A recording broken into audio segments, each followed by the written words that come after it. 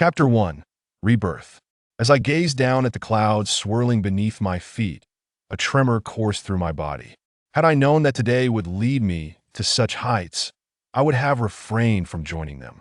My name is Xiao Yu, 18 years of age, having just been accepted into university. Today, I embarked on a mountaineering expedition with a group of high school classmates. Little did I realize their thirst for adventure would lead me to the precipice of a bungee jump. Well then, if death is to be my fate, so be it. I cannot afford to lose this wager with Heisey. With that thought, I leaped into the abyss. 2 days later, the city news reported, a tragic accident occurred at the Yinsen tourist area 2 days ago. An 18-year-old university student fell to his demise when the safety harness unexpectedly detached during a bungee jump. Search and rescue teams have combed a 3-kilometer radius at the base of the cliff, yet the body remains unfound. Eyewitnesses reported a strange, colorful aurora illuminating the valley at the time of the incident.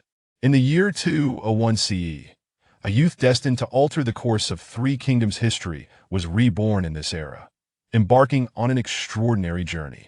Jingzhou Nanyang, a youthful figure strikingly handsome, lay unconscious beside a road outside the city.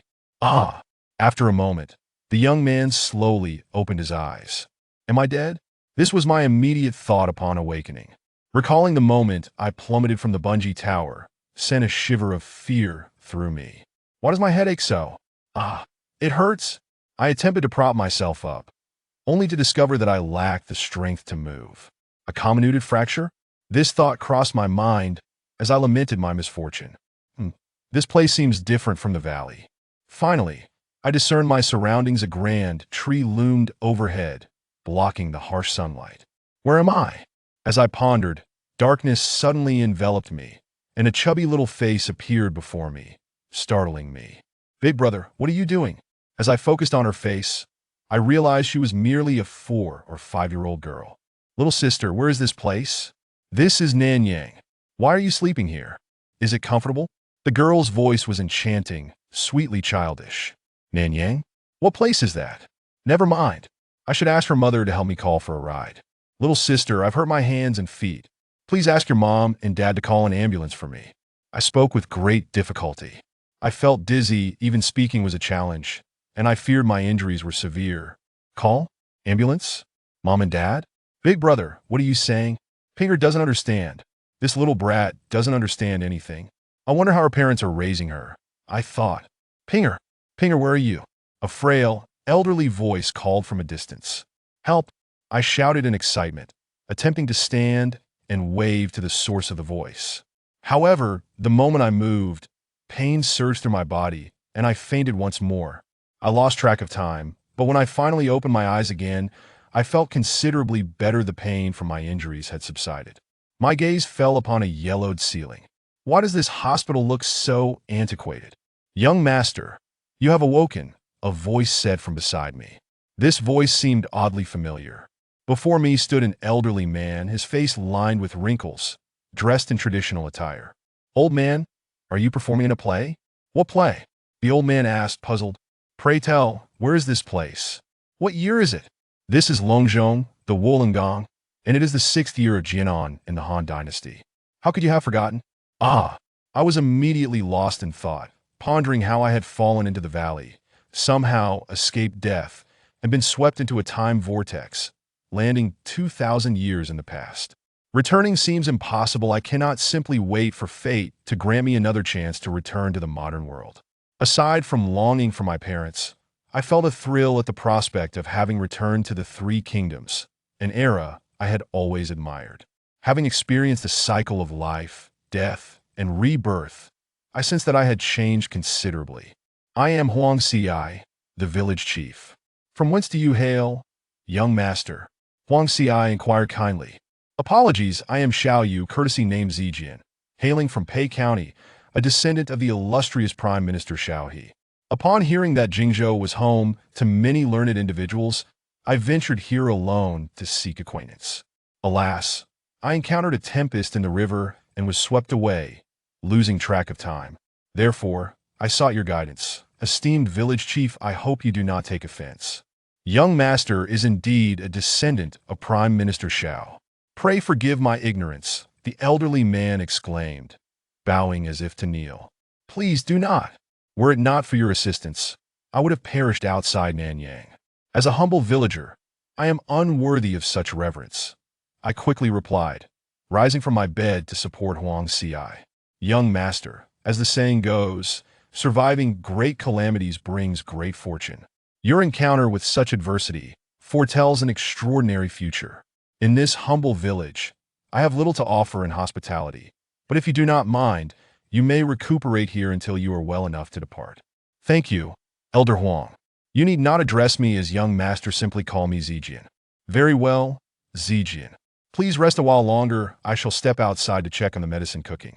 I promptly rose to bow as Huang Xiai departed. As soon as he left, a small head poked through the door. Big brother. Upon seeing the little girl, I chuckled. Come in. The child scampered into the room. Big brother, are you feeling better? It was Pinger who asked Grandpa to find a carriage to bring you back. I could not help but smile. It seems you are my savior. I invited her to sit by the bedside. Do you know Pinger's full name? I inquired. It's Huang Ping. That old man outside is my grandpa. Oh, and what of your parents, Pinger? Grandpa says my mother died giving birth to me, and my father went off to war long ago and has yet to return. I wondered if your father might be dead as well, but I dared not voice this thought. Big brother, when you recover, will you play with me? Of course. I love playing with little sisters, I replied warmly. Upon hearing this, Pinger puffed out her chest, hands on her hips. Pinger is not a little sister, I am a big sister. The neighbor's six-aunt son is even younger than me. Indeed. Pinger is a big sister, I agreed, wiping the sweat from my brow. After playing with Pinger for a while, I grew weary. After all, my injuries had not fully healed. I succumbed to a deep slumber. This feels delightful. I stretched and rose from bed, realizing that a month had passed since I first arrived in the Three Kingdoms. My injuries had fully healed, and I had familiarized myself with the village's surroundings. This was the very village where Zhuge Liang, the revered chancellor of Shuhan, once resided. His family home lay behind Huangsis, but I had learned that Zhuge had gone to study at the Water Mirror Academy established by the esteemed Sima Hui and Pang Digong. Only his brother, Zhuge Jun, remained at home. Big brother, are you awake? Come play outside with me. Pinger's voice called from the yard. I chuckled softly, coming. No need to rush me. This past month, after my recovery, I had spent nearly every day playing with Pinger. However, our activities were limited to children's games, catching butterflies, climbing mountains, and the like. I could not squander my time in this era rife with heroes. The first thing I must do is pursue an education. Having just arrived, I could read traditional characters but could not write them. I also wished to enrich my knowledge in this age. Over the past month, I had resolved to attend the Water Mirror Academy to study, thereby fostering a connection with Zhuge and ultimately serving Liu Bei as a humble strategist. Why not ally with Cao Cao, you ask? There was something about his demeanor that struck me as overly sinister, making me wary of his unpredictability. Meanwhile, the Sun family of Jiangdong lacked significant prowess with many prominent families in Jiangdong.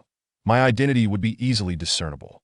Moreover, Jiangdong's geography, dominated by rivers, often led to a defensive stance in its national fortunes. In contrast, Liu Bei, despite a life of hardship, was perpetually aided by noble patrons. Without Zhuge Liang's emergence to assist him, the establishment of the Shuhan regime would have been improbable, if not impossible. Furthermore, Liu's faction lacked powerful families to align with, leading me to believe that I could make a name for myself through my abilities. During dinner that evening, I turned to Huang Xiai and said, Elder Huang, I have heard that many scholars from Jingzhou study at the Water Mirror Academy. I wish to pursue my studies there. However, I understand that one must first be recommended by a person of high moral standing. I humbly request a letter of introduction from you, Elder Huang, and hope you will grant my wish. Huang Xiai, with a gentle demeanor, spoke, Zijian, you are too modest.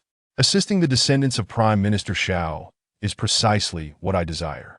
Moreover, I still hold some influence here. I believe Master Sima will extend his care as well. Upon hearing this, my face brightened with joy. Thank you very much, Elder Huang. Pinger, who was dining nearby, became visibly upset Big brother, are you leaving? Who will play with Pinger then? Please don't go. Ah, Pinger, I came to Jingzhou to make friends, but alas, I have already delayed too long. How about this? When I return from my studies, I shall play with you to our heart's content. What do you say? That's what you promised. If you don't come back, Pinger will cry. Of course, I said, wiping the sweat from my brow. Chapter 2. Pursuing Knowledge at Water Mirror Academy. The next day, on the path outside the village. Zijian, take this road and turn right after traveling 20 li through the mountains. You will reach Water Mirror Academy. As I am old and frail, I cannot accompany you any further, said the elder. Big brother, return soon. Pinger will miss you. Pinger sobbed beside me, tears streaming down her face.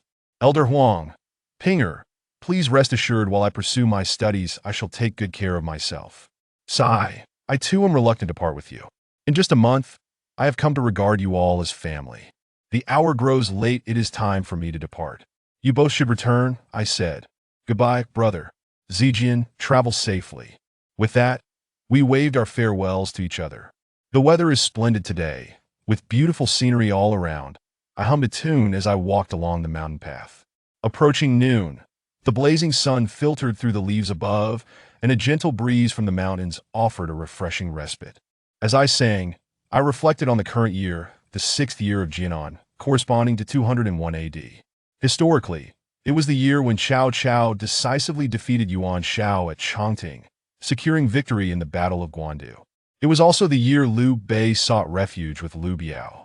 With 6 years until Zhuge Liang's emergence, I resolved to study at Water Mirror Academy for 6 years. While lost in thought, I spotted a figure approaching. He bore an extraordinarily unattractive visage and was gnawing on a chicken foot. Reluctantly, I stepped aside to let him pass. Young brother, where are you headed? He suddenly inquired. Surprised by his question, I realized I was unsure of the way and decided to ask him.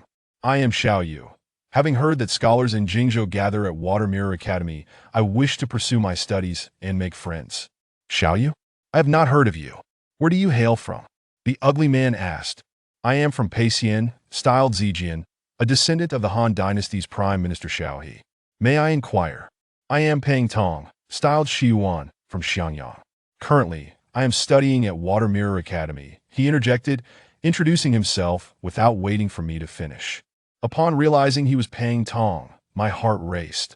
He was the first remarkable figure I encountered in this three-kingdom setting. I immediately bowed in respect. Ah, it is the renowned Pang Shiyuan. I am honored. Could you kindly direct me to the academy? Pang Tong merely returned a slight bow, bewildered. Am I really so famous? I was unaware. Just continue straight along this path, it won't take long. I wiped the sweat from my brow and smiled. Indeed. At the very least, I have heard of you, Brother Shiyuan. I am preparing to study under Master Sima. We shall part ways here. Once I settle in, I would like to consult you further, if that is agreeable. Very well.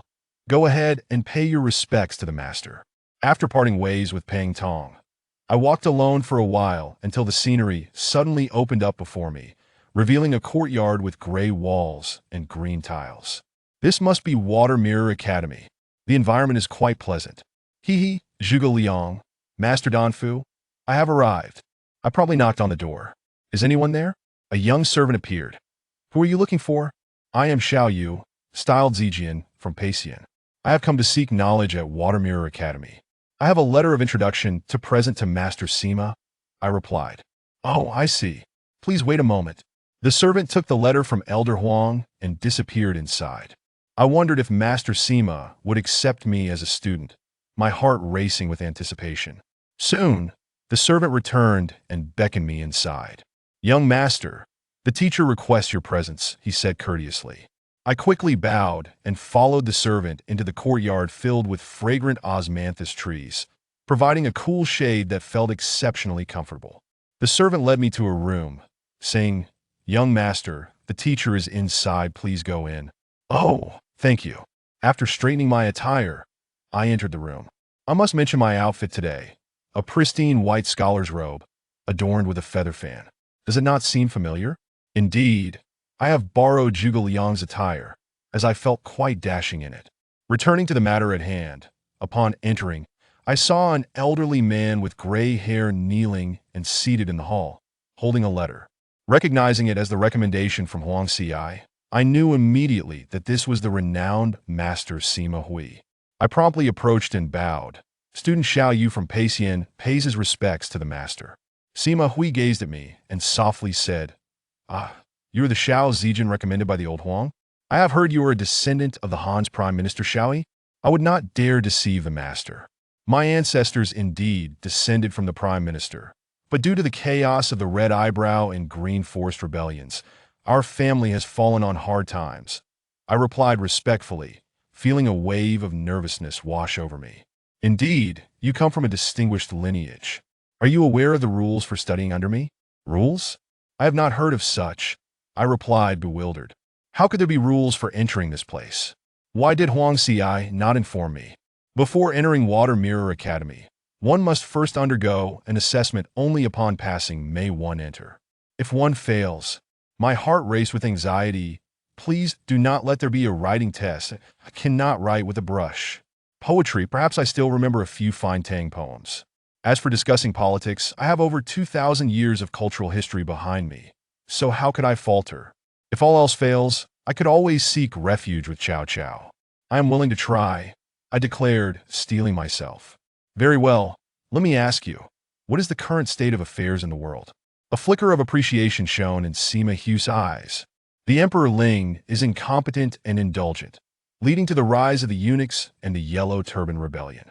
The current emperor is still young, yet Cao Cao holds sway over the lords.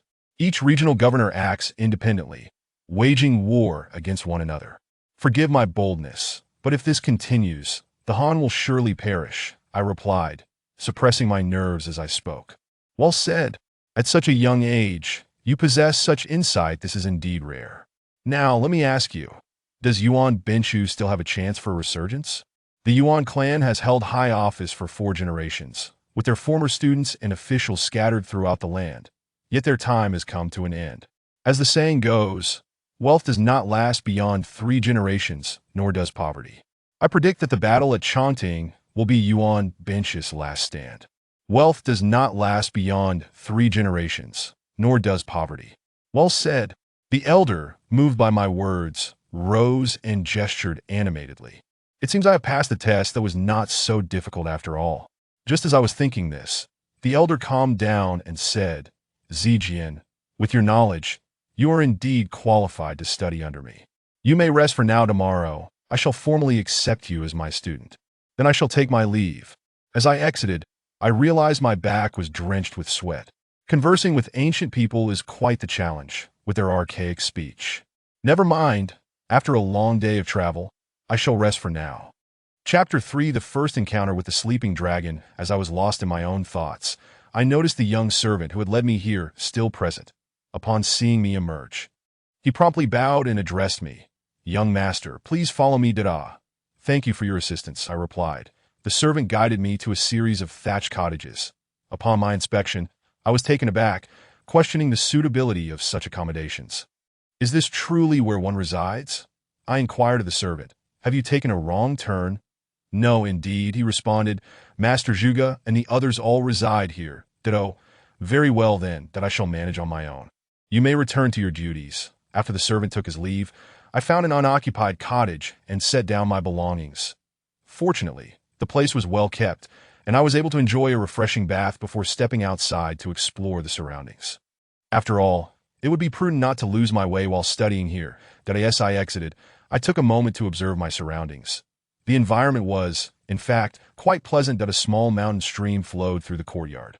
Surrounded by lush bamboo, a cobblestone path extended from a small archway on one side of the courtyard, leading to a small pond at the stream's end, where a quaint bamboo pavilion was constructed. The entire scene harmoniously blended together, and apart from the humble thatched cottages, I had no complaints whatsoever. I pondered where Zhuge might be, thinking it would be nice to pay him a visit. At that moment, a young boy emerged from one of the cottages, broom in hand, seemingly sent out by his master to tidy up. I approached him and asked, "Excuse me, young sir, do you know where Mr. Kongming resides?" The boy tilted his head, scrutinizing me, and replied, "This is indeed his place." "Who are you? What business do you have with my master?" Overjoyed, I introduced myself. I am Xiao Yu from Peixian, a new student at the academy. Might I inquire if Mr. Kongming is in? The boy responded. He is inside. Reading that, my heart leaped with joy, and I said, please inform him that new student Xiao Yu has come to pay his respects. The boy replied, please wait here. Before long, a figure emerged from the cottage. I could not help but closely observe this legendary personage. Zhuge Liang held a feather fan, exuding the demeanor of a scholar. He was tall and striking, with a unique bearing, and his deep-set eyes sparkled with a subtle wisdom that seemed almost otherworldly. His gaze was as bright as a shooting star, yet not intimidating. Rather, it radiated a warm and pleasing luminescence. His every movement was graceful and poised, imbued with an extraordinary intelligence that left one feeling as if they were soaring on the wind.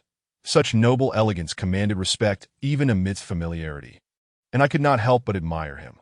This was Zhuge Liang, truly magnificent, and I found myself deeply impressed by his charm and immediately bowed, saying, I am Xiao Yu from Peixian, courtesy named Zidong. It is an honor to meet you. Brother Kongming. Zhuge Liang returned the gesture. Zijiang, no need for formality. Please come in and converse. Upon entering his abode, I noted the simple and austere furnishings. Zijiang, please take a seat. Xiao Lu, prepare a pot of good tea. Zhuge Liang instructed the young boy. After issuing his command, Zhuge Liang fixed his gaze upon me, and I met his eyes without trepidation, sparks seeming to fly in the air between us that I sensed a profound connection. After a moment, Zhuge Liang smiled and withdrew his gaze, asking, What brings you here today, Zijiang? I have heard of Kongming's esteemed reputation at the academy and wish to seek your guidance. I replied with a slight smile. Oh, I have just learned that you are a descendant of the illustrious Prime Minister Xiao from the Han Dynasty. Did I ask that true? Indeed, that is correct. Henceforth, I shall be your colleague at the academy.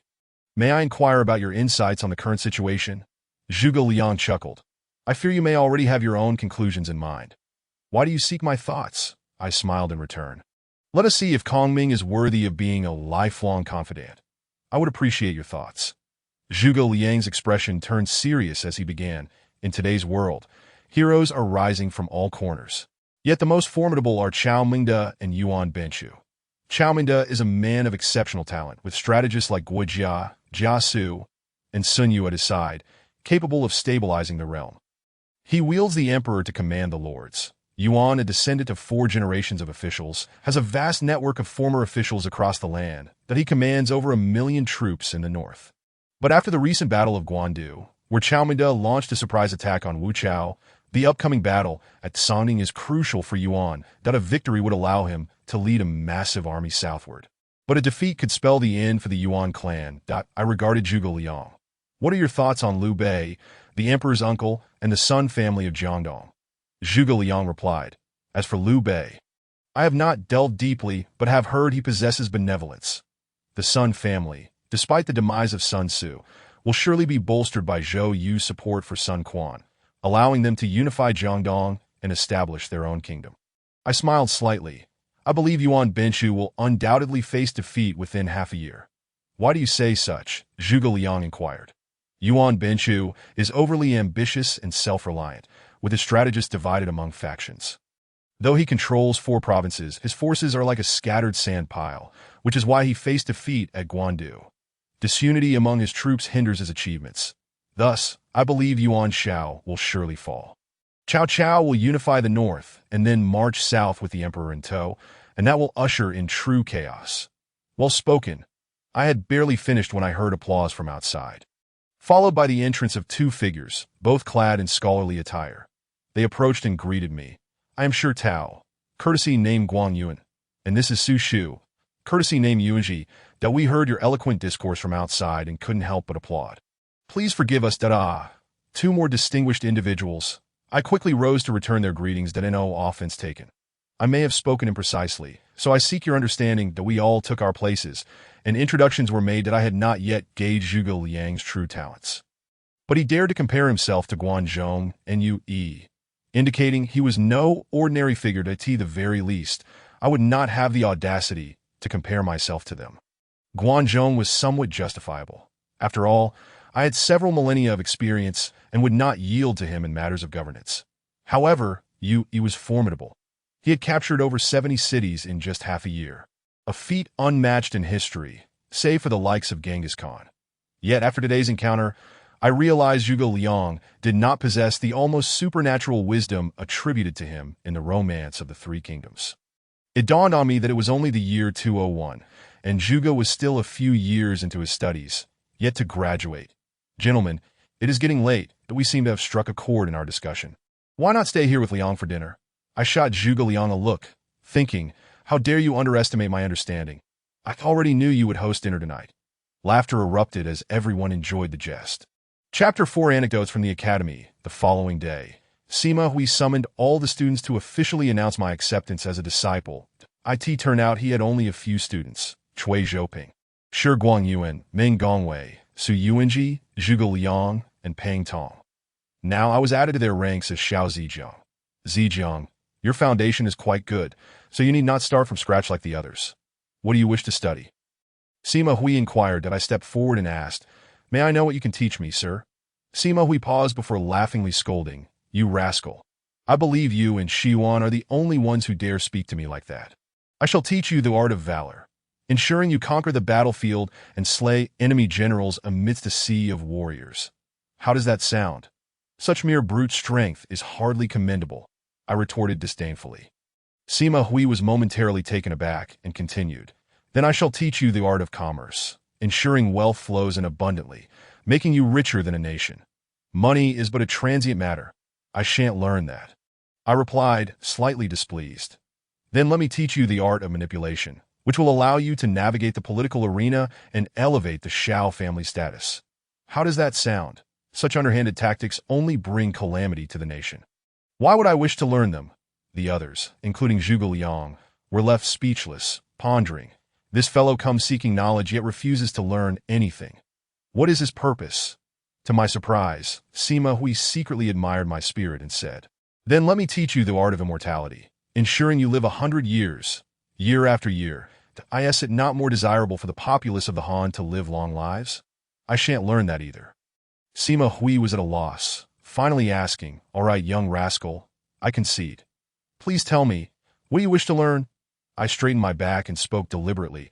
I wish to study the art of strategy, mastering the battlefield and achieving victory in every engagement. This is what I seek to learn. The group was taken aback. Xiao Yu was even younger than them.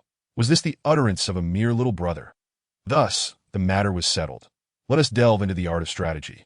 On that day, I was engaged in jovial conversation and drinking with Zhuge and the others when Zhuge suddenly inquired, Zijian, can you compose poetry?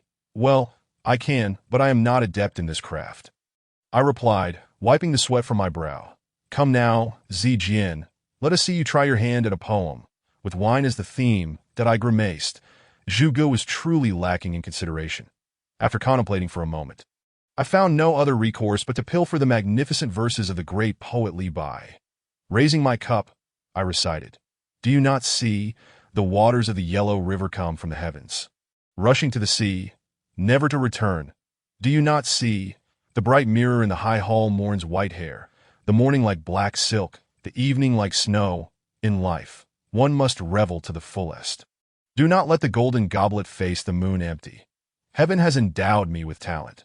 Surely it must be of use. Even if a fortune is squandered, it will return.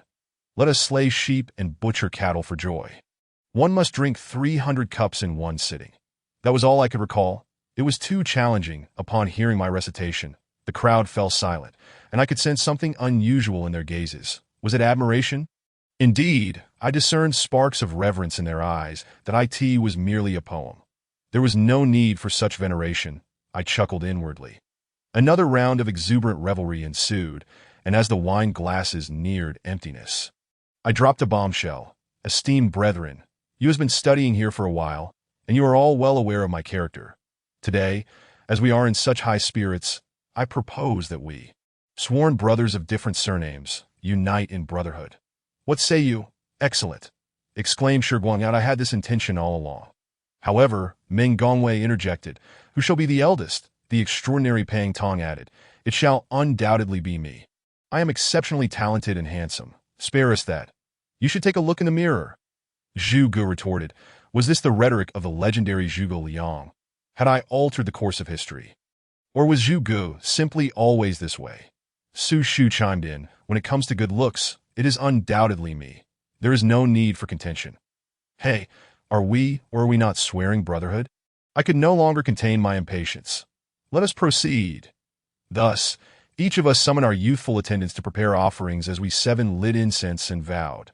Cui Zhouping, Shi Tao, Meng Jian, Su Shu, Zhuge Liang, Pang Tong, and Xiao Yu. Though of different surnames, we unite as brothers, pledging to assist the distressed and uphold the nation, bringing peace to the common folk that we do not seek to be born on the same day, but we wish to die on the same day. Heaven and earth bear witness to this vow. May those who betray kindness face divine retribution. After the oath, by virtue of age, I honored Cui Zhouping as my elder brother, followed by Su Shu, Pang Tong, Zhuge Liang, myself, Meng Jian, and Shi Tao as the youngest. That it turned out that Gong Wei and Guan Yuan were even younger than I. How had I not perceived this? Children in this era truly mature early. Sighing, I remarked to Zhu Gu, "Why do you so enjoy dressing like me? Can you not change into another outfit? It seems you're the one imitating me, but your stature does indeed suit this attire." He replied, appraising me, that he then playfully reached for me, causing me to flee in fright, pondering whether the renowned sleeping dragon harbored a secret fondness for men, that a hearty laugh erupted from Zhu Gu behind me. I clenched my fist in determination, vowing that one day I would seek revenge. Just wait and see. Third brother, why are you so fond of gnawing on chicken feet? I noticed Pang Tong once again indulging in his meal. Fifth brother, the flavor of these chicken feet is known only to those in the know. Come here, and I shall enlighten you, he said, his greasy hands reaching out towards me. Did I know? I exclaimed, losing even my shoes in my retreat. Just then, second brother Su Shu rushed in, calling loudly, "Come quickly. There is news of great import." As we gathered around him, he proclaimed, "Do you know what has transpired? Stop teasing us and say it," we urged. Giving him a playful kick, "Yuan Shao is dead," he declared, and to our surprise, he bore no grudge against us. That a collective gasp escaped our lips. Earlier, we had deliberated and concluded that Yuan Shao was destined for defeat. Yet we had not anticipated his demise would come so swiftly. I had long suspected that Yuan Shao would meet his end this year, so I was not particularly surprised. And what of Cao Cao? What is he doing? I inquired. That he has retreated his troops, Su Shu replied. Astounding, Zhu Gu exclaimed. This means that Yuan Shao's sons will inevitably clash for power. Cao Cao is merely watching the tigers fight from the mountain. Surely there are skilled strategists advising him. Pang Tong, his expression grave, remarked, barring unforeseen circumstances, Cao Cao will surely unify the north within 4 years. Was the true battle finally upon us? Yet I felt unprepared. Chapter 5. The Wedding of the Sleeping Dragon. Day by day. Year by year, 5 years had passed since my arrival at the Shui Jing Academy, during which I had thoroughly perused the hundreds of ancient texts painstakingly collected by Sima. Hui.my knowledge had broadened immensely, extending beyond mere military strategy to encompass astronomy, geography, poetry, and song, leaving even my master, Sima Hui, astonished. I was aware that among Zhu Gu and the others, one must strive diligently lest I be left behind. Thus, over these 5 years, I had continually enriched myself and transformed. No longer the mischievous young rascal I once was. One day, Zhu Gu summoned us all, declaring he had important news to share.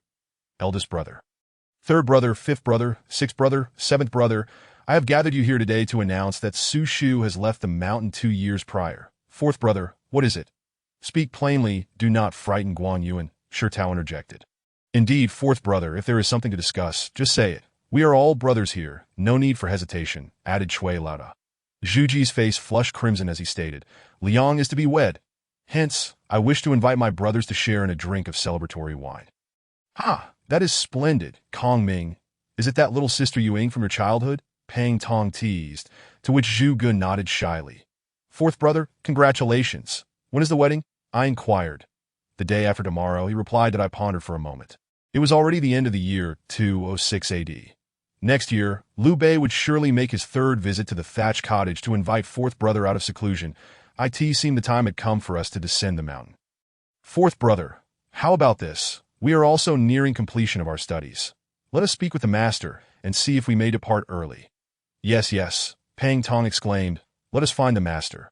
I cannot bear to be cooped up in the mountains any longer. In Sima Hui's chamber, the six of us knelt before him, that I spoke first. Master, Kong Ming is to marry, and I have been studying here for 5 years. I wish to request your permission to descend the mountain early. Indeed, indeed, the others echoed in unison. Sima Hui regarded us for a moment before saying, You may rise. Once we stood, he looked at me and said, Zijian, from the moment I first laid eyes on you, I knew you were extraordinary, and your heart is no longer here. Very well, you may descend the mountain. That he then turned to Zhuge. Kong Ming, I have the utmost confidence in your knowledge. You have matured and are ready to wed Yuing. You may also descend the mountain. Shi Yuan, your temperament is too wild. I had not intended for you to leave early, but since you were discontent, go wander after your descent and temper your disposition before entering officialdom. Pang Tong agreed as well. Gongwei, you shall remain on the mountain to continue your studies. Zhou Ping, it is time for you to descend. Go and wander the world with Shi Yuan. With that, Sima Hui appeared to age a decade, as if he were an ordinary elder. That my eyes grew misty, and memories of the past 5 years flooded my mind. I clenched my teeth and knelt once more, declaring, Master, rest assured, I shall not bring disgrace to the Shui Jing Academy, that we shall not bring disgrace to the Shui Jing Academy. The others echoed loudly as we knelt in unison. On that day, Zhu Ji's thatched cottage was abuzz with excitement, as all of our brothers were present. Sima Hui, having introduced Zhuge to Huang Qingyan in their youth, served as the matchmaker for this marriage. Seated at the table of mediators, at the guest table sat our brothers and Pang Dagong, while Huang Qingyan, beaming with delight at the union of his daughter, had lines of joy etched across his face. Yet among us, only Pang Tong had met Huang Yuing. We were left wondering if she truly lived up to the legends of her beauty. That as the auspicious hour arrived, the wedding ceremony commenced. The officiant called out, First bow to heaven and earth. Zhuge Liang and Huang Yuing bowed towards the entrance. Second bow to the elders, with the eldest brother Zhuge Jin absent from his studies.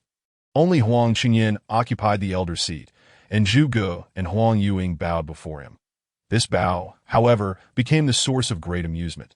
Perhaps Zhuge exerted himself a bit too forcefully as he bowed. His center of gravity faltered, causing him to tumble head first to the ground, resulting in a rather unfortunate bump to his head. Ha ha, Kong Ming, how is it that you're already intoxicated before even having a drink? My brothers and I erupted into laughter as Zhuge, flustered, wiped his forehead and shot us a fierce glare. Couple bow. After a series of rituals, Huang Yuing was finally ushered into the bridal chamber. Zhuge turned back, feigning a fierce demeanor, and declared, Humph, who laughed the loudest just now? You wait until tonight. I'll make you drink until you can't stand. Huang Qingyan, Sima Hui, and Pang Digong were left dumbfounded. Was this truly the Zhuge Kongming they knew? How could he speak so crudely?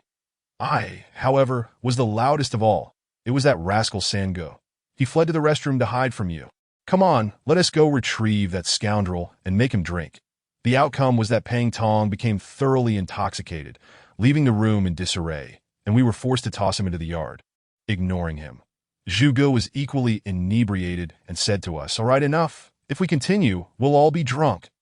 Thus, we let him be, but we certainly had to make a ruckus in the bridal chamber. That I supported Zhuge. Chuckling as I asked, Sigu, are you up for this? Shall I lend a hand today? Zhuge playfully tapped me. You little rascal, if you dare, I'll tear you apart. I wouldn't dare. We escorted Zhuge inside and stepped back to observe from the window. I saw him dart to the bed, grabbing Huang Yuing's red veil and dramatically lifting it, revealing a beautiful, elegant oval face. This is my sister-in-law, the one who later assisted Zhuge in designing the wooden cattle and horse. Huang Yuing. Quite lovely indeed. Husband, before the auspicious time passes, let us perform the rites of Zhougong. I heard my sister-in-law say, her cheeks flushed with shyness. Just as Zhuge was about to lean in, a voice suddenly called from behind. What are you all looking at? How did I end up sleeping in the yard? Recognizing the voice, I realized it was Pang Tong, having awakened from his drunken stupor. What impeccable timing! However, we decided not to continue watching. One must be considerate. The next day, we awoke around noon, intending to check if the newlyweds had risen. To our surprise, the door swung open, and there stood Zhuge and his wife. I approached with a grin, mischievously saying to Huang Yueying, sister-in-law, if you ever find my go lacking, do remember to consider your little brother. Huang Yueying looked taken aback, blushing as she glanced at Zhu Ge, unsure how to respond. Zhu Ge shot me a glare, clearly miffed. Haha, see, I am merely envious that you married such a beautiful wife. Laughter erupted among the crowd. Chapter 6. 3 Visits to the Thatched Cottage, Part 1. Brother Yu. It is time to rise. Little Huang Ping exclaimed upon seeing me emerge from my room. Yes, the weather has been quite warm lately. I haven't been able to sleep well, I replied, stretching that I had returned to reside at Huang Xi's home during Zhu Ji's wedding. Which is why Huang Ping had made such a comment. Alas, in this ancient time, everything is splendid, except for the absence of air conditioning and computers. After dinner, one must retire for the night. How frustrating. Winter is bearable, but summer's heat is intolerable. The clothing of this era is all long-sleeved. There are no short-sleeved garments like those of today. It's quite torturous that it has now been half a year since Zhu Ji's wedding. And it is now June of the year 2007. Liu Bei is about to make his 3 visits to the thatched cottage, seeking Zhu Ge's assistance. Liu Bei has had a tumultuous few years. He initially allied himself with Cao Cao, but during a hunting expedition at Su Tian, Cao Cao's arrogance led him to seize Emperor Xian's bow and arrow, brazenly standing before the emperor. Guan Yu, incensed, nearly struck him down, but Liu Bei, fearing the presence of Cao Cao's men, hastily intervened. Unbeknownst to them, loyal Minister Dong Chung witnessed the incident, later using Emperor Xian's blood edict to draw Liu Bei into the anti-Cao alliance. Liu Bei, in a moment of impulsive fervor, agreed to his proposal. Liu Bei, seeing that the palace was filled with Cao Cao's loyalists and fearing for his life, concocted an excuse to intercept Yuan Shu heading north and mobilize troops to Suzhou. However, when the situation unraveled, Dong Chung and his allies were exterminated by Cao Cao. Despite being in Suzhou, Liu Bei could not escape calamity, after Cao Cao quelled the turmoil in the palace. He swiftly dispatched troops to Suzhou to subdue Liu Bei. Cao Cao once proclaimed that the only heroes in the world were himself and Liu Bei, yet at this moment, Liu Bei possessed no lack of fierce warriors. But those who could strategize were merely second-rate advisors. Coupled with limited forces, he was soon defeated by Cao Cao. After his defeat, Liu Bei sought refuge in Hebei under Yuan Shao. Yuan Shao, recognizing Liu Bei as a member of the Han royal family, thought that keeping him would bolster his own influence and provide a pretext for attacking Cao Cao later. Thus he welcomed him to protect Liu Bei's wife and child. Guan Yu surrendered to Cao Cao as a temporary measure. While Zhang Fei's whereabouts became unknown, later, after Guan Yu helped Cao Cao defeat the formidable generals Yin Liang and Wen Chou, he learned of Liu Bei's presence in Hebei and hurriedly traversed 5 passes and slew 6 generals to reunite with him. Along the way, he encountered the lost Zhang Fei. Subsequently, with the aid of Jin Yong and Sun Qian, Liu Bei escaped from Hebei, and the 3 brothers reunited in an ancient city, reflecting on the ever-changing tides of fate. When Zhao Yun, who had long admired Liu Bei, suddenly appeared, thus Liu Bei gained yet another fierce general. The ancient city was not a suitable long-term refuge for Liu Bei and his companions. So they sought refuge with Liu Biao, another royal relative of the Han. Liu Biao, possessing a kind heart, was also motivated by Liu Bei's newfound fame from the anti-Cao alliance. Thus he took him in and granted Liu Bei a place to stay in Xianyi. From that point on, Liu Bei's fortunes appeared to improve, that a strategist claiming to be Shan Fu joined Liu Bei's ranks and assisted in repelling the attacking Cao Ren. Upon learning of this, Cao Cao captured Shan Fu's mother and deceitfully lured him to Sudu, hoping to recruit him. Shan Fu, being a filial son, had no choice but to comply to, "Oh, my poor second brother." I had warned Su Shu long ago that Cao Cao was not a man of good character and advised him to bring his mother out of Cao Cao's territory early. Yet he never heeded my counsel, choosing instead to indulge in his studies, only returning to see his mother every couple of months. Now that trouble has arisen, he regrets not listening to my words.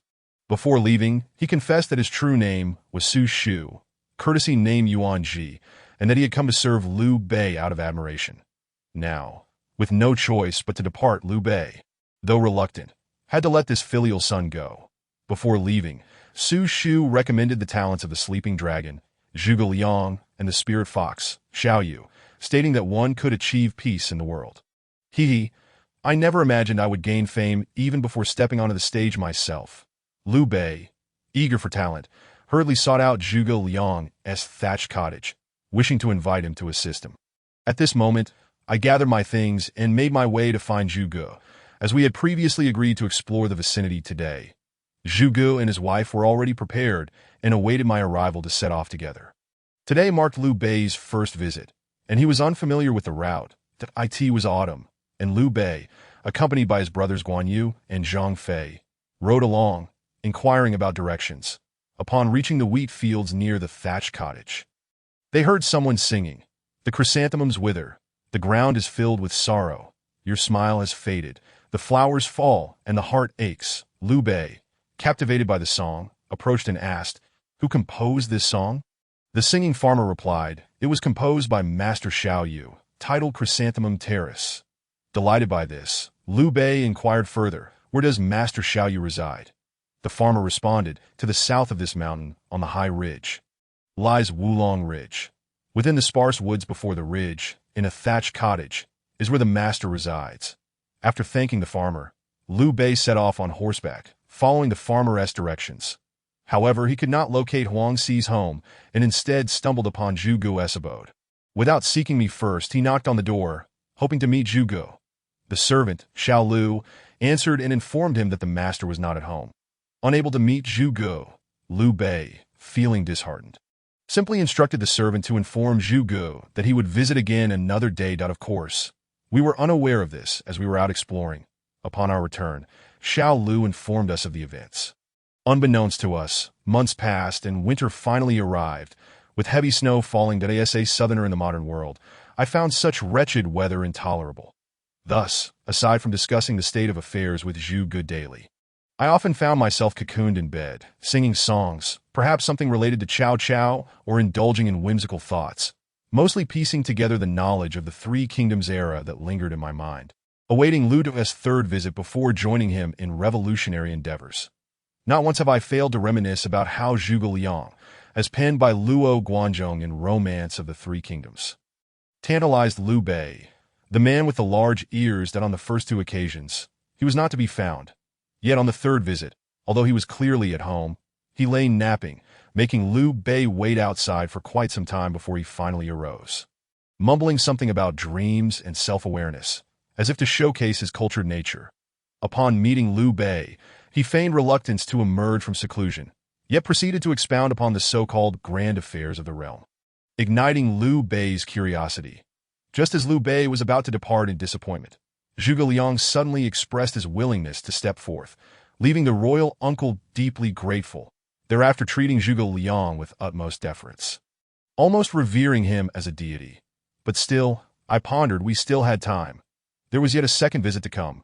Unfortunately, the second visit coincided with our trip back to the academy to pay a visit to those two scamps, Shi Guangyuan and Meng Gongwei. These two rascals incessantly urged us to return and check on them, which, to put it plainly, meant they wanted us to find ways to expedite their own emergence from seclusion. Those two rascals. As the 7th chapter, The Three Visits to the Thatched Cottage, unfolds, we see that as Liu Bei prepared for his third visit to the cottage, Guan Yu could hardly contain his impatience. His elder brother, a royal uncle of the Han dynasty, was making repeated visits to a legendary figure, which led him to express his dissatisfaction, stating, "Brother, despite 2 visits, there has been no response from him. It seems he is merely a figure of renown. It would be better to cease these attempts." Zhang Fei was equally aggrieved, exclaiming, "Second brother is right. Why should brother demean himself for a haughty recluse?" Yet Liu Bei, ever eager for talent, recalled that Zhuge Liang had been recommended by Su Shu before his departure, and that Master Sima, Hui of the Water Mirror, had also spoken highly of him. Thus, he resolutely declared, "Have you not heard the tale of King Wen of Zhou seeking the sage Jiang Zia? In those days, Jiang Zia fished and paid no heed to King Wen, yet the king persisted in his quest for knowledge. Now, we have not yet even laid eyes on Kong Ming. How can we deem him merely a figure of reputation and arrogance? If you choose not to go, I shall visit him myself." The bond among the 3 brothers, Liu, Guan, and Zhang, was so profound that aside from their wives not being shared and not using the same restroom, they did everything together, be it enjoying fine food and drink or facing dire straits. Thus, Guan and Zhang ceased their objections and accompanied Liu Bei for the third visit to the thatched cottage. As spring approached, the air was warm and flowers bloomed. Nearly 6 months had passed since the first visit. The rural landscape was picturesque, vibrant with life, as trees unfurled their buds and fields turned lush green, with butterflies and bees flitting about in the sunlight. Sensing the splendid scenery, Liu Bei felt a premonition that he would finally meet the sleeping dragon. Calming that he hastened his steed, eager to reach the cottage. That day, after lunch, I was about to retreat to my room for an afternoon nap when I spotted 3 riders galloping down the village path. I thought to myself, Liu Bei, you have finally arrived. However, like Zhuge Liang, I too enjoyed a nap after lunch. Why must he come precisely during my rest? My mother often advised against making calls or visiting others after noon. And now Liu Bei chose this very moment to visit. It was no wonder Luo Guanzhong portrayed Zhuge Liang as playing hard to get. In retrospect, Liu Bei's timing was indeed questionable. I decided to indulge in a nap, allowing him to wait at Coming's place for a while longer. In truth, I was quite excited about Liu Bei's arrival. How could I possibly sleep? I hid at the entrance of the courtyard. Listening to the commotion outside, I heard that Zhang Fei was contemplating setting fire to Coming's abode, and I was eager to witness how that would unfold. Liu Bei waited outside the thatched cottage for approximately half an hour, at which point Zhang Fei's impatience boiled over. He exclaimed to Guan Yu, "Second brother, why is that dragon so arrogant? Let us burn down his house and see if he can still sleep." Upon hearing this, I couldn't help but chuckle. It was indeed a thoughtless plan. Liu Bei, upon hearing this, grew agitated and admonished, "You too, be quiet. I warned you not to come, yet you insisted. Calm yourselves. If you awaken the master, I shall not spare you." It seemed Liu Bei possessed a modicum of decorum. Nevertheless, I felt compelled to reveal myself. If he were to lose patience and depart, my prospects would be jeopardized. The text had not mentioned Liu Bei's 4 visits to the thatched cottage. I adjusted my attire and strolled toward Coming's residence. Upon seeing me, Liu Bei's gaze was almost predatory, akin to that of a wolf, while I felt exposed, like a woman stripped bare. Had he known me, he might have lunged forward to inquire my name. As I passed Liu Bei, I prepared to knock and rouse Zhuge Liang, but a voice from within interrupted. "Who approaches?" Xiao Lu replied. "Lu Huangshu is outside." Waiting for a considerable time, I then heard Zhuge Liang curse. Why was I not informed sooner? Allow me to change my attire before inviting him in. Soon I called out, "Fourth brother, you has arrived. Quickly open the door." Before long, the door swung open, and Xiao Lu emerged to usher us inside. Once seated, Liu Bei bowed to Zhuge Liang, introducing himself. A descendant of the Han Dynasty, Liu Bei, also known as Liu Xuande. I have long heard of your esteemed name, which resonates like thunder. It has been a challenge to meet you in person. The text claimed Liu Bei stood 7 feet 5 inches tall, with ears that drooped to his shoulders and hands that reached his knees, an exaggerated portrayal. The man before me appeared to be around 1.75 meters, with notably large ears, exuding a certain aura of fortune, reminiscent of the statues in temples, yet not quite shoulder length. The notion of his hands reaching his knees was an even greater exaggeration. If that were the case, he would resemble an orangutan. Yet there was indeed a regal demeanor about him, commanding respect without anger, which explained why so many were willing to serve him. His ability to win hearts must have been extraordinary. Zhuge Liang smiled, gesturing to me as he introduced me to Liu Bei. "Ah, Huangshu, this is my younger brother," Xiao Yu styled Zijian. "Zijian, come forth and greet Huangshu." I complied, performing a bow. "You greet Huangshu." This the esteemed Xiao Zijian, renowned alongside Master Zhuge Liang. Such courtesy, Liu Bei remarked in these tumultuous times. With warlords rising and the Han Dynasty in disarray, I must confess my purpose for seeking both gentlemen's assistance in restoring the glory of the Han Dynasty, Liu Bei stated earnestly. Zhuge Liang replied nonchalantly, "My brother and I are merely simple folk, accustomed to tilling the fields and reading books. We fear we may not be of service to Huangshu." Upon hearing this, Liu Bei grew anxious, exclaiming, "Could Su Yuanji and Master Sima's words be false? I implore both gentlemen not to think ill of my ignorance. I humbly seek your guidance." His expression was one of desperation, with a few tears welling in his eyes. How adept at theatrics he was. Perhaps he should pursue a career in Hollywood. Besides, a man should not shed tears lightly. That I internally scoffed at him, but smiled and asked, "Huang Shu, what do you perceive of the current situation at this moment?" Liu Bei relaxed, replying, "The Han dynasty is on the brink of collapse. Corrupt officials usurping power. I, Liu Bei, am aware of my limitations and wish to extend righteousness to the realm. Yet my intellect is insufficient. And I have achieved nothing. If I could secure the assistance of gentlemen such as yourselves, I would have a chance to rise, and the restoration of the Han dynasty would be within reach." This Liu Bei, amidst his pretensions, revealed a measure of candor. At least he dared to state his intentions plainly. He sought our assistance to achieve prominence. That I have always appreciated honesty. So I said, "Huang Shu, may I suggest you take a seat and listen to my thoughts?" After standing for quite some time, he finally sat down, saying, "I am grateful for your counsel." That moment, Sister Yuing entered with 5 cups of tea. Perhaps noticing her beauty, Liu Bei raised his gaze to admire her for a moment longer. I couldn't fault him. The text indicated that despite Liu Bei's grand reputation, he had not enjoyed much fortune and had spent most of his time in battle, so it was not surprising that he had encountered few beauties. However, regardless of the circumstances, it is uncomfortable for a man to witness his wife being gazed upon by another. Thus, Zhuge Liang cleared his throat twice, prompting Liu Bei to awkwardly redirect his attention back to Zhuge Liang.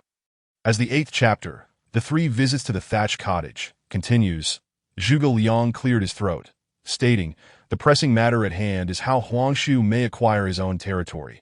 Liu Bei's eyes brightened at Zhuge Liang's sudden display of enthusiasm. I recognized that Zhuge Liang's words struck a chord. That I continued, "In times of chaos, achieving success requires more than merely talented subordinates, military strength, and resources. Without your own territory, one will lack security in battle. There will be no retreat and no supply stations, leading to issues in prolonged warfare regarding sustenance. Furthermore, there is the matter of reputation.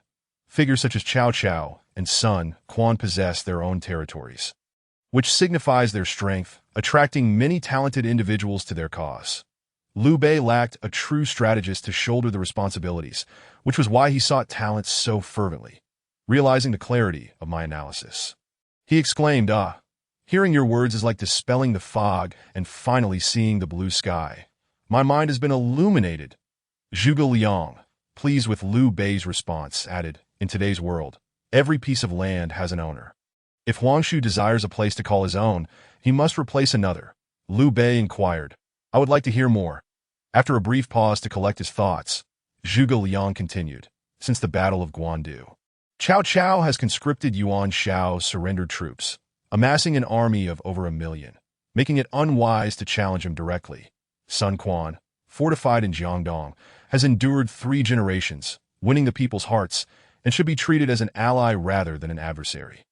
Jingzhou is strategically connected to Wu in the east and to Ba and Shu in the west, serving as a crucial stronghold leading to the southern seas from the northern territories. As Liu Jingsheng's demise appears imminent, and with his son incapable of preserving their legacy, one might ponder whether the royal uncle has considered usurping his position. After solidifying his foothold in Jingzhou, he could then rally troops to the west and conquer Yizhou. The ruler of Yizhou, Liu Zhang, is feeble and struggles even for his own survival. Should the royal uncle hesitate, there is a real concern that Cao Cao may seize the opportunity first. Thus, after several years of development in both Jing and Yi provinces, an alliance could be forged with Sun Quan of Jiangdong and Ma Teng of Xiliang to vanquish the national traitors and restore the rightful governance. Liu Bei sighed and remarked, "It is not that I disregard your counsel, but alas, Liu Jingsheng and Liu Jiu are both kin of the Han dynasty. How can I bear to usurp their inheritance?" I anticipated his response. While Zhuge Liang spoke, he did not neglect to maintain eye contact, and I noticed the intense desire for possession in his gaze when I suggested he seize Jingzhou and Yizhou. His reluctance to claim the family estate was a clear indication of his apprehension regarding the difficulty of such an endeavor and his lack of faith in his fortune to successfully acquire the 2 provinces. I understood that if we continued to engage in theoretical discussions, he would soon begin to doubt our capabilities. Thus, I unfurled a map of the Three Kingdoms era and explained how securing Jingzhou could pave the way for a methodical advance into Yizhou. This strategy was derived from my accumulated experiences during discussions with Zhuge Liang regarding the affairs of the world, combined with insights from the detailed ancient map that I refrained from divulging my plans just yet, suggesting that we could feign a defensive stance against Zhang Lu and Cao Cao, ostensibly aiding Lu Zhang, thereby seizing the chance to conquer Yizhou. These matters could wait until I officially took office and circumstances were ripe. Otherwise, teaching a disciple the craft would lead him to abandon his master, which I could not allow. Liu Bei's excitement was palpable, his eyes gleaming with fervor, as if he were already the lord of Jingzhou. Prepared to march westward at dawn, rising with respect, he bowed deeply, saying, "Today, your teachings resonate profoundly with me, and I regret not having met you sooner, that I hope you will not think too highly of yourselves and lend me your assistance." Turning my back to him, I approached the window, feigning a long sigh, and remarked, "I am but a rustic villager, devoid of grand ambitions, and my elder brother would never permit me to assist the royal uncle." I then playfully stuck out my tongue at Zhuge Liang. Thus, Liu Bei took his leave, apologizing for disturbing us. Could it be that he was departing just like that? Alarmed, I turned back, pondering how I could afford to let such a significant opportunity slip away. Upon realizing Liu Bei was merely speaking without leaving, I felt a wave of relief that we exchanged glances, and his profound sorrow was unmistakable. This was no mere pretense. He had recognized us as the individuals capable of aiding him. A dragon stranded in shallow waters, to soar high. Yet, my refusal to accompany him felt more painful to him than a severing of flesh. Seeing me turn around, Liu Bei's hope reignited, his gaze flickering. But when I remained silent, it quickly dimmed. After a moment of mutual silence, perhaps sensing the futility, he reiterated, "I will take my leave. I hope you two gentlemen take care. I wish to hear your teachings once more in my lifetime." With that, he knelt before us, requesting our acceptance of his bow. Reflecting on my modern life as a lazy student accustomed to teachers' reprimands, my personal pride diminished considerably. Yet here was someone, the illustrious Liu Bei, honoring me so deeply, despite many texts describing him as insincere, that I knew this act of reverence was genuine. Moved by his sincerity, I remarked, "Royal uncle, there is no need for such formality. Alas, I pay my respects to you." "My lord," Zhuge Liang, seeing my response, also rose to salute, saying, "I Liang, pay my respects to you, my lord." Liu Bei, who had expected to leave empty-handed, was overwhelmed with joy at my words. Tears streamed down his face, and his lips trembled. Momentarily at a loss for words to at that moment, Guan Yu and Zhang Fei, witnessing our mutual bow, recognized the success of our endeavor and exclaimed in unison, "Congratulations, brother!" Observing Liu Bei's eagerness, I said, "Please, my lord and esteemed generals, bear with us for a moment while my brother and I prepare to accompany you." Having successfully recommended both myself and Zhuge Liang, I felt elated, particularly as my performance fostered Liu Bei's trust in me, facilitating future endeavors that if I could return to modern times, I would forsake the drudgery of administrative management and pursue a career in acting instead. Lost in my thoughts, I felt joy swell within me. And after Liu, Guan, and Zhang were out of sight, I excitedly dashed back to Huang Cis' residence to share the news with Ping Er. Upon entering the bedroom, I found Ping Er with her back turned. Tidying up, that I inquired, "Ping Er, what are you organizing?" "Brother, are you not going to serve in the government?" she replied, turning to reveal her reddened eyes, as if she had been crying. Alarmed, I asked, "What is wrong?" She explained. "I've packed your belongings and fresh clothes. You should go with that big-eared man. Focus on your duties without worrying about me." "What?" My mind raced as I tried to grasp the situation. After a moment, it dawned on me.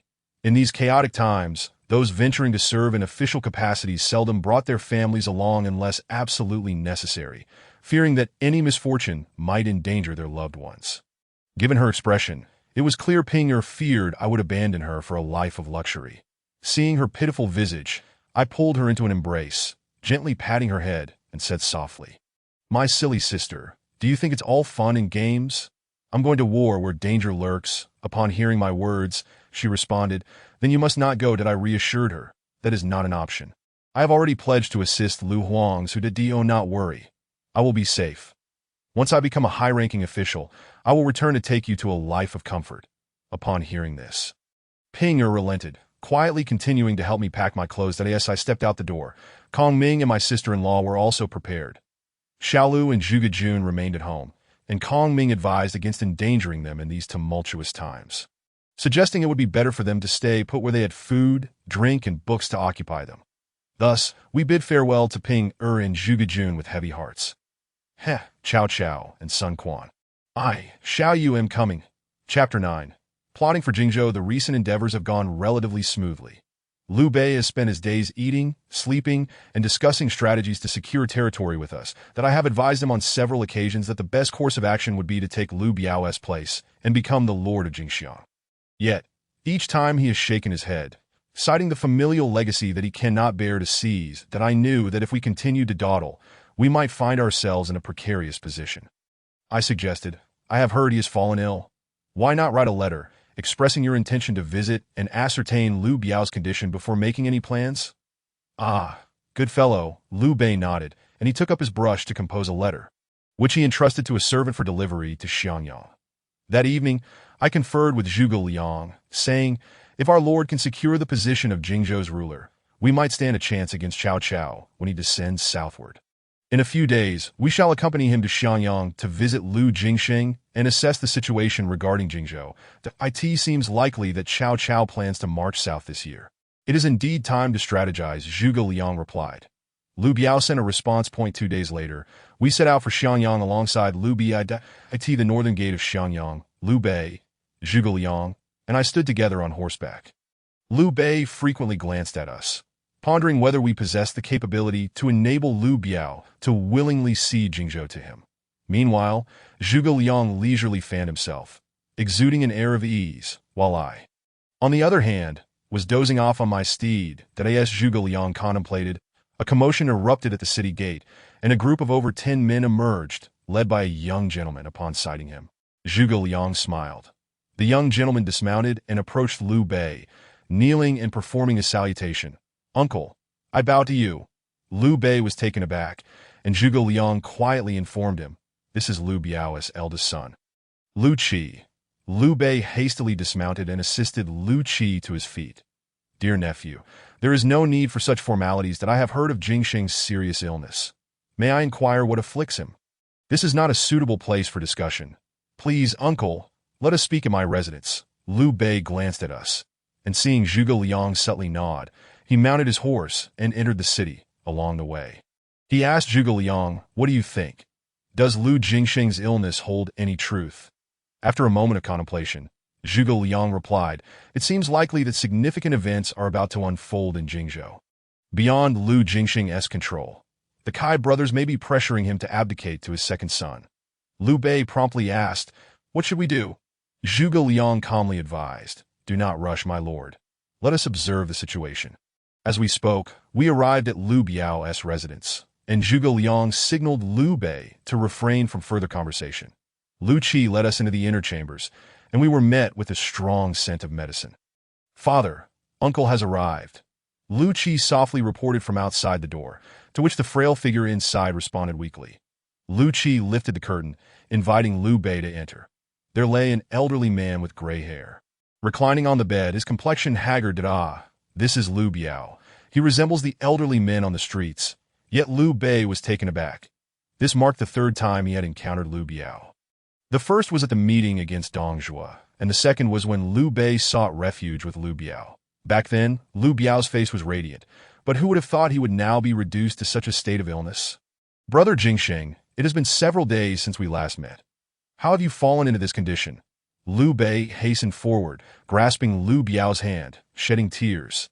The tears flowed freely, and even Zhu Gu, standing nearby, was left in a daze. Liu Biao waved his hand, dismissing the onlookers, leaving only his son Liu Qi and the three of us. Liu Biao's gaze wandered among us before finally resting on me as he inquired of Liu Bei, "Xianda, who is this gentleman beside Kong Ming?" Those familiar with the history of the Three Kingdoms would know that Zhu Gu and Liu Biao share a kinship. Thus they were already acquainted.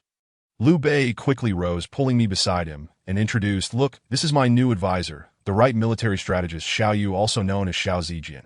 Upon hearing my name, Lu Biao's eyes brightened, and he exclaimed, "Could it be that you are the legendary spirit fox, Xiao Zijian?"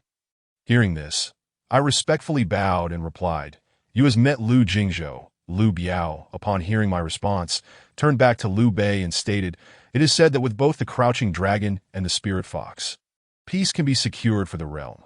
Now, dear brother, you possess both. It seems heaven has prepared this world for you." Liu Bei, ever modest, responded, "I merely serve under my elder brother. How could I dare to claim dominion over anything?" Yet the smile in his eyes was unmistakable, that I have heard that you are a hero of the age, and Chao Mendes certainly did not err in his judgment of you. Liu Biao suddenly said to Liu Bei, enunciating each word carefully. The three of us exchanged glances, alarmed at Liu Biao's unexpected candor. Just as Liu Bei was at a loss for words, Liu Biao sighed. "Alas, cheer." "Yes," Liu Qi replied, stepping forward with a tray. Presenting it to Liu Bei, to Liu Bei's astonishment, the tray bore the military symbols and seals of authority governing the 9 prefectures of Jingxiang. Alarmed, Liu Bei rose swiftly, exclaiming, "Brother, what is the meaning of this?" "Dear brother, my illness is grave, and I fear my time is short, yet my 2 sons are unworthy. Historically, Jingzhou has always been a contested land, and my sons cannot safeguard it, that I have heard that you are a man of virtue, with formidable generals and numerous strategists under your command. Hence I entrust Jingzhou to you," Liu Biao said, tears streaming down his face, mirroring those of Liu Qi. The very notion of Liu Biao relinquishing Jingzhou stirred emotions within me. Liu Bei, upon hearing this, fell to his knees beside Liu Biao's bed, weeping, "What merit or capability do I possess to accept such a monumental responsibility? Brother, you do me a grave disservice." Liu Biao's kindness toward his younger brother was evident, and Liu Bei pledged, should there be any task, I would not hesitate, even at the cost of my life. "Please, brother, prioritize your health. I shall return to visit you soon." With that, Liu Bei prepared to leave Liu Biao's residence. However, Liu Qi grasped Liu Bei's sleeve, tears welling in his eyes, and said, "My father often lamented that Cao Cao and Sun Tzu are both formidable adversaries, expressing his inability to contend with them. Fearing that Jingxiang may eventually fall into their hands. Upon seeing my uncle, my father expressed that Jingzhou would be safe, for the one who can withstand the wolves must surely be my uncle. I implore you, uncle, to heed my father's request and protect Jingzhou." Liu Qi's words were followed by fresh tears. Liu Bei comforted Liu Qi, "Dear nephew, do not overthink. Should anything befall Jingzhou, I will not stand idly by. You ought to encourage your father to focus on his health." After this, we departed. Chapter 10. The Jingzhou Incident. As we approached the exit, we heard someone calling from behind, "Uncle, please wait." Turning around, we saw Liu Qi rushing out. I feigned ignorance and asked, "Eldest son, what is the matter?" Liu Qi replied with a bitter smile, "My father's health declines day by day, and my stepmother and uncle, Kai Mao, continuously speak ill of me before my father to secure my brother's succession. I recognize my own lack of ambition, but once my father is gone, I must find a place to belong. Thus, I seek your guidance, uncle, and that of your esteemed advisor." Since leaving the mountains, I had remained cautious. And now 2 paths lay before me: to counsel Liu Qi to follow history and assist Liu Bei in securing Jiangxia, or to encourage him to seize power to aid Liu Bei. Should he succeed, he would have only Liu Bei's support. Aligning with Liu Bei was unavoidable. Thus Liu Bei could avoid the Great Escape. However, if he failed to seize power and Jiangxia lacked support, then after the Great Escape, where would Liu Bei find refuge? I sighed, "Alas, this is a matter concerning your family, and we should not meddle." Upon hearing this, Liu Qi's tears threatened to spill again, that I thought to myself, "This is indeed quite the drama." That I exchanged glances with Zhu Gu and said to Liu Qi, "Eldest son, being well-read, you surely know the stories of Shen Sheng and Chong Er." Shen Sheng perished within while Chong Er thrived outside. With Huang Zu recently slain in battle, and no governor yet appointed for Jiangxia, why not request a position from your father? But I cannot serve my father in his final days. That would indeed be unfilial." Liu Qi lamented. After he spoke, he appeared troubled and asked, "This concerns your safety. Eldest son, please make your own decision. To you, I bid you farewell." With that, we turned and mounted our horses, departing in the city of Xinya. At Liu Bei's residence, the three of us were deliberating on the upheavals in Jingzhou. A soldier reported, "Young Master Liu Qi has informed Liu Jingzhou that he has secured the position of governor of Jiangxia and has already led 10,000 troops there this morning." "Very well. You may take your leave to rest at my lord. It appears to me that Liu Biao cannot survive until tomorrow. You must make a decision swiftly," I urged. "Yes, my lord, time is of the essence," Zhu Ge chimed in. "Will you seize the opportunity or not?" After a fierce internal struggle, Liu Bei suddenly stood up, slammed his hand on the table, and declared resolutely, "Enough. My mind is made up. Tomorrow, we shall take control of Jingzhou." Military strategists, what course of action should I take? My lord, the priority is to deal with the Kai brothers. Also, please send a letter to the eldest son, explaining that if successful, he shall retain the position of governor while you manage affairs from behind the scenes. Zhu Gu advised. Additionally, my lord, please summon the second and third generals. I have further instructions, he added. Yunchang, Ida, enter and heed the military strategist's orders, Liu Bei called, nodding as he summoned Guan Yu and Zhang Fei. Second general, you shall swiftly lead 3,000 troops with this letter to Jiangxia to find young Master Liu Qi. Guan Yu accepted the order with a salute and promptly set out to muster the troops. Third general, you will proceed with 300 elite soldiers tonight to stealthily infiltrate Xiangyang, positioning yourselves near the governor's residence. Await my arrival at the city gates tomorrow before you receive further commands. Hey, do I have to go? Xiao Bailian, why must Zhang go to fight? Ah, this rascal. The moment he sees me, he starts calling me that. Go, Ida. Simply do as the strategist instructs without complaint. One command after another emanated from Liu Bei's hall. And I inhaled deeply. Tomorrow, everything would change. Today, as for the great General Kai Mao and his brothers, who had benefited from Cao Cao in numerous ways, they conspired privately. It appears Liu Biao is gravely ill and nearing his end. The old man often praises Liu Xuanda and frequently mentions that young Master Liu Qi is loyal and filial, seemingly wishing for Liu Bei to assist Liu Qi in inheriting Jingzhou. Yet these two are our sworn enemies. Should Liu Qi ascend, it would mean our doom. Let us proceed with our plan. On the following day, the three of us, accompanied by Zhang Fei, approached the governor's residence. Liu Bei noticed the absence of a white banner and felt a slight relief. Allowing us to enter the inner hall as we walked, the place was eerily empty, raising my suspicions. Liu Bei, consumed by urgency, disregarded everything and pressed on until we reached Liu Biao's chamber. The door stood ajar, revealing Liu Biao lying on the bed, eyes closed and unresponsive. Seeing Liu Biao's frail form, Liu Bei was overwhelmed with grief. Calling out, "Brother Jingsheng," he rushed forward and began to weep. After several cries, he sensed something amiss. Why was such a grand governor's residence devoid of life? Lowering his gaze to Liu Biao, he saw the pale, lifeless face devoid of vitality. Liu Bei felt a chill run down his spine as he trembled to check Liu Biao's pulse, only to discover that Liu Biao had indeed passed away some time ago. Zhu Gu and I exchanged shocked glances, equally taken aback. Suddenly, a clamor erupted outside, and Liu Bei was startled to hear someone shouting, "Bold assassins, how dare you attempt to murder Liu Jingzhou? Surrender, my lord, at once, or we shall unleash a massacre." Zhang Fei, upon hearing this, roared, "Who dares harm my elder brother?" With that, he seized a snake spear and positioned himself at the entrance. There stood Kai Mao and his brothers, fully armed, commanding dozens of soldiers brandishing long spears directed at us. "What? It is Liu Bei! Liu Bei! Have you come to see the governor? What has happened to him? You have killed the governor!" Kai Mao accused Liu Bei, visibly agitated and furious. Kai Mao bellowed, "Liu Bei the traitor! You are a rebel! Soldiers, seize him!" In an instant, Zhang Fei swung his left arm, a flash of darkness illuminating the room, causing over 10 soldiers to cry out as they fell, their weapons clattering to the ground. Zhu Gu seized the moment, shouting, "Soldiers, reveal yourselves!"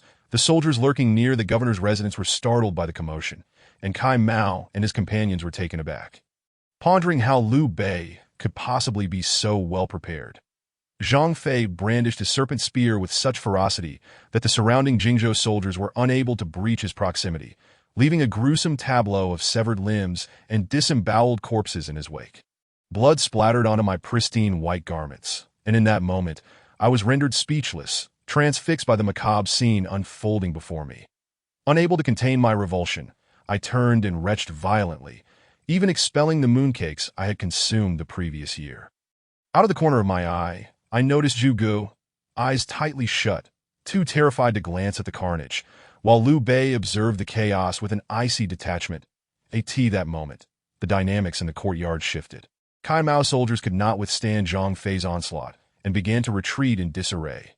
Kai Mao's brother, Kai He, upon witnessing the scene, bellowed, "Zhang Fei, you insolent wretch, do not be so arrogant. Let my brother Kai deal with you."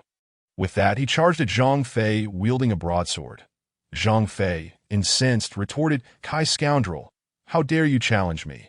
In the blink of an eye, Kai swung his sword at Zhang Fei with the intent to cleave him in two. Zhang Fei raised his spear, effortlessly deflecting the blow.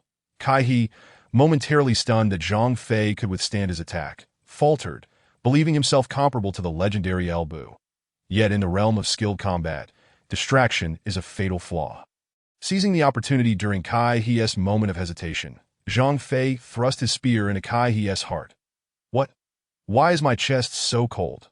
Kai He murmured, glancing down to discover Zhang Fei's spear had penetrated his chest. Emerging from his back, chilling him to the core, with a pitiful scream, he fell lifelessly. Not yet satiated, Zhang Fei skewered the corpse with his spear, seized Kai He's legs, and with a forceful rip, tore the body in half, visceral organs raining down upon the soldiers surrounding him. The bloodied heart fell onto Zhang Fei's shoulder, still pulsating as if to convey its lingering resentment that I stood there, utterly dumbfounded.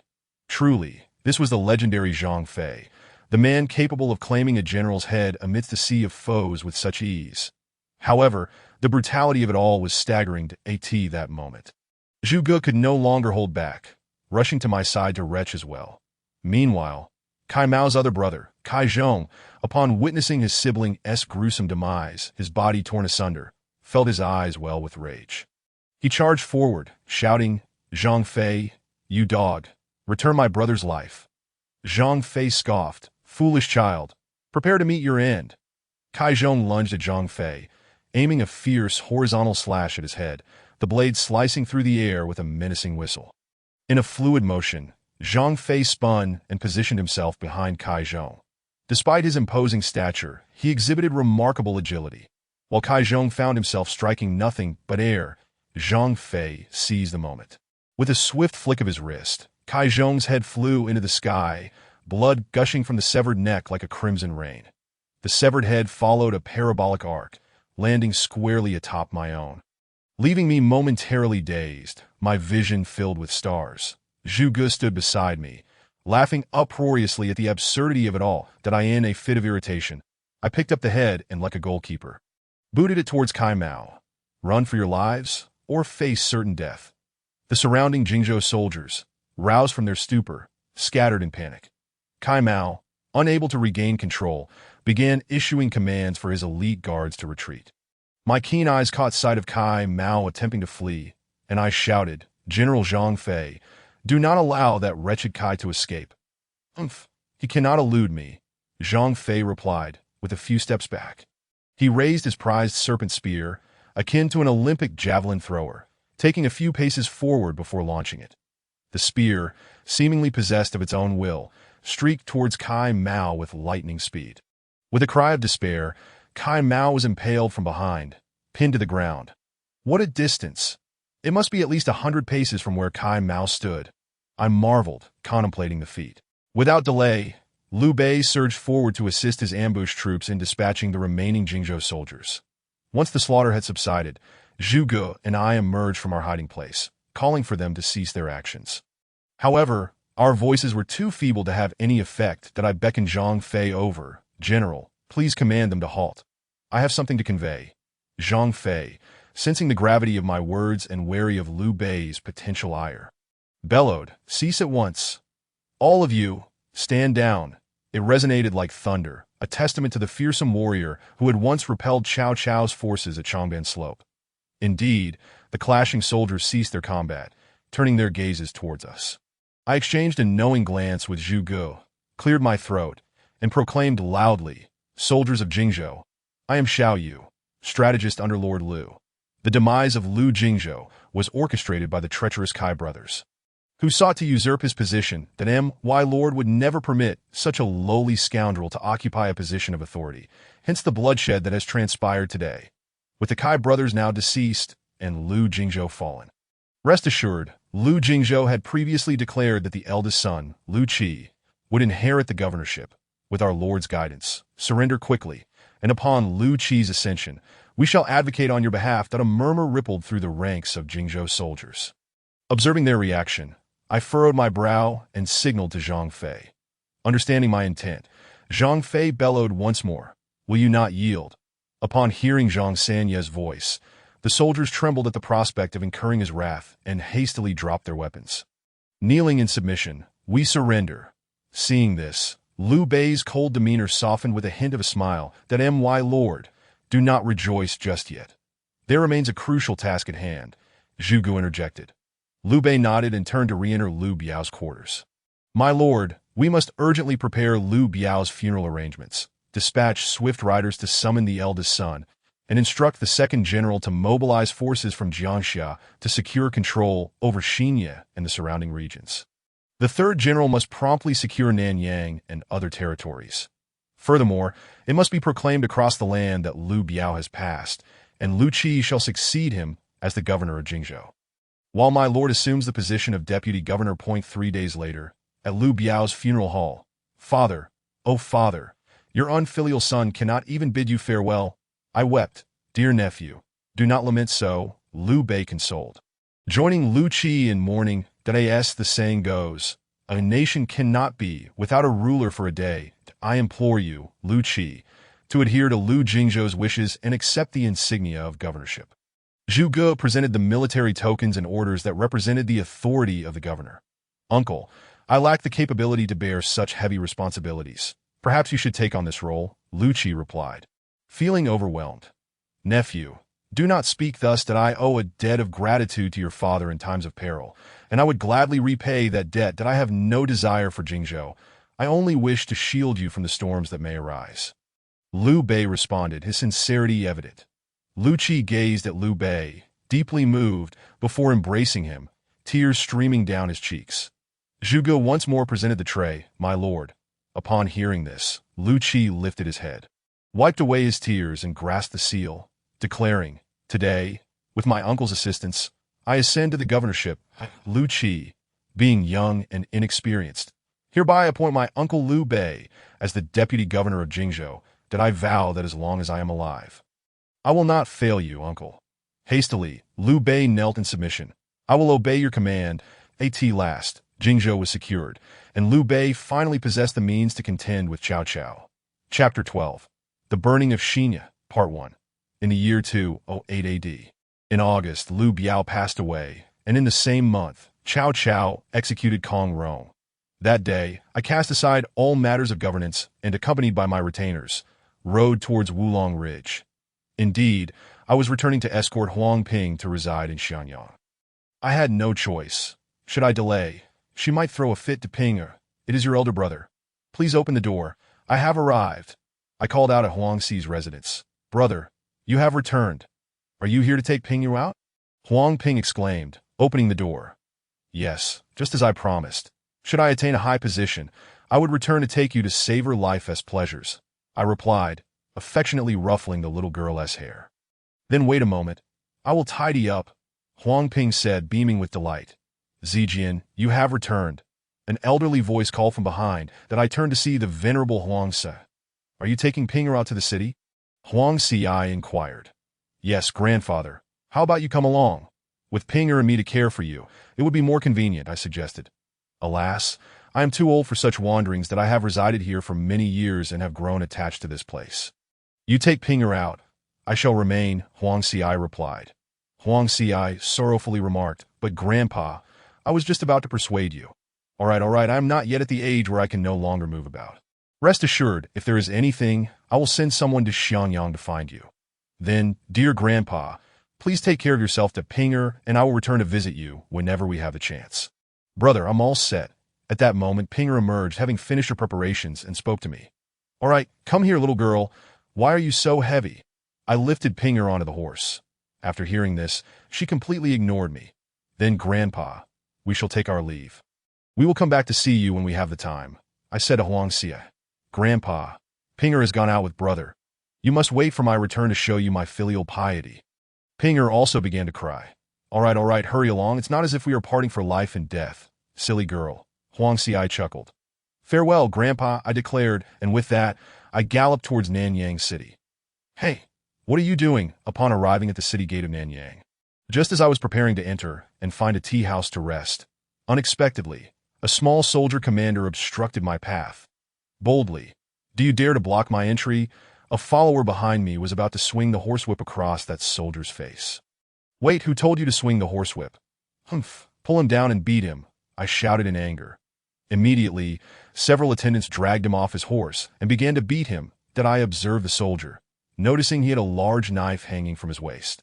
Appearing to be around 40 years of age, with a resolute expression and bright, piercing eyes. A true soldier, that I silently praised him. However, I had no intention of making things difficult for him. After all, who would trouble such a responsible soldier? Thus, I handed him my seal that he examined it carefully and knelt, saying, This subordinate failed to recognize the greatness of the Taishan. Please forgive me, Lord Shao. Haha, there is no need for such formality.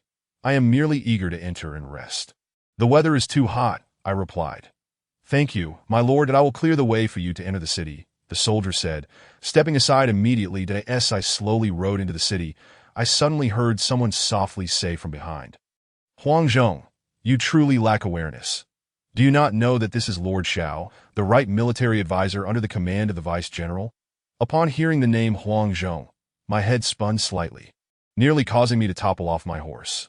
Huang Zhong. The 5 tiger generals? I immediately turned my horse around and galloped back to the small soldier, dismounting to ask, Are you Huang Zhong? Huang Hansheng. The soldier looked surprised and replied, Indeed, I am that very soldier. I wonder how you came to know my style name. Haha, Huang Hansheng, you have indeed been a good find for me, Lu Pan. The governor of Changsha once told me that you possess great talent and urged me to seek you out for some training. I did not expect to find you here, ditto. I am curious as to why my lord seeks me? Huang Zhong inquired. Huang Zhong, the situation in Jingzhou is dire. To the east, Sun Quan is stirring, and to the north, Cao Cao, with the emperor in tow, is preparing to march south. That I have heard that you, valiant warrior, possess unmatched prowess. Thus I wish to invite you to assist the provincial governor. What do you think?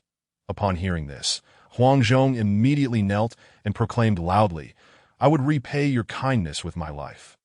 Please do not say that, valiant warrior. Would you not be killing me instead? Besides, if you perish, how could you repay me? I chuckled. Helping Huang Zhong to his feet, he seemed to realize his mistake and lowered his head in embarrassment. Valiant warrior, you may return home to prepare your belongings and then come to Xiangyang to find me. Does that sound agreeable? Loyalty. I shall obey.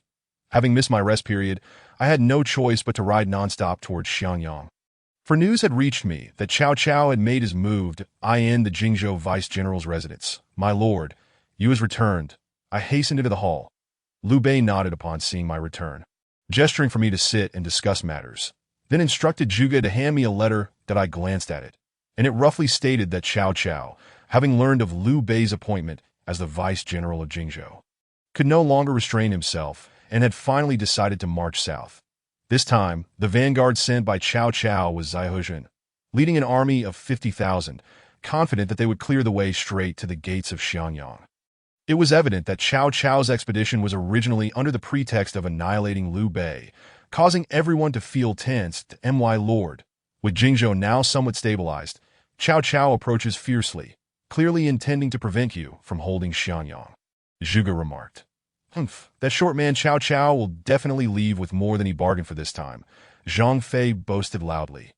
Ida, Liu Bei glared at Zhang Fei, who immediately fell silent. That my lord, with Cao Cao advancing south.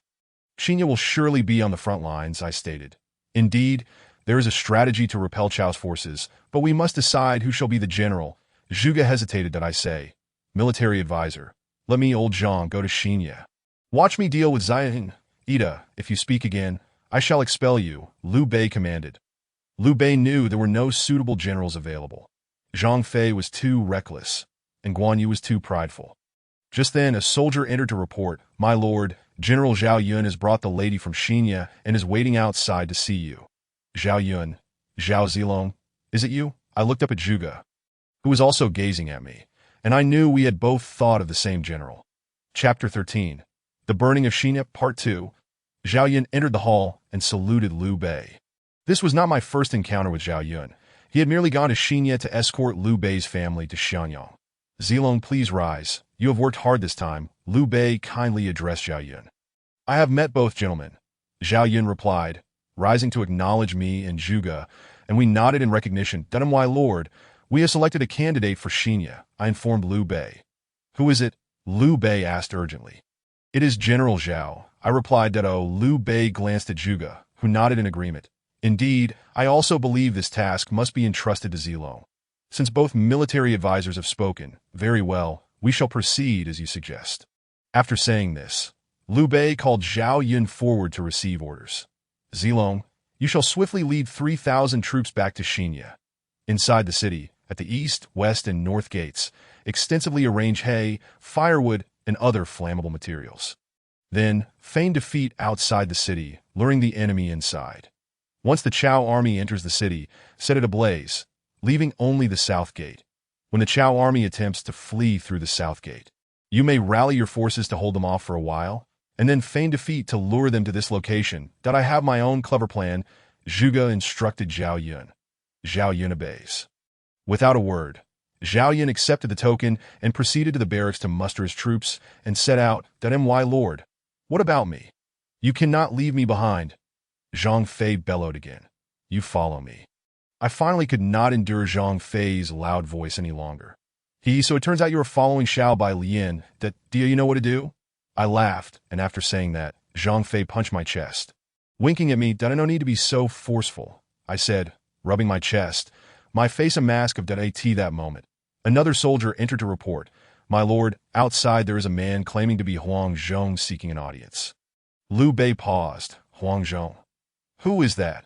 I immediately said, "My lord, this is Yu's discovery of a great general in Nanyang, named Huang Zhong, styled Hansheng. He possesses unparalleled bravery. His martial prowess is not inferior to that of the three generals." "Is this true?" Liu Bei exclaimed with joy upon hearing my words. "Indeed, please invite him in," Liu Bei instructed the soldier. Soon, Huang Zhong strode in confidently, saluting us, "Captain of Nanyang City Gate. I greet the vice general and the two military advisors." "Please rise, Captain Huang," Liu Bei said warmly. "Hey, the Huang fellow, I have heard you possess unmatched bravery. Do you dare to spar with me?" Zhang Fei challenged Huang Zhong. Liu Bei was about to interject to stop him, but I quickly signaled him to hold back, as I too wished to see the extent of Huang Zhong's abilities. Liu Bei immediately understood. "Hansheng, what do you say?" Huang Zhong seemed to grasp the situation and knew he must showcase his abilities to earn respect. Thus he replied, "I am willing to spar with the general." We all moved to the courtyard, where Huang Zhong held a rolled cloud knife, while Zhang Fei brandished his treasured 8-foot snake spear, both staring each other down. Just as I began to grow impatient, Zhang Fei made his move. With a loud shout, his spear lunged towards Huang Zhong. Unfazed, Huang Zhong raised his knife to block, producing a resounding clang as he parried Zhang Fei's attack. The two exchanged blows back and forth. I was no expert, so I could not discern who was winning or losing. After what must have been nearly 100 exchanges, they finally separated. Zhang Fei remarked, "You are quite skilled. Haha, you suit my taste." Zhuge, standing beside Liu Bei, commented, "Congratulations, my lord. You have gained another tiger general." I could tell Liu Bei was very pleased at that moment, and he turned to Huang Zhong, saying, "Hansheng, you may temporarily serve as the gate general. When you achieve military merit, we will reward you accordingly." "Thank you, my lord." Huang Zhong quickly knelt to express his gratitude. "My lord, we must also find someone to inform the provincial governor of our actions," I suggested. "Indeed, Kongming, please take some time to make the trip," Liu Bei instructed. Zhuge obeys. Zhuge bowed and greeted the crowd, who then deliberated for a while. Liu Bei resolved to personally lead an army of 50,000 troops to ambush in Exinyi. As for us lesser folk, we had no choice but to follow him to the front lines. Wailing in despair, it was said that Xiahou Yuan, with cunning schemes, had laid plans that seemed destined to fail. According to Zhu Ji's arrangements, Zhao Yun was to lead 3,000 men to the forefront of Xinyi City as a mere facade. After a brief engagement, Zhao Yun feigned defeat and retreated with his troops. Xiahou Yuan's forces were soon thrown into disarray as chaos ensued. As twilight deepened, Xiahou Yuan found himself uneasy while Eugene rode through the streets of Xinyi, noting the absence of civilians, and questioned Xiahou on the matter. "Why are you so fearful? Do you not see the look of terror on Liu Bei's face? He flees from me as if I were a specter. Surely, it is merely that the common folk hide in fright at the sight of our army." Suddenly, Eugene observed that the rooftops on either side were laden with dry straw and quickly alerted Xiahou. Regrettably, it was too late. Flames erupted from the rooftops, and news reached the rear that the massive gate had been lowered. Chapter 14. The Burning of Xinyi, Part 2. At this moment, the recently defeated Guan and Zhao Yun charged forth to block the path. Despite our numerical inferiority, our morale surged above the disordered Chao army, resulting in a fierce clash. The soldiers of Chao's forces fell to our blades or were consumed by flames. Meanwhile, Zhang Fei and Huang Zhong had already stationed the remaining 2,000 Jingzhou troops outside the southern gate, awaiting the retreating soldiers. Liu Bei, Zhu Ge, and I observed the battlefield from a hillock as the flames illuminated the chaos. Upon seeing the Chao army fleeing the city, Zhang Fei bellowed, "Zhang Yide of Yin is here." With that, he surged forth on horseback, closely pursued by Huang Zhong.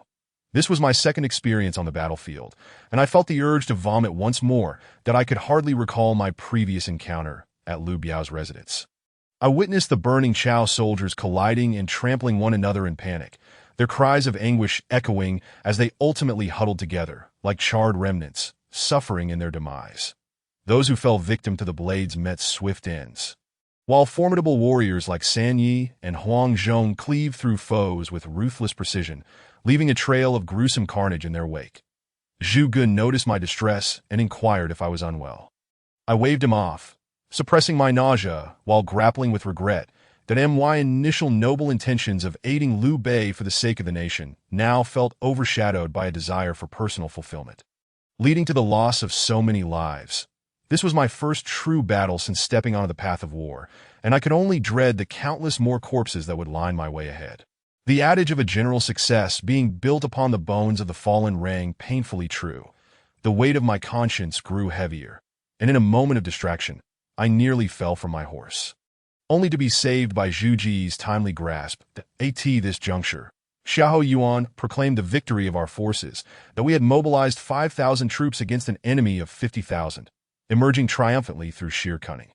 Liu Bei's camp erupted in jubilation, with Zhang Fei and Liu Bei gazing upon Zhu Ge and me with admiration akin to that reserved for women.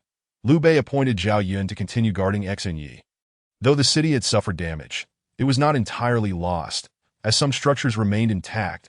That we accompanied Liu Bei back to Xiangyang, where he wore a beaming smile upon encountering the welcoming faces of Kuai Yu and Kuai Liang. Allow me to introduce these two. Since Liu Bei replaced Kuai Yu as the prefect of Jingzhou, Kuai Yu, a skilled administrator, became the chief officer of the prefect's residence, while strategist Kuai Liang joined Liu Bei's ranks. "Look, Ziru and Edu have come out to greet us," Liu Bei exclaimed cheerfully. "Congratulations, Your Grace, on defeating the invading Chao army," Kuai Yu remarked. "Indeed, this victory belongs to the strategies of our two military advisors. Wulong and Ling Hu have proven their worth," Liu Bei responded with pride. "Truly, the two military advisors are extraordinary," Kuai Yu bowed to Zhu Ge and me. Yet, my mind was consumed by thoughts of the soldiers of Chao's army who had perished due to our schemes, making it difficult to pay heed to Liu Bei's words that I could only manage a polite smile and respond, "All credit goes to Your Grace's great fortune." Noticing my somber demeanor, Liu Bei inquired, "Is there something amiss, military advisor?" In these chaotic times, I, who felt nauseated at the sight of death, might be regarded as a coward by the world. However, with everyone else so jubilant, it would be unseemly for me to dampen their spirits. Thus, I forced myself to put aside the horrors witnessed on the battlefield and joined Liu Bei and the others at the banquet. The atmosphere was lively, with Zhang Fei animatedly recounting tales of how we lured the enemy into our traps and set fire to their ranks. Liu Bei's followers raised their cups in my honor. Even Huang Zhong, the usually taciturn elder, lifted his cup to toast to Zhu Ge and me with a smile. Previously, whenever Liu Bei faced Cao Cao, defeat was inevitable. Yet this time, with merely 5,000 men, he had routed an enemy force of 50,000. The exhilaration was palpable, yet I remained burdened by guilt over the fallen.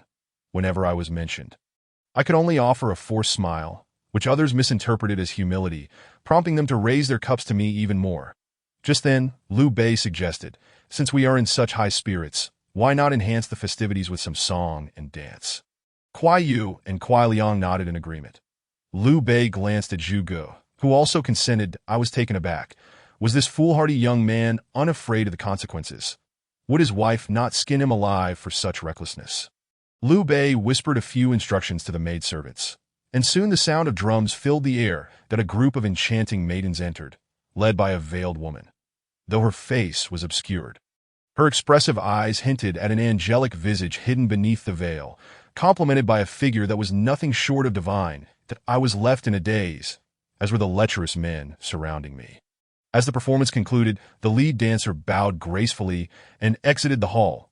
I was the first to regain my senses, glancing around at the entranced crowd. They were all in a state of shock.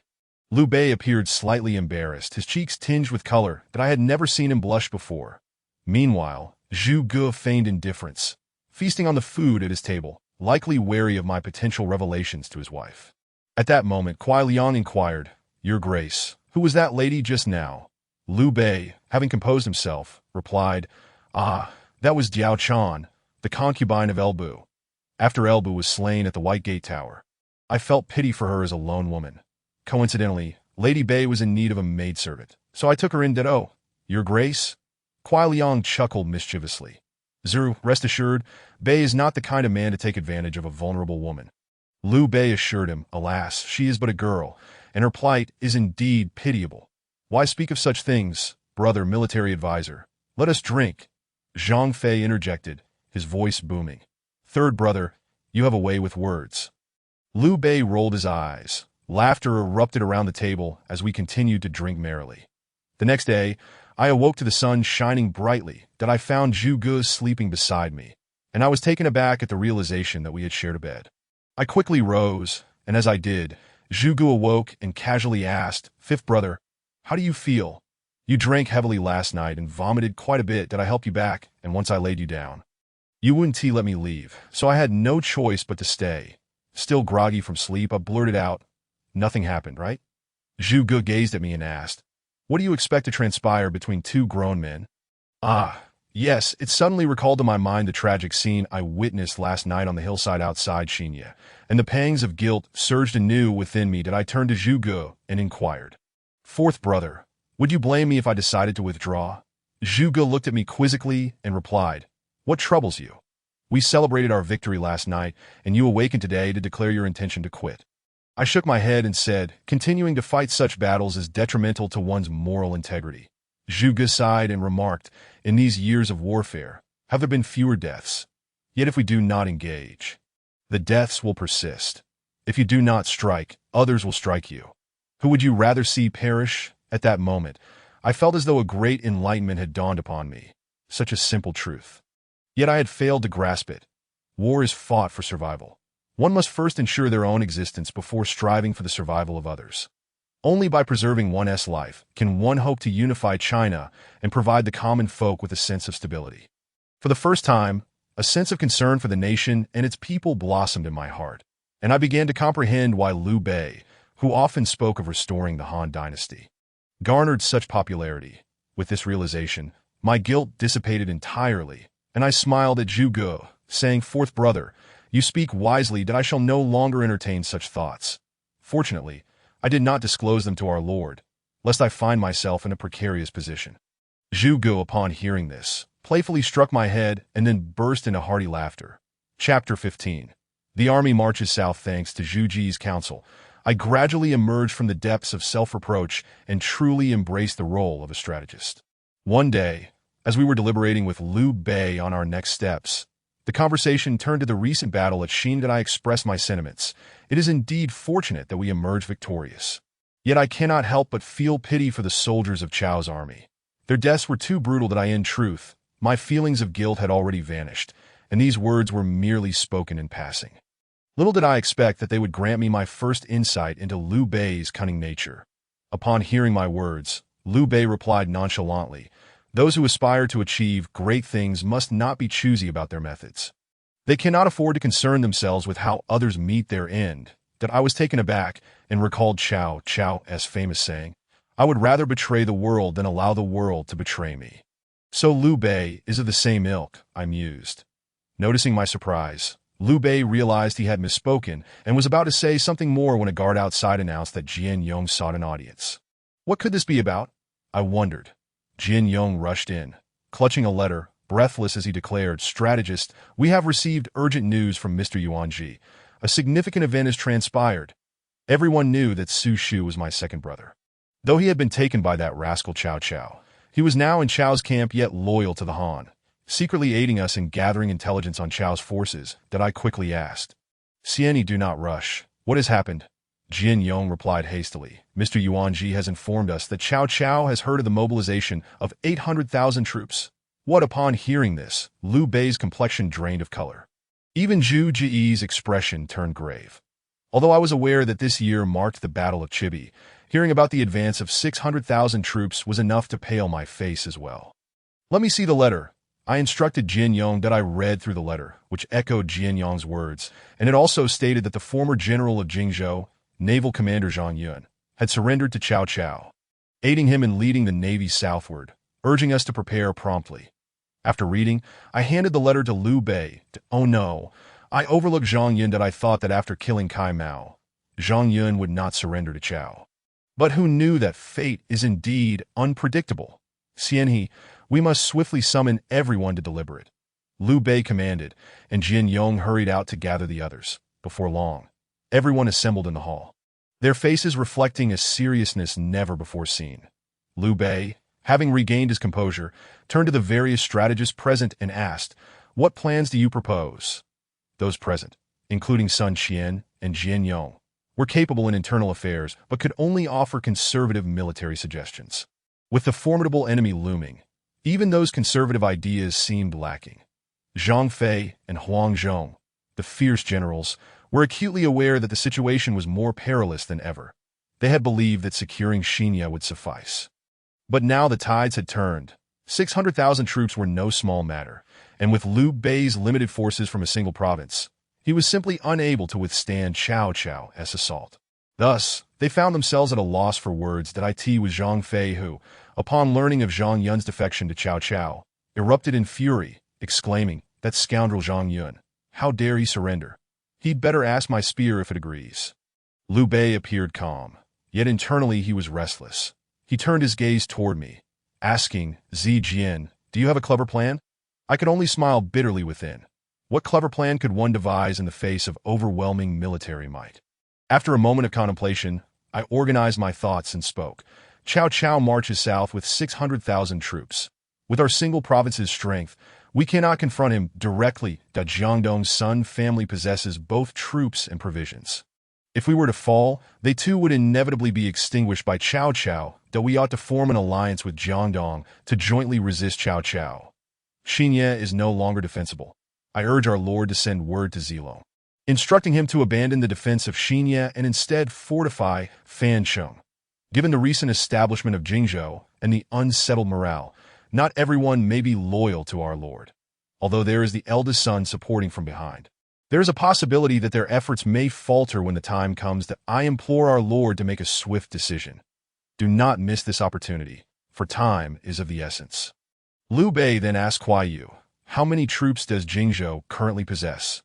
Kuai Yu replied, "Jingzhou comprises 9 commanderies, and with our lord's original forces, there are a total of 180,000 troops.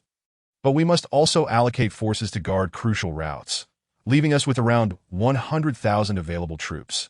Yet how many of these 100,000 are truly battle-ready? I am certain Liu Bei is aware, as is everyone present. Jingzhou has not seen war for an extended period. Though this is a testament to Liu Biao's governance, prolonged peace has dulled the soldiers' fighting spirit. Very well, we shall proceed with your plan." Send envoys to Jiangdong to seek an alliance, while the rest prepare the troops to confront Cao Cao in a decisive battle.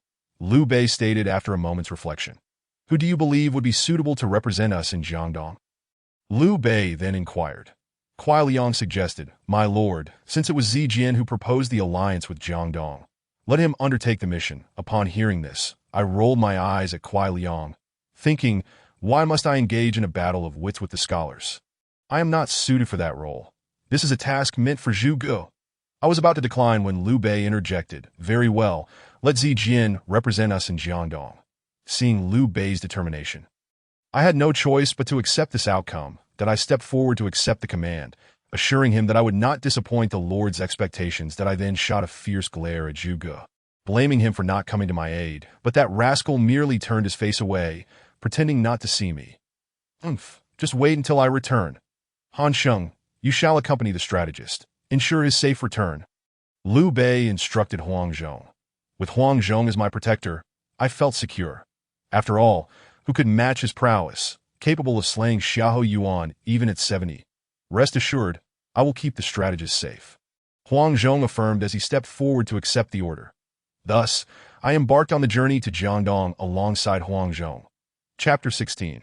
Arrival in Jiangdong, a solitary leaf boat glided slowly along the Yangtze River. On board sat 3 individuals. One was me, fanning myself with a feathered fan. Behind me sat a middle-aged general, exuding an air of authority, with a phoenix-beaked knife resting by his side. Opposite us sat a scholar, a man whom Huang Zhong may not be familiar with, but I had long heard of his renown, Lu Su, also known as Lu Zijing, a strategist from Jiangdong, whose intellect rivaled that of Zhou Yu. Yet his character was marked by an unwavering loyalty and honesty, that if he counted you as a friend, he would never scheme against you. As Huang Zhong watched me and Lu Su share a convivial drink, he thought to himself, poor Lu Su, sold out by the strategist yet still counting the coins. Upon realizing that he was also aligned with me, Huang Zhong chose to remain silent and simply listen to our conversation. It turned out that news of Cao Cao's southern advance had already reached eastern Wu, and they had sent Lu Su to Xiangyang to discern Liu Bei's movements, to determine whether to ally with Cao or Liu. Given that I was en route to Jiangdong to seek an alliance, our paths converged perfectly, and thus Lu Su accompanied me as we sailed toward Jiangdong. As the boat continued its journey, Lu Su suddenly cautioned me, should you meet General Sun, be sure not to divulge the full strength of Cao Cao's forces. That I chuckled in response. No need for your reminders, Zijing. I have my own way of addressing the matter.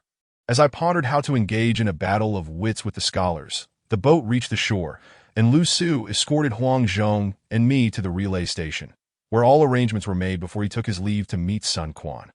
Watching Lu Su's figure gradually recede, I turned to Huang Zhong and asked, What do you think of this man? Huang Zhong replied, I do not know. I couldn't help but laugh heartily, saying, Do not underestimate him. His honest demeanor is likely reserved for only a select few. Huang Zhong remarked, As for you, sir, you are one of those few. I nodded, waving my fan, and said, Of course, I am quite clever. That I then turned to Huang Zhong and advised, Please rest for now. Tomorrow, Sun Quan shall dispatch someone to summon us.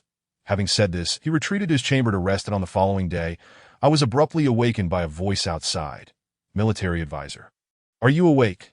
Upon hearing this, I hastily arose from my bed and replied, Awake, awake, grabbing a towel nearby. I washed my face and opened the door, where I found Huang Zhong standing, with Lu Su behind him smiling and saying, Sir, quickly dress yourself, so we may go meet General Sun. Following Lu Su, we boarded a carriage and proceeded towards Sun Quan's residence.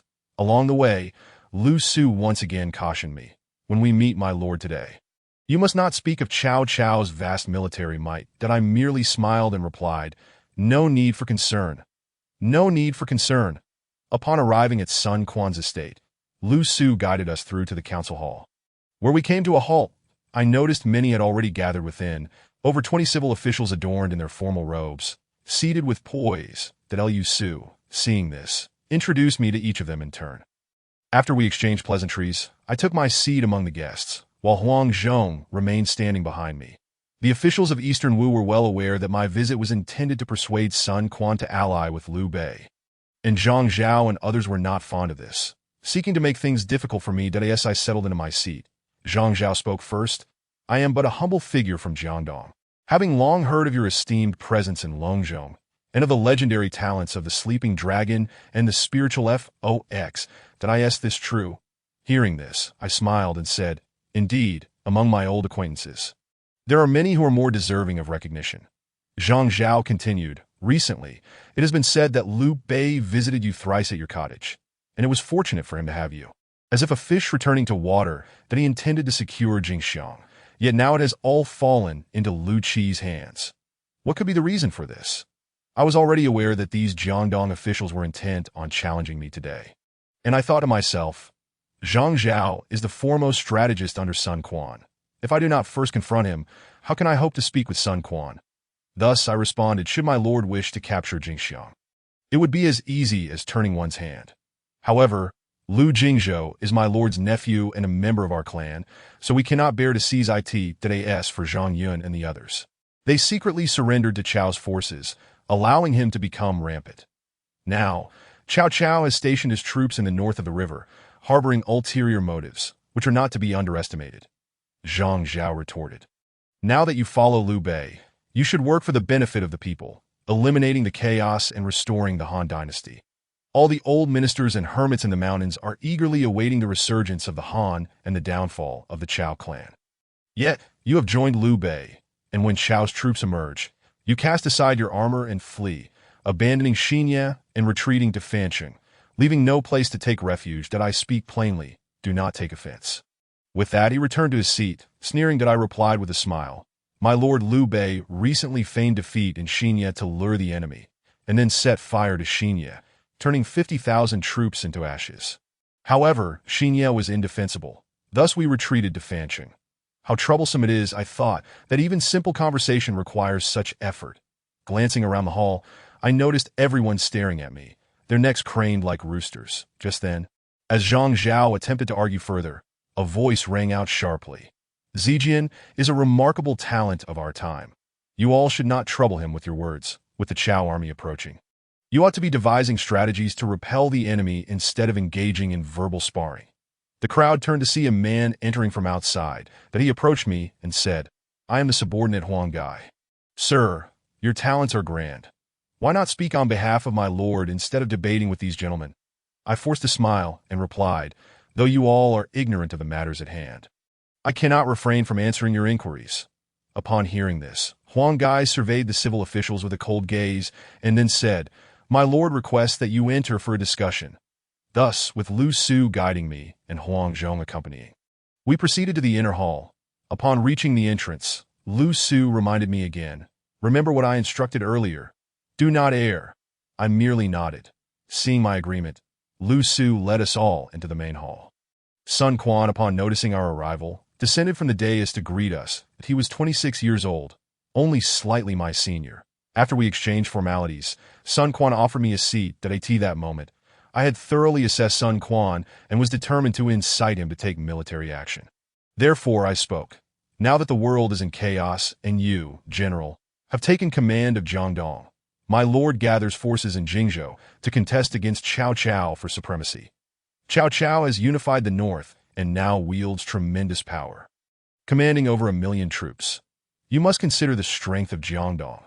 If you can contend with Chao's forces, it would be wise to sever ties with him. That if not, it would be prudent to withdraw and submit. Hesitation in such urgent matters could bring great calamity. Sun Quan, upon hearing this, was infuriated, exclaiming, am I to submit to Cao with my tens of thousands of troops in Jiangdong? How absurd with that! He stormed off to the back hall. My words had incensed Sun Quan, prompting him to retreat, and the civil and military officials all laughed and departed. Only Lu Su rushed to my side, saying, why did you speak in such a manner? Fortunately, my lord is magnanimous and did not punish you openly. Your words were far too dismissive of my lord. I laughed heartily. Could it be that General Sun is so intolerant? I have my own strategies to deal with Cao. Lu Su replied, if you have a good plan, I shall ask my lord for his guidance. With that, he turned and hurried into the back hall to find Sun Quan. Chapter 17.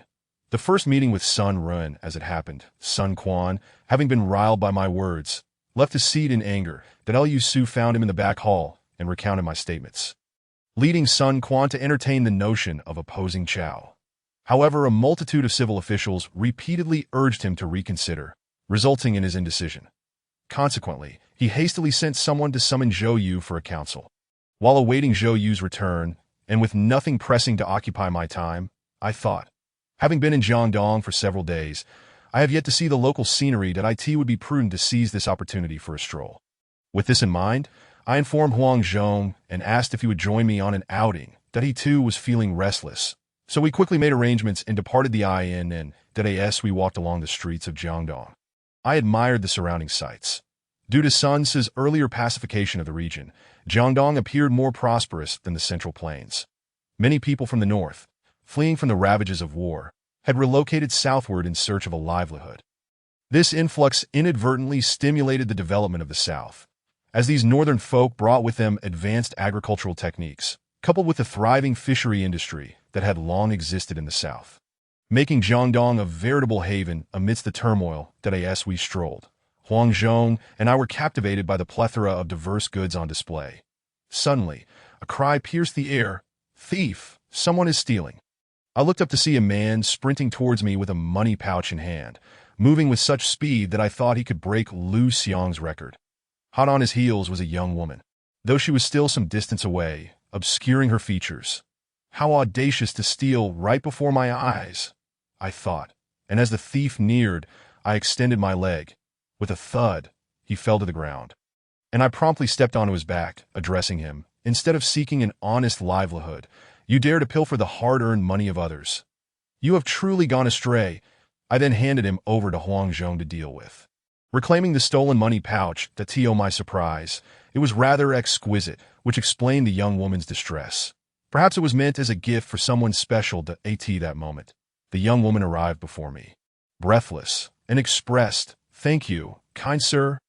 I noticed that she was around my age, with large eyes and a small mouth, her bangs neatly framing her face. Having just run, she was still catching her breath, her chest rising and falling with each breath, rendering me momentarily speechless. Sir, she called, noticing my dazed, "Oh, my apologies," I stammered, returning the money pouch to her, that I felt my cheeks flush, and as I handed it back, our hands inadvertently brushed against one another, that moment. I was struck by how soft and smooth her skin felt. "Thank you," she said, realizing our hands had touched, and she shyly lowered her gaze that no need. Just be careful next time." I hastily waved my hand in dismissal. She looked up at me, her eyes meeting mine for a fleeting moment before she quickly lowered her head, her cheeks tinged with red. Perhaps she finds me handsome, I mused, especially today, dressed in elegant white attire. Even my shoes were white. "Well then, I must take my leave," she said. Just then, Huang Zhong finished apprehending the thief and approached my side. "Walk slowly," I responded courteously, reminding myself to be polite to the young lady. After such an incident, Huang Zhong and I lost our desire to continue exploring and decided to return to the inn. Little did I know that as I turned, a pair of watchful eyes peeked from the shadows, observing my retreating figure with intrigue. I did not expect this scholar to be quite handsome. I wonder which house he belongs to. I shall follow and find out by the time I return to the inn. Night had fallen, and I dined with Huang Zhong. As the saying goes, food does not enter the eye, and sleep does not allow for conversation. Yet we sat in silence, both feeling the weight of the atmosphere. Eventually, I broke the silence and spoke to Huang Zhong. "Did I wonder, Han Sheng, after we defeat Cao Cao, which territory should we seize first?" Huang Zhong was taken aback by my question, unsure of my intentions. And after a moment's contemplation, he replied, "I believe we should first take Nanyang." Upon hearing this, I was filled with delight and remarked to Huang Zhong, "Han Sheng is truly a general bestowed upon my lord by the heavens." I continued, "I wish for General Han Sheng to seize Nanyang. Do you dare to undertake this task?" Huang Zhong, upon hearing my words, exhibited no hesitation and replied, "What is there to fear?" I responded, "Excellent. Once we have vanquished Cao Cao, Han Sheng shall proceed to capture Nanyang." Thus, I engaged Huang Zhong in discussions regarding our strategy to seize Jingxiang. Little did I realize that while he was conversing with me, Huang Zhong was secretly contemplating. Cao Cao has yet to be defeated, and this divine strategist is already fixated on seizing his territory. Had it been someone else, I would surely deem him mad. Could it be that this genius is akin to a lunatic? Yet he dared not voice such thoughts. Nanyang is a crucial springboard for our army's advance northward that I intended for you, Han Sheng, to swiftly lead a contingent to launch a surprise attack on Nanyang upon our victory over Cao Cao. By this time, Cao Cao will have evacuated his rear, leaving only a scant force to defend Nanyang. After capturing the city, you must refrain from launching further assaults elsewhere and instead hold your ground in Nanyang, awaiting reinforcements. What say you? Loyalty shall not betray the strategist's trust, Huang Zhong affirmed.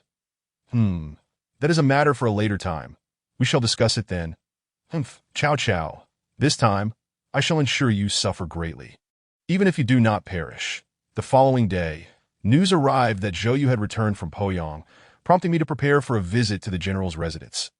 Thus, I made my way to Sun Quan's quarters. And this time, there was an additional presence in the hall. Zhou Yu himself. Clad in a white robe adorned with golden armor and wearing a ceremonial cap, he exuded an air of martial valor. As for his appearance, well, let us just say it paled in comparison to mine. After the customary pleasantries, we resumed our discussion that I was the first to speak. Though Cao Cao is known as the Prime Minister of Han, he is, in truth, a traitor to the Han dynasty. Moreover, with your exceptional martial prowess and the legacy of your forebears, you have established a stronghold in Jiangdong, spanning thousands of miles, with a competent army and enthusiastic heroes. You ought to roam the world and purge the Han of its impurities. Besides, Cao Cao is courting his own demise. Observing their silence, I continued, you claim that the rebel Cao possesses great strength. Yet in reality, he is beset by internal strife and external threats. The north remains unsettled, and with Ma Chao and Han Sui still active in Guanxi, he is left vulnerable. Can he truly rely on his cavalry to engage in naval battles with Wu and you? I noticed Sun Quan's eyes sparkled with understanding, so I added fuel to the fire. A prolonged campaign during the harsh winter will not deplete our resources, but it will leave his horses without forage. The northern soldiers struggle with unfamiliar terrain, and their combat effectiveness will dwindle significantly at this juncture. Zhou Yu finally spoke. Many only see Cao Cao's proclamations boasting of millions in his ranks and tremble in fear, neglecting to assess the truth of his situation. Upon closer inspection, while he claims to command an army of 600,000, the truth is that his forces are weary, and only about 70 to 80,000 can be deemed elite. Lord, to capture Cao Cao is best accomplished today. I merely need to request 30,000 elite troops to garrison at Xiakou, ensuring general's victory. Seeing Zhou Yu's unwavering support, Sun Quan resolved himself, standing to brandish his sword at the corner of the table. Exclaiming fiercely, my mind is made up. I shall engage Cao Cao in a fight to the death. Anyone who dares suggest surrendering to Cao Cao will meet the same fate as this table. He then turned to Zhou Yu, saying, Gong Jin, should you be able to handle it, proceed. If not, come back to me, and I shall settle matters with Mengde. Chapter 18. A beautiful return in the ensuing days. I was busy with various matters, and at last, I could finally breathe a sigh of relief, for the pressure of debating with the learned scholars was quite formidable. After a couple of days, I prepared to return to Jingzhou in anticipation of the impending battle. Since that day, I had met Zhou Yu. I had not seen him again. Perhaps he was preoccupied with troop deployments. The only visitor who frequently sought me out was the earnest Lu Su, that I speculated whether he intended to persuade me to join the Eastern Wu camp, as he visited me daily. However, today, I was not visited solely by Lu Su, but by another individual as well. My gaze bypassed Lu Su and fixated on the person behind him. The individual, in turn, disregarded Lu Su and stared at me blankly, leaving the poor Lu Su caught in an awkward position. That Lu Su then quietly informed me, Zijian, this is my lord's younger sister, the princess. She has long heard of your esteemed reputation and requested that I introduce you. Sun Shangxiang. I was taken aback. Such a beautiful young lady is Liu Bei's wife. I immediately offered my respects, saying, so it is Princess Sunat this moment. Sun Shangxiang regained her composure, raised a cup from the table, and addressed me. I have long heard of your great name, and to meet you today is indeed a stroke of fortune. With that, she emptied her cup, her face flushing crimson, likely due to the effects of the alcohol. However, I dared not overstep. After all, who was she? The only sister of Sun Quan and the future wife of Liu Bei, Tio think of pursuing her would not only draw the ire of Sun Quan, but also raise questions from Liu Bei himself. Should he learn of it that a wild man from the mountains is fortunate to receive the princess's favor? I remarked, raising my own cup and drinking it down. After the drinking was concluded, I turned to Lu Su and asked, "Could you arrange for a small boat?" Lu Su, who was conversing with Huang Zhong, was momentarily taken aback by my request, and then inquired, "What do you need a boat for?" "Zijin," I replied with a smile, "I have been in Jiangdong for some time now, and I fear my lord may be concerned, so I intend to return to Jingzhou." Lu Su, upon hearing this, hastily said, "If you leave now, what of our alliance? Many matters remain unresolved that in truth, I was not concerned about Liu Bei's worries. I simply feared that Sun Shangxiang might start thinking too much. Thus I said, I trust Zhou Dudu has already made the necessary arrangements, and we will meet again at Shako." Seeing me say this, Lu Su offered an awkward smile and said, "Then are you in a hurry? If so, I will make arrangements immediately. No rush, no rush. Just prepare it by tomorrow." I quickly responded, "Yes, I spoke with Lu Su." Sun Shangxiang was listening intently, pondering. "He is leaving? Oh no. If he goes, where will I find him in the future? I must think of a way." She then lowered her head in silence, deep in thought. Why is it that upon hearing I am leaving, Sun Shangxiang suddenly grows silent? Could it be the fabled tale of love at first sight? I was startled by my own thought. It was impossible. We had only met once, and while I do not deny my good looks, the odds seemed too high. During the meal, I engaged Lu Su in discussions about Jiangdong's customs and did not pay further attention to Sun Shangxiang. After all, who would dare to play with fire? Little did I know that Lu Su, perhaps sensing something, began to speak about marriage customs, leaving me somewhat amused, while Sun Shangxiang remained too shy to raise her head. After exiting the relay station, Lu Su turned to the princess and asked, "Has the princess taken a liking to Xiao Yu?" Sun Shangxiang's face flushed again as she replied, "I must go find my brother." "You may carry on, sir." With that, she hurried away, and Lu Su, upon witnessing this, merely shook his head in resignation. The general's residence of Eastern Wu. In Sun Quan's study, Sun Shangxiang entered, exclaiming, "Brother, I am back." Where have you been again today?" Sun Quan grumbled. "Nowhere much, just out with Lu Zijing." She replied "Oh, what business did you have with Zijing?" Sun Quan inquired I heard that the esteemed Zijing from Jingzhou is quite renowned, so I asked Zijing to take me to meet him. "Alas, such a talented individual is not put to use by me." "What a pity." Sun Quan expressed his regret. "Brother, are you planning to form an alliance with them?" "Indeed, Cao Cao's power is formidable. It is unlikely we can stand alone against him. So we must seek Liu Bei's assistance," Sun Quan affirmed. "Then, brother, who do you intend to send to deliver the alliance letter?" Sun Shangxiang asked, her eyes twinkling with intrigue. "Why do you ask such a thing?" Sun Quan countered, "I wish to represent you in delivering it, for I believe it would demonstrate sincerity. Wouldn't you agree, brother?" "Well, that does seem reasonable." After pondering for a moment, Sun Quan found merit in her words. "Of course it is. Additionally, I can help gather information from that side," Sun Shangxiang added. "Very well. Then you shall deliver the alliance letter on my behalf. I will have Zijing accompany you." Sun Quan readily consented. The next day, by the riverside, I remarked to Lu Su, "It seems I must trouble Zijing to deliver the alliance letter this time. Upon arriving in Jingzhou, I shall treat you all," Lu Su responded. "You are too gracious, sir. Moreover, you will not be the only one delivering the letter." I was taken aback and asked, "Oh, who else is responsible for the delivery?" Lu Su pointed behind me, and as I turned, I was startled to find Sun Shangxiang had silently approached me, having caught me off guard. She is the one to deliver the alliance letter. Has Sun Quan lost his senses, or is he simply jesting? How could such an important task be assigned to a mere girl? I turned back to Lu Su and said, "Zijing, this is indeed misplaced. Does anyone in Jiangdong not know that the princess is the most cherished sister of our lord? To send her with the alliance letter signifies the importance of maintaining relations with Liu Bei, and it is certainly not a matter to be taken lightly." Lu Su, with a serious demeanor, replied, "Since you say so, then it is not a trivial matter. Come, let us board the boat and discuss further." Given Lu Su's insistence, I could only laugh it off. Goodness, why is this girl following me onto the boat? Oh, could it be that her feelings for Liu Bei blossomed during her journey to Jingzhou? If that is the case, I feel reassured that as we boarded the ship, Lu Su and I stood at the bow, engaging in light-hearted banter about trivial matters, while Sun Shangxiang, on the other hand, was secretly observing me. Of course, I was oblivious to this. Sun Shangxiang, within the cabin, beheld my attire of a pure white scholar's robe, while Huang Zhong stood behind me, vigilantly scanning our surroundings.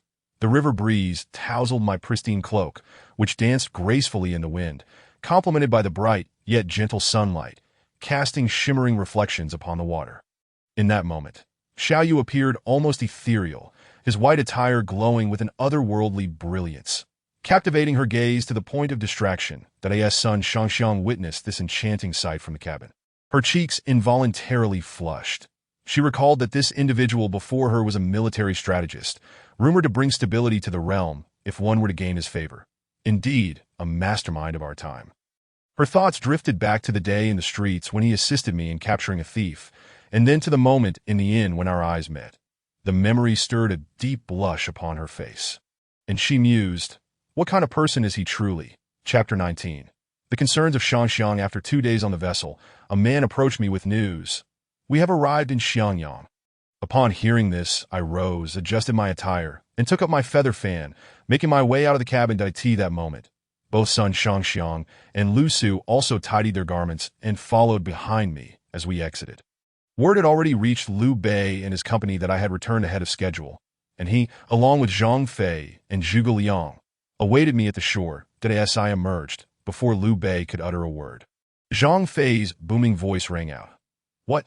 Did the pretty boy visit Jiangdong and return with a stunning beauty?" Zhang Fei then bestowed upon me a rather amusing nickname. His loud exclamation caused Sun Shangxiang to blush fiercely. Internally, I cursed Zhang Fei for his indiscretion, but quickly made my way to Liu Bei, standing before him and bowing. "You pays his respects to the Lord." Liu Bei hastily supported me, saying, "Zijian, you must be weary from your journey. Let us return to the residence and converse there." I paused, expressing my gratitude to Liu Bei. "Thank you, my lord." Just then, Zhang Fei's voice piped up again, directing a question at me. "And who is this lady? How did you manage to win her over?" He wore a mischievous grin, winking at me in a rather peculiar manner. I thought to myself, "You brought this upon yourself. Don't blame me." Ignoring Zhang Fei, I addressed Liu Bei. "My lord, this is Sun Quan's sister, General Sunday. She has come to deliver a letter of alliance, indicating that both sides have formed a pact." My words sent a chill through the gathering. Upon hearing that the lady was Sun Quan's sister, Zhang Fei realized the gravity of his blunder.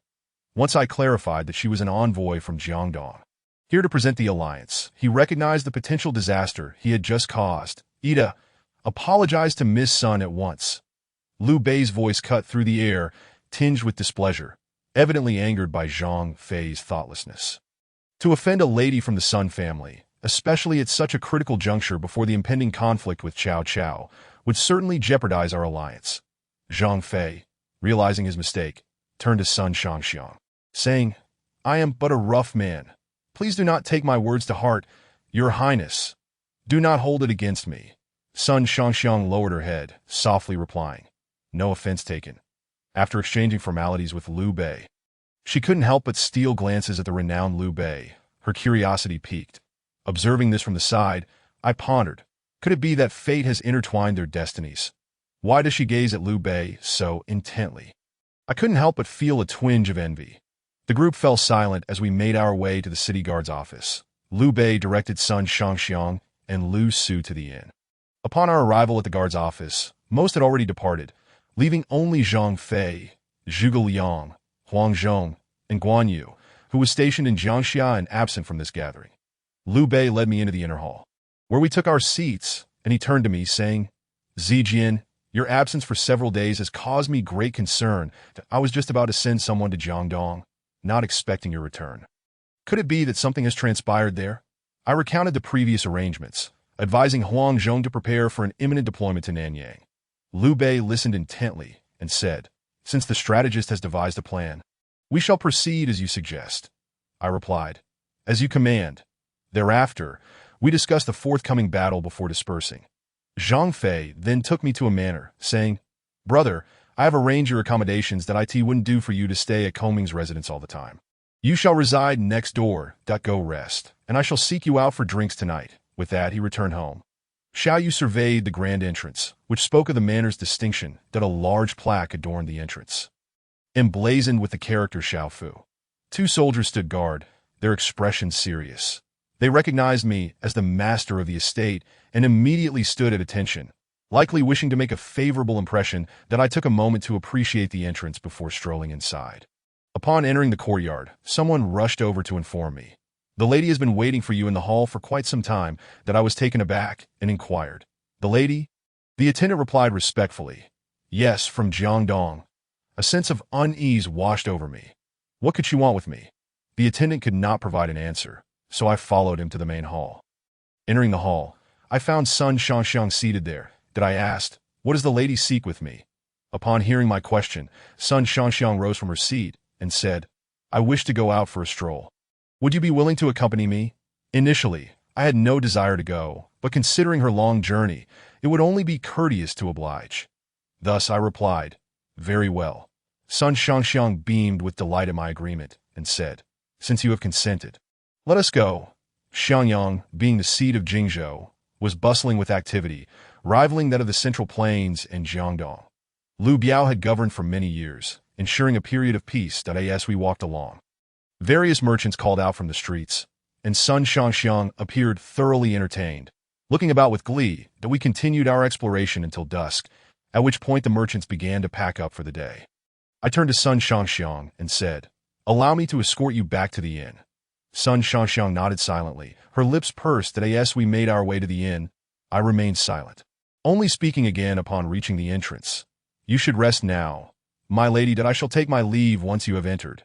With that, I stood still, awaiting her to proceed inside before returning home. To my surprise, Sun Shangxiang turned to me and said, "Please do not address me as my lady." I felt a pang of unease and asked, "Then how should I address you?" Sun Shangxiang hesitated. Her expression obscured in the dim light, and softly replied, "You may call me Xiang." Upon hearing this, my voice trembled as I responded.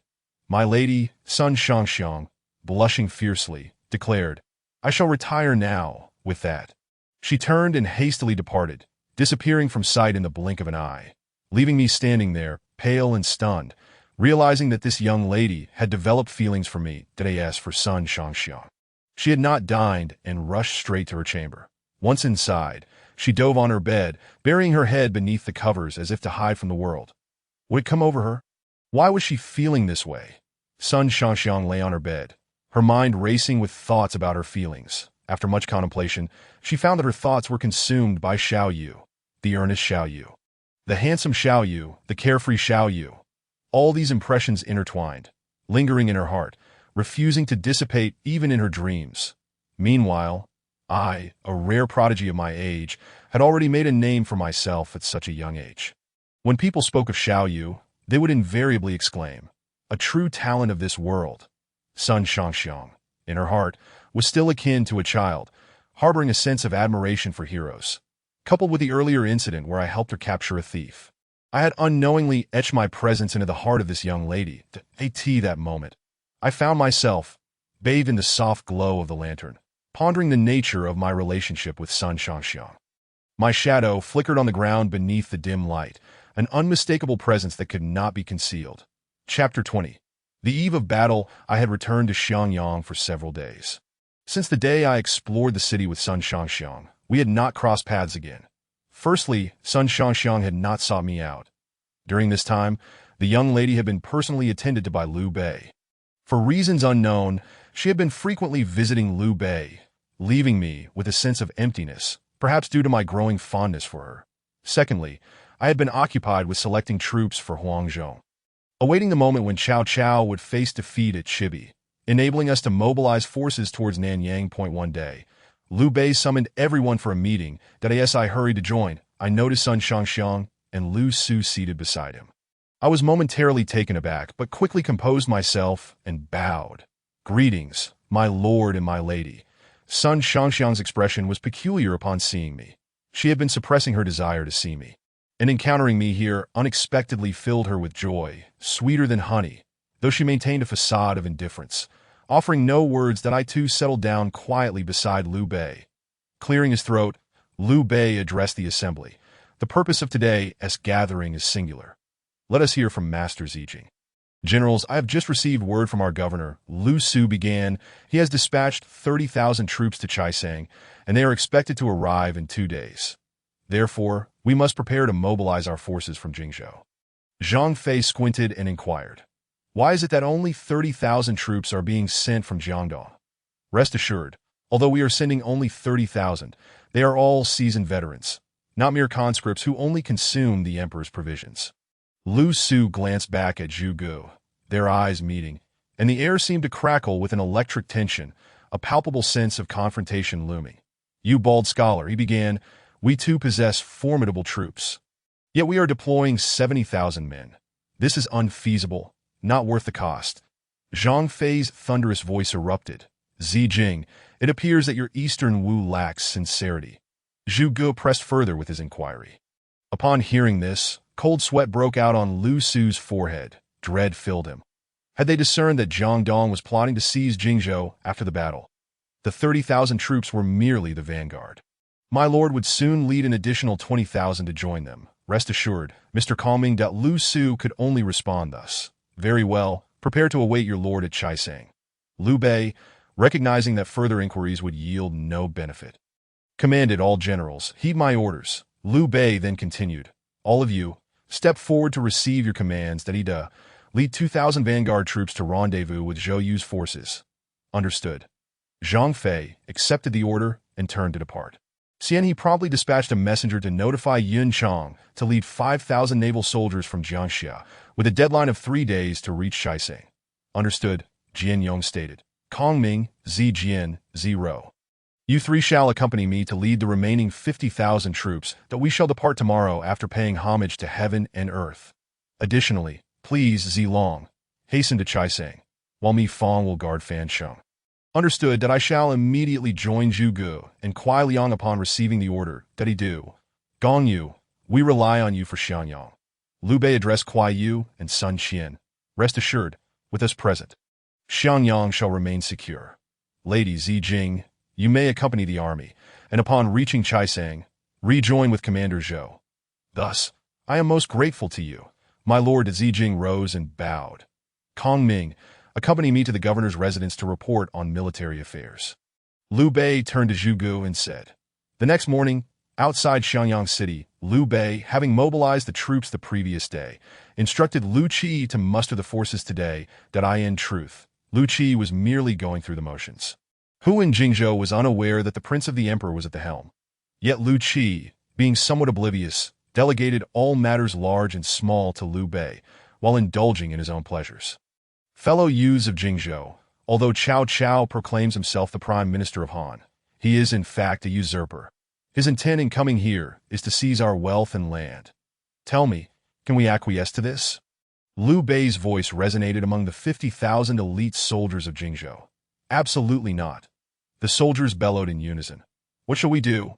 Liu Bei inquired again. Kill, kill, kill. The soldiers echoed fervently. Very well, brethren, we shall advance to slay these thieves who covet our possessions. Are you ready? Yes, they replied. We await your orders, my lord. Liu Bei further declared, fellow warriors, I shall not prolong my words. Qi awaits your triumphant return in Xiangyang. Lu Qi, however, did not linger on pleasantries, and after a round of formalities, Liu Bei, brandishing the military token bestowed by Lu Qi, embarked on a grand departure. Observing the soldiers, I pondered, I wonder how many will remain after the battle at Chibi. Alas, whether in victory or defeat, the common people suffer. After 3 days of marching, the army finally reached the vicinity of Chaisang. At this moment, the vanguard sent word that just 10 miles ahead lay the encampments of Zhang Fei and Zhou Yu. Relay the command to quicken our pace. We must reach the camp in time for lunch before noon, Liu Bei instructed, then turned to us, military strategist, we are nearing our destination. Let us hasten. Indeed, Zhu Gun nodded in agreement. And thus the group spurred their horses forward. After traversing approximately 7 or 8 miles, a troop appeared ahead to greet us. Upon closer inspection, I recognized familiar faces. Guan Yu, Zhang Fei, Zhao Yun. Was Zhou Yu also present? Upon noticing the banner of the Central Army approaching, they galloped forth to meet us. Brother, no need for words. It is surely those two brothers, exclaimed Zhang F. I why Lord requires no introduction. Zhao Yun added. Yu humbly welcomes Liu Biejia. Zhou Yu stepped forward to pay his respects to, "Oh, Commander, there is no need for excessive courtesy." Liu Bei promptly returned the gesture. "Let us proceed to the camp and discuss further," Zhou Yu proposed. Once everyone entered the tent and took their seats, Zhou Yu began, "Gentlemen, I have just received news that due to the northern soldiers' unfamiliarity with water, they are afflicted with seasickness." Following Zhang Yun's counsel, Cao Cao has tethered his large vessels with iron chains for stability. So what? Huang Gai interjected. Those ships, while sizable, are merely the watercraft brought from Xuanwu Pool, though our vessels may be smaller. A collision will surely scatter them. What are we waiting for, Commander? Let us charge forth. But what of the 30,000 elite infantry and cavalry behind him? How shall we contend with that? Our strategist Kuai Liang countered. Huang Gai, typically silent, was not foolish. He knew that one man could not match 30,000 soldiers in a life-or-death struggle. Shall we not heed the commander's counsel? Zhu Gu remarked, his gaze fixed on Zhou Yu. Zhou Yu met Zhu Ji's gaze with a smile. You must be Mr. Kongming. Very well. I propose employing a counter-scheme to eliminate Zhang Yun first. What do you think? Agreed. I shall observe how the commander executes your stratagem. Zhu Gu replied with a smirk. However, we are slightly short on supplies. Might you assist in gathering them? Zhou Yu inquired. What is lacking? We require 100,000 arrows, Zhu Gu stated. Very well. I assure you I shall gather the arrows within 3 days. But you must ensure Zhang Yun is dealt with in the same time frame. What is there to fear? Bring forth the military decree. Zhou Yu laughed heartily. Chapter 21. Kongming borrows arrows after the meeting concluded. Lu Su quickly pulled Zhou Yu aside and reproached. How can we manufacture 100,000 arrows in 3 days? Surely Kongming is speaking in jest. Zhou Yu, with a sly smile, replied, that was his own claim. I did not coerce him, that I shall instruct the craftsmen to intentionally delay the preparation of materials for arrow making, ensuring they are unprepared by the deadline. When the time comes and he cannot deliver, he shall bear the blame, leaving him without recourse to go and investigate his plans, then report back to me.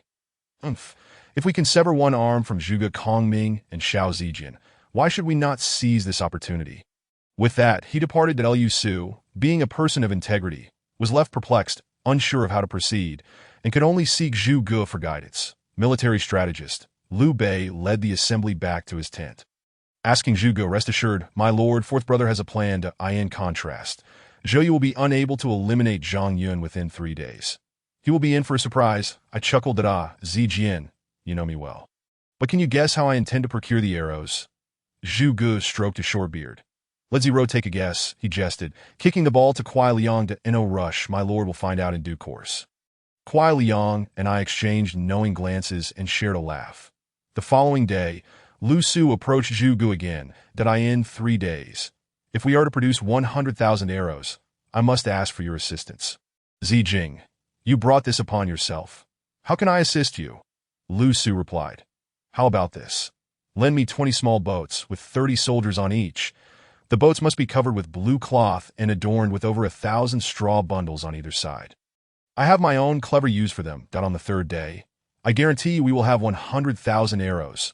But you must ensure the commander remains unaware that if he discovers my plan, it will be ruined. Liu Su, being the honest man he was, agreed, albeit clueless about Zhu Ji's intentions, that he returned to report to Zhou Yu, omitting the matter of the boats, merely stating that Zhu Gu required no bamboo, feathers, or glue. Zhou Yu grew curious and remarked, we shall see how he handles this on the 3rd day. On the 3rd day, I rose at the 4th watch and sought out Kuai Liang, saying, a splendid performance awaits. Wake up and accompany me to the riverbank. That we arrived at the riverbank to await Zhu Ji's arrival. Before long, Zhu Gu and Lu Su approached side by side. Upon seeing me, Zhu Gu smiled, 5th brother, you truly came. Upon noticing Kuai Liang beside me, he chuckled, I did not expect Zero to be enlisted as well. There is a splendid performance in store. How could I miss it? I replied that Liu Su, still bewildered, had been roused early by Zhu Gu, and now saw all of Liu Bei's strategists had arrived. Awakening to the situation, it is said that Lu Su privately allocated 20 swift boats, each manned by 30 soldiers, and, following Zhu Ji's instructions, prepared the blue cloth and straw bundles, awaiting Zhu Gu's orders. Zhu Gu invited us aboard one of the small boats, where we found provisions and wine. Lu Su inquired, "What have you summoned me for?" Zhu Gu replied with a grin, "To join us in retrieving arrows." "Where shall we procure them?" Lu Su asked, "And no need to inquire. You shall know when we arrive," Zhu Gu said, leaving Lu Su no choice but to remain silent and sip his drink to a tea this moment. Zhu Gu commanded the 20 boats to be tethered together and steered toward the northern shore. Lu Su gasped, "Are you planning to surrender to Chao?" Kuai Liang replied with a smirk, "Why wait until today to surrender to Chao?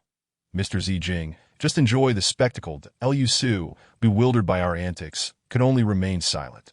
Just then, the sky had yet to brighten, and a thick fog enveloped the river, obscuring everything in sight. The soldiers continued to row until they neared Cao Cao's water encampment. Zhu Gu commanded that the stern of the ship be turned eastward. Aligning the vessels in a straight line, that he instructed the soldiers aboard to beat the drums and shout loudly. Lu Su, taken aback, exclaimed, "What shall we do if Chao's soldiers come out?" Zhu Gu, with a smile, replied, "The fog is so thick that Zhang Yun will surely not dare to send out troops. Let us indulge in wine and revelry, and when dawn breaks, we shall return to At that moment." Zhang Yun was sound asleep, but was suddenly roused by the sounds of drums and shouts that he inquired about the commotion, and his subordinates informed him that enemy forces were approaching on the river. Upon hearing this, Zhang Yun commanded, "The fog is dense on the river. If the enemy attacks suddenly, we cannot discern truth from illusion. Do not act rashly. Let our archers shoot arrows to keep them at bay." He also dispatched a messenger to the rear encampment to summon 6,000 archers to support the naval forces. In an instant, over 10,000 archers from Chao's army unleashed a volley of arrows into the river, resembling a torrential rain. The side of the ship was soon covered with arrows, and a few even pierced through the gaps in the thatched cover. Leaving Lu Su pale and trembling, that I too was quite frightened. Who could predict whether those arrows would strike true? They are, after all, blind projectiles. Zhu Gu then ordered that the ship be turned around, its bow facing east and its stern west, while continuing to beat the drums and shout, drawing closer to Chao's water fort to receive arrows. That I said, "Fourth brother, perhaps this is unnecessary." However, Kuai Liang interjected, "Zijian, this will ensure that Zhang Yun does not become suspicious." Hearing this, I had no choice but to remain silent. That as dawn gradually approached, the fog had yet to dissipate. At this time, the thatch covers on both sides of the ship were filled with arrows. Upon seeing the light of day, Zhu Gu instructed the soldiers to shout in unison, "Thank you, Chancellor Chao, for the arrows." Only then did Lu Su comprehend the situation, turning to Zhu Gu and exclaiming, "Brilliant, truly brilliant." Zhu Gu smiled faintly and then commanded the 20 ships to return to the southern bank. Zhang Yun, realizing he had been deceived, found that the ships were already sailing swiftly back to the southern bank, making it too late to pursue. When the 20 ships reached the shore, Zhou Yu arrived at the riverbank to investigate the situation, only to find the ships adorned with thatched covers, each brimming with arrows, approximately 5,000 to 6,000 arrows per ship, totaling over 100,000. But upon seeing Zhou Yu, Lu Su recounted the tale of how the arrows were borrowed. After listening, Zhou Yu sighed deeply. Combing stratagems are indeed extraordinary.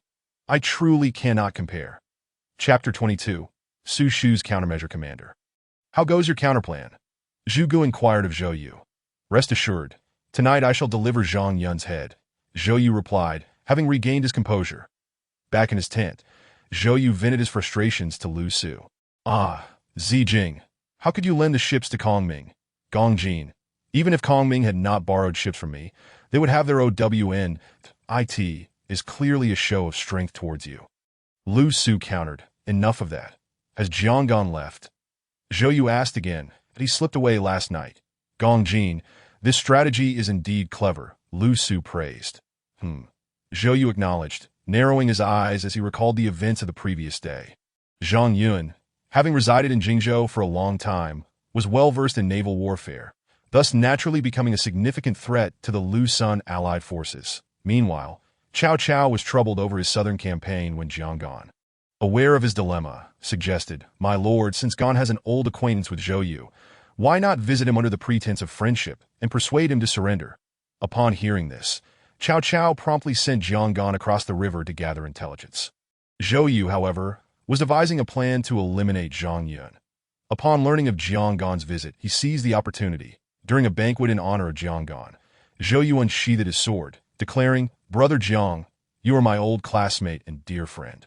Today we shall discuss friendship and not warfare. Should anyone dare to speak of battle, let this sword be used against him." This effectively silenced Jiang Gan, who dared not mention the topic of surrender. They indulged in laughter and wine, with Zhou Yu himself becoming quite intoxicated.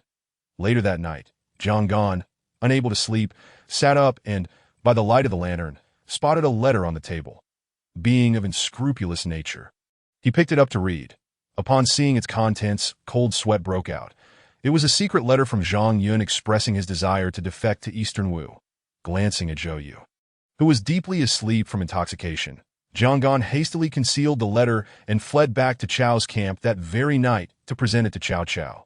Upon reading the letter brought by Jiang Gan, Cao Cao compared it to Zhang Yun's surrender letter and found them identical. Enraged, he ordered Zhang Yun to be executed. When the news reached me, I was engaged in a game of chess with Zhu Gu and Kuai Liang. I smiled lightly and remarked, "I never expected Zhou Gongjin to employ a counter-strategy." Kuai Liang cautioned, "Do not underestimate him. We in Jingzhou have suffered greatly at his hands before. His cunning is peculiar and perilous. When it comes to schemes, few can rival him," that I retorted. "Oh, are you not also his match, Zero?" Kuai Liang forced a smile. "He excels in deceit, while I am adept in straightforward strategies. This I am well aware of." Zhu Gu, listening to our conversation, remained silent. Yet I noticed his eyes narrowing upon hearing of Zhou Yu's penchant for intrigue. I understood he was beginning to plot against Zhou Yu, that fool that I suggested. "It seems the time has come for second brother to take action." Zhu Gu nodded slightly, murmuring, "I shall dispatch someone with a message at once to seize the position of naval commander." On the northern bank, in the Chao army's main camp, Cao Cao queried his advisors, "Who shall replace Zhang Yun as the naval commander?" "My lord, there is no one amongst us who understands naval warfare," came the reply. Sun Yu stepped forth, asserting, "My lord, we do not require a commander. Let our soldiers immediately cross the river and vanquish the enemy with fervor. We possess numerous elite infantry and cavalry. Why fear them?" The other advisors chimed in, filling the camp with lively chatter. Cao Cao, already prone to headaches, felt the chaos worsening, intensifying his discomfort. "You cannot execute Zhang Yun," a voice called from outside the camp.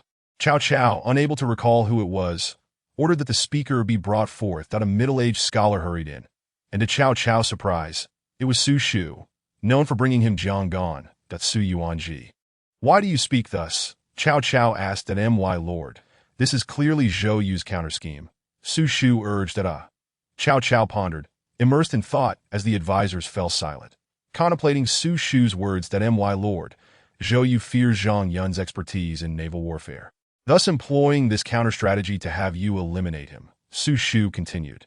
Jiang Gan, hearing this, grew anxious, fearing Cao Cao's wrath would fall upon him, and hurriedly interjected, "My lord, alas, the simpler the scheme, the more effectively it ensnares people. Regardless, Zhang Yun must not be killed. Finding a suitable naval commander is paramount," Sun Yu added. Realizing he had been outmaneuvered, Cao Cao nodded in agreement. "If you do not reject me, I shall gladly assume the role of naval commander." Su Shu boldly offered that, "Oh, Yuanji, your capabilities are indeed worthy of this position. Yet did you not vow to cease offering counsel? Moreover, I have heard that Zhuge Kongming and Xiao Ziji are your classmates?" Cao Cao's previously squinting eyes widened, a fierce light emanating from them. That Su Shu, undeterred, met his gaze and replied resolutely, "My lord, while Kongming and Ziji are my former classmates, they are not my close friends. Furthermore, I wish to seize this opportunity to compare our strategies. Who possesses the superior scheme, theirs or mine?" Cao Cao fell silent, and Su Shu, as if struck by a profound realization, lamented, "Alas, I once held my heart to the bright moon. Yet the moon seeks only the gutter." The advisors present exchanged glances, their expressions shifting as they regarded Su Shu, who among them would dare to speak such words to Cao Cao. His statement resonated deeply, reflecting the sentiments of many present. Too often, A sovereign would trust their instincts over the counsel of their advisors, leading to defeat, only to blame them upon return. This phrase encapsulated the feelings of the advisors, articulated with remarkable eloquence that, of course, they were unaware that I had taught Su Shu this line. Cao Cao, upon hearing it, felt the light in his eyes dim, and he began to repeat the ancient saying. I once held my heart to the bright moon, yet the moon seeks only the gutter. Standing nearby, Sun Yu coughed twice, prompting Cao Cao to snap back to reality, that he then addressed Su Shu. Very well, I appoint you, Yuan Ji, as naval commander, to oversee naval affairs. That I hope you do not betray my trust to Su Shu, the one who could wield the small golden figure, stepped forward to accept the military token handed to him by Cao Cao's attendant. Bowing deeply as he declared, I shall not fail to meet your expectations, my lord. Among all those present, none noticed the glimmer of amusement in his eyes as he bowed, yet that amusement was decidedly frigid. Chapter 23. The Battle of Chibi, Part 1. Previously, it was mentioned that Cao Cao fell victim to Zhou Yu's stratagem, leading to the demise of Zhang Yun, who was the sole expert in naval warfare. Su Shu then volunteered himself, earning Cao Cao's trust with the poignant words, I intended to share my heart with the bright moon. Yet alas, the moon merely illuminates the ditches. Consequently, he was appointed as the commander of the naval forces. Naturally, Su Shu would document all of this in a secret letter and dispatch someone to stealthily return to the southern bank to deliver it to me and Pig Brother. Today, Su Shu sent another letter, which I eagerly opened to find that Cao Cao's northern soldiers were unaccustomed to the water, and although all the warships had been secured together with iron chains, providing some stability, many soldiers had succumbed to illness due to the unfamiliar environment. After reading the letter, I passed it to Pig Brother that I had already contemplated a solution, yet I feared it might defy the heavens, and thus hesitated to voice it. Upon reading the letter, Pig Brother looked at me and discerned my thoughts, saying, Fifth brother, fourth brother is also aware of your thoughts, but he fears it may go against the will of heaven and is reluctant to speak of it. Truly, what an astute individual. As he shared my sentiments, that I no longer held back and candidly suggested, let second brother transfer Chao's elite infantry and cavalry onto the ships, and then infect them as well. When they are 6 or 7 parts ill, we shall then cross the river. By that time, they will lack the strength to resist. That sounds plausible, but what method do you propose to persuade Cao Cao to place his infantry and cavalry aboard the ships? Pig Brother inquired with a smile. Well, second brother could argue that the terrain of Jiangnan is unsuitable for cavalry, and propose that the infantry and cavalry from the rear army come aboard to practice naval warfare. They could also substitute for the ailing soldiers, ensuring that when we launch our attack across the Jiangnan, these elite troops will excel not only on land, but also on water, potentially leaving no adversaries to contend with. I elaborated.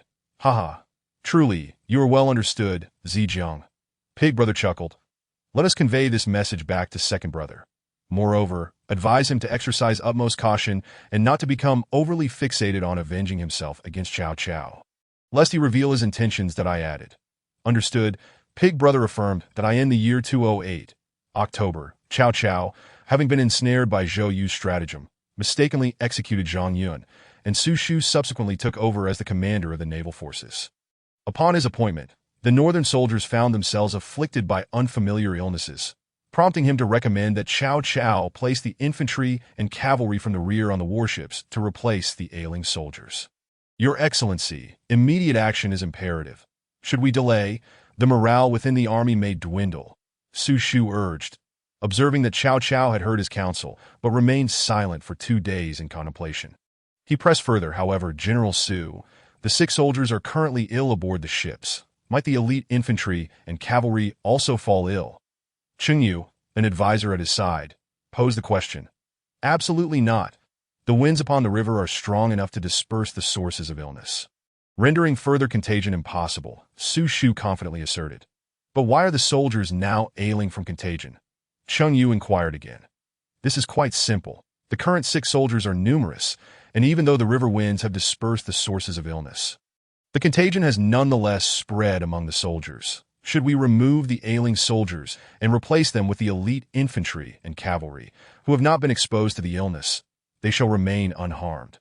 Su Shu explained that, if that is the case, Chancellor, this plan is indeed feasible. Moreover, by the time the infantry and cavalry are trained in naval warfare, the youths of Jiangdong shall likely surrender in fear without a fight. Cheng Yu remarked, turning to Cao Cao. Very well. Summon Zai and instruct him to transfer the Tiger and Leopard cavalry onto the warships for training under Yuan Ji. Cao Cao decided decisively, permitting the Tiger and Leopard cavalry led by Cao Chun to board the ships for practice.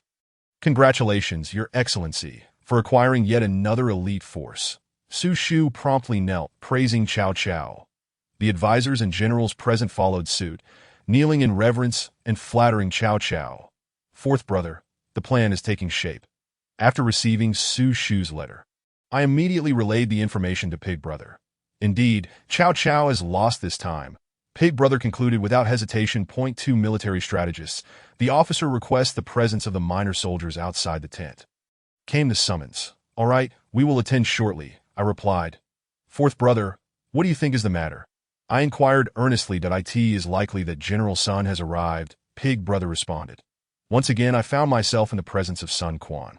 However, this time he was not attired as he had been during my previous encounter in Jiangdong.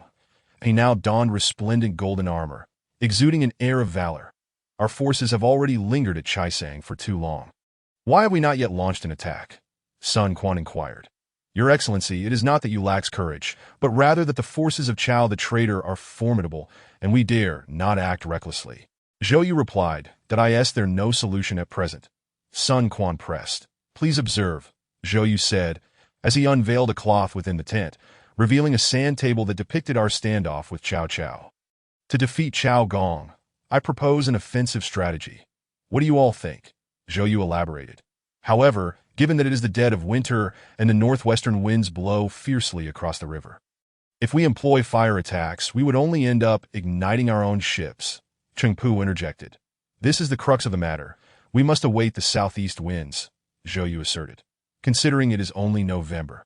To wait for the southeast winds means we would have to endure at least another 6 months. Zhang Fei bellowed. The southeast winds are not the issue. The real challenge lies in how we can approach the Chao army's ships without them noticing. Pig Brother remarked, casually waving his feather fan. Do not presume you are the only one with a feather fan. I possess one as well, I thought to myself, rolling my eyes at him, then playfully fanning in his direction. Oh, Kongming, can you truly summon the east wind? Zhou Yu inquired, clearly astonished as he turned to Pig Brother. In 5 days, I shall certainly procure the east wind. However, how can we ensure our fire ships remain undetected by Chao's forces? Pig Brother confidently replied. Commander, I have a plan, Huang Gai interjected, clearly about to propose his infamous ruse. General Huang, what scheme do you propose? Sun Quan asked eagerly. Your Excellency, I can allow the commander to chastise me for my lax discipline, prompting him to strike me, that I shall then feign surrender to Chao the traitor, bringing along ships laden with fire oil and dry grass, and set ablaze as we approach Chao's camp, Huang Gai explained. Excellent. Zhou Yu and Pig Brother echoed in unison. Sun Quan and Liu Bei recognized the ingenuity of this strategy, and all eyes turned to Pig Brother, awaiting his assurance that he could indeed summon the east wind. Understanding the weight of their gazes, Pig Brother addressed Zhou Yu. Although I am unworthy, I have encountered a remarkable individual who imparted to me the secrets of the 8 gates of Duanjia, enabling me to summon winds and rain. Should the commander desire the southeast wind, a platform named the 7-Star Altar can be constructed on the small hill behind the camp. That should be 9 zhang high and built in 3 tiers, requiring 120 individuals to wield flags in a circle. That I shall perform the rites atop the altar, and within 3 days and nights, a fierce wind shall arise, allowing our great endeavor to succeed. However, it is imperative that we act promptly. Chapter 24. The Battle of Chibi. Part 2. Previously, it was mentioned that Pig Brother had a means to summon the east wind, albeit requiring the construction of a sacrificial altar on the mountain. Mr. Kongming, do you have confidence in this plan? Zhou Yu fixed his gaze on Pig Brother. Rest assured, Commander, the east wind shall arrive within 5 days, and preparations should be made accordingly, Pig Brother affirmed. Very well. You shall now arrange for the soldiers to construct the altar, Zhou Yu declared, bowing to Sun Quan as he strode out of the tent. Military strategist, whether we can defeat Cao Cao hinges on you. Liu Bei said to Pig Brother. Do not worry, Your Excellency. I shall surely fulfill your expectations, Pig Brother vowed. Who do you require as assistants, Kongming? Liu Bei inquired. Let Zilong stand by at the altar to provide support. Pig Brother suggested. Very well, Zilong. You shall be responsible for safeguarding the 3 military strategists. Liu Bei instructed Zhao Yun at once. Zhao Yun knelt to receive his orders. Once the forces of Eastern Wu had departed, I conveyed to Liu Bei, Your Excellency, we must immediately send word to General Han Sheng, instructing him to mobilize his forces to seize Nanyang 5 nights hence. Understood, Liu Bei responded. After the discussions concluded, the assembly dispersed to prepare the soldiers, while I intended to return to my tent for a brief nap, only to find Sun Shangxiang waiting for me outside. Princess, are you waiting for you? I inquired, perplexed. Yes, Sun Shangxiang replied, her face flushing crimson upon seeing me return. Did I ask there's something you require of you, Princess? I asked again. Sir, did you not say to call me Xiang? Sun Shangxiang queried suddenly. Did I? Xiang, I sighed. Still too timid to voice my thoughts, the DOU perhaps looked down upon Xiang. Sun Shangxiang's demeanor suggested she was on the verge of tears that I immediately felt alarmed. What a calamity it would be to cause Sun Quan's treasured sister to weep in the military camp. Who could predict what that bird of a man would do? No. It is merely that the princess is too beautiful, and I fear I am unworthy of you. I hastily clarified, waving my hands. Are you truly unaware of Xianger's feelings? Sun Shangxiang pressed that I was taken aback. How bold this ancient maiden was, disregarding societal customs and boldly expressing her affection. What immense courage that required. Previously, I was deeply troubled by the thought that she would become Liu Bei's wife, which deterred me from expressing my feelings.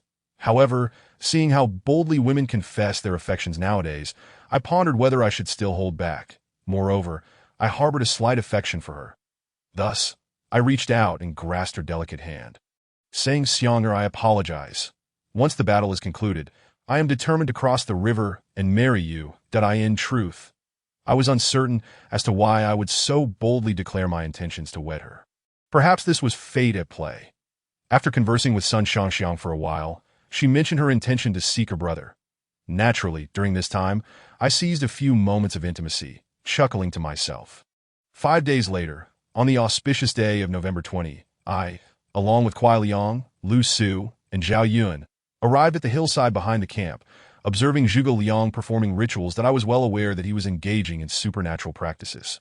Meanwhile, Liu Bei's 3 brothers and the valiant generals of Jiangdong were fully armored and had gathered their troops, awaiting the favorable winds. Zhuge Liang, having bathed and fasted, donned his Taoist robes, barefooted and with flowing hair, approached the altar. Upon noticing Lu Su's presence, he instructed him, Zijing, you may assist Gong Jin in mobilizing the troops. Should my prayers go unanswered, do not take offense. Reluctantly, Lu Su departed. Zhuge Liang then admonished the soldiers guarding the altar. No one is to leave their posts. Whisper amongst themselves, speak recklessly, or be startled by ghosts. Anyone who disobeys will face execution. The soldiers all acknowledged his orders.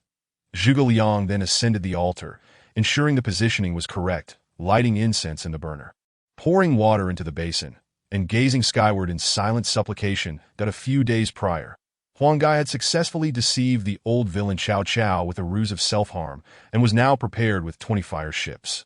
The prows of the ships were studded with nails, filled with reeds and dry wood, doused in fish oil, layered with sulfur, and covered with blue oilcloth, with a green dragon tooth flag at the bow and ropes tied to the stern. Awaiting Zhou Yu's command, to at this moment, Zhou Yu, observing the clear night sky and the stillness of the breeze, remarked to Lu Su, Kong Ming's words are erroneous. I am in the middle of winter. How could there possibly be a southeastern wind? The honest man replied, I believe Kong Ming would not speak without confidence. That as the clock approached 3, a sudden gust of wind arose, and the flags began to flutter. Zhou Yu emerged from his tent to witness the flags shifting to the northwest. In an instant, a powerful southeastern wind sprang up, startling Zhou Yu, who turned to Lu Su and exclaimed, This person possesses the ability to manipulate the very forces of nature, a skill beyond mortal comprehension. If we allow him to remain, he will be the bane of Eastern Wu, and we must eliminate him swiftly to avert future calamities. That he then urgently summoned the guards, Ding Feng and Su Sheng, instructing, each of you take 100 men, that Su Sheng will approach from the river, and Ding Feng will take the land route. Proceed to the 7-star altar on Nanping Hill, and without question, Seize Zhuge Liang and execute him. Then bring his head back to claim your reward." The two generals complied and led their soldiers to capture us. Ding Feng's cavalry arrived first, observing the soldiers holding flags atop the altar. Standing resolutely in the wind, Ding Feng dismounted and brandished his sword to ascend the altar, only to find Zhuge Liang absent. He hurriedly inquired of the altar's guards regarding Zhuge Liang's whereabouts, who informed him that he had just departed. Ding Feng hastily descended to search for him. At that moment, Su Sheng's ship also arrived, and the two found themselves at the riverbank, unsure of their next move. Just then, a soldier reported a swift vessel recently anchored at the riverbank, and I saw Kong Ming and the others board it. The ship has moved upstream. Ding Feng and Su Sheng then split into land and water routes to pursue. Su Sheng commanded the sails to be raised and seized the wind, and as they drew near, Su Sheng shouted from the bow, "Military strategist, do not depart. The commander seeks you." Zhuge Liang stood at the stern of the ship, laughing heartily, and replied, "Return and inform the commander. Conduct your military affairs wisely, and perhaps we may meet again in the future." But Su Sheng pressed, "Please, delay but a moment. I have urgent matters to discuss." Zhuge Liang responded, "I anticipated that your commander would not permit me to remain, and thus I sent Zhao Zilong to meet me. There is no need for you to pursue," the Su Sheng, undeterred, observed as the ship drew nearer. Suddenly, Zhao Yan notched an arrow and stood at the ship's stern, declaring, "I am Zhao Zilong of Changshan. I have come to escort the military strategist under orders." "Why do you pursue?" He continued, "I was prepared to shoot you with an arrow to demonstrate the discord between our factions. But I would rather you understand my tactics." With that, the arrow flew forth, severing the ropes of Su Sheng's ship's canopy. The canopy fell into the water, causing the vessel to capsize in the cabin. I and Kuai Liang witnessed Zhao Yun's formidable prowess and simultaneously exclaimed in astonishment that on the shore, Ding Feng observed this scene and instructed Su Sheng to steer the ship towards the bank, stating, "Zhuge Liang's brilliance is beyond reach, and with Zhao Yun's unmatched valor, we shall return and report this." Thus, they returned to inform Zhou Yu of the situation, stating that Zhuge Liang had preemptively sent Zhao Yun to greet them. Zhou Yu was taken aback, exclaiming, "This person possesses such cunning. I cannot find rest at night." The honest man replied, "Let us first defeat Cao Cao. Then we shall devise our next move." Chapter 25, The Battle of Chibi, Part 3, Alas. It must be so. Upon concluding, Zhou Yu promptly summoned the generals of Eastern Wu to heed his orders. "General Huang Gai, you are to lead the soldiers feigning defection directly into Cao Cao's camp." Zhou Yu commanded Huang Gai. "Understood," Huang Gai replied, turning to depart. "General Qingpu, you shall lead all our soldiers following General Huang. Once Cao Cao's ships are ablaze, launch a full-scale assault to ensure a clear path between the water fortress and the land stronghold." "Understood." Chengpu also turned to leave to Zijing. "You shall accompany me to support the commander in the final moments, that I will obey the commander's orders," Lu Su replied, his expression serious. Now, it remained to be seen whether Liu Bei's forces could inflict significant damage upon Cao Cao's camp. In this moment, Zhou Yu could only pray for divine favor upon the Lu Sun coalition that, on the other hand, Cao Cao had announced his intention to personally board a ship to welcome Huang Gai's surrender. He was presently leading his strategists on the ship. Gazing out at the river, it was crucial to remind that the soldiers aboard were originally elite infantry and cavalry from the land stronghold. Yet they were still unaccustomed to naval warfare and had been exhausted by Su Shu's grueling training in recent days. They appeared utterly dispirited, and many had begun to experience ailments. Each time, Cao Chun inquired of Su Shu regarding the situation.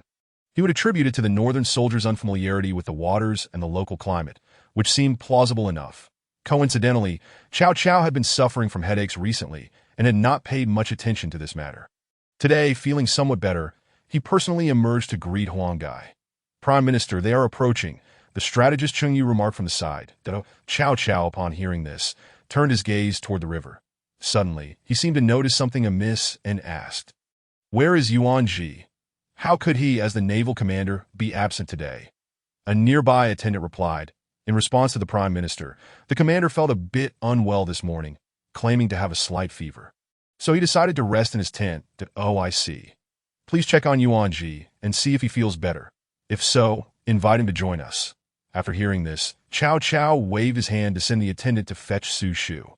Meanwhile, I, along with Zhuge Liang and the others, had arrived upstream and made landfall, though we swiftly mounted the horses that had been prepared onshore and raced toward Liu Bei's forces. The southeastern wind had been favorable for some time, but Zhao Zilong had yet to return with Kong Ming and the strategist, which filled my heart with concern. Liu Bei turned to Zhang Fei beside him and said, "Elder brother, fret not. If Zhou Yu dares to harm the strategist and the pretty boy, I will ensure his head serves as your chamber pot." Zhang Fei's eyes widened in disbelief. "Elder brother, there are several riders approaching from the distance." Guan Yu interjected suddenly, "It must be the military strategist." Liu Bei rejoiced, spurring his horse forward to welcome them. Indeed, it was our four companions. After a hurried exchange, Zhuge Liang stated, "We cannot spare time for other matters now. Have the troops and warships that you prepared been arranged?" "They have been ready for some time, awaiting the strategist's orders," Liu Bei replied. "Thus, we instructed our troops, and I said to Zhao Yun, 'Zilong, you are to take 3,000 cavalry and swiftly traverse the woodland paths of Wulin, finding a place dense with trees and reeds to lay in ambush. After the fourth watch tonight, Cao Cao will undoubtedly pass that way. Once his remnants have crossed, set fire to the area. Though we may not eliminate them entirely, we can surely take down half." Zhao Yun countered, "There are two paths through Wulin. One leads to Nanyang, and the other to Runan. Which route shall we take?" I responded, "Nanyang is near my Xiangyang, and Cao Cao would not dare venture that way. He will surely head towards Runan, then proceed to Suchong." Zhao Yun accepted the plan and departed. Zhuge Liang then called upon Zhang Fei, instructing, "You shall lead 3,000 soldiers to cut off the route through Yiling, lying in wait at the entrance of Hulu Valley. When Cao Cao arrives, he will not dare traverse the southern Yiling and will surely head north instead. After the rain, he will come to prepare his meals at the sight of smoke rising, set fire to the mountainside. Though we may not capture Cao Cao, the merit of this endeavor will not be insignificant." Zhang Fei took his leave to execute the plan. Zhuge Liang then summoned Mi Zhu, Mi Fong, and Liu Bei's adopted son Liu Feng, instructing them to each command a ship, circumnavigate the river, and capture the defeated troops. Seizing their supplies, the three of them departed to carry out their orders at this moment.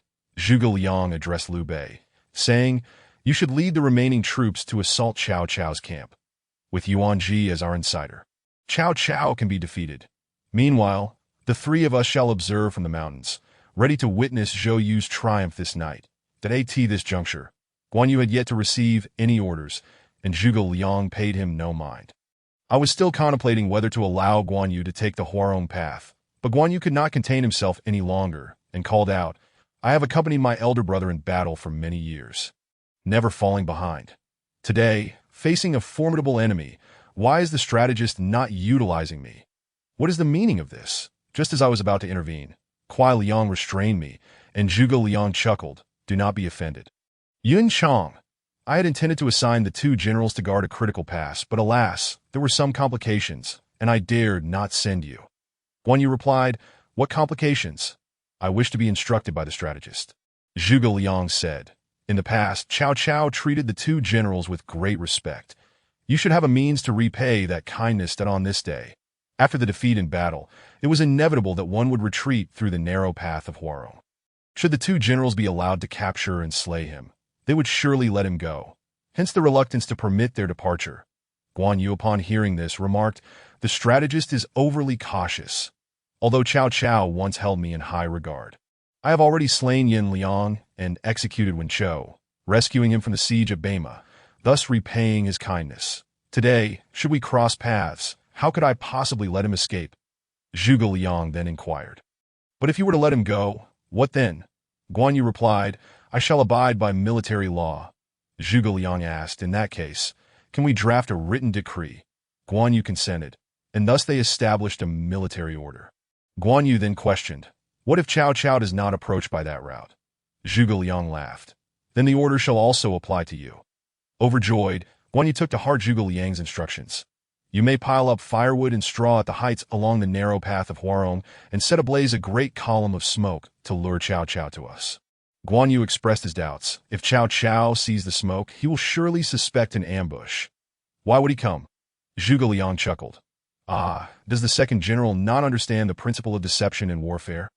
Although Cao Cao is skilled in the art of war, this ruse will surely deceive him, Upon seeing the smoke, he will presume it a mere bluff and will undoubtedly choose that path. With no choice left, Guan Yu accepted the command and, accompanied by Guan Ping, Zhou Cong, and 500 elite soldiers, set off to lay an ambush at Huarong. Liu Bei, observing from the side, remarked, "My second brother is deeply loyal. Should Cao Cao truly venture towards Huarong, I fear he may indeed let him go." Zhuge Liang, ever the strategist, feigned indifference. "I have discerned the celestial signs. The villain Cao has yet to meet his demise. To leave him this favor will ultimately benefit Yunchang." Liu Bei replied, "Your foresight is unmatched, strategist." I interjected, "Hey, my lord, am I not also a person of foresight?" Hearing this, Liu Bei and Zhuge Liang burst into laughter. With Liu Bei stating, "Zi Jian, cease your pretenses. I do not believe your fanciful words." With that, he rode away. I was left in a state of astonishment. Did I guess it so difficult to earn a modicum of praise while mingling with Zhuge Liang? Alas, my lord, how disappointing. Thus, we accompanied Zhuge Liang to a high vantage point to observe Zhou Yu's military maneuvers, while Liu Bei prepared his personal guards to launch an assault on Cao Cao's camp once the fire was ignited. Chapter 26. The Great Battle of Red Cliff, Part 4. As it happened, Liu Bei had already set forth with his troops towards Cao Cao's encampment, preparing for an assault. Meanwhile, on Cao Cao's side, Huang Gai's ships had entered the range of the enemy's archers. Cheng Yu, noticing the sudden emergence of a southeast wind, warned Cao Cao, "Prime Minister, today's southeast wind necessitates caution." Cao Cao replied with a laugh, "As the winter solstice brings about the return of the sun, how could we not expect a southeast wind? What is so strange about it? Furthermore, Gongfu will deliver supplies from Poyang Lake. Surely the provisions are not a ruse." At this moment, Huang Gai stood upon the third fire ship, clad in protective armor, wielding a sharp blade, with a great banner proclaiming Vanguard Huang Gai. The southeast wind roared, and the waves surged. Cao Cao, observing the fleet from the central water fortress, marveled as the sunlight shimmered on the river like 1,000 golden serpents dancing upon the waves. He laughed heartily, believing himself to be in a position of great triumph. As the ships drew nearer, Cheng Yu observed intently for a long while before urgently advising Cao Cao, "Prime Minister, those approaching ships must be a deception. Do not let them near the encampment." Cao Cao inquired, "How do you know this, Zhongda?" Cheng Yu replied, "If they truly carried provisions, the ships would be steady and laden. However, they appear light and buoyant, and with the fierce southeast wind tonight, it surely indicates treachery. We must be wary." Cao Cao, realizing the gravity of the situation, quickly asked, "Has Yuanji arrived?" At that moment, a small officer returned, exclaiming, "Prime Minister, the commander is not in the tent." Upon hearing this, Cao Cao's face turned pale, and he felt darkness closing in, nearly fainting. Summer Ho Yuan, witnessing this, pointed towards Huang Gai's vessels, shouting, "By order of the Prime Minister, the southern ships must not approach the encampment. Abandon them in the river." The troops echoed quickly, "Lower the sails of the southern ships." Just as Summer Ho Yuan's command rang out, an arrow flew, striking him in the left arm, causing him to collapse onto the ship, throwing the crew into chaos as they hurried to evacuate him. Cao Cao then commanded, "Prepare for battle swiftly." At this juncture, Huang Gai's ships were merely 2 li away from Cao Cao's water fortress, poised for an assault. With a swift motion, Huang Gai ignited the vessels ahead of him. What a spectacular sight it was! The flames surged with the wind, fanned by the gusts, and the ships darted forward like arrows, smoke billowing high into the sky. Upon witnessing this, Cao Cao realized that the allied forces of Liu and Sun were about to strike. Unfortunately, his recurrent headache had returned, and Summer Ho Yuan had been injured by the arrow, leading to chaos among his elite tiger and leopard cavalry, who were now incapacitated by fear and disarray. The air thick with the stench of charred flesh. Some strategists were even compelled to retch at the sight. Just then, a soldier from Jiangdong charged forward with a blade aimed at Cao Cao. Summer Ho Yuan shouted, "Retreat, retreat." Hearing the command, Cao Cao snapped back to reality and ordered, "All troops, retreat to safety." He initially intended to return to the riverside camp, but flames engulfed the area at this moment. Huang Gai leaped onto a small boat, with several men behind him, navigating through the smoke and fire to confront Cao Cao.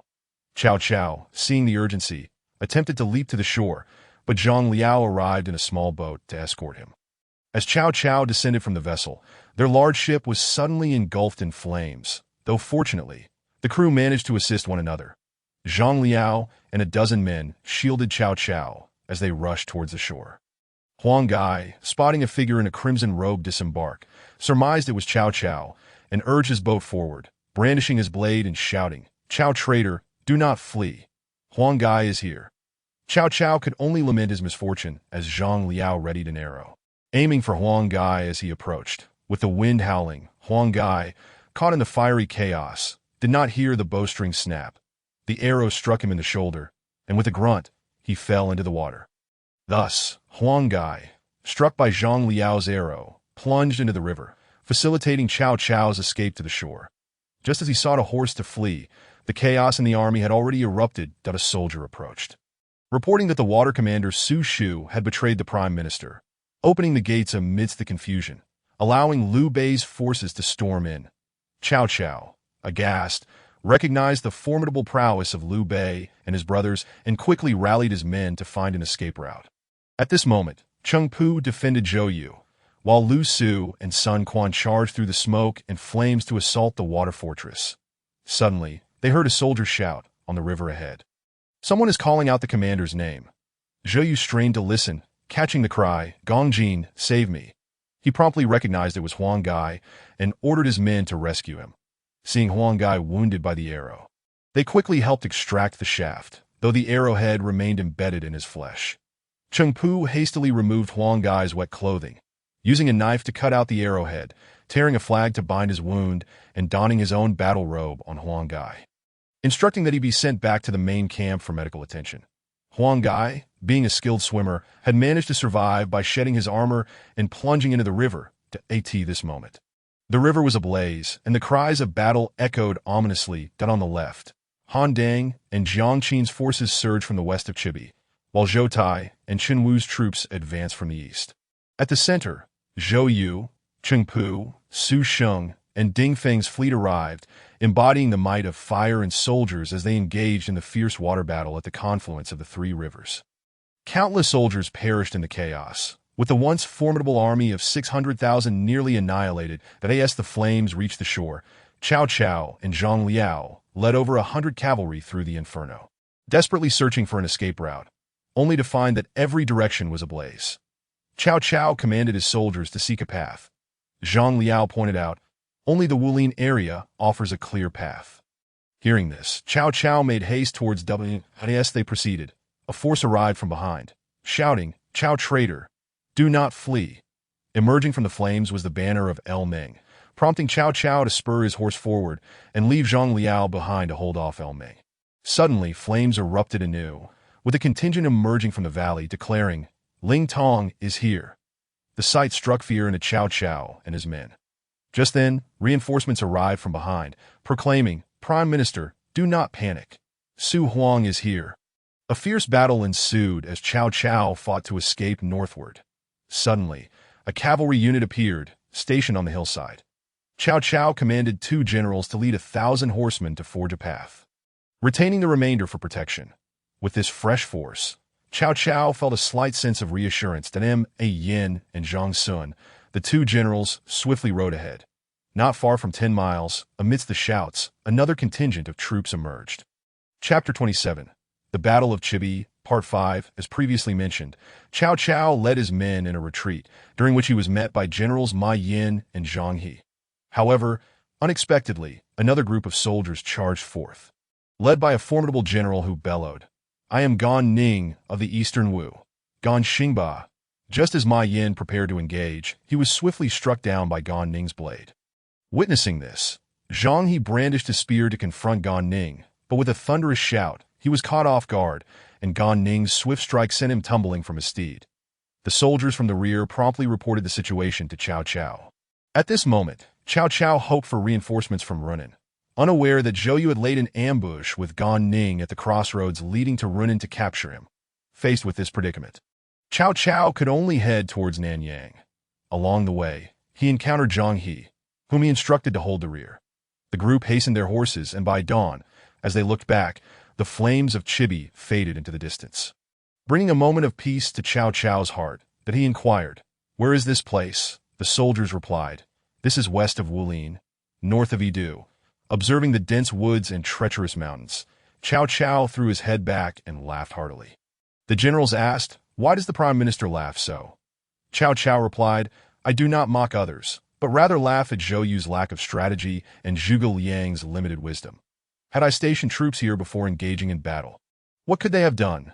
Just as he finished speaking, the sound of drums reverberated, and flames erupted into the sky, startling Cao Cao nearly off his horse. From the woods, a troop of soldiers charged out, declaring, "I, Zhao Zilong, am here under the command of the military advisor, having awaited you for some time." Cao Cao hastily ordered Su Huang and Zhang He to confront Zhao Yun while he himself made a hasty escape through the smoke and flames. Zhao Yun, however, did not pursue, but instead focused on seizing the banner. Consequently, Cao Cao managed to escape as dawn broke. Dark clouds loomed overhead, and the southeast wind had not yet subsided. Suddenly, a torrential downpour soaked their armor. Cao Cao and his soldiers marched through the rain, their faces displaying signs of hunger. Thus, Cao Cao commanded his men to raid nearby villages for food and seek kindling. Just as they were about to prepare a meal, another troop arrived from behind. Alarmed, Cao Cao was relieved to find it was Li Dian and Su Chu arriving, and he rejoiced, abandoning the idea of cooking, instructing his troops to continue onward. He asked, "Which way lies ahead?" Someone reported, "One path leads to Nanyang, while the other provides a direct route through Runan to Xuchang." Cao Cao decided to head towards Nanyang. Upon reaching a narrow gorge, the soldiers were famished and could not proceed, their horses weary, causing many to collapse along the way. Cao Cao ordered a temporary halt, with some carrying gongs and pots, while others gathered food from the village, setting up camp by the mountainside to cook and prepare horse meat. Everyone removed their drenched clothing to dry in the strong winds, while the horses were relieved of their saddles and allowed to graze on the grass roots. Sitting beneath the trees, Cao Cao laughed heartily again. The officials inquired, "Why does the prime minister laugh?" once more. Cao Cao responded, "I laugh at Zhuge Liang. Zhou Yu is indeed lacking in strategy, that if I had stationed a troop here, we would have been captured without resistance." Just as he spoke, the front and rear troops erupted into chaos, and Cao Cao was startled, abandoning his armor to mount his horse. Many soldiers did not manage to retrieve their mounts. Soon, they saw smoke and flames rising. And at the mountain pass, a troop was arrayed, led by the fierce Zhang Ida, who cried out, "Where does the traitor Cao run to?" The soldiers and generals trembled in fear upon seeing Zhang Fei. Su Chu rode forth on a bareback horse to confront Zhang Fei, while Zhang Liao and Su Huang also charged in to flank him. That a fierce melee ensued, with Cao Cao attempting to flee, and the generals breaking away in their own directions. That be why the time Zhang Fei pursued, Cao Cao had already fled far ahead. They continued. A soldier reported, "There are 2 roads ahead. May I ask the prime minister which path to take?" Cao Cao inquired, "Which road is nearer?" The soldier replied, "The main road is somewhat level, but it is 50 miles further. The small road leads to Huarong, which is closer by 50 miles, but it is narrow and treacherous, with pits and obstacles." Cao Cao sent someone up the mountain to scout, and after a moment, the scout returned, reporting, "There are several plumes of smoke rising from the small road. The main road is quiet." Cao Cao commanded the front troops to take the small Huarong road. The generals questioned, "Where there is smoke, there must be troops. Why then do we go this way?" Cao Cao replied, "Have you not heard the military text say, when the real is false, make it seem real. When the false is real, make it seem false. Zhuge Liang is cunning. Hence he sends men to raise smoke in the mountains to deter us from this route, while laying ambushes along the main road. I have made my calculations and will not fall into his trap." The generals all agreed. The prime minister's foresight is unmatched. Thus, they urged their horses down the Huarong path. This time, everyone was exhausted, and the horses were nearly spent. Those who were in dire straits leaned on their steeds, while those who had been wounded pressed on with difficulty. Their clothing and armor were soaked, and their weapons and banners were in disarray. Many had only just mounted in haste, without proper attire, enduring the bitter cold of winter. This moment, Cao Cao noticed that the front troops had halted and inquired the reason. That he was informed, "The path ahead is narrow and difficult, and due to the morning rain, water has pooled in the pits, making it impossible for the horses to advance." Infuriated, Cao Cao shouted, In military expeditions, we clear paths through mountains and build bridges over waters. How can we allow ourselves to be hindered by mud? He issued orders for the weak and wounded to proceed slowly at the rear, while the strong were to gather soil, bundles of firewood, and reeds to fill the road. Immediate action was imperative, and those who disobeyed would face execution. The soldiers had no choice but to dismount and begin chopping bamboo and wood to fill the mountain path. Fearing the rear troops would catch up, Cao Cao commanded Zhang Liao, Su Chu, and Su Huang to lead 100 cavalry armed with swords, threatening to execute anyone who lagged behind at this moment. The army was famished, and many collapsed on the ground, prompting Cao Cao to order the horses to trample over them, resulting in countless fatalities. The cries of despair echoed along the road. Cao Cao, in anger, proclaimed, "Life and death are fated. What is there to weep about? Anyone who cries again shall be executed." Soon, 3 groups of soldiers appeared, one lagging behind, one clearing the path, and one following Cao Cao. After traversing the treacherous terrain, the path gradually became more level. Cao Cao looked back and saw only a little over 300 cavalry remaining, none of them properly armored. What a pity for his once mighty army of 600,000. Cao Cao urged them to hasten. The generals protested. "Our horses are exhausted. We must rest briefly." Cao Cao insisted, "We can rest upon reaching Nanyang. It is not too late." After traveling a few more miles, Cao Cao raised his whip and laughed heartily. The generals asked, "Why does the Prime Minister laugh again?" Cao Cao replied, "Everyone says Zhou Yu and Zhuge Liang are wise and resourceful, but from my perspective, they are ultimately inept. That if a troop were to lie in ambush here, we would all be bound hand and foot." Just as he finished speaking, a cannon fired, and 500 elite soldiers brandished their blades. Led by the formidable Guan Yu, wielding his green dragon blade and riding the red hare, blocking their path. Upon seeing this, Cao Cao's soldiers were paralyzed with fear, exchanging worried glances. Cao Cao declared, "Since we have reached this point, we must fight to the death." The generals replied, "Though we may not fear, our horses are spent. How can we fight again?" Cheng Yu remarked, "I know that Yun Chang is proud and does not bully the weak. He is clear in his sense of loyalty. The Prime Minister had once shown him kindness, and now he should personally convey this to him to escape this peril." Taking heed of this counsel, Cao Cao rode forward, bowing to Guan Yu, "General, it has been long since we last met." Guan Yu also bowed in response. "I, Guan, have awaited the Prime Minister's arrival under the military advisor's command." Cao Cao said, "Cao Cao's forces are in disarray. I have no path forward. I hope you will consider our past bond." Guan Yu replied, "Though I have received great kindness from the Prime Minister in the past, I have already slain Yin Liang and executed Wen Chou, freeing the white horse from peril as repayment. How can I disregard my duty for personal feelings today?" Cao Cao implored, "Do you remember the time when I fought through 5 passes and slew 6 generals? A true man values loyalty above all. You are well versed in the principles of righteousness. Surely you are aware of the tale of Yu Gong and his son." Guan Yu, a man of profound loyalty, recalled the many kindnesses Cao Cao had shown him, as well as the earlier exploits of slaying generals, and felt a stir of compassion, observing the trepidation of Cao Cao's troops, who were on the verge of tears. He could not bear it any longer. He turned to his soldiers and commanded them to disperse. Turning back to Cao Cao, he said, "Prime Minister, Nanyang is no longer an option. You should proceed to Xuchang." This was clearly an indication of Guan Yu's intention to let Cao Cao go, and he even informed Cao Cao that Nanyang was currently besieged by Liu Bei's forces, advising him to retreat to Runan before heading back to Xuchang. Upon hearing Guan Yu's words, Cao Cao clasped his fists in gratitude and, along with his generals, moved onward. By the time Guan Yu turned around, Cao Cao had already passed with his men. Chapter 28. The aftermath of battle, having narrowly escaped the perils of Huaro. Cao Cao arrived at a valley entrance and looked back at the meager remnants of his army, which numbered only 27 riders. The sky was darkening, and beyond this valley lay Runan. Suddenly, torches ignited, and a group of soldiers blocked the road. Cao Cao gasped, "My fate is sealed." As a troop of scouts charged forth, he recognized them as Cao Ren's forces, and only then did he breathe a sigh of relief. "Isn't Cao Ren stationed in Nanyang?" he inquired. Cao Ren explained, "Last night, did the Prime Minister not send word to Nanyang about the defeat, asking me to come to your aid? However, upon seeing the inferno at Chibi, I dared not approach and instead awaited you nearby. Realizing why Guan Yu had advised against heading to Nanyang, Cao Cao lamented, I nearly missed seeing you, Zixiao.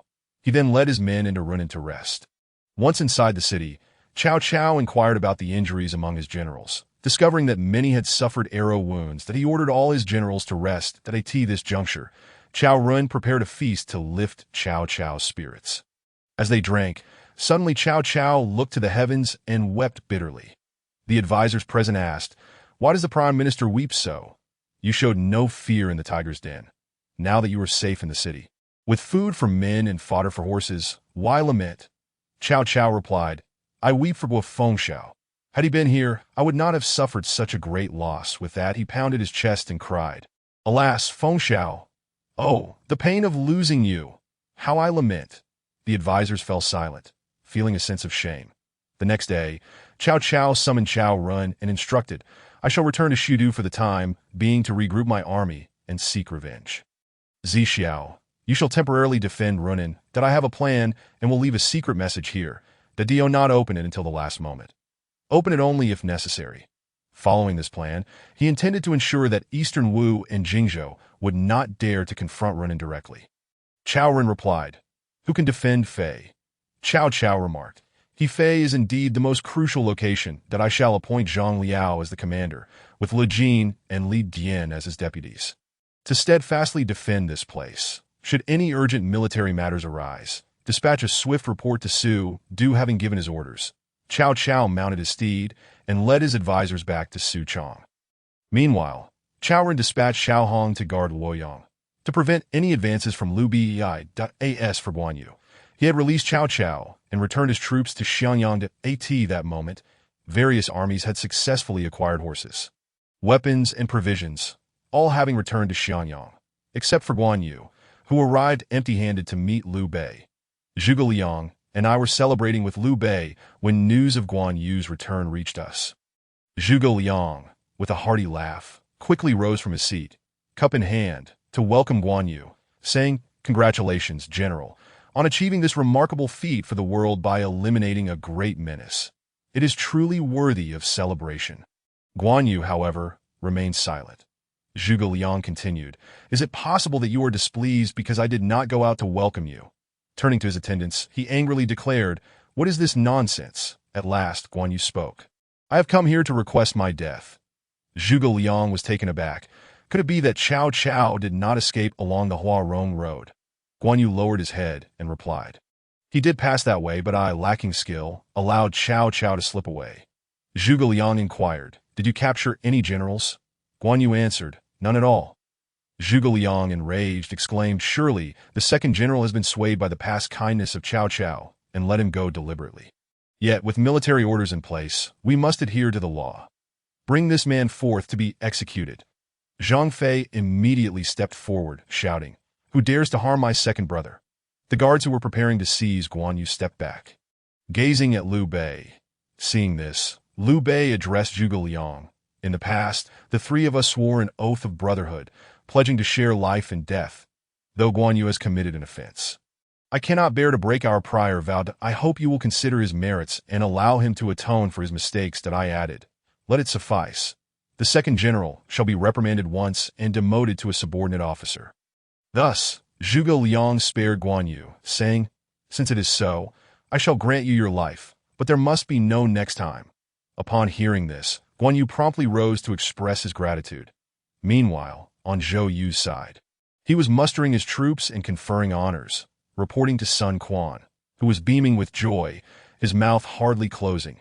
The soldiers captured in this battle were all dispatched across the river, and after a grand feast for the army. Zhou Yu intended to take advantage of this moment to advance and seize Runan. His vanguard set camp outside the city, dividing into 5 camps, with Zhou Yu positioned centrally to as Zhou Yu was discussing strategies for the advance. A messenger arrived, reporting, Liu Bei has sent a messenger, Sun Qian, to congratulate the commander. Zhou Yu invited him in. After Sun Qian had paid his respects, he said, The Lord has specially commanded me to express gratitude for your great virtue and has brought a modest gift. Zhou Yu inquired, Where is Liu Bei now? Sun Qian replied, He has already returned to Xiangyang. Zhou Yu asked, Are Kong Ming and Zijing also in Xiangyang? Sun Qian confirmed that both strategists were with the Lord. Zhou Yu instructed, "You may return. I shall personally come to thank him." After Sun Qian departed, Lu Su asked, "Why did the commander inquire about Kong Ming and Zijiang?" Zhou Yu replied, "Those two are hidden threats to our Eastern Wu. I suspect they harbor intentions to seize Nanyang, that we must prevent this. For if Liu Bei holds Nanyang, Luoyang will be at his fingertips." That Lu Su asked, "What strategy shall we employ to obstruct them?" Zhou Yu responded, "I shall speak to him personally that if all goes well, it will be favorable. If not, we must also secure Rune." Lu Su said, "I wish to accompany you." Thus, Zhou Yu and Lu Su set off for Xiangyang with their retinue. Meanwhile, Sun Qian had returned to report to Xuanda that Zhou Yu would come personally to express his gratitude. Liu Bei then asked me, "Zijiang, what do you think Zhou Yu's intentions are?" I chuckled. "Zhou Yu would hardly come to thank us for such modest gifts. He is here for Nanyang." Liu Bei inquired, "What should we do?" I replied, "Rest assured, my lord, I have my ways." Just then a messenger announced, "Zhou Yu and Lu Su have arrived." Liu Bei, along with his entourage, went out to greet them. After exchanging pleasantries, Liu Bei hosted a banquet to express gratitude for Jiangdong's military assistance as the wine flowed. Zhou Yu asked Liu Bei, "Returning to Xiangyang so soon, do you intend to seize Nanyang?" I interjected on Liu Bei's behalf, "Commander, your words are mistaken. Nanyang rightfully belongs to Jingzhou, only previously seized by Cao Cao. However, please rest assured, Nanyang has likely returned under our control." Zhou Yu laughed, "Why does Zijiang deceive me? Nanyang is under the guard of Cao Ren. How could it be taken?" I responded with a smile. "Ah, Commander, victory and defeat are unpredictable. The great fire at Chibi may have drawn Cao Ren's forces away." Upon hearing this, Zhou Yu's expression changed. "Zijiang, you possess cunning," that I replied. "I thank the commander. Many hold a similar view of my strategies." The onlookers, overhearing this, burst into laughter, and Zhang Fei approached, patting me on the back. "Ha, you truly have no shame." Feeling humiliated, Zhou Yu excused himself, claiming urgent matters awaited him in Jiangdong, and thus he took his leave with Lu Su. Returning to Rune in the previous chapter, it was mentioned that Zhou Yu was provoked by me, leading him and Lu Su to depart. Along the way, Lu Su remarked, "Commander, now that Liu Bei has taken Nanyang, Luoyang is within his grasp. We should promptly assault Runan, lest we be too late." Zhou Yu, with a tone of disdain, replied, "That Xiao Yu is calculating.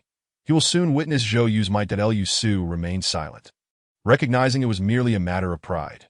Meanwhile, Liu Bei questioned me, "Your response earlier, while it may have been clever, could provoke Zhou Yu to mobilize his forces against us?" I laughed heartily. "Do not worry, my lord. Zhou Yu would not dare to attack, as he has Zhang Liao behind him."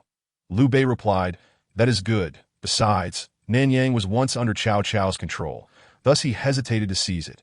Now that he has been defeated at Chibi, we shall claim Nanyang, and Luoyang will be within our reach. Should we march to capture Luoyang?" I cautioned, "No, we absolutely cannot assault Luoyang. Although we inflicted severe losses on Cao Cao's forces, he has swiftly restored his 4 provinces. And Luoyang is too close to Suchong. Cao Cao will not allow us to remain so near and will undoubtedly gather a large army to surround us." Liu Bei asked, "Then what should we do now?" I looked at Zhuge Liang and said, "It depends on Kong Ming." Liu Bei, puzzled by my meaning, looked at Zhuge Liang, who rolled his eyes at me and said, "My lord, after the battle at Chibi, your reputation and strength have surged. It is time to claim the position of governor of Jingzhou." Upon hearing this, Liu Bei did not oppose as he once did, but instead bowed his head, lost in thought. Meanwhile, Zhou Yu and Lu Su returned to their camp. Lu Su asked, "How will the commander seize Runan?"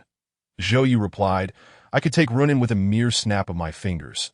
Zijing Mei sit back and watched. He then turned to his officers and asked, "Who dares to be the vanguard for the conquest of Runan?" One soldier stepped forward. It was Jiang Qin. Zhou Yu commanded, "You shall be the vanguard, with Su Sheng and Ding Feng as your deputies. Assemble 5,000 elite troops to commence the siege that I shall follow with reinforcements at the same time." Cao Cao had ordered Zhang Liao to guard Hefei in Runan that on this day. News arrived. The Wu army is approaching to besiege the city. Li Jian remarked, "Given the might of Jiangdong, we should hold firm and avoid unnecessary conflict." The valiant general Lu Jin declared, "To remain idle while the enemy approaches is cowardice. Our forces have recently suffered defeat and must now restore our morale. I am willing to take 500 elite soldiers to fight to the death." Zhang Liao, fearing that inaction would demoralize the troops, permitted Lu Jin to lead 500 soldiers into battle. On the other side, Ding Feng rode forth to confront them. After several exchanges, Ding Feng feigned defeat, leading Lu Jin to pursue him into the fray. Ding Feng commanded his troops to encircle Lu Jin. Lu Jin fought valiantly, but found himself unable to escape. Observing this from the city, Zhang Liao donned his armor, mounted his horse, and led Li Jian and several hundred warriors out of the city. Cutting through the Wu ranks, Su Sheng attempted to engage him, but was unable to withstand Zhang Liao's assault. Zhang Liao reached Lu Jin, rescuing him from the encirclement, noticing that several dozen cavalry remained trapped. He charged back into the fray to save them. Just then, he encountered Jiang Qin, who blocked his path. Lu Jin and Li Jian fought fiercely to hold back the enemy, and after a chaotic clash, the Wu forces retreated, and Zhang Liao returned victorious. Jiang Qin, having suffered defeat, returned to Zhou Yu, who was furious and wished to execute him. However, the other generals interceded on his behalf, and Zhou Yu relented. Following this setback, Zhou Yu resolved to personally lead his troops against Zhang Liao. Gan Ning cautioned, "Commander, we must not act rashly. Zhang Liao is fortified at Hefei, supported by formidable generals Li Jian and Lu Jin. We cannot press an attack." Zhou Yu, persuaded by this counsel, instructed Gan Ning to lead 3,000 troops to assault the smaller towns surrounding Hefei. Meanwhile, spies had already informed Zhang Liao, who conferred with Li Jian and the others. Li Jian stated, "If we suffer any losses in the surrounding areas, Hefei will be untenable, though we must act swiftly to provide assistance." Thus, Zhang Liao ordered Li Jian and Lu Jin to secretly lead their forces to the rescue. Unexpectedly, the two armies encountered each other on the road outside the city, and Li Jian was forced to engage Gan Ning in battle. The clash of blades raged on for over 20 exchanges, and Li Jian was forced to retreat in defeat. Little did he anticipate that Lu Jin lay concealed within the ranks, from whence a cold arrow was loosed, striking Gan Ning directly in the heart. With a resounding cry, Gan Ning was thrown from his steed. Witnessing this, Li Jian turned back to engage in battle once more. Gan Ning's attendants, upon seeing their master in peril, rushed forth to rescue him and hastily withdrew to the encampment. Upon witnessing this turn of events, Zhou Yu ordered a retreat 10 miles before convening a council with his officers. Meanwhile, we faced an unexpected calamity. Lu Qi had been ambushed on that fateful day. We received urgent news from our subordinates, reporting that Lu Qi had been attacked on the streets, and it seemed he was not long for this world. We were commanded to hurry to the city guardhouse. Upon my arrival, the sight of Lu Qi lying on the bed nearly struck me dead with shock. His countenance was so pallid, it appeared as if he were poisoned, and his chest was drenched in a gruesome crimson. Liu Bei, equally taken aback, approached the physician at his side and inquired, "Sir, why does my nephew bear such a ghastly visage?" The physician replied, "Esteemed lord, Lu Zhu has been ambushed on the streets. The assailant struck true, and the dagger was laced with a deadly poison. All I can do now is to safeguard his vital pulse and prolong his life for a while. You must act swiftly, my lord." I was struck with astonishment at the treachery of that vile fiend. Yet, considering the audacity of his actions during the conflagration of the southern barbarians, I realized there was little he would shy away from. Liu Bei, though shocked, I knew feigned his surprise, as he must have anticipated the traitorous actions of that wretch. Upon hearing the physician's words, Liu Bei dashed to Lu Qi's side. "Weeping nephew, you must pull through. Jingzhou still needs you." Lu Qi, whose eyes were barely open, gradually blinked awake and weakly uttered, "Alas, uncle, you are unaware that I have indulged in revelry and neglecting my duties as a governor, failing my father's expectations. Now it seems I shall depart. Please do not grieve for me." Liu Bei urged, "Nephew, do not speak thus. You will recover, that I shall summon the finest physician to tend to you." Lu Qi responded, "Uncle, I am aware of my fate. It seems I shall not survive. It is time to meet my father. Now that you have triumphed over Cao Cao, your reputation in Jingzhou is esteemed. I entrust the governorship to you. Please ensure the safety of Jingzhou." Liu Bei could only embrace Lu Qi, weeping sorrowfully, "Nephew, what merit do I possess to ascend to the governorship? Lu Qi insisted. Uncle, remember to treat the people of Jingzhou with kindness. I entrust you with the seal of the governorship. With great effort, he retrieved the small seal from his waist and placed it in Liu Bei's hand. Liu Bei made no objection, allowing Lu Qi to press the seal into his palm. However, Lu Qi, despite his weakening state, gripped Liu Bei's hand tightly, drawing blood, and spoke with great effort. Uncle, may I request one final favor from you? I realized he was experiencing a moment of clarity. Liu Bei, holding Lu Qi's hand, assured him, Speak freely that I shall grant you not just one request, but 100. Lu Qi implored. I beseech you to spare the lives of Lu Zong and his mother. How? I felt a jolt run through me. Realizing Lu Qi knew we intended to eliminate him, that I gazed into Lu Qi's eyes, where I perceived a flicker of pain amid his impending demise. Liu Bei, equally shaken, looked at Lu Qi with tears and vowed, Rest assured, nephew, I shall protect your family. Upon hearing this, Lu Qi nodded in satisfaction, and with a final, feeble motion, he slumped backward. That in December of the year 208 AD, Lu Qi, the governor of Jingzhou, succumbed to his injuries, bequeathing the governorship to his uncle, Liu Bei. Chapter 30. A Proposal to Jiangdong. Part 1. Previously, it was mentioned that Liu Bei had orchestrated several covert attempts on Lu Qi's life, and as Lu Qi lay dying, he entrusted the governorship of Jingzhou to Liu Bei. Meanwhile, Zhou Yu's forces, adept at besieging cities, made no headway against Zhang Liao's defenses, compelling Zhou Yu to temporarily withdraw, awaiting the opportunity to advance in the following year. By June of 209 AD, half a year had passed since the Battle of Chibi. During this time, our relations with Jiangdong had not deteriorated significantly, and Cao Cao did not oppose Liu Bei's leadership over Jingzhou. Rather, he focused on recuperation, preparing for a decisive confrontation in the coming year. The Central Plains experienced a temporary tranquility that as for myself, alas, I need not elaborate. Ever since Liu Bei assumed the governorship of Jingzhou, the workload for us strategists has increased manifold. Each day, we toil relentlessly, unable to straighten our backs, dealing with rebellions one day and calamities the next. Furthermore, the seating arrangements of the Han court require one to kneel, a position that torments the knees, and I am unaccustomed to such discomfort. As for Sun Shangxiang, since her confession to me in the military camp, I have accepted her, yet the past 6 months have been filled with so many pressing matters that I have had no opportunity to request Liu Bei's assistance in proposing marriage. This little lady has frequently concocted excuses to sneak away to Xiangyang to meet with me, but our relationship remains innocent. At least we have not crossed that final boundary. Haha. Today, however, Sun Shangxiang sent me a letter inquiring when I would visit to propose. Holding the letter, I pondered that with Jingzhou now at peace, at least not as hectic as in the preceding months, it was time to settle matters concerning myself and Xiangxiang, lest we let time slip away. I resolved that I would have to face this eventually, so I set out to speak with Liu Bei. With that thought in mind, I quickly rose, tucked the letter away, and headed to find Liu Bei. I pay my respects to my lord. I greeted Liu Bei with a bow. Oh, Zhejiang, come.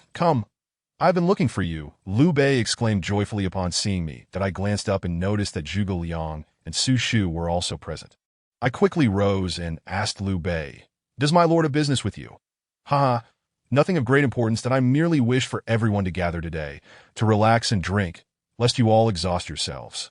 Liu Bei replied with a smile. That be by the way, Zhejiang, do you have something to discuss? Liu Bei inquired. My lord, I humbly request your assistance in proposing marriage, I said. Haha, so the wild goose has finally found a mate. Pray tell, which young lady has been so blind?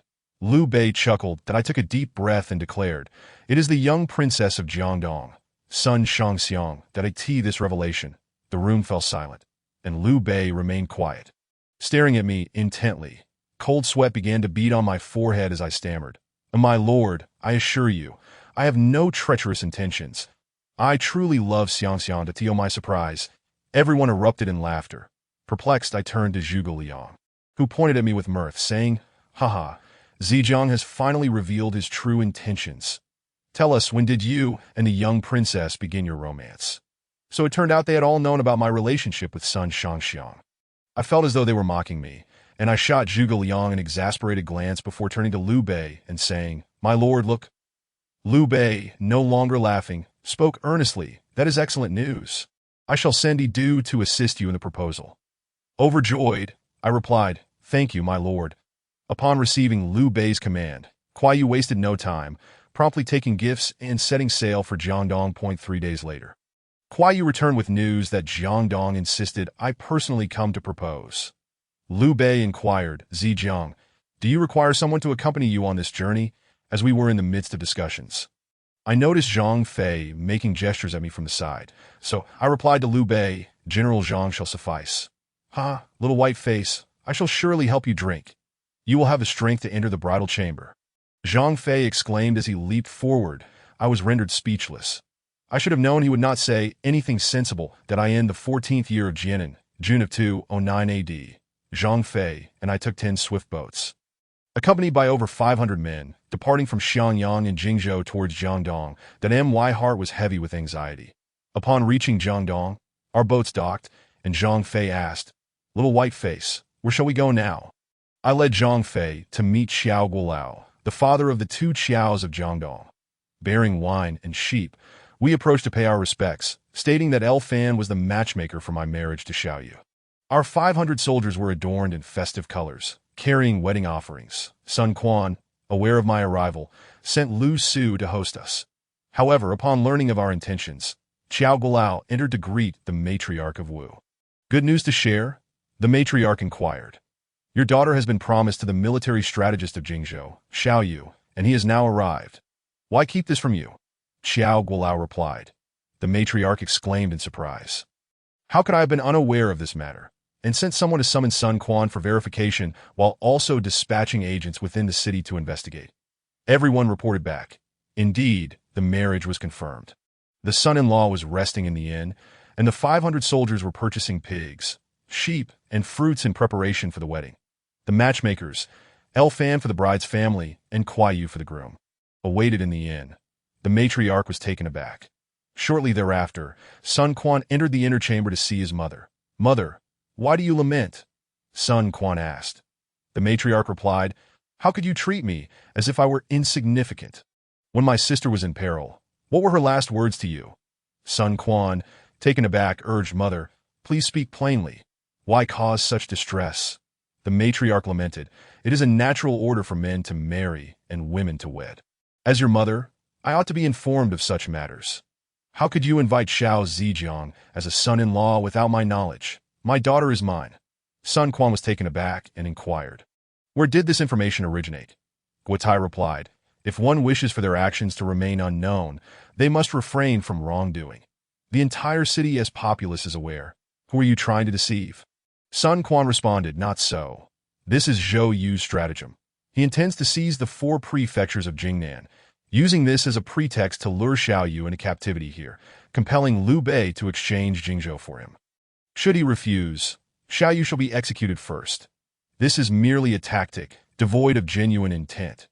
Guotai, in a fit of rage, scolded Zhou Yu, saying, "As a grand commander of 6 prefectures and 81 states, you ought to rely on your strategies to capture Jingzhou. Yet you employ my daughter as bait, resorting to the wiles of a seductress. Should Xiao Yu be killed, my daughter would become a widow. How shall we seek a suitor for her thereafter?" "You are ruining my daughter's future," Xiao Guolao interjected. "If you employ such a strategy, although you may obtain Jingzhou, you will be ridiculed by the world. How can this matter proceed?" Thus, Sun Quan fell silent. Chapter 31. Seeking a marriage proposal in Jiangdong. Part 2. As previously mentioned, I had accompanied Zhang Fei to Jiangdong to seek a marriage proposal. Who would have thought that Zhou Yu, frustrated by his lack of gains under Zhang Liao, would set his sights on using me to seize Jingzhou? Naturally, I was unaware of this, believing Sun Quan to be more amenable than he actually was.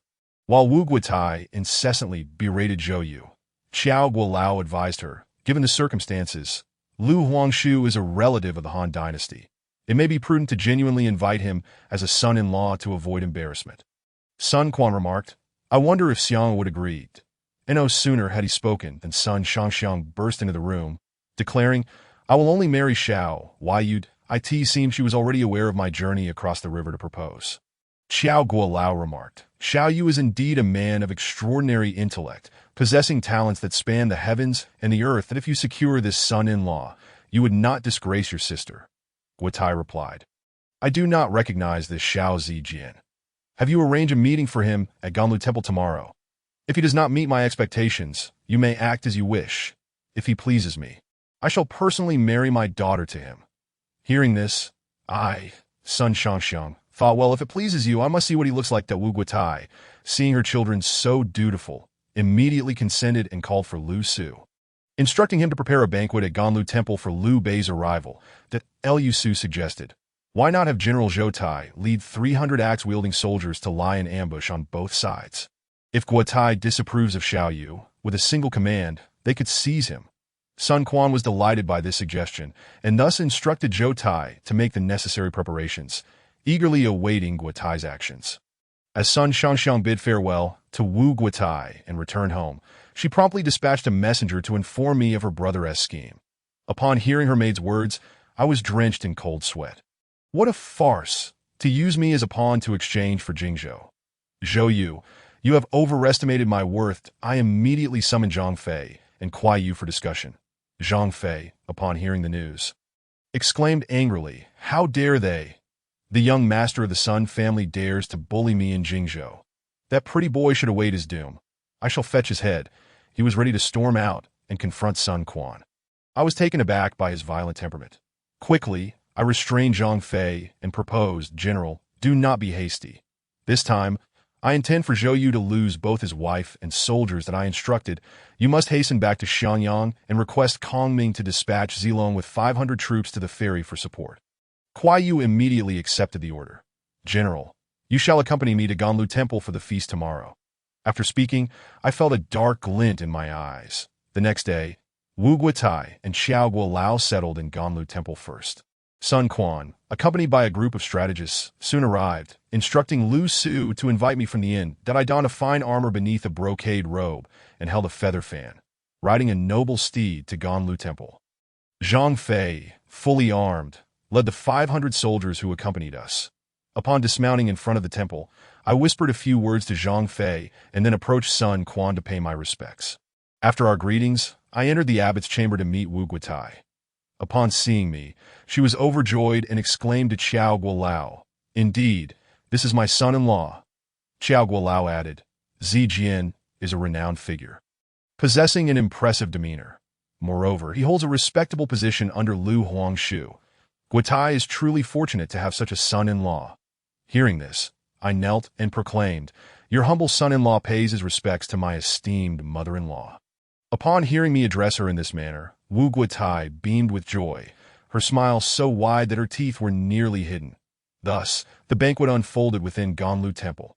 After a while, Zhang Fei strode in, spear in hand, positioning himself beside me. Guotai inquired, "Who is this person?" I promptly replied, "This is my lord's sworn brother, the valiant Zhang Ida from Yin."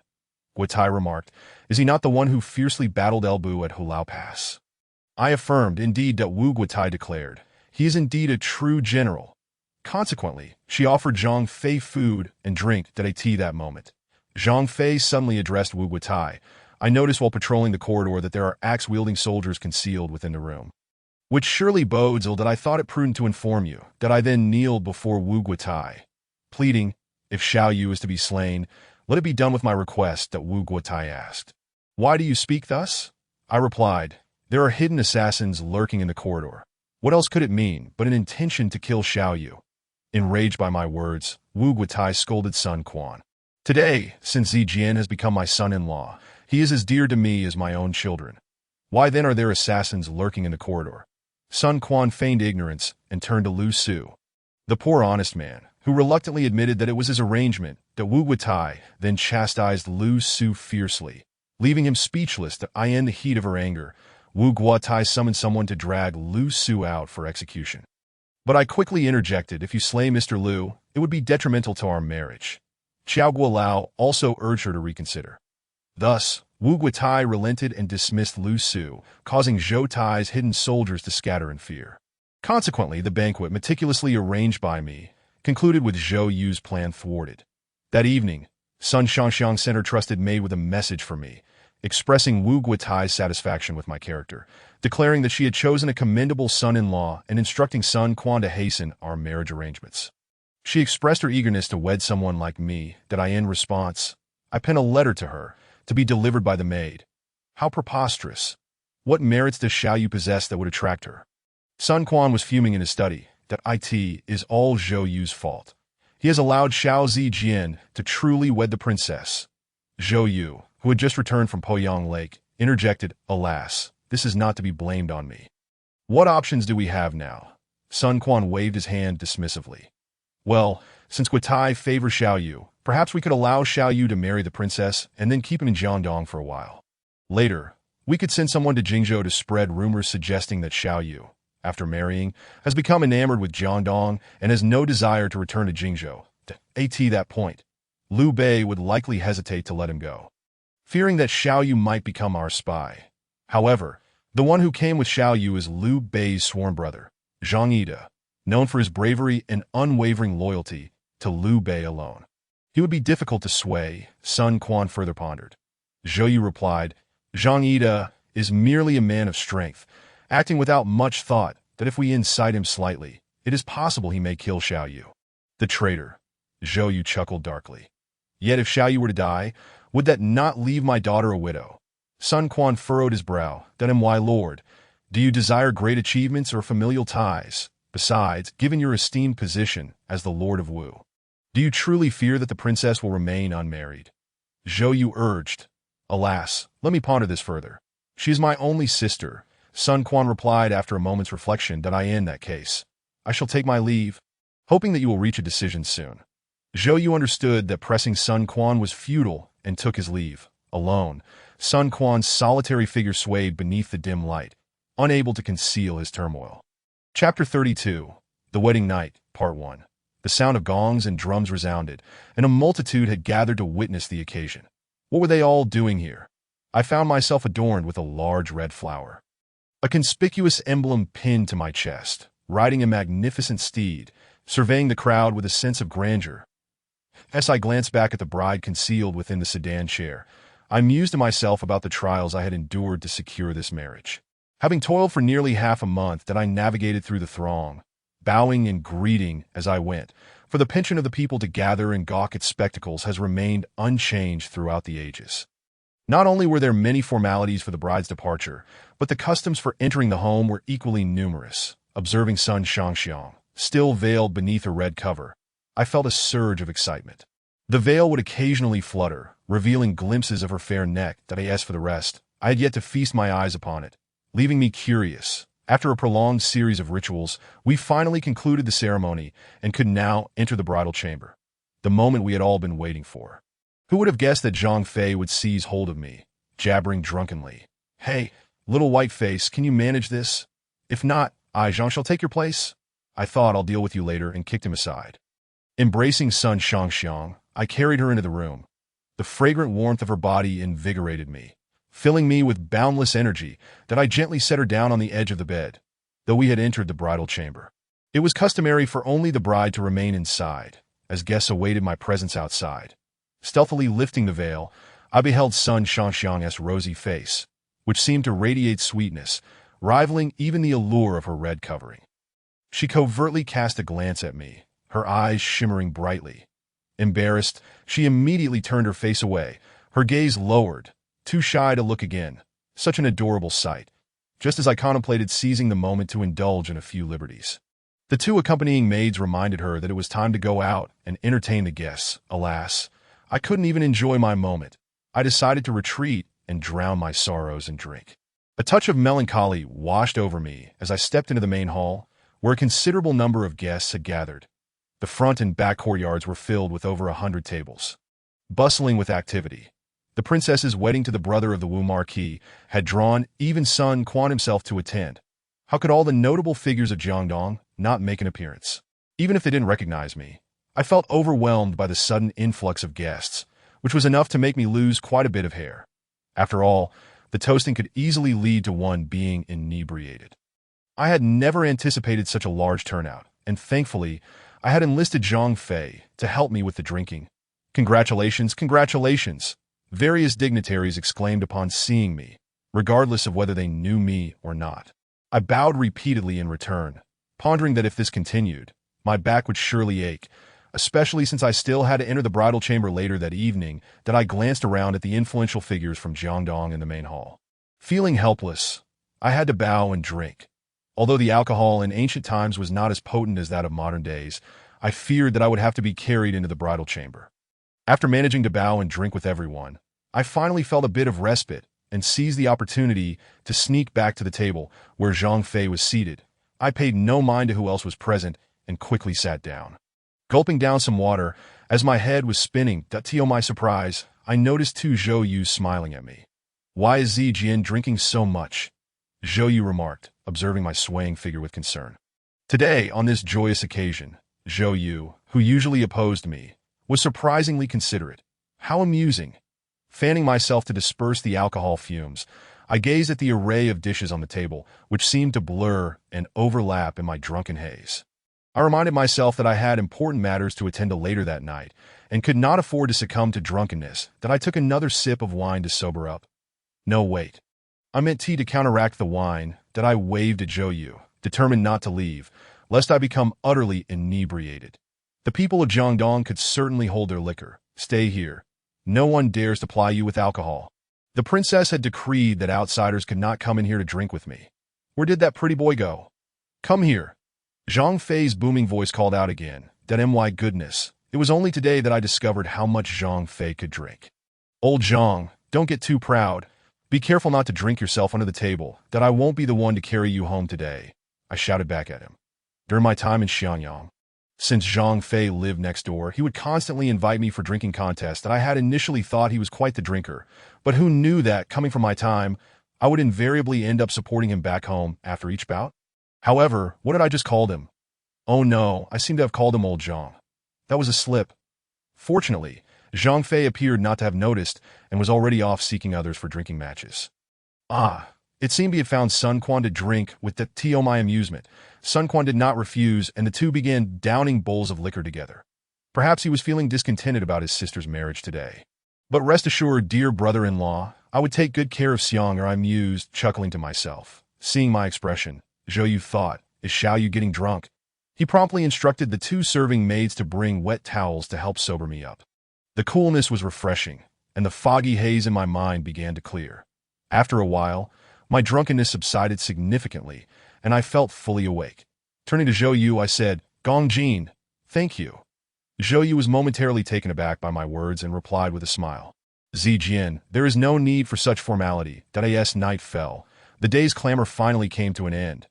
The moon was high and the wind was gentle, a perfect time for a clandestine smile.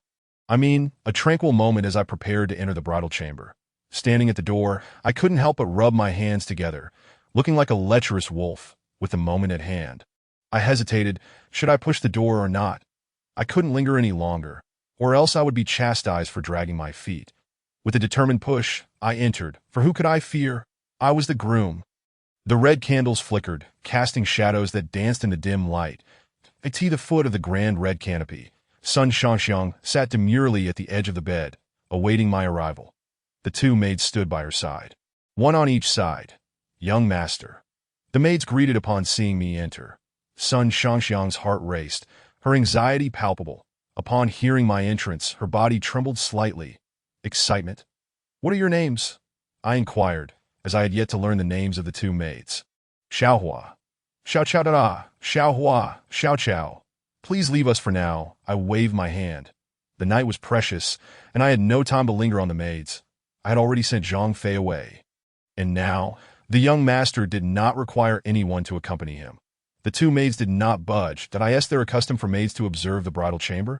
I wondered aloud, my tone uncertain. Surely, the people of the Han dynasty could not have such a custom, could they? Young master, we have yet to lift the veil. That as she spoke, Xiaohua presented a scale. I took it from her to lift the veil. Sun Shangxiang's exquisite beauty appeared before me, her blushing cheeks resembling ripe peaches, as if a gentle touch would cause her skin to yield. Indeed, she was delicate and fragile, under the warm glow of the red candles. Her beauty was accentuated, and I found myself wanting to take a bite. Cough, young master. Xiao Chao pointed to the noodles and wine on the table. How vexing, just as I was immersed in the moment. I was interrupted. Wife, let us share some noodles, I blurted out without thinking. Wife. Sun Shangxiang was evidently taken aback by this term, that oh dear, was wife too premature? Should I have said lady, madam, or daughter-in-law? Perhaps madam was the right term. I quickly explained. Wife is synonymous with daughter-in-law and madam, just a dialectical variation. Surely you understand? Upon hearing my explanation, Sun Shangxiang's face flushed with shyness. That wasn't it said that the Han dynasty was quite open. Yet this woman blushed at such simple terms, burying her face into her bosom, reflecting on how common it was to hear people call each other wife and husband in the streets. I had never seen anyone shy away like this. Impatiently, I devoured the noodles, still feeling unsatisfied that I glanced at Sun Shangxiang. If she too had not eaten enough, I would have the maids fetch 2 more bowls. Since my entrance, Sun Shangxiang had been too shy to lift her head, and I could not discern whether she was full or not. Never mind. I would forego the meal, lest I be perceived as a glutton on our first night together. After sharing the ceremonial cup of wine, it seemed all rituals had concluded, and we could finally proceed to the most crucial adult ceremony, that I hurriedly ushered the 2 maids out, who initially intended to sleep beside the screen. I had never permitted such arrangements. I insisted they leave promptly. The room has already been prepared for you. You may stay there tonight, I insisted. Half urging, half shooing, I finally managed to send the 2 maids away and swiftly locked the door behind them. Now, there were only the 2 of us in the room. Rest easy, I muttered, cursing myself for such a clumsy phrase on this joyous occasion. Wife, let us rest. I attempted to present a warm smile, but it seemed to take on the guise of a predatory wolf.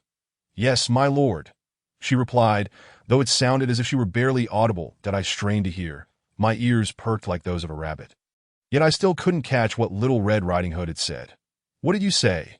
Please repeat, I asked, genuinely unable to hear, that I swore by the heavens. It was not my intention to flirt. Such antics could wait until we were beneath the covers. Regardless, I did not believe in such deities. It wasn't like they could whisk me back to the modern world. The bashful Sun Shangxiang could hardly withstand my teasing, her voice dropping even lower. This time, I truly could not hear her, that I gently pulled Sun Shangxiang's trembling form into my embrace, feeling her delicate waist, so slender that it could barely fit in my grasp. I had only ever noticed her ample bosom and shapely hips, but now I finally appreciated her slim figure, that I dared not make any abrupt movements, for even this gentle pull had made her body tense. Relax, take a deep breath, I encouraged, syncing my breathing with hers that of course, my hands instinctively wandered, and before long, they reached the place they ought to rest at.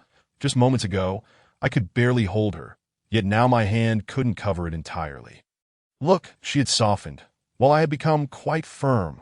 With a gentle push, I laid Sun Shangxiang back upon the bed. To my lord, please extinguish the light, she reminded me, fully aware of the actions that would soon transpire between us. The lighting in the room was utterly embarrassing.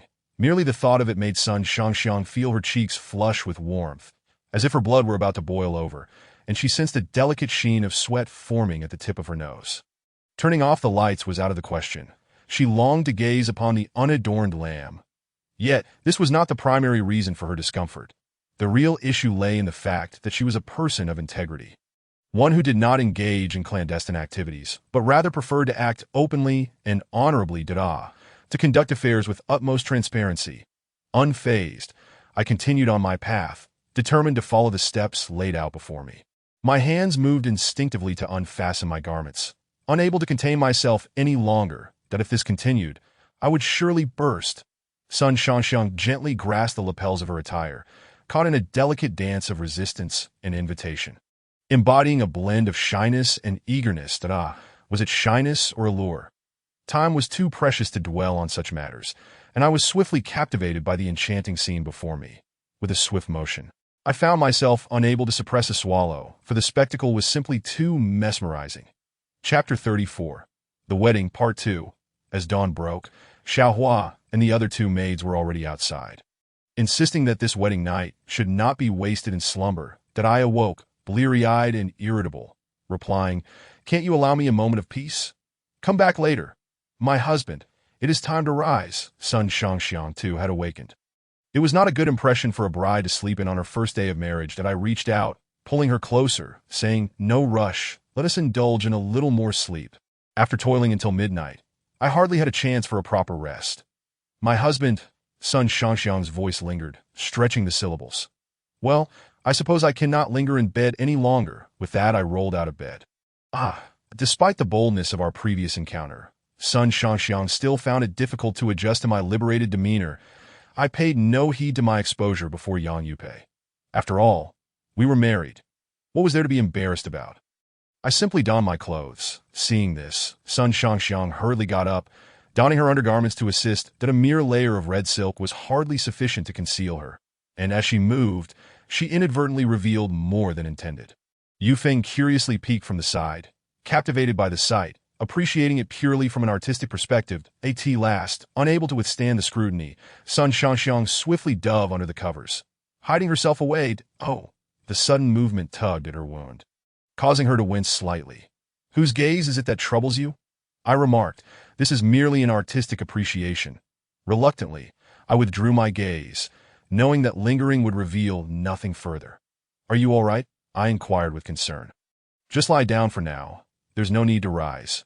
Given her physical discomfort, Sun Shangxiang hesitated but nodded shyly. Yes. Very well, I shall step outside to give some instructions. Saying this, I made my way toward the door, feeling invigorated and spirited. Congratulations, pretty boy. Upon exiting, I found Zhang Fei already waiting in the courtyard. He exclaimed, 3 days without a scolding, and you're already getting too comfortable. I shot him a glare, but it was ineffective. My gaze had lost its sting. Chapter 35. Escape from Jiangdong Say. Pretty boy, when shall we return? Zhang Fei approached, patting me on the shoulder. After a moment of contemplation, I realized that Zhou Yu would not allow me to remain here in peace for long. It was best to depart swiftly to so. I replied to Zhang Fei, once we return, we shall leave immediately. This place is no longer suitable for us. Just then, a servant approached from outside, stating, Young master, there is someone outside requesting an audience. Curious, I inquired, who could it be? Please, let him in. When the individual entered, I could not help but laugh, saying to Zhang Fei, 3 brother, it seems we might be able to leave tonight. The visitor was none other than Kuai Yu, who greeted both Zhang Fei and me respectfully. I have come to see the strategist and the 3rd general. Spare the formalities. Kuai Yu, have you completed the task I assigned you? I asked. Rest assured. General Zhao has stationed 500 elite soldiers from Jingzhou at the crossing, awaiting your command. Kuai Yu replied, very well. Please inform General Zhao to come and assist us at the stroke of midnight. Understood, Kuai Yu acknowledged before taking his leave. However, it would be improper not to bid farewell to the matriarch. Let us pay our respects to her, lest unforeseen circumstances arise, that I will have the 3rd brother accompany us. As I glanced at Zhang Fei. A mischievous grin spread across my face that he, noticing my demeanor, began to sweat nervously, aware of my mischievous tendencies. 3 brother. Do you have any business to attend to? No. I mean, yes, I have an appointment to drink with someone. Zhang Fei stammered, turning to leave. Who is this person you are meeting for drinks? Could it be one of the ladies from the Red Mansion? I must inform sister-in-law. Despite his rough exterior, Zhang Fei was quite fearful of his wife. Upon hearing my words, he quickly turned back to me, saying, pretty boy, I forgot. I don't have anyone to drink with. What of it? Accompany me to visit the matriarch. What of it? She is your mother-in-law, not mine. Why should I accompany you? Of course, to ensure my safety. I retorted, so you admire my skills, do you? Well, that's fair. With my abilities, few in Jiangdong could match me. He flexed his bicep, resembling a contestant in a bodybuilding competition. I was left speechless, doubting whether he had consumed too much the previous night, and I kicked him lightly. Hey, pretty boy, why are you kicking me? Are you jealous? Zhang Fei called after me. Wait for me. I led Sun Shangxiang to bid farewell to Lady Wu. Come, rise quickly. How was yesterday? Lady Wu inquired. Sun Shangxiang, fully aware of Lady Wu's intentions, shyly replied, it was good. Why still act coy with me now that you're married? Lady Wu chuckled, Mother, to be frank, today we brought Xiang'er to say goodbye. I interjected, you plan to leave? Won't you stay a few more days? Lady Wu asked.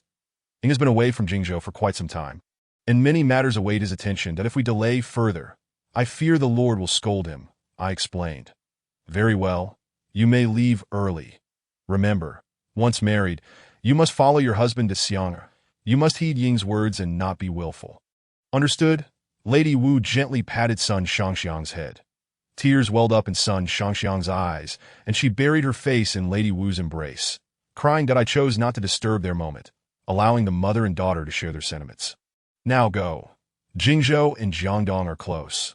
If you miss me, you can always return, Lady Wu said. Yes, mother, we are leaving now, Sun Shangxiang replied.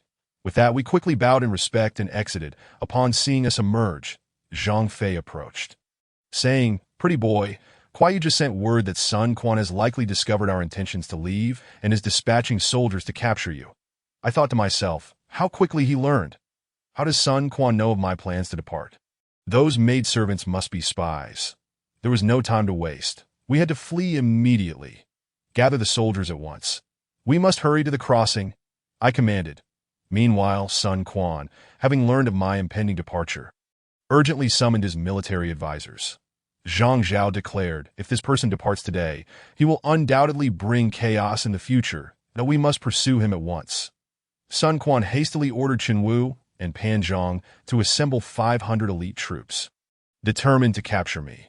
The two generals swiftly set off, while Cheng Pu cautioned, My lord, despite your fury, I predict that Chen Wu and Pan Zhang will not succeed in capturing this man. Sun Quan retorted. Do they dare defy my orders? Cheng Pu replied, The lady has been cherished in Jiangdong since childhood. All the generals fear her. Now that she is aligned with Xiao Yu, they will surely unite in their efforts. If they encounter her, they will not dare to act against him. Enraged, Sun Quan drew his sword and called for Jiang Qin and Zhou Tai, commanding, You two shall take this sword and bring me my sister and Xiao Yu's head.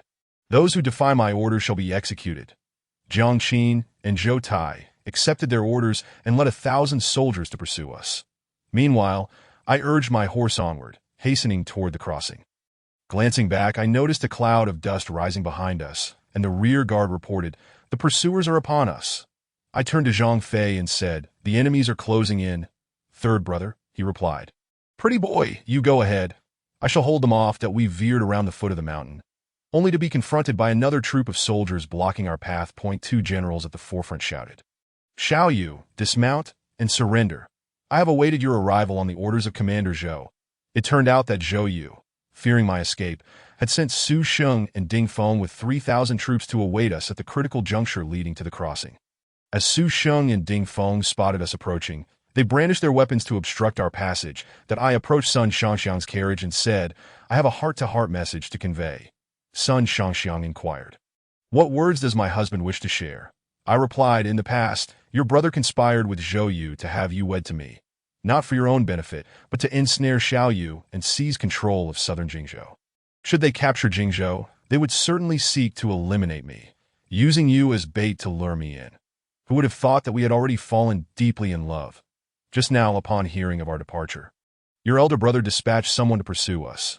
Yet fortunately, Xiang'er remained steadfast and accompanied me here. However, Zhou Yu has sent men to intercept us, determined that Xiang'er must not comprehend this calamity, that if Xiang'er refuses, I shall willingly perish before the chariot, to repay the benevolence of our Lord, who visited the thatched cottage thrice at that moment. Sun Shangxiang furiously declared, Rest assured, my husband, since my second brother does not regard me as kin, what face have I to meet him again? In the face of today's peril, I shall take matters into my own hands. Thus, she commanded the soldiers to push the cart forward, lifting the curtain and demanding of Su Sheng and Ding Feng, Do you two intend to rebel? Su and Ding, in a flurry, dismounted their horses, discarded their weapons, and knelt before the cart, asserting, How dare we rebel? We are here to obey the orders of General Zhou, stationed here to await Xiao Zijiang. Sun Shangxiang, infuriated, retorted, Zhou Yu, the traitor, our Eastern Wu has not wronged you. Xiao Zijiang is the right military advisor of Jingzhou, my husband, that I have already informed my mother of our return to Jingzhou. Now, you two stand at the mountain's foot, leading your troops to obstruct our path, intending to plunder our couple's possessions. Su Sheng and Ding Feng, the two timid souls, stammered in response, We dare not. Please, madam, quell your anger. This matter does not concern us. It is the command of General Zhou. Sun Shangxiang, further incensed, countered, Are you afraid of Zhou Yu and not of me? If Zhou Yu can slay you, can I not do the same to him? Thus, she unleashed a torrent of invective upon Zhou Yu from the cart, commanding the vehicle to advance. That Su Sheng and Ding Feng, reflecting, thought, We are mere subordinates. How can we dare to oppose the madam? Then, seeing Zhang Fei pursuing from behind, they realized they were no match for him, and had no choice but to order their soldiers to clear a wide path for our passage that I stood by. Utterly astonished, how had Sun Shangxiang transformed into someone so fierce? Was this truly her? Just then, having rounded a hill, Chen Wu and Pan Zhang arrived. Su Sheng and Ding Feng recounted the situation. The two generals inquired, "Why did you allow them to pass?" "We, having received the command from the Lord of Wu, were specifically sent to pursue them back." Thus, the four generals united their forces and set off in pursuit. As we journeyed, we suddenly heard a great uproar behind us that I turned to Sun Shangxiang and said, "The pursuers are upon us again. What shall we do?" She replied, "You go ahead, dear husband. I shall hold off the three generals." I then took 200 soldiers towards the ferry, while Zhang Fei reined his horse by the cart, deploying the remaining 300 troops to await the approaching generals. Upon seeing Sun Shangxiang, the four generals dismounted, standing with their hands clasped. Sun Shangxiang asked, "Chen Wu, Pan Zhang, what brings you here?" The two generals answered, "We come at the behest of our lord to escort you and your husband back." Sun Shangxiang retorted, "It is you ruffians who have sown discord between my siblings. I have married another. My departure today is not to elope. I am following my mother's wishes to return to Jingzhou. Even if my brother were here, he must act according to propriety. The DOU two intend to harm my husband and me, relying on your military might." The four generals exchanged glances, pondering. They are merely siblings. And with the Empress Dowager as arbiter, how can the Lord of Wu, a paragon of filial piety, dare to defy her words? If we were to go against them, it would be we who suffer the consequences. It is better to do them a favor. Meanwhile, Zhang Fei remained alert, ready for battle. Thus, the four generals retreated, and Sun Shangxiang commanded the cart to proceed. Su Sheng suggested, "We four should report to General Zhou and inform him of this matter." The four hesitated, when suddenly a troop came rushing like a whirlwind. It was Jiang Qin and Zhou Tai. The two generals inquired, "Have you seen Liu Bei?" They replied, "He just passed by." Jiang Qin asked, "Why did you not detain him?" The four explained Sun Shangxiang's words, and Jiang Qin declared, "Our lord fears there may be truth to this. Let us seal a sword here, ordering the execution of his sister before slaying Xiaoyu. Those who disobey shall be executed." Jiang Qin added, "Su and Ding, you two may swiftly report to the general, instructing the waterway to send fast ships in pursuit, while we shall pursue along the shore. Regardless of land or water routes, we shall catch up and slay them, ignoring the words of the princess." Thus, Su Sheng and Ding Feng hurried to report to Zhou Yu, while Jiang Qin, Zhou Tai, Chen Wu, and Pan Zhang led their troops along the river. Meanwhile, our party finally arrived at the ferry. Scanning the riverbank for boats, I found the waters overflowing, and there were no vessels in sight. I pondered, where was Zilong? I hastily ordered the soldiers to scout ahead for boats, when suddenly a cloud of dust arose behind us that I turned to see troops approaching in droves, lamenting, after days of relentless travel. "We are exhausted, and with pursuers at our heels, we are doomed." As the shouts grew nearer, I unexpectedly spotted over 20 towboats cast adrift along the riverbank, and a voice called out, "Do not fear. Strategist, Zilong is here." Instantly, joy surged within me, and I rushed aboard the ship with Sun Shangxiang. Zhang Fei led 500 soldiers aboard as well. Suddenly, a figure in a silk cap and robe emerged from the cabin. Laughing heartily, "Fifth brother, rejoice. Liang has awaited you here for quite some time." That I gazed in astonishment, for seated within were none other than the esteemed leaders of Jingzhou, Kuai Yu, the Kuai brothers, Su Shu, Sun Qian, and Jin Yong. That I exclaimed, "Fourth brother, second brother, and all of you." Before long, the four generals arrived. Kongming pointed at those on the shore with a smile, saying, "I have foreseen this for quite some time. You should return and inform Zhou Lang to cease employing charming stratagems." Just as the arrows rained down, the ships have already sailed far away, and Jiang Qin and the other four generals could only watch us depart helplessly.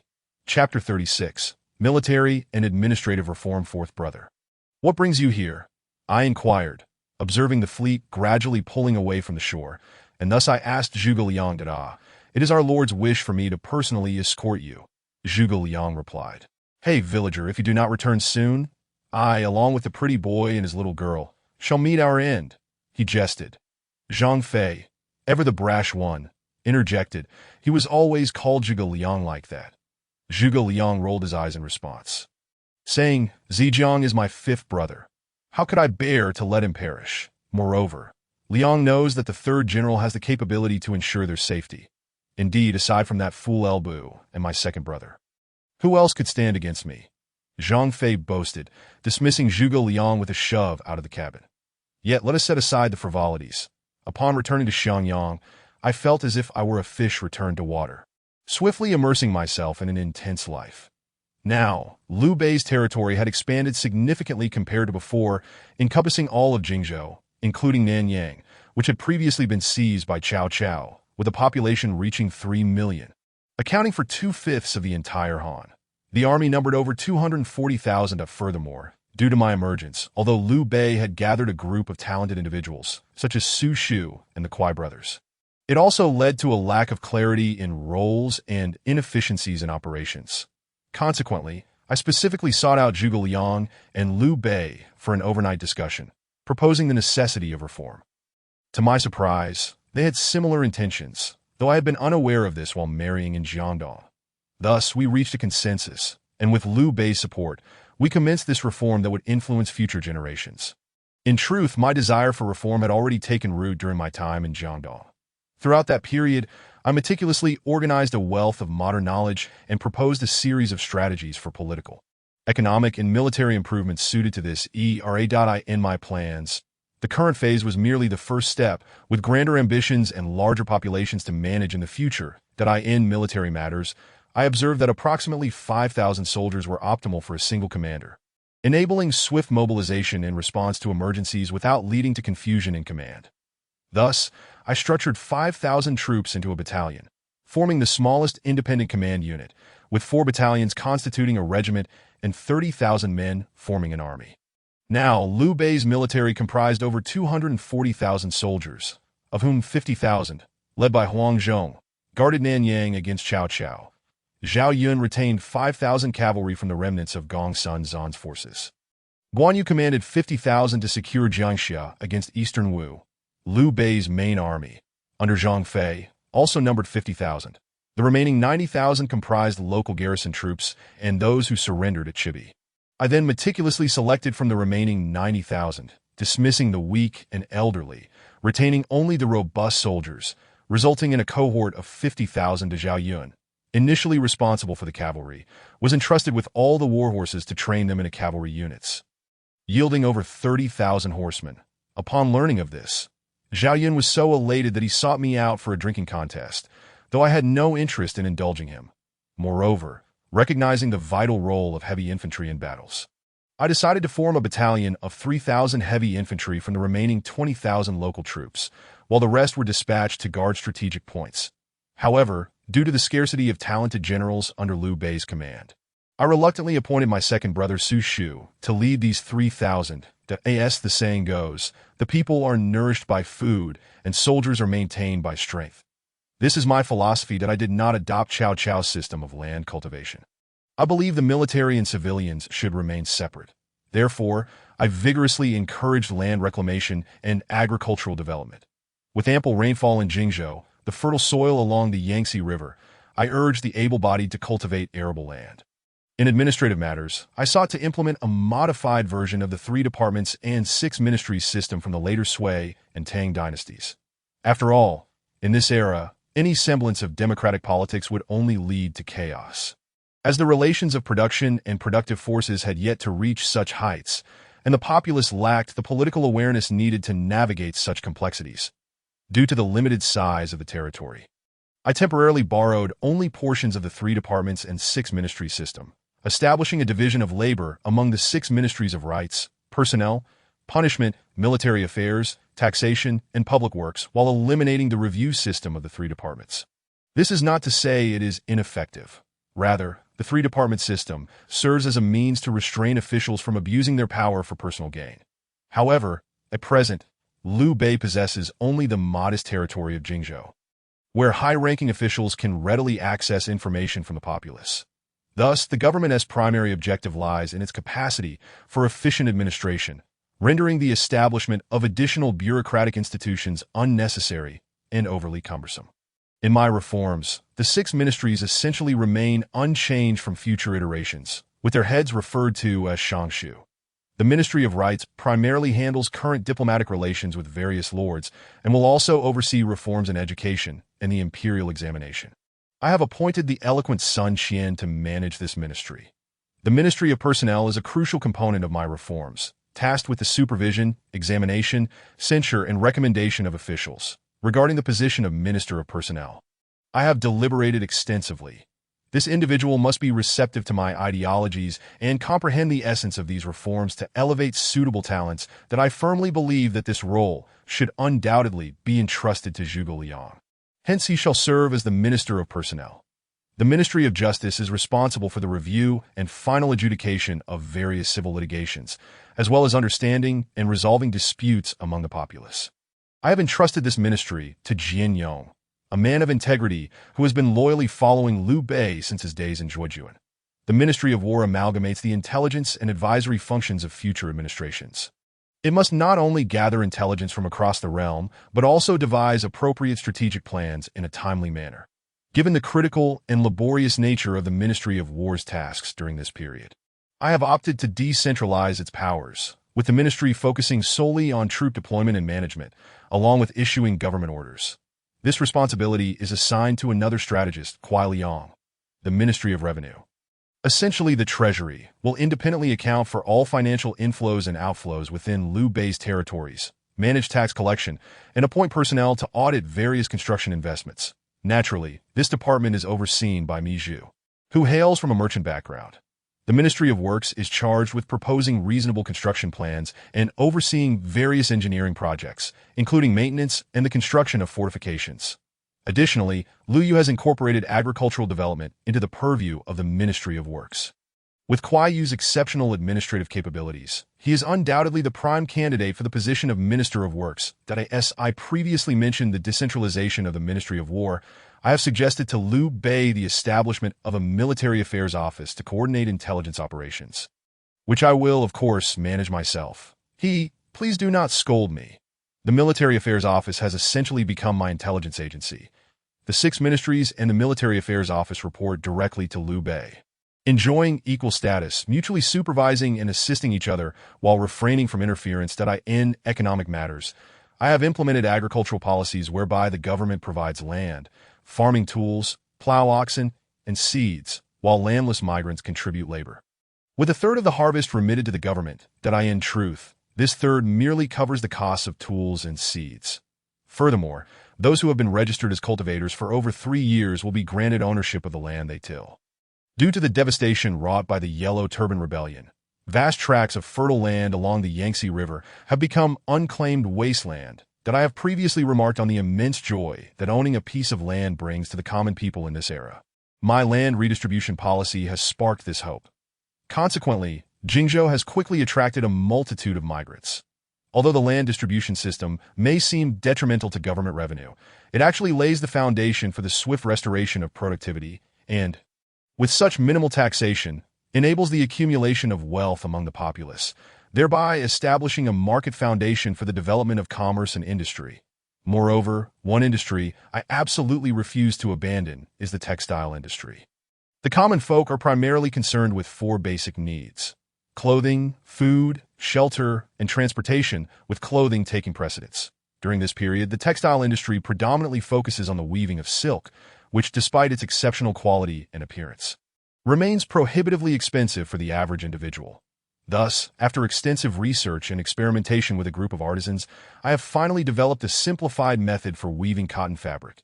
However, at this time, the primary source of cotton remains in the Lingnan and Jiaozhou regions, necessitating the transportation of cotton from those areas. Chapter 37. The Emperor's Blood Edict months have passed, and affairs in Jingzhou have finally stabilized, with all reform initiatives proceeding in an orderly manner. As for me, I am, of course, indulging in some leisure time, currently engaged in a fierce contest with Sun Shangshan at home. "Young master, the governor requests your presence," a small voice from outside suddenly called. Knocking at the door, startled, I thought, do they not realize I am engaged in important matters?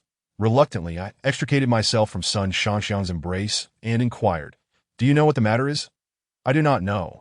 The messenger did not say, replied the small voice. Upon arriving at the government office, I found 8 individuals already assembled in the hall. Besides Liu Bei, the civil officials present were Zhuge Liang, Su Shu, Kuai Yu, Kuai Liang, Sun Qian, and Jian Yong, while the military officers included Zhang Fei and Zhao Yun. The atmosphere was heavy with gravity that Su Shu quietly asked Kuai Liang beside him, "What is the matter? Is there new intelligence?" Kuai Liang nodded. "Yes, Zhou Yu has suffered another defeat." Upon hearing this, I immediately glanced at Zhuge Liang, who likewise looked back at me. We exchanged knowing glances. Zhang Liao has truly proven himself formidable, holding off Zhou Yu's army for so long that I heard that Zhou Yu was struck by an arrow recently. But these matters have been previously discussed with Zhuge Liang, and we both agreed that Zhou Yu would certainly be unable to capture Hefei. Kuai Liang continued. It is said that continuous heavy rains have left Zhou Yu's army without provisions, and they were defeated during their retreat by a surprise attack from Zhang Liao's forces. Su Shu scoffed. Zhang Liao is not so formidable. He can defend a city, but I suspect it was Jia Su, who was sent to support Zhang Liao, who played a trick.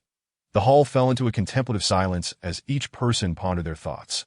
Even Zhang Fei, who usually thrived on chaos, bowed his head in unusual quietude. After a moment, I remarked, though this may not be entirely good news, it holds no detriment for us. Why then do you all wear such concerned expressions? Upon hearing this, Zhuge Liang handed me a piece of silk cloth, saying, "This was secretly delivered by Dong Cheng's envoy today." As I opened it, I was taken aback to find it was a blood edict. I have heard that in matters of humanity, the father-son bond takes precedence. In distinctions of rank, the relationship between ruler and minister is paramount. Recently, Cao Cao has usurped power, oppressing the sovereign. He has formed factions, corrupting the court. Rewards and punishments are no longer under my control, that I am filled with anxiety day and night, fearing for the safety of the realm. You esteemed ministers are the backbone of the nation, and I, your sovereign, implore you to remember the hardships endured by Gaozu in founding the Han. Unite with loyal and righteous individuals to eliminate treacherous factions and restore stability to our state. Our ancestors would be grateful. I have meticulously reviewed the genealogy of the Han, and only my loyal uncle possesses the valor and benevolence to serve the nation that I hope my uncle will not disappoint my expectations and assist me in eradicating treachery. Restoring the grandeur of the Han dynasty, I have shed blood to pen this edict and entrust it to you. Take great care not to betray my intentions. Spring of the 14th year of Jianan. 3rd month. The timeline of the blood edict has been adjusted for narrative purposes. Reading this, even one who observes history from a distance like me could not help but feel a pang of sadness.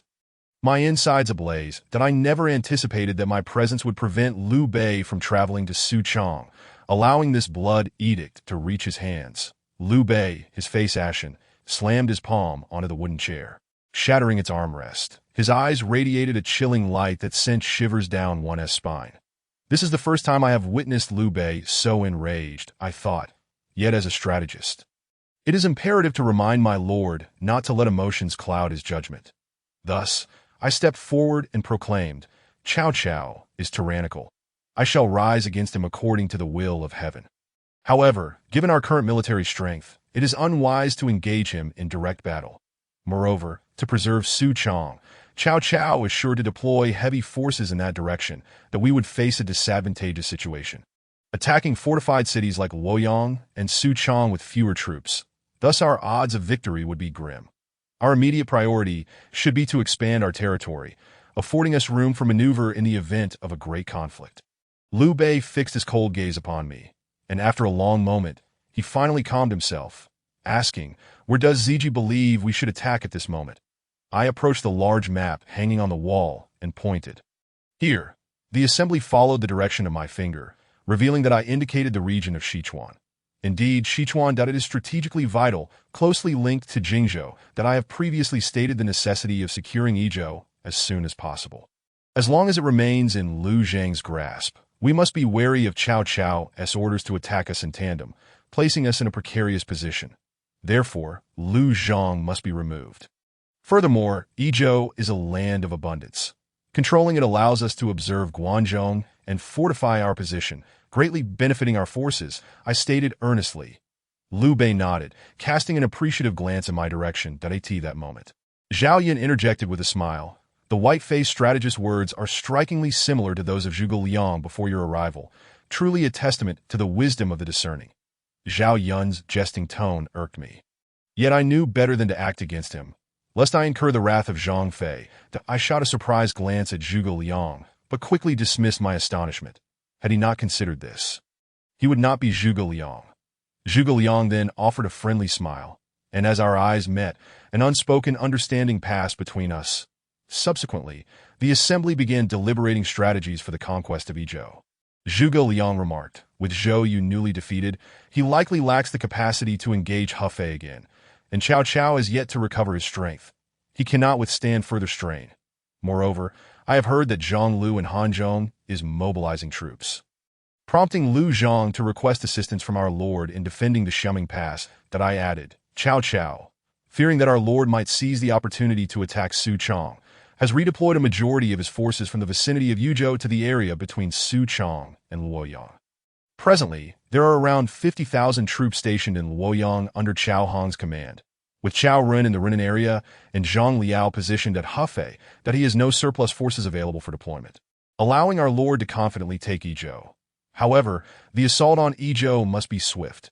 Once Cao Cao regains his composure, he is likely to reinforce from the Hanzhong region. At that point, we may find ourselves ensnared. Thus, it is preferable to divide our forces and launch a simultaneous attack. Point 1 General shall replace Han Sheng in guarding Nanyang, leading a contingent to feign an assault on Luoyang. That if we succeed, splendid. If not, it matters little, for the primary objective is to divert Cao Cao's attention. As for the rest, we shall await Zhang Lu's advance on Yizhou, and then strike with a dual approach. After further deliberation, it was ultimately decided that Su Shu would guard Jiangxia in place of Guan Yu, while Huang Zhong would accompany the main force to Sichuan. Now, we await Zhang Lu's actions. The winds of change are about to stir once more. How exhilarating! Liu De still has a few generals yet to be accounted for. On this day, having been well attended by Sun Shangxiang, I finished breakfast and briskly made my way to Liu Bei's residence. As I walked, I reflected on Xiang's tender care, feeling an overwhelming sense of gratitude. With a wife such as this, what more could one desire? Although I had taken advantage of her during my time in Jiangdong, the day had dawned bright. Being a frequent visitor to Liu Bei's abode, I proceeded directly to the conference hall to convene with him. Upon entering the front courtyard, I observed him practicing martial arts alongside Zhang Fei and Zhao Yun. Liu Bei wielded a double-edged sword, executing his moves with an air of impressive skill. However, the true spectacle lay in the duel between Zhao Yun and Zhang Fei, with the stormy pear blossom spear clashing against the Zhangba serpent spear in a display of unique flair. Zhao Yun thrust his spear directly at Zhang Fei, who bellowed, "Coming right at me." He skillfully deflected the spear's point with his own weapon, then unleashed a powerful strike aimed at Zhao Yun's waist. Having trained together for so long, Zhao Yun was well aware of Zhang Fei's penchant for powerful slashing attacks, and was prepared. He stomped his right foot, propelling himself a full yard into the air. Evading Zhang Fei's assault, and with the force of his descent, he aimed a fierce blow at Zhang Fei. Though Zhang Fei was brash, he was not foolish, recognizing the immense power behind Zhao Yun's strike. He swiftly retreated a few steps, creating distance. The result was a thunderous crash as Zhao Yun's spear struck the ground, sending dirt flying, burying the spear's tip deep into the earth. Seizing the opportunity, Zhang Fei launched his serpent spear like a shooting star towards Zhao Yun's head. Zhao Yun laughed heartily. "Be careful." He widened his fierce eyes and shouted, attempting to cleave Zhang Fei in two with an upward strike. Yet, Zhang Fei's robust form exhibited surprising agility as he swiftly turned, his spears splitting into three, each aimed at different angles to pierce Zhao Yun. In a display of cleverness, Zhao Yun executed a turning sidestep to evade Zhang Fei's attack. The two engaged in a back-and-forth exchange, neither able to gain the upper hand, until Liu Bei, noticing my presence, intervened to halt their sparring. "Zijiang, you've arrived quite early today," Liu Bei remarked. "My lord, does Yu Ping usually wake late?" I responded with a smile. "Hey, pretty boy, did you not often say, sleep until naturally awakened, count money until your hands cramp?" Zhang Fei interjected. "That is my life's goal, yet I have yet to achieve it." I rolled my eyes at him. At that moment, Others began to gather in the front courtyard, and Liu Bei suggested we proceed inside. Where is Yuan Ji? Upon sitting down, Zhu Gu and I noted that Su Shu had yet to arrive.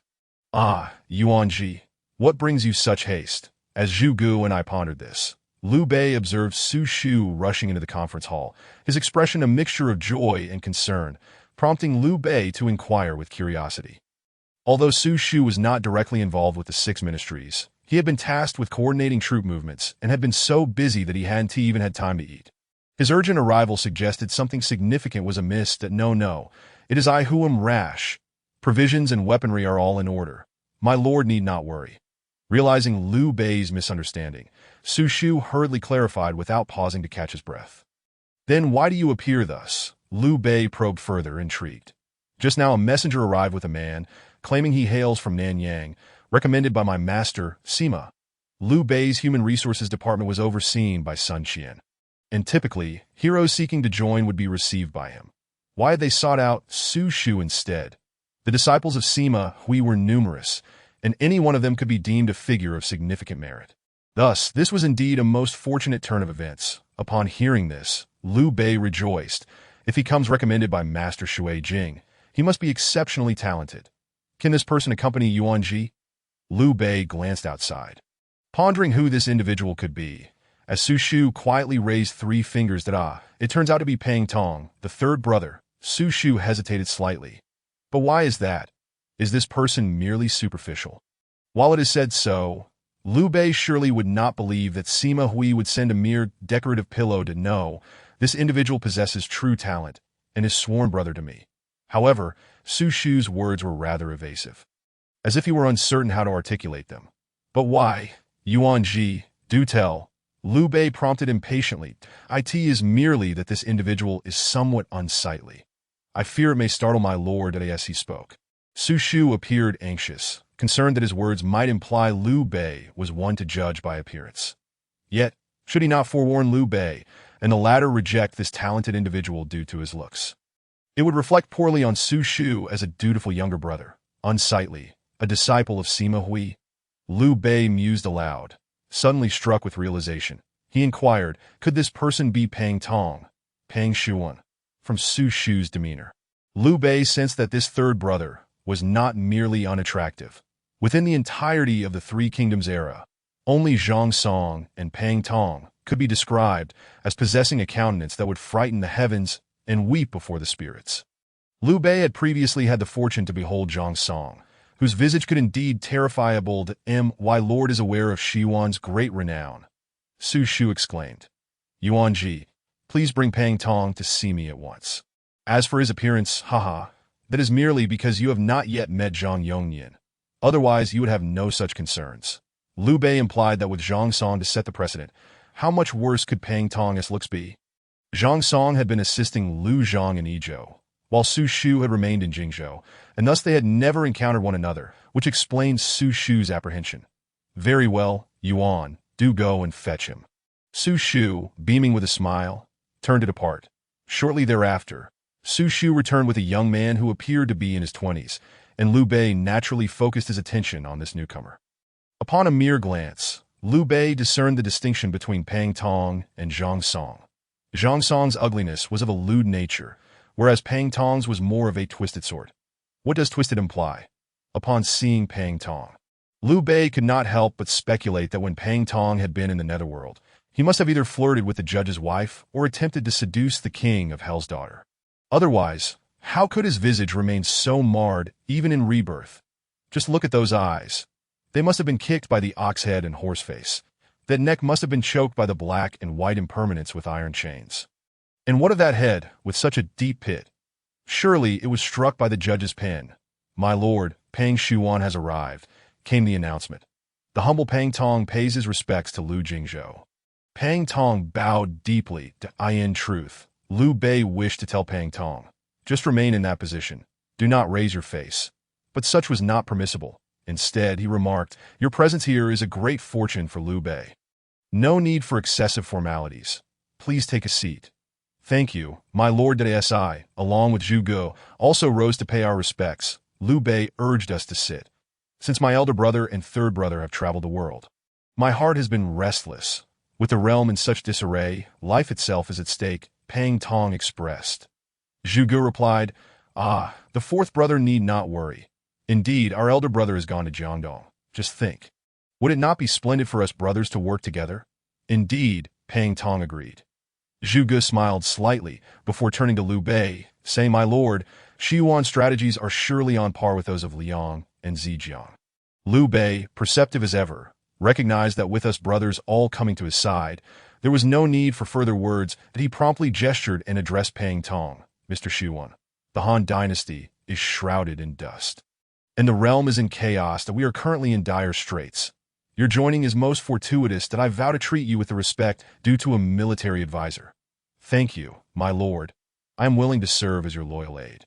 Pang Tong declared without further preamble, readily accepting his role. As the evening unfolded, Liu Bei, in high spirits, announced, "Ha! Splendid! Today is a day of great joy. We must give Shi Yuan a warm welcome. Ah, pretty boy, you cannot escape today. Watch as I bestow upon you a drink until you are incapacitated."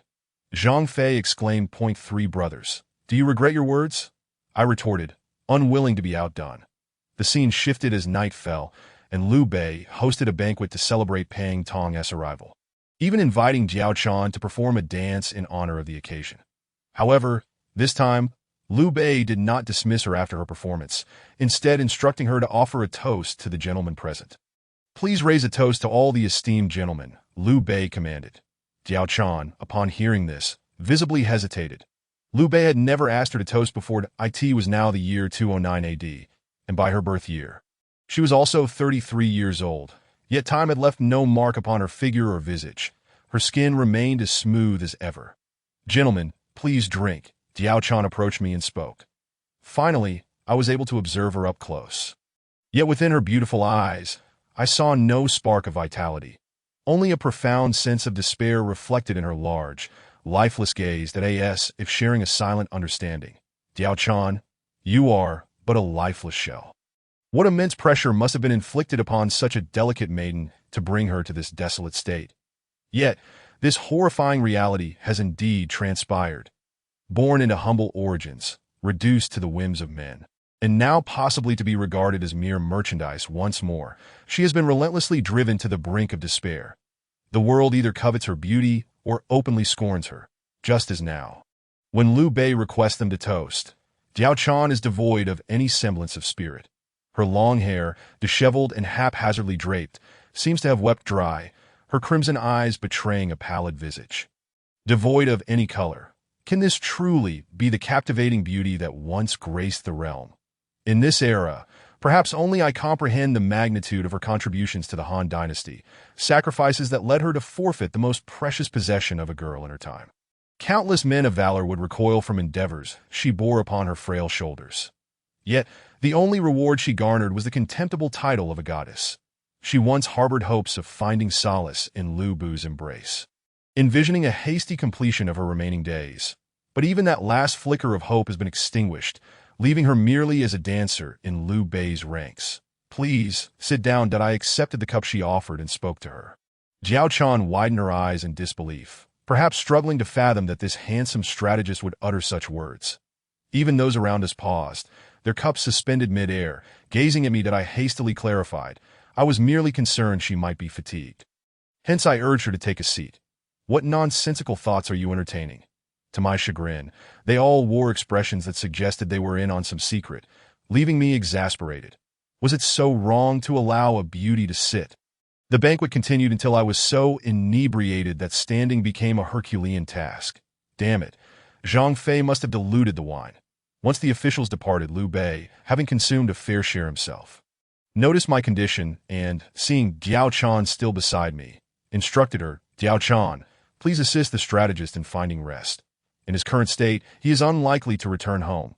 Upon hearing this, Jiao Chan rose, performing a graceful bow, and cautiously assisted me into a guest room. That moment, I was thoroughly intoxicated, my cheeks flushed with a charming hue, mumbling incoherently. My appearance, not lacking in allure, could rival that of a dashing gentleman in white attire, leaving Jiao Chan momentarily entranced. Having settled me into the room, I abruptly disrupted the serene atmosphere by vomiting, splattering her in the process, prompting her to hurriedly clean herself. After freshening up, Diao Chan entered the chamber to check on my condition. And upon witnessing me sprawled across the bed, the covers tossed aside, she sighed, "Alas, how can this strategist sleep so restlessly?" She promptly approached, gathered the blanket, and draped it over me anew, sitting by the bedside. Smiling as she gazed at my slumbering form, her hand caressing my face, reminiscing about how Lu Bu had also been this intoxicated, supported by her into the chamber. Suddenly, I murmured, "Water! I need water." Startled, Diao Chan withdrew her hand, realizing I was merely craving water in my drunken stupor, and swiftly poured a cup for me. However, as she placed the cup back on the table, I, who should have been in deep slumber, unexpectedly grasped her slender waist, pushing her down onto the bed amidst her startled cries, and rolled over, pinning her beneath me that I, in my hazy state, I mistakenly believed it was Sun Shangxiang caring for me. Of course, my words reached Sun Shangxiang, who stood outside the door, momentarily stunned, before a smile crept upon her lips, and she turned to leave. The next morning, I finally awoke, the remnants of alcohol lingering in my system. Damn it, how could Zhang Fei drink so much? As I attempted to rise, I noticed a figure beside me. "Diao Chan, what transpired last night?" Wasn't it Sun Shangxiang who came to me? My movement startled Diao Chan awake. And upon realizing she lay beside me, she gasped, "Sir, I was drunk last night. I sincerely apologize," I stammered, my heart racing. Had I truly crossed a line with Diao Chan? It was uncertain whether this was fortunate or unfortunate, especially with Sun Shangxiang awaiting my return. "Sir, do not blame yourself. It was I who consented," Diao Chan replied, her gaze cast downward. She lacked the courage to admit she had mistaken me for Lu Bu. And indeed, it had been her own choice. "Enough. Let us depart," I suggested. Diao Chan's cheeks flushed deeper, realizing we were both unclothed. She hesitated to rise and dress. "That I shall go first," I declared, hastily throwing on my clothes. Diao Chan, concealed beneath the covers, watched me with intrigued eyes. "Miss Diao Chan, I hope you will not speak of last night to anyone," I implored after dressing. "Indeed, I shall keep it a secret," she nodded from beneath the covers. Taking a deep breath, I expressed, "In that case, I am grateful to you. Miss Diao Chan, if you ever require assistance, I shall surely repay you." "Take care, sir," she murmured softly. With that, I bid her farewell and exited the room. I quickly scanned the surroundings for any prying eyes, relieved to find none, and made my way out of Liu Bei's estate. Just as I was about to step through the gates, I collided with someone entering, nearly causing me to cry out. Upon closer inspection, it was Zhao Yun, who appeared to be on his way to train with Liu Bei. "It's you, Zilong? What brings you here so early?" I chuckled awkwardly, fully aware of the insincerity of my laughter. "Oh, it's the strategist. I was just about to find the Lord for some training." Zhao Yun replied, "Go ahead then. I must return home," I said, eager to avoid any further conversation. Zhao Yun, sensing something amiss about my demeanor, chose to remain silent. Hastening homeward, I pondered how to explain last night to Shangxiang. However, before I could devise a plan, I found myself at my doorstep. With no other option, I requested the guards to let me in. As I approached my chamber, I was about to push the door open when I suddenly thought better of it, taking care to ensure my appearance was presentable. With a composed demeanor, I entered. "Back already?" Sun Shangxiang's voice pierced the air, causing my heart to sink. I braced myself for her wrath. "Shangxiang, I simply had a bit too much to drink," I replied with a forced smile. "Just drinking, is it?" Sun Shangxiang stood with her back to me, her expression obscured. How did she know? I resigned myself to my fate, deciding to employ a strategy of self-pity. "Shangxiang, I have wronged you," I said, my voice trembling. "Xiao Zijin, what do you mean?" She turned to face me. "Last night, I was drunk and mistook Diao Chan for you. That I truly meant no harm," I lamented. "Stop your feigned sorrow. You are my husband." "How could I not know your true nature?" Sun Shangxiang sighed, tears welling in her eyes. That is so she had known all along. "How did you find out?" I inquired. "Yesterday, the 3 generals returned and informed me of your drunken state. So I went to seek you out, only to discover," she trailed off, tears streaming down her cheeks. "Shangxiang," I struggled to find words, enveloping her in my embrace and softly comforting her, after a couple of cups of tea had passed. Sun Shangxiang finally lifted her head and asked, "Husband, will you abandon me?" I replied earnestly, "You are my legally wedded wife, and I shall have no other. You need not worry." "And what of Diao Chan?" I suppose I owe her an apology, I sighed. Truth be told, if you wish to marry her, I would not object. After all, men are allowed multiple wives, she remarked. How could I confess my preference for monogamy? Rest assured, I have no affection for her. My heart belongs solely to you. Do not entertain such thoughts, my dear. I reassured her that I am the foolish one, and you are the foolish husband, she teased, feigning anger. Do you desire me, this foolish husband? I leaned closer to her. I would forsake all else, for you are my only oh, tell me. Do you want me? She replied softly. Hearing her words, the weight in my heart lifted. I gazed at her petite figure, a smile gracing my lips as I leaned down and whispered in her ear, Shangxiang, I want you to be my wife for all eternity. Dear husband. Sun Shangxiang had never encountered such sweet words before. Upon hearing me utter them, her body immediately softened, and she gently wrapped her arms around my neck, murmuring softly that I gazed at her tenderly and, without hesitation, kissed her passionately. Just as we were about to take the next step, a maid called out from outside, Young master, madam. Lady Gone has arrived. Ha! I prefer being called young master rather than lord. Lady Gone, what brings her here? I paused my actions and looked at Sun Shangxiang with questioning eyes. You've been busy with the lord these past few days, and since no one was here to converse with me during the day, Lady Gone has come daily to seek my company. Sun Shangxiang explained that, oh, then let us go greet her. I replied that we both tidied our clothes and proceeded to welcome Lady Gone, that we pay our respects to the matriarch, that we pay our respects to the elder sister. We greeted the visiting Lady Gone. Please rise, there is no need for such formality among family. Lady Gone responded at a glance. I noticed Lady Gone's maid holding a doe in her arms. A doe, who had just turned 2, was at the age where he began to recognize people and speak. This chubby little fellow had captured my affection from the moment he was born, perhaps due to my inherent fondness for children. Or perhaps because of the esteemed reputation he would garner in the future as the renowned ruler of the Han dynasty. Upon seeing me, a doe chirped in a sweet voice, waving his hands in a gesture that implored me to hold him. Hee little doe, have you missed your Uncle Wu? I said as I took a doe into my arms. This little one is getting heavier. I remarked that in private he also referred to Zhu Gu as fourth uncle, while the other uncles were known to him as second uncle and third uncle, perhaps because I and Zhu Gu were positioned as fourth and fifth in the familial hierarchy, leading to some confusion on his part. I miss you, Uncle Wu, a doe replied. That rascal Zhang Fei, always calling me little white face in front of the children. Now everyone is calling me bye-bye, humph. Hearing this, Lady Gone and Sun Shangxiang burst into laughter. I rolled my eyes at them playfully and took a doe to the garden to play, but my heart was filled with a warm sweetness, a comforting sensation enveloping me. Chapter 41. The Journey to Sichuan, Part 1. Days passed, and Liu Bei suddenly summoned everyone for a meeting. Upon arriving at the residence, Liu Bei asked everyone to take their seats, then said, I have gathered you all today to discuss our expedition to Sichuan. Recently, Fa Xiaozhi brought a letter from Liu Jiyu, requesting my assistance in fending off Zhang Lu. What are your thoughts? Do you have any good strategies? After Liu Bei finished speaking, his gaze swept across the assembled crowd. Hearing this, I silently mused.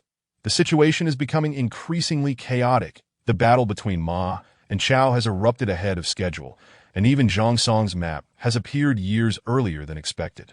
I did not anticipate that Zhang Lu's attack on Sichuan would also occur prematurely. As I considered this, my eyes drifted to a stranger among the crowd, and I wondered if he might be Fa Zheng. He certainly appeared to be a talented individual. While I was lost in thought, Zhuge spoke up. Jingzhou is a crucial stronghold. We must divide our troops to guard it. Liu Bei responded, I wish to bring Zijian, Shi Yuan, Ida, Zero, Han Sheng to Sichuan. The military strategist can stay behind with Yun Chang and Zi Long to defend Jingzhou. Zhuge Liang agreed, as preparations had already been made. Guan Yu had gone ahead to replace Huang Zhong in guarding Nanyang, while Huang Zhong returned to Jingzhou awaiting orders. That Su Shu had headed to Jiangxia, and Zhao Yun was stationed with Zhu Gu and Kuai Yu in Xiangyang. Liu Bei then appointed Huang Zhong to lead 3,000 troops as the vanguard, while Zhang Fei commanded the rear guard. With me overseeing the Central Army. As a jest, I was tasked to assume the role of a general, and then ordered Pang Tong to act as military strategist, mobilizing 50,000 troops, ready to set off for Sichuan the following day. Once the plans were established, everyone prepared to disperse. Just as I was about to return home, I was stopped by Huang Zhong. The crowd halted to see what was amiss. Huang Zhong wore an odd expression, hesitating to speak, which piqued my curiosity. General Han Sheng, if you have something to say, please do not hesitate, I encouraged upon hearing this. Huang Zhong replied, military strategist, while I was in Nanyang, I discovered 2 capable generals whom I wish to recommend to the Lord for the expedition to Sichuan, but I fear my influence is limited. So I seek your assistance. Upon hearing this, I was filled with joy. The prospect of capable generals joining our ranks was a splendid opportunity. Ah, you good man, Han Sheng. Who are these 2? Introduce them so that I may meet them, I exclaimed. Huang Zhong, realizing I bore him no ill will, responded with delight, you 2 may enter at his command. 2 soldiers resembling young officers entered, each wielding a broadsword, one with a red face and the other with a white face. I am Wei Yin, and this is Wen Pin that we pay our respects to the military strategist, they greeted. You are Wei Yin and Wen Pin. Ha! This is splendid news. I am thrilled to hear of your arrival, I said. Wei Yin has finally come to serve, and Wen Pin, who initially pledged allegiance to Cao Cao, has now chosen to join us in Jingzhou. How does the military strategist know of our reputations? This is most impressive, Wei Yin remarked. Zhao Yun, Han Sheng, why don't you take them to the courtyard to test their abilities? I suggested, as it was essential to assess their skills before integrating them into our ranks. Understood, they replied, and Zhang Fei, ever the boisterous one, followed them outside to observe. Soon after, the 4 returned. Military strategist, I fought with Wei Yin for 80 rounds without a decisive victor. Zhao Yun reported, I engaged Wen Pin for 30 rounds. And neither of us gained the upper hand. He continued, Jingzhou has gained 2 formidable generals. Tomorrow, I shall report to the Lord and take you both to Sichuan, I declared. Today is a day of celebration. Let us all go to Little White Face's house to drink. Zhang Fei shouted. Yes, they all agreed, clearly having planned this beforehand to revel in my hospitality. Seeing the enthusiasm, I laughed and said, let us go and drink to strengthen our bonds. Huang Zhong chimed in, let us go. Military strategist, I haven't had a chance to toast your wedding yet. Today I will make up for that. I chuckled, drink as you wish. 3rd brother and 4th brother are welcome to join as well. They laughed in response that I called for Kuai Yu and the others, and our group set off in high spirits toward my home. Upon arrival, I promptly instructed the servants to prepare dishes and purchase wine to entertain everyone.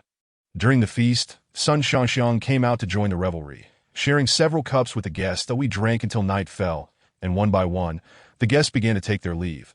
Some, with lesser tolerance for alcohol, had become quite tipsy, including Zhang Fei, who now slurred, you rascal. How is it that after just a few days, your drinking capacity has improved? He declared, I'm off home to rest with that. He swayed unsteadily as he made his way home. Thankfully, Zhao Yun remained sober to accompany him back. Otherwise, I would have been quite concerned. After bidding farewell to everyone, Sun Shangxiang suddenly emerged, exclaiming, Husband, you are far too cunning. The unexpected voice startled me. Turning around, I saw my wife and laughed. How am I cunning? Just as I finished speaking, Sun Shangxiang produced a wine jar from behind her. It was the very jar she had just consumed from. Pointing at the jar, she said, You actually used water to compete with 3rd brother in drinking. How is that not cunning? I quickly hushed her, saying, Keep your voice down. They haven't gone far. I then closed the door and pulled Sun Shangxiang aside, explaining, I've already had 2 jars, and that rascal is relentless. I had to switch it with a jar of water, or I would have lost all sense of myself. Sun Shangxiang smiled, I know, which is why I did not expose you. I chuckled, pulling her into my embrace. I knew you cared for me. After a moment of tender intimacy, Sun Shangxiang suddenly said, You are to lead the troops into Sichuan the day after tomorrow. Are you not? I replied softly, Yes, I shall set out early the day after tomorrow. Resting her head on my shoulder, she murmured, May I accompany you? Is that all right? Surprised, I gently tapped her head, saying, This is a military expedition. Why would you wish to come along? Rubbing the spot where I tapped her. She pouted, Do not hit my head. Why can't I go with you? You will be on the battlefield fighting, and I would be left at home, waiting anxiously. I refused to accept that. After a pause, she added, You will be alone out there without anyone to care for you, and I cannot help but worry. I replied, You still need to look after Pinger at home. Dear readers, do remember that little sister. Leave Pinger to Lady Gone. Sun Shangxiang insisted that I stared at her, contemplating the strength of this determined woman who is my wife. What should I do? Should I agree to her request? What if danger arises? But if I refuse, she would be heartbroken. Lowering my head, I gazed at Sun Shangxiang's resolute face, reminiscent of the famed warlord of Jiangdong. No, I had made up my mind. I could not allow her to accompany me. If danger truly struck, I would regret it for a lifetime. No, I cannot let my beloved endure hardship. You need not worry. I will be safe, I asserted firmly. Husband, Sun Shangxiang tightened her embrace around me. How touching it was to have such a beloved woman by my side. Chapter 42. The Journey to Sichuan, Part 2. On the morning of our departure, I woke to find Sun Shangxiang missing. As I prepared to dress, I suddenly saw her rushing towards me, wearing a white robe, helping me don my attire, saying, "Be careful." As I was organizing matters, upon seeing Sun Shangxiang in such a state, I remarked, "Do not worry, for I am a strategist, not a general or a mere soldier. There is no need for concern about engaging in battle." Once everything was in order, I waved goodbye to Sun Shangxiang at the entrance. Having made arrangements with Liu Bei the previous day, the vanguard troops were to be led by Wei Yin and Wen Pin as they departed the city, while Liu Bei's central army was to assemble at the parade ground before exiting the city. Naturally, I intended to head to the drill ground to find Liu Bei, while Huang Zhong would assume command of the central army in my stead. As for the rear guard, it remained unchanged. Still under the leadership of Zhang Fei. Upon arriving at the drill ground, I found Huang Zhong had already assembled the central army. The 30,000-strong force formed a standard square formation, appearing as a dense mass from a distance. Within the formation, various flags fluttered in the wind. However, amidst such a multitude, aside from the sound of the flags, not a single sound could be heard. To make a long story short, once Liu Bei arrived, the Grand Army would immediately set forth. After several days of marching, one day, as Liu Bei and I were engaged in conversation, a messenger from Wei Yin arrived, reporting that there was a military force blocking the way ahead. Estimated to number around 5,000, that Huang Zhong promptly ordered the troops to halt and inquired of Liu Bei, "What is the intention of this force that obstructs our path?" After some contemplation, I replied to Huang Zhong, "It appears to be the troops of Liu Zhang from Sichuan. Lo and Chong scout the situation." Huang Zhong suggested, "Why not let Zhong go?" I countered, "Absolutely not. General Huang must remain here to oversee the formation. If the situation appears unfavorable, we must launch an immediate attack." Huang Zhong agreed. Meanwhile, Wei Yin received the command and galloped forward, directly approaching the front lines. A general from the opposing side emerged and called out to Wei Yin, "Is this the army of Lu Huangshu?" Wei Yin responded, "I am Wei Yin, Wen Chong, under the command of Lu Huangshu. Who are you that blocks the way?" Upon hearing this, the opposing general joyfully declared, "I am Ming My Lord, Liu Yizhou, has commanded me to warmly welcome Lu Huangshu." Wei Yin, upon hearing this, asked him to wait a moment while he proceeded to the central army to report. "Oh, look at this, Zizheng. What do you think? Is it true?" Liu Bei inquired of me. "Rest assured, my lord, it is undoubtedly genuine. You can proceed with confidence," I assured him. Thus, Liu Bei approached to meet the other party. And after polite exchanges, Mengda declared that he had come to escort Liu Bei on the orders of Liu Zhang. However, I was acutely aware that this man was merely using the pretense of a welcome to defect to Liu Bei's side, and I regarded him as one of our own. Huang Zhong, observing the amiable conversation between Mengda and Liu Bei, asked, "Strategist, I find this person's actions quite suspicious. Have you advised the people around the Lord to remain vigilant?" While he questioned, his gaze remained fixed on the 5,000 troops ahead, ready to strike should any unusual movement occur. I replied, "That man is sent by Liu Zhang to receive our Lord." Huang Zhong was taken aback by my words, and I chuckled. "This man is akin to Fei Zheng. How could he possibly harm our Lord?" Huang Zhong, upon hearing this, fell silent in astonishment, then burst into laughter. At this moment, several capable individuals from Sichuan crossed my mind, and I pondered how I could convince Liu Bei to recruit them all. After much contemplation, I ultimately decided that I would devise a plan to capture them. And whether or not they would join us would depend on Liu Bei's persuasive abilities. As this thought crossed my mind, a faint smile appeared on my face, while everyone was lost in their thoughts. Liu Bei addressed Huang Zhong, saying, "Hansheng, let the vanguard continue on." Huang Zhong immediately dispatched a message to Wei Yin, who received the order and observed that the opposing troops seemed to have also received their commands. turning back towards Yizhou, seeing the vanguard make their move. Huang Zhong then commanded the troops to follow closely behind, and the grand army slowly advanced towards Yizhou. After many days of travel, I strictly ordered all soldiers in the army not to disturb even a single thread of the common people's homes. Any violators would face immediate execution. An infamous veteran soldier, who had been with Liu Bei since his days in Shuzhou, attempted to assault a woman during the march, only to be discovered by me. Without a word, I ordered him to be executed. Subsequently, I displayed his severed head upon the army's flag to instill fear throughout the ranks. Upon witnessing this, the soldiers were left in awe, and from that point onward, no one dared to disobey military orders. Wherever the army passed, they committed no transgressions against the people. The citizens of Sichuan lined the streets to observe. Thus, Liu Bei's reputation for benevolence spread throughout the region. When Liu Bei learned of this, he did not blame me. Rather, he praised my actions, often remarking to those around him, "This reputation for kindness that I have received is all thanks to Zhejiang." The army continued its march for several more days until finally arriving at Peicheng. Liu Zhang personally led a number of officials to welcome Liu Bei outside the city. Liu Bei then ordered the army to set up camp outside the city while he went to meet Liu Zhang. The two of them discussed their brotherly bond late into the night before Liu Bei finally returned. The next day, Liu Zhang again hosted a banquet for Liu Bei in the city, and Liu Bei summoned several individuals to join him inside, returning only by evening. A day later, Liu Zhang informed Liu Bei that Zhang Lu intended to invade the territory and requested Liu Bei to take charge of the Jiaming Pass.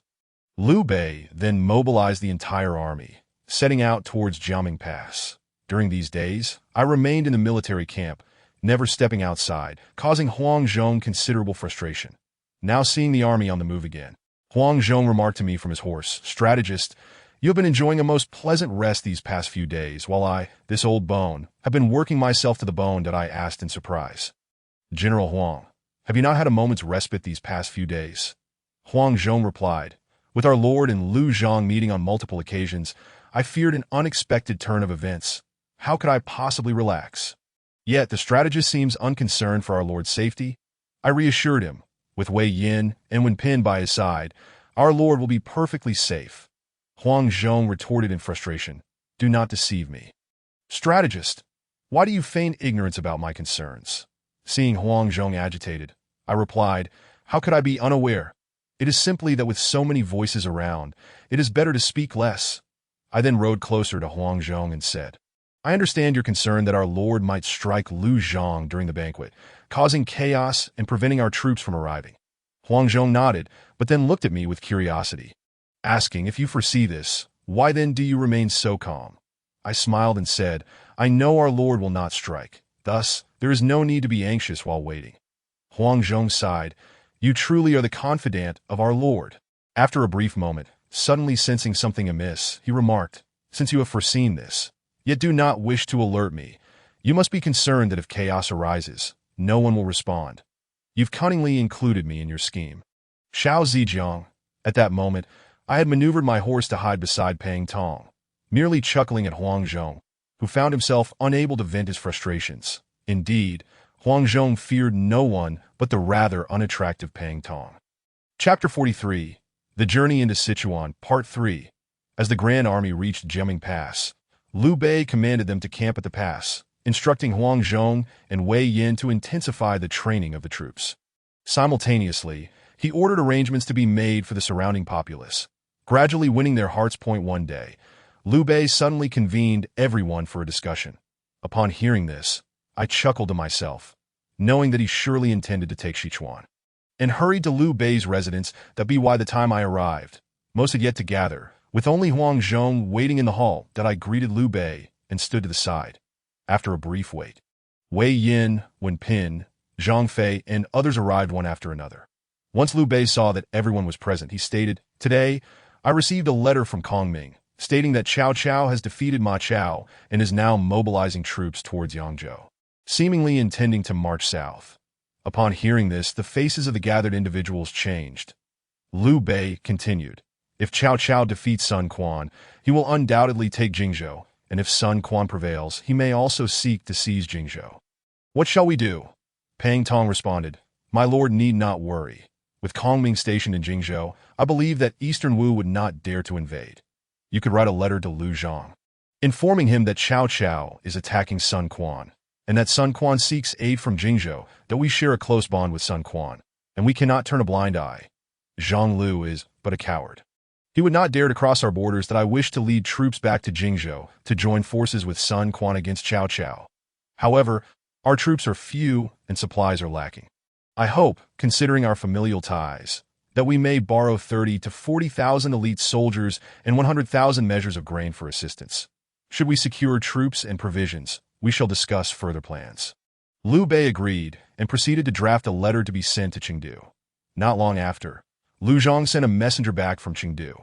Upon reading the letter, Liu Bei became furious, subsequently berating the messenger, who fled back to Chengdu in disarray. Liu Bei then gathered the remaining army and returned to Jingzhou. On one day, as we arrived beneath Peishui Pass, the defending generals Yang Huai and Gao Pei heard the news, and both came down from the pass, expressing their desire to escort us out. Upon learning this, I quickly questioned the young officer who brought the news. How many troops do these two bring? The young officer replied, about 200 men. Upon hearing this, I said to Huang Zhong, these two are surely up to no good. General Huang, quickly order Wenchang to restrain their soldiers. We must not allow even one to escape. You must personally capture these two. Huang Zhong agreed and went to prepare. After giving orders to those around me, I proceeded to wait at the pass for the two to arrive. Before long, Yang Huai and Gao Pei both arrived. I greeted them, saying, why have you two generals come down from the pass? Yang Huai replied, having heard that Huang Shu wishes to return to Jingzhou, we have prepared a modest gift to escort you. I smiled and said, you are too courteous. Please follow me. With that, I turned and began to walk away. Yang Huai and Gao Pei, having no suspicions, followed along. Just as we took a few steps, I shouted, seize them. Huang Zhong promptly dashed out and soon had both men bound. Upon seeing them captured, I ordered the soldiers to search them, uncovering concealed weapons. With a cold laugh, I remarked, I knew all along that you two harbored ill intentions and sought to harm our Lord. Let us take you to see our Lord and hear his judgment. As we proceeded, a messenger from Wei Yin arrived, reporting that all 200 of their followers had been captured, with not a single one escaping. Yang Huai and Gao Pei turned pale at this news, that I let out a few cold laughs and continued to lead them to Liu Bei. Upon reaching Liu Bei's main tent, I bowed and said, Yang Huai and Gao Pei intended to assassinate our Lord, but I uncovered their scheme and have now captured them, that I ask that you deliver judgment, my lord. Liu Bei was overjoyed at this news. While Pang Tong exclaimed in surprise, I did not expect that fifth brother would also see through their plot. With that, he summoned Wen Pin from outside the tent. Once again, I remarked, I too have made preparations. Yet I do not wish for the fifth brother to take the credit. However, I wonder, have the soldiers brought by the two of them been captured? I responded, they have all been apprehended by General Huang.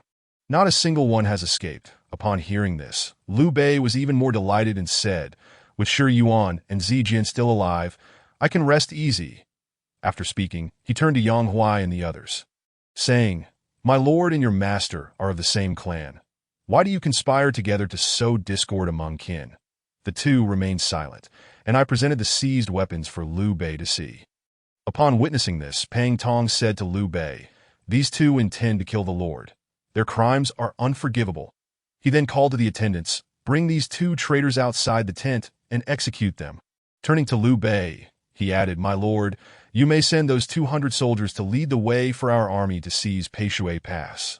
Liu Bei agreed, ordering Wei Yin to bring the officers from those 200 men into the tent to share wine and offer kind words of comfort. Everyone expressed their gratitude. Pang Tong declared, I wish to use you all as guides to lead our army into the pass, that if successful, there shall be great rewards for each of you. The crowd responded affirmatively and withdrew. Subsequently, he addressed Wei Yin, this night, I troubled General Wei to lead the army closely behind these 200 men. Once the gate opens, we can swiftly break through. Wei Yin accepted the command and, along with Huang Zhong, organized the soldiers that as night fell. The 200 men set out first, with Wei Yin leading 10,000 troops closely behind, watching from a distance, while Huang Zhong and I remained in the central army.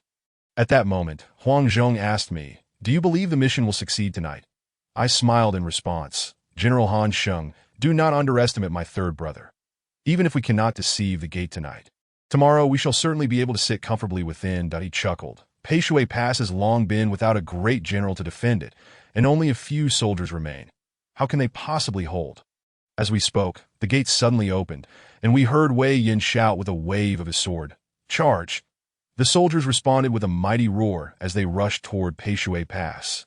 Inside Pei Shui Pass, the soldiers, having just opened the city gates, were startled by the thunderous battle cries erupting from afar, leaving them momentarily paralyzed. Even those who reacted swiftly found it impossible to command others to be by the time the soldiers regained their senses. Wei Yan's 10,000 troops had already surged through the gate, compelling the defenders to throw down their weapons and signal their surrender. Wei Yan was the first to breach the pass. Yet his sword remained unbloodied, lamenting his ill fortune. With the absence of a commanding general, none of the soldiers inside dared to resist. Upon seeing the enemy enter, they immediately cast down their arms, shouting their willingness to surrender. Observing this, Wei Yin ordered his subordinates to secure the captives and began to take charge of the defenses within the pass, while sending urgent news to Liu Bei that the pass had been captured. Before long, Liu Bei arrived with his army, greeting Wei Yin with, "Wenchang, you have worked hard. Go and rest first. We shall discuss matters again tomorrow." Liu Bei then instructed others to distribute troops to guard the gates. The next day, Liu Bei hosted a feast to reward the soldiers and ordered the army to temporarily camp at Pei Shui Pass, commanding Wei Yin to expedite the recruitment of surrendered troops. On this day, Liu Bei summoned the generals to the hall to discuss, saying, "Having taken Pei Shui Pass, what shall be our next step?" Pang Tong replied, "Now that we have captured Pei Shui, we must next take Luocheng. If we seize Luocheng, Chengdu will be within our grasp." As they were speaking, a minor officer arrived to report, "Liu Zhang has heard of our lord's killing of Yang Huai and Gao Pei, as well as our capture of Pei Shui. He is urgently dispatching Generals Zhang Run, Ling Bao, Lu Wai, and Deng Xian to Luocheng, with Lu Wai and Zhang Ren remaining within the city, while Ling Bao and Deng Xian each lead 10,000 troops to set up camps 60 li from the city." Upon hearing this, Liu Bei addressed the generals, "Who among you dares to take the lead and capture the camps of these two generals?" As soon as Liu Bei's words fell, Wei Yin stepped forward, declaring, "I, the lowly general, am willing to go." Just as Liu Bei was about to respond, another voice urgently interjected, "I have followed the Lord but have yet to achieve any merit. Wenchang, please allow me this honor." It turned out to be Wen Pin. Liu Bei, seeing both men vying for the honor, felt a bit troubled. Observing this, Pang Tong interjected on behalf of Liu Bei, saying, "Since both generals are willing, and given that Ling Bao and Deng Xian have set up 2 camps, why not have each of you lead your respective troops to attack one camp? The one who captures the enemy camp first shall earn the distinction." Both men were pleased and thus set off, Wen Pin against Ling Bao and Wei Yin against Deng Xian, each taking their leave. Once they departed, Pang Tong advised Liu Bei, these two might vie for glory on the way. It would be wise for the Lord to appoint a general to lead troops as backup. Before Pang Tong could finish, Huang Zhong stepped forward, saying, "I, the lowly general, wish to serve as backup." Liu Bei, delighted to hear Huang Zhong's willingness, exclaimed, "Since Han Sheng wishes to go, I see no reason to refuse." He then ordered Huang Zhong to lead 5,000 men to follow behind the two generals, ready to support as needed. Huang Zhong accepted the command and returned to his camp to rest. Throughout this, I had said nothing. The next day, Wei Yin, driven by ambition, sought to capture Ling Bao's camp, only to be discovered by Ling Bao, who had prepared an ambush, resulting in Wei Yin suffering a great defeat. Early in the morning, Ling Bao dispatched scouts to monitor Wei Yin's movements that on the following day, just before dawn, Wei Yin led his troops out of camp, taking the left mountain path directly toward Ling Bao's stronghold. Midway, a cannon fired and countless troops from Shu surged forth. Wei Yin urgently reined in his horse, commanding the army to remain calm, yet no one paid heed, each in a state of panic, from his mount. Wei Yin observed a general directing the troops ahead. Recognizing it must be Ling Bao, he spurred his horse, sword in hand, charging toward Ling Bao. Ling Bao, seeing an opponent approach, raised his spear to meet him, and in the blink of an eye, they were locked in combat. Wei Yan's sword flashed fiercely, but Ling Bao, renowned general of Shu, was not easily bested. After a fierce exchange, Wei Yin sensed the soldiers behind him becoming disordered. Realizing his men had been marching all night, they were fatigued, and if the battle continued, he feared for the entire army's fate. He thus reined in his horse and began a retreat. As they retreated, they suddenly encountered an ambush at a mountain pass, where Ling Bao had anticipated Wei Yan's assault and laid in wait. Ling Bao shouted, "Enemy general, dismount and surrender." Ignoring him, Wei Yin pressed on, but at that critical moment, his horse stumbled, throwing him violently to the ground. Dazed and in pain, Wei Yin struggled to rise. Ling Bao, upon seeing Wei Yin fall, was elated, racing toward him, eager to claim his victory, just as he approached. However, an arrow struck him, and he fell from his horse, losing consciousness. At that moment, Wei Yin regained his bearings, noticing Ling Bao's body on the ground with an arrow lodged in his forehead. Turning around, he saw a troop charging forth, led by none other than Huang Zhong. Wei Yin quickly inquired, "Old general, what brings you here?" Huang Zhong replied, "The Lord sent me to provide support. Your general has been captured, but all who surrender shall not be harmed." Huang Zhong then rode forward, severing Ling Bao's head and addressing the Shu soldiers, commanding them to surrender. Seeing their leader slain and surrounded by Liu Bei's forces, the Shu soldiers hastily surrendered. Huang Zhong instructed his men to accept the captives and subsequently escorted them back to Peishui Pass. Along the way, he encountered Wen Pin, who had successfully taken the other camp without much difficulty and was quite pleased. Upon returning to the city, Huang Zhong reported to Liu Bei, "Both camps have been taken." Liu Bei was overjoyed and inquired about the details. Huang Zhong, without reservation, recounted the events. Liu Bei praised him, stating, "Han Sheng, you have done excellently." He then summoned his attendants, instructing one to convey generous rewards to Wen Pin and another to deliver a letter to Wei Yin, scolding him first but then offering words of comfort. Truly a blend of the carrot and the stick. Huang Zhong then reported, "This battle has resulted in nearly 10,000 captives. How shall we handle them? I ask for your decision, my lord." Hearing this, Liu Bei stepped outside the tent, addressing the surrendered soldiers. "You all have parents and wives. Those who wish to join my army may do so. Those who do not wish to join shall be released." The sound of joy erupted from the nearly 10,000 captives. Over 3,000 expressed their willingness to join Liu Bei's forces. Liu Bei instructed Huang Zhong to incorporate them into the army and train them diligently. The remaining captives were released back to Shu. Observing this, I thought to myself, these released individuals will prove even more valuable than the surrendered ones. Once they return to Shu, they will speak of Liu Bei's benevolence. And in the future, countless others will wish to surrender. The next day, Liu Bei assembled his troops and said to us, "Ling Bao and Deng Xian's camps have fallen. Luocheng is now within reach. Do we have any strategies to capture it?" I pondered silently, knowing that Ling Bao had planned to flood our front camp, but now that Ling Bao had been slain by Huang Zhong, I wondered if anyone would propose such a strategy. After a moment of thought, I decided it was prudent to remain vigilant, and thus said to Liu Bei, "My lord, you should be cautious of the enemy general attempting to flood the camp." Liu Bei was momentarily taken aback, while Pang Tong, standing nearby, smacked his forehead, exclaiming, "Had it not been for the fifth brother's reminder, we might have made a grave mistake." Seeing Liu Bei's confusion, he explained Wen Pin, "Wei Yan's camp is closely situated by the Pei River, that if someone were to breach the riverbanks and then block it with troops, neither of the two generals nor their nearly 10,000 soldiers would have any chance of escape." Liu Bei was greatly alarmed and urgently dispatched a messenger to Wen Pin and Wei Yan, instructing them to remain vigilant for any attempts to breach the waters. Once the messenger departed, Liu Bei remarked, "Were it not for all of you, I could have endangered Zhong Ye and Wen Chong." Before long, Wei Yan sent word, reporting that Zhang Ren had just led his troops in an attempt to breach the river, only to be repelled by Wei Yan's forces. Had it not been for the timely arrival of a messenger, the outcome might have been dire. Upon reading the letter, Liu Bei remarked to the assembly, "Indeed, it aligns with what Zijiang predicted. Zhang Ren has just attempted to cross the river. Fortunately, preparations were made in advance, and he was thwarted by Wen Chong. That as I pondered this, I was suddenly informed that Zhuge Liang had dispatched Ma Liang to deliver a message. Liu Bei then summoned Ma Liang, inquiring about the current situation in Jingzhou. After exchanging greetings, Ma Liang assured, "Jingzhou is at peace. There is no need for the Lord to worry." However, Zijiang had mentioned this matter, but did not elaborate further. He then produced Zhuge Liang's letter and presented it to Liu Bei. That I was taken aback, wondering what concern Jingzhou had for me.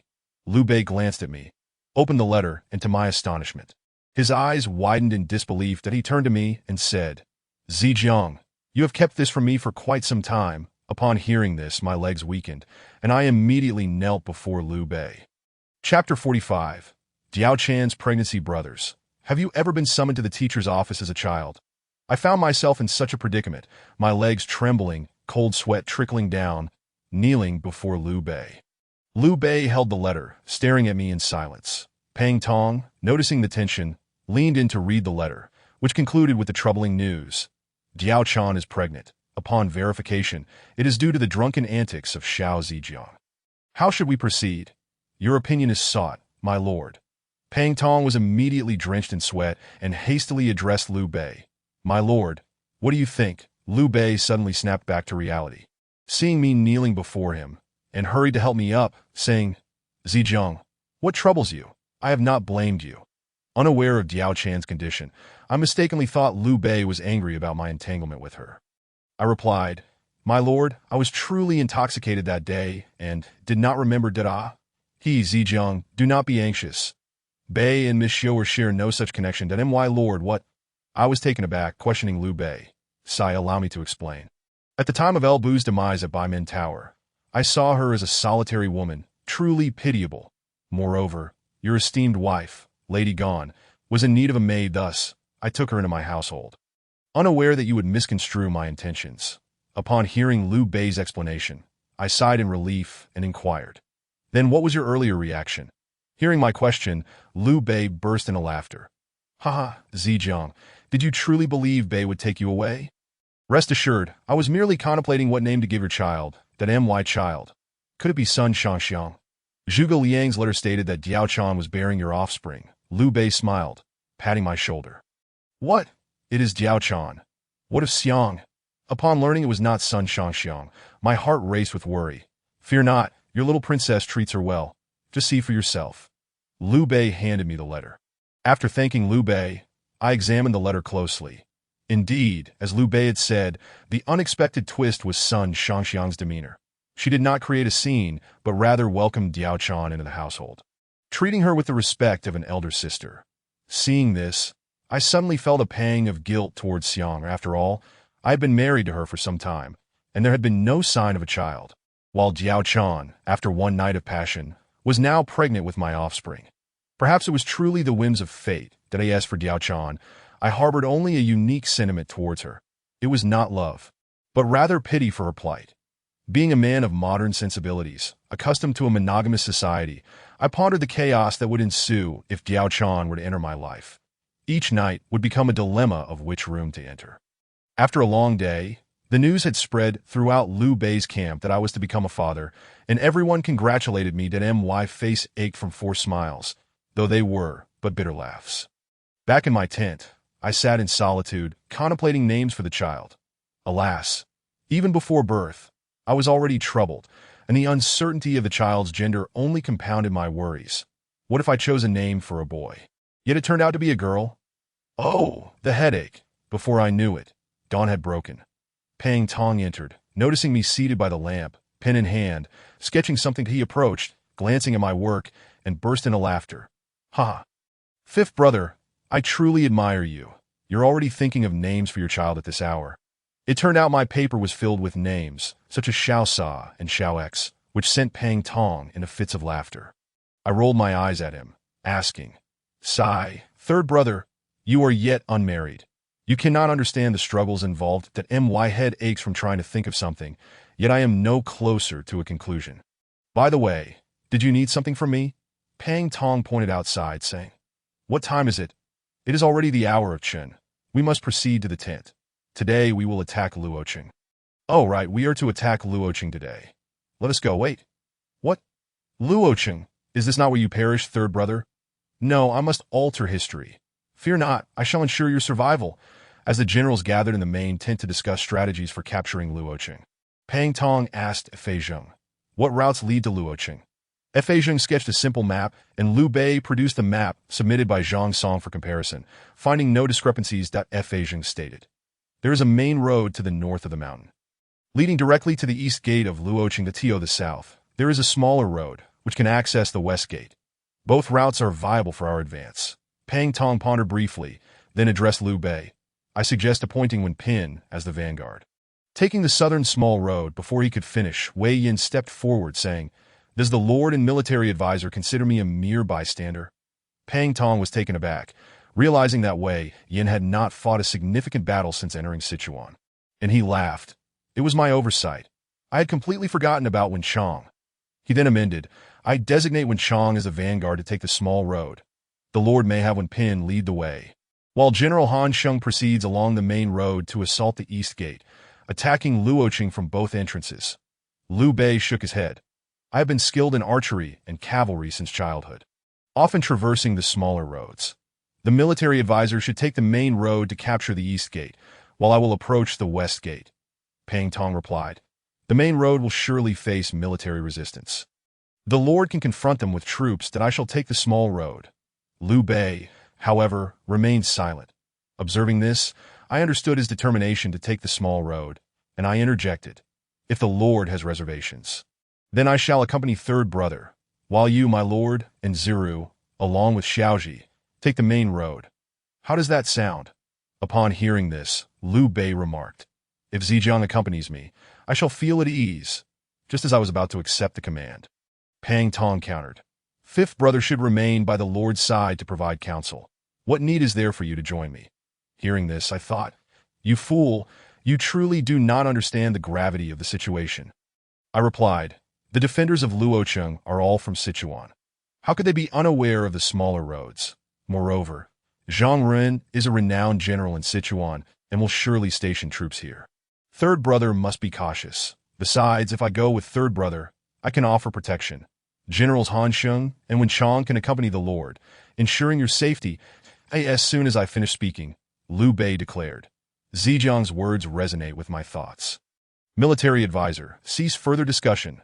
Convey my orders. We shall advance on Luoqing immediately, dividing our forces to take the east and west gates. He disregarded Pang Tong's objections and proceeded to muster the troops for departure. The assembly followed Liu Bei out. Chapter 46. Pang Tong is struck by an arrow. I was about to return to my preparations when Pang Tong called me back, but he scrutinized me from head to toe and said, I know fifth brother never engages in futile endeavors. Yet today, what compels you to insist on accompanying me? Do you foresee something? Pang Tong had grown up alongside us and was quite familiar with our personalities, seeing that no one else was around. I pulled Pang Tong aside and said, Third brother, I possess the ability to discern the fate of individuals. Can fourth brother be trusted? Pang Tong was taken aback by my words. The art of fate? I have not heard of such teachings being imparted to you. He was likely surprised by my response, so he questioned, Could it be that you have discerned something amiss with me? I replied, Today, I observed that fourth brother's forehead appeared dark, accompanied by a persistent aura of misfortune. It seems he is destined for great calamity. Initially skeptical, Pang Tong's conviction wavered as he recalled my previous accurate predictions of ill omens. He pondered, Could it be that I am truly fated for disaster? He then asked, Fifth brother, you truly possess the art of discerning fate. Internally, I thought, What do I know of such arts? Why do these ancients fall for such tricks? However, I maintained a serious demeanor and replied, In truth, I learned this art from a peculiar individual in my youth. Since then, I have observed countless lives, and none have been mistaken. Pang Tong questioned, Why have I not heard you speak of this before? I explained, The peculiar individual who taught me warned that this art is meant solely for observation and should not be casually disclosed. Human destinies are predetermined. If revealed, it would be akin to defying the heavens, and the art would lose its potency. Pang Tong, upon hearing this, began to believe me, but then he realized that if I saved him, it would contradict the very principles of the art he had learned, leading him to exclaim, If fifth brother's words prove true, would that not negate the teachings I have received? Alas, he sighed deeply. Shaking his head in despair, I replied, Fourth brother, we are akin to brothers. Is it worth sacrificing our bond for a mere art, abandoning a futile spell? What sorrow is there in its loss? Upon hearing this, Pang Tong expressed his gratitude repeatedly. I couldn't help but smirk inwardly, thinking, at last, I have successfully deceived you. As the soldiers followed the orders, they prepared their meals by the hour of the snake. And by noon, they were fully equipped and ready to depart. When Pin and Wei Yin led the army ahead at this moment, Liu Bei and Pang Tong were conversing at the camp gate. When suddenly, Pang Tong's steed threw him off. Liu Bei rushed forward to restrain the horse and assisted Pang Tong to his feet, exclaiming, How can you ride such a poor horse, Shi Wan? Pang Tong replied, I have ridden this horse for quite some time without such an incident. Yet he thought to himself, Earlier, my fifth brother mentioned that I would face a great calamity today. Could this be an ominous sign? Such is human nature. If one does not believe, they may encounter various troubles without concern. But once they believe, they begin to become paranoid. Just as I was pondering this, Liu Bei remarked, A startled horse in battle can cost lives. The white horse I ride, named Delu, is exceptionally docile. You may mount it without fear of mishap. Listening attentively from the side, I mused. It is precisely this white horse that will bring about Pang Tong's demise. Therefore, I hurriedly interjected. No, it cannot be. Pang Tong was about to express his gratitude to Liu Bei when he suddenly heard my exclamation and looked at me in confusion. That I approached Liu Bei and said, The horse you ride is not suited for an ordinary person. With your noble status, you are safe, but if an ordinary person were to ride it, it could cost them their life. Liu Bei replied, Why do you believe in such superstitions, Zhejiang? Can one's life and death truly be determined by a horse? Thus, Pang Tong and Liu Bei exchanged mounts, though I could not dissuade them. Grateful for Liu Bei's favor, Pang Tong said, I am deeply indebted to you, my lord. Even if I were to die 1,000 deaths, I could never repay your kindness. He then mounted the white horse and led the army down a narrow path. However, I was unable to prevent the two from switching horses, so I resolved to be extraordinarily cautious, keeping a close watch on Pang Tong, fearful that one moment of negligence might transform this phoenix chick into a mere dead bird. As Pang Tong led the army down the narrow path, he turned to me and asked, Why did you not have me exchange horses with the Lord? Upon hearing his question, I replied, The Lord's horse is too conspicuous. If there are ambushers nearby, they would surely target anyone riding the white horse. That if that were to happen, my fourth brother would be in grave danger. It would be wiser to have someone else ride it to confuse the enemy. Pang Tong furrowed his brow and said, What you say is indeed sensible, but how can I take the Lord's steed and give it to another? After saying this, he laughed and added, We can simply be more cautious. We shall be fine. Thus, he disregarded my advice and continued to ride the white horse, as if he fancied himself a prince upon a steed, knowing that Pang Tong was unwilling to switch horses. I pondered for a moment and then summoned a nearby young officer, instructing him to carry out my orders. The officer complied and hurried to the front lines. Upon seeing this, Pang Tong inquired, What are you planning, fifth brother? I replied, I have ordered Wei Yin to return immediately after entering the narrow path, to guard against any unforeseen developments. Pang Tong chuckled. You are overly cautious, fifth brother. I remained silent, lost in thought.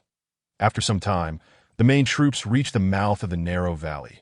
Pang Tong observed from his mount that the two mountains loomed closely, with dense trees interspersed, that it was the end of summer and the beginning of autumn, with foliage flourishing. Noticing the terrain, Pang Tong felt a sense of unease and thought. My fifth brother has said that there must be ambushers ahead, and if there truly are, they must be in this location. However, since the vanguard led by Wei Yin has already passed, the enemy has yet to make a move, suggesting that a capable general is holding the line. That if that is the case, this place is indeed perilous. He called over his aides and inquired, What is this place called? Among the soldiers was a newly recruited soldier from Sichuan, who pointed to the narrow area and replied, This place is called Luofeng Slope.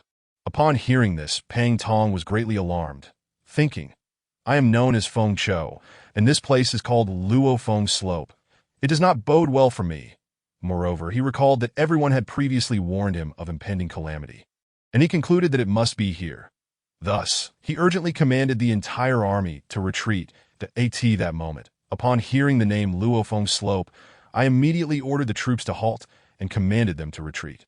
Then I rode forward to Pang Tong's side, instructing the soldiers around him to raise their shields to protect him.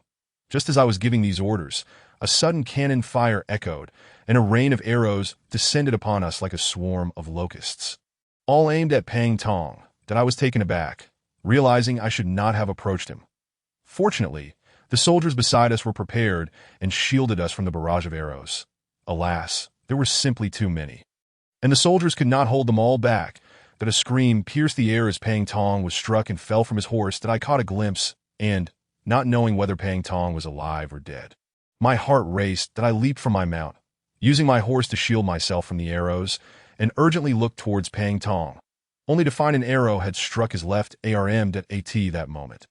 Pang Tong was clutching his wound, leaning against his horse, which was now riddled with arrows. Gasping for breath, that I hurriedly bent down beside him and asked, "How are you?" Pang Tong replied, "The wound is not deep. I believe I will not face mortal peril. Fifth brother, you must quickly stabilize our formation to prevent chaos within the ranks." I assured him, "I will take care of it," and then summoned the officers to guard Pang Tong. Holding my feather fan, I took cover behind the shield bearers. Gazing up at the mountain, that I saw a veritable storm of arrows raining down, unable to discern how many ambushers Zhang Run had hidden there. While observing, I ordered the entire army to remain calm, instructing my aides, "Relay my command. Anyone who disrupts the ranks or attempts to flee shall be executed. If 2 or more men from a unit attempt to escape, the unit commander shall be executed." Once this order was given, the chaos began to subside, and the soldiers pulled back their bows to retaliate against the ambushers at that moment. Zhang Run, positioned on the mountain, initially thought that Liu Bei's cavalry, having seen their commander fall from his white horse, would surely descend into disarray, that he planned to lead his men down to annihilate this army. However, after observing for a moment, he noticed that Liu Bei's forces gradually regained their composure, responding with a semblance of order. He then carefully scrutinized the situation and spotted a figure holding a feather fan, sheltered behind shields. Directing the troops, he sighed, realizing, "I did not expect Liu Bei's army to possess such capable individuals. This battle is unlikely to yield complete victory." While he was still lamenting, a young officer beside him suddenly exclaimed, "Why are they killing their own men?" Zhang Ren followed the direction indicated by the officer and saw several soldiers attempting to flee being slain by their comrades. He thought to himself, "How can we contend with an army that enforces such strict discipline?" Just then, the vanguard led by Wei Yin returned to assist. Zhang Ren, witnessing this, let out a long sigh and instructed his men, "Do not engage." Chapter 47. The Duel of Magic Part 1. Meanwhile, I was commanding and directing the troops below. Anyone who disobeyed orders was executed on the spot. Several unit commanders were unable to control their men and were promptly slain. Upon witnessing this, the other soldiers immediately quelled their desire to flee and adhered strictly to the commands. Just as we were fending off the rain of arrows from Zhang Ren's army, a contingent of soldiers charged back from the mountain pass. I looked over, realizing it was Wei Yin who had received my orders. Having crossed Luofeng Slope, he turned back after not traveling far, effectively relieving the pressure on the central army. Seeing Wei Yin return, I commanded the army to slowly retreat from this location. Zhang Ren, observing Liu Bei's forces gradually retreating, let out a deep sigh. One of his close officers asked, "General, should we pursue the retreating enemy?" Zhang Ren scrutinized the situation for a moment and sighed, "No.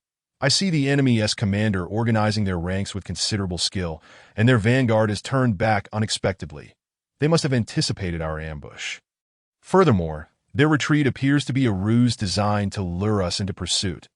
If we do not chase, it is fine, but should we pursue, we may find ourselves ensnared like sheep in a tiger's den." He then issued orders to remain in position and not to pursue. As I led the army away, gradually becoming indistinct, Zhang Ren inquired of his men, "Who can identify the commander directing the enemy?" Among them were soldiers from Sichuan whom Liu Bei had released, and they all replied, "That man in the white robe, wielding a feather fan, is Liu Bei's right strategist Xiao Yu, also known as Xiao Zijiang." Upon hearing this, Zhang Ren remarked, "I have often heard of Xiao Zijiang's great renown. Today, witnessing it firsthand, it is indeed not unfounded." He then returned his army to Luocheng. Meanwhile, as I led the army in retreat, I continued to direct my soldiers to form their ranks. It would have been preferable if Zhang Ren had chosen not to pursue. Should he have done so, it would have spelled disaster for us. Yet we waited for quite a while without seeing a single soldier or horse pursue us, prompting me to sigh. Zhang Run is indeed a renowned general from Sichuan. He has the restraint not to chase. I then ordered Wei Yin to cover our rear and commanded the army to head back to Peiqing, while sending word to Liu Bei to report that the strategist Pang Tong had been injured by an arrow. On Liu Bei's side, as when Pin's vanguard approached Luocheng, news suddenly arrived that the Central Army had fallen into an ambush, prompting a hasty return to rescue them. As the troops were being mobilized, Liu Wei, who had been waiting in the city, surged forth with his men, causing Wen Pin's vanguard to descend into chaos, unable to advance or retreat. Wen Pin, on horseback, maneuvered through the ranks, shouting orders, and after a while, he finally stabilized the troops. However, he did not linger to engage Liu Wei in battle. He simply turned back to rescue Liu Bei. At this moment, Liu Bei's central army was halfway through their journey when suddenly a cannon fired and a multitude of Sichuan soldiers charged forth, led by the formidable Lei Tong. Liu Bei, startled by the cannon's blast, swiftly looked around. Fortunately, Huang Zhong was nearby and reassured Liu Bei, "Do not worry, my lord. Let us retreat while I hold them off." He then led a contingent of troops to intercept Lei Tong.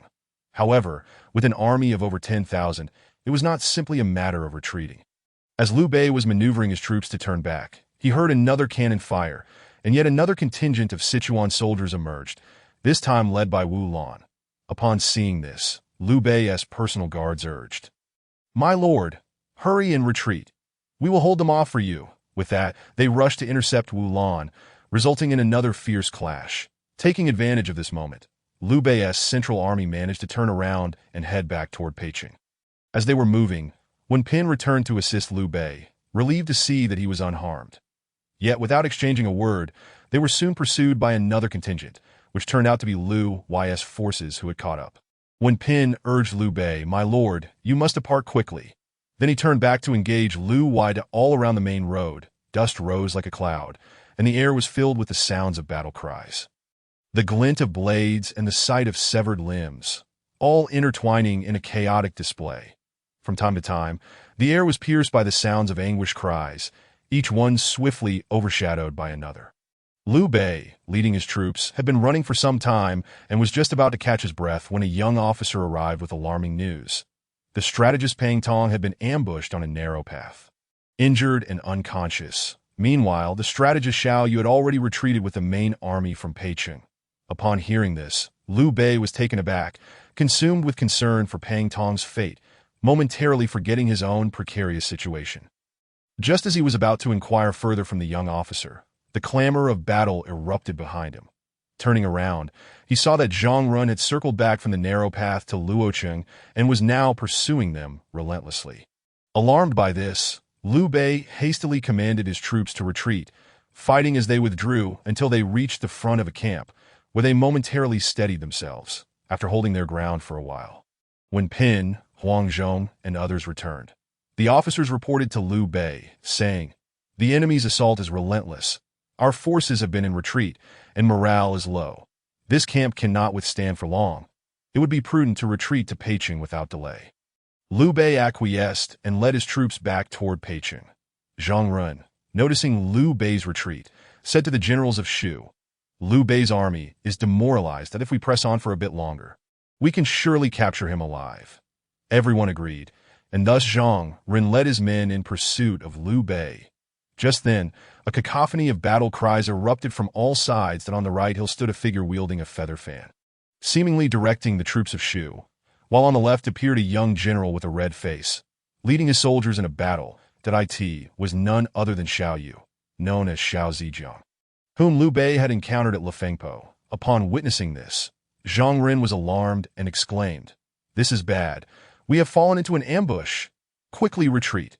He commanded his troops to withdraw in haste. However, the forces of Shu were advancing quickly, eager to catch up with Liu Bei's defeated army. In that fleeting moment, they could not turn back, and my troops launched a fierce assault. Moreover, Zhang Run, seeing me still directing from the hillside, mistakenly believed there were hidden troops and hastily ordered a retreat. By the time they managed to turn around, they were met with a further onslaught from Wei Yin, causing chaos among their ranks. Countless soldiers scattered in panic, trampling one another in the frenzy. After pursuing for a while, Wei Yin saw that the troops of Shu had already fled, so he led his men back to Peicheng to find Liu Bei. Upon reaching my position, I too led 500 men down from the hill, prompting Wei Yin to commend. The strategist has indeed employed a splendid strategy, managing to scare Zhang Run into confusion. I chuckled and replied, merely a trifling skill. Let us not linger on it, but we must find our lord first. With that, we set off in search of Liu Bei. The two of us soon caught up with Liu Bei, reporting that we had successfully driven off the pursuers. Liu Bei exhaled a sigh of relief and said, "Thanks to Zijiang's assistance. By the way, how did Zijiang come to collaborate with Wenchang in laying an ambush in the mountains?"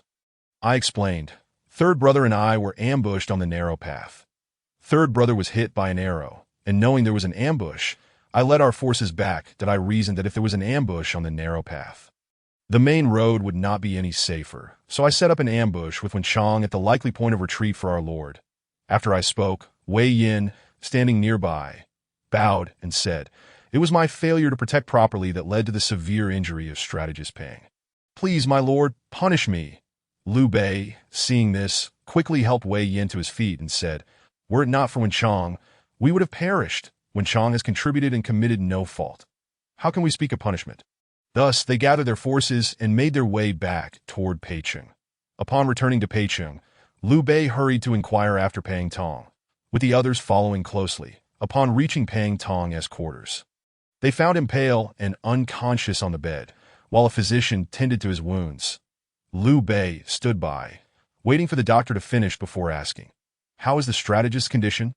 The physician, upon recognizing Liu Bei, hurriedly bowed and replied, "The strategist has an arrow wound in his left arm, but fortunately, it is not deep that he has merely lost too much blood and has fallen unconscious.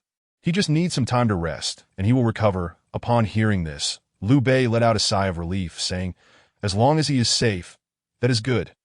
I, having listened closely, thought to myself, "As long as he retains his life, all my efforts will not have been in vain." Just then, Liu Bei waved his hand to the others and said, "Since the strategist needs rest, let us leave for now."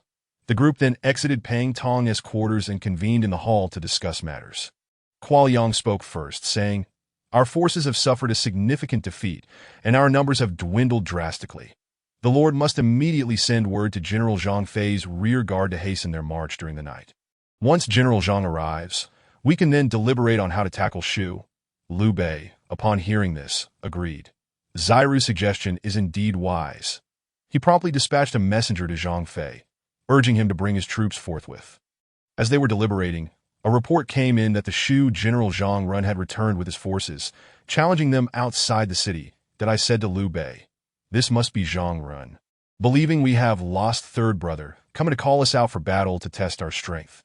After our recent clash, although I had not lost many soldiers, there were still a few captured by the troops of Shu, including some who were privy to the situation.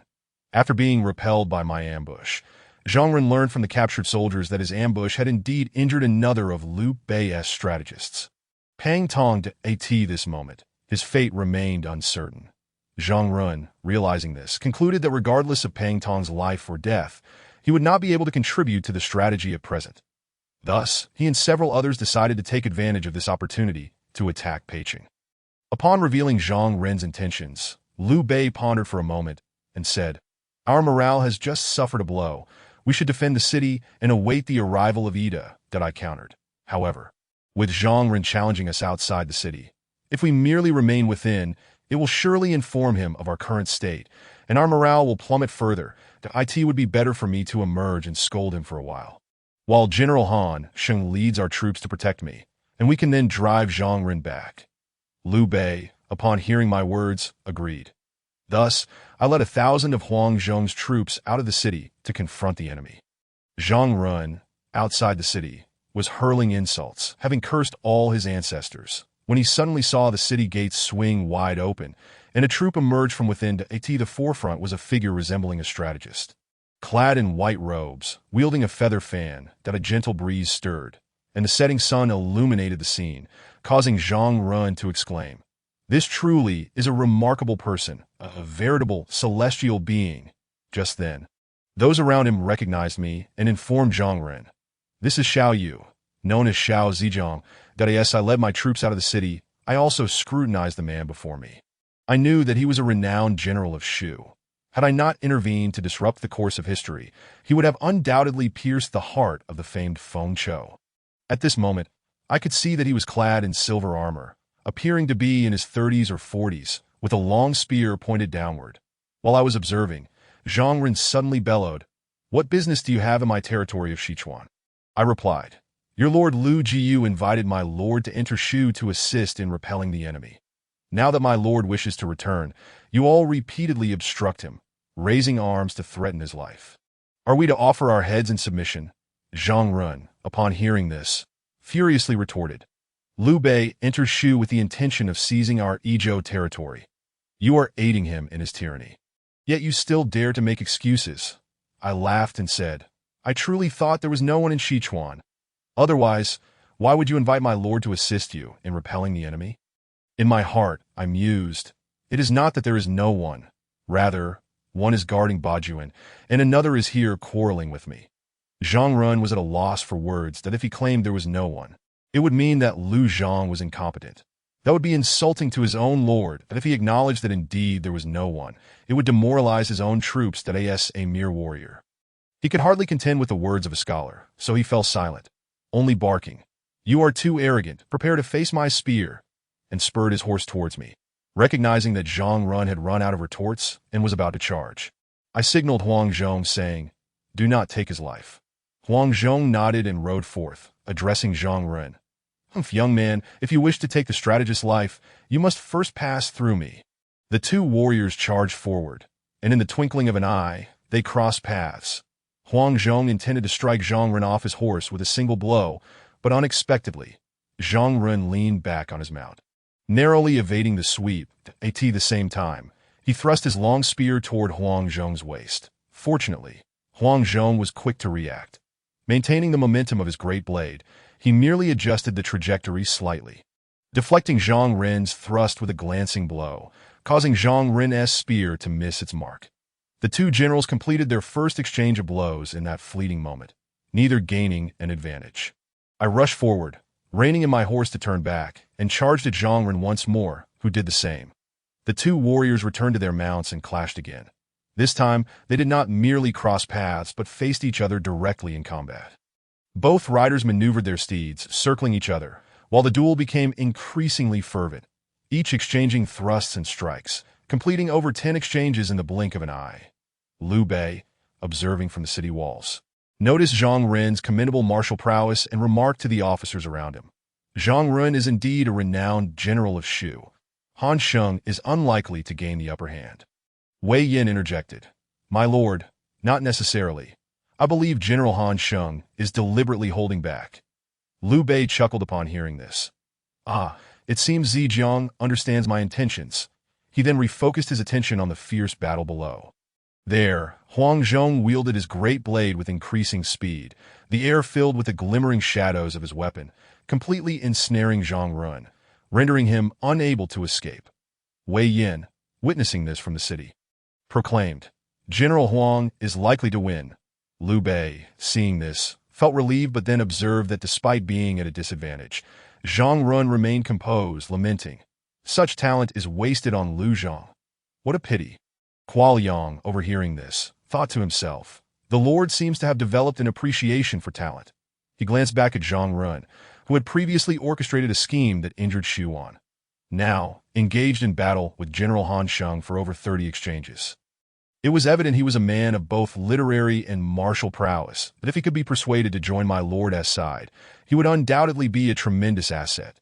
Just as Kuo Yang was deep in thought, he suddenly heard Huang Zhong's furious shout and turned his gaze to the field. It turned out that Huang Zhong, having battled Zhang Ren for over 30 exchanges, was on the verge of besting him on the battlefield. Unbeknownst to him, a treacherous arrow had been stealthily loosed, striking Huang Zhong in the right arm. Infuriated by this underhanded assault, especially during such a critical duel, he gritted his teeth against the pain and exerted additional force, causing Zhang Ren's spear to slip from his grasp and fly away. Huang Zhong, intending to follow up with another strike to unseat Zhang Ren, suddenly heard the twang of a bowstring resonating from a distance. as an arrow hurtled towards his face. However, this time Huang Zhong was prepared. He deflected the arrow with his broadsword and bellowed, "Who dares to act so treacherously?" Just as he was about to turn and look, a voice from the city tower behind him thundered, "Shameless scoundrel, take this arrow from Wei Yin." It was indeed Wei Yin, who had clearly identified the assailant and swiftly released his own arrow. A mournful cry erupted from Zhang Ren's ranks as one of his junior officers was struck down from his horse, prompting nearby soldiers to rush to his aid. In the midst of this commotion, Huang Zhong, momentarily distracted, lost sight of Zhang Ren, who had already retreated to his original formation.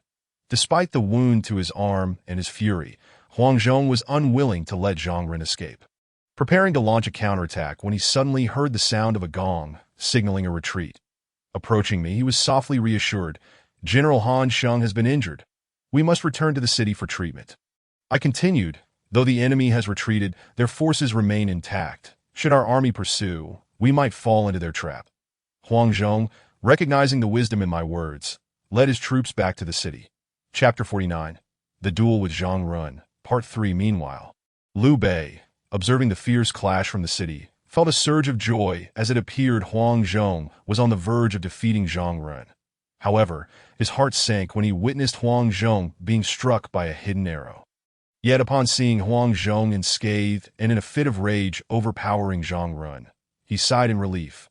Additionally, witnessing Wei Yin shoot down the rogue archer finally eased his worries. Yet upon noticing the arrow still lodged in Huang Zhong's arm, he considered pursuing the enemy, but Pang Tong, recently wounded, feared for Huang Zhong's safety. Thus, upon seeing the enemy retreat, he hurriedly instructed me to sound the retreat, that the two of us return to the city. He promptly led the other generals to meet us. That on the other hand, Zhang Ren, having narrowly escaped death when Huang Zhong's blade sent his spear flying, found himself unexpectedly spared by the arrival of an arrow. Though he had avoided demise at Huang Zhong's hands, his spirit remained deeply unsettled, as he knew he owed his survival to underhanded tactics. Once back at his encampment, he summoned his aides and inquired, "Who was the one who dared to ambush Huang Zhong with a hidden arrow today?" His subordinates quickly set out to investigate and soon returned with the report. The assailant was a junior officer, known for his archery skills, who thought to make a name for himself by taking down General Han Zhong while he was engaged in battle. Enraged, Zhang Ren exclaimed, "I was in the midst of a fair duel with Huang Zhong. How dare he interfere and seek glory for himself? Such a base individual brings shame upon our forces." He demanded, "Where is he now? Bring him before me at once." His attendant replied, "The man has been shot through the heart by Wei Yin from the city and is already dead." Zhang Ren was left speechless, sighing, "Since he is dead, let us give him a proper burial." He then dismissed his aides and sat in silence, consumed by thoughts of how to defeat the enemy. At this time, I was in my quarters, pondering how to best Zhang Ren. I was deep in thought. My subordinate announced Liu Bei's arrival, prompting me to rise and greet him. Upon welcoming Liu Bei, I asked, "What brings you here, my lord?" Liu Bei replied, "No particular reason, that I was just visiting Shi Yuan and Han Sheng, and came specifically to check on Zijian." That I smiled and said, "Ah, my lord must be seeking strategies to defeat the enemy." Liu Bei chuckled, "Ha, you know my thoughts well. Zhang Ren possesses great talent, but alas, Liu Zhang fails to recognize his worth." That I reassured him, "Rest assured, I will devise a method to capture Zhang Ren." Liu Bei responded, "Well, I shall order the defense of Pei City. You may use this time to come up with a plan. When he arrives, I will need your counsel as well." After bidding Liu Bei farewell, I returned to my quarters to contemplate what strategy could effectively defeat Zhang Ren. 2 days later, Zhang Fei finally led the rear army to catch up. Upon seeing me, he jovially clapped my shoulder and said, Pretty boy, I say you must be becoming a father soon. How about this? If you have a daughter, let her betroth my son, and if it's a boy, let them become sworn brothers. What do you think?" I retorted, "With your dark little rascal. Let me tell you, even the second lord's daughter wouldn't match up. Not worthy at all. Honestly, I think that lad is all right, but you've corrupted him." Which I scoffed at Zhang Fei's remarks. As Liu Bei fortified his troops at Pei City, Zhang Ren stationed his forces at the large encampment before it, the very stronghold originally established by Ling Bao. After several days of encampment, Zhang Ren noticed Liu Bei stubbornly holding the city and refusing to advance, pondering, "Surely Huang Zhong must be gravely injured." Without a general, Liu Bei dares not attack. Thus, he ordered his troops to prepare for an advance on Pei City. On this day, Liu Bei summoned the generals for a council, and I spoke first. As the Lord remains steadfast within Pei City, Zhang Run will undoubtedly come to attack, but we must prepare ourselves. Liu Bei inquired, "What clever plan does Zhejiang have?" I replied, "Given that Ida has arrived, if you have a good plan, I would prefer not to remain on the defensive." After a moment's contemplation, I said, "If this plan succeeds, we can capture Zhongren. Once Zhongren is eliminated, the conquest of Luo City will be within our grasp." Liu Bei's face lit up with joy, and he urged me to share my strategy. I addressed the assembly. Zhongren has encamped outside Pei City, intending to seize it. Now that he sees the Lord steadfastly holding the city, he is likely convinced General Han Sheng cannot engage in battle. He will undoubtedly seize this opportunity to attack Pei City. The assembly, sensing I had more to share, remained silent, attentive to my words that I continued. If he attempts an assault, he will surely take this route. With that, I pointed to the western gate on the map. The Lord should station troops here, and when Zhang Ren's forces arrive, do not reveal our position, but allow them to pass. Once they have entered, a general should lead our troops out to confront them. Seeing their nods of agreement, I added, "At this moment, hidden troops in the mountains should emerge. This will ensure Zhang Ren's defeat at this juncture." Fa Zheng interjected, "This plan may indeed defeat Zhang Ren, yet Zhejiang previously mentioned capturing him. I fear this plan may not suffice." That I smiled and replied, "Xiaoji has guessed correctly. There is indeed more to my strategy." The assembly, intrigued, leaned in closer to listen. That I continued, "However, these hidden troops may only force Zhang Ren to retreat to truly capture him. We must dispatch a formidable general through the northern gate to flank him from the west. When Zhang Ren sees foes approaching from three sides, he will inevitably flee southward." That as I spoke, I gestured toward a small bridge marked on the map, raising my gaze to Fa Zheng. "Are you familiar with this terrain?" "Xiaoji." Fa Zheng followed my gesture and laughed heartily. "Zhejiang has devised an excellent strategy."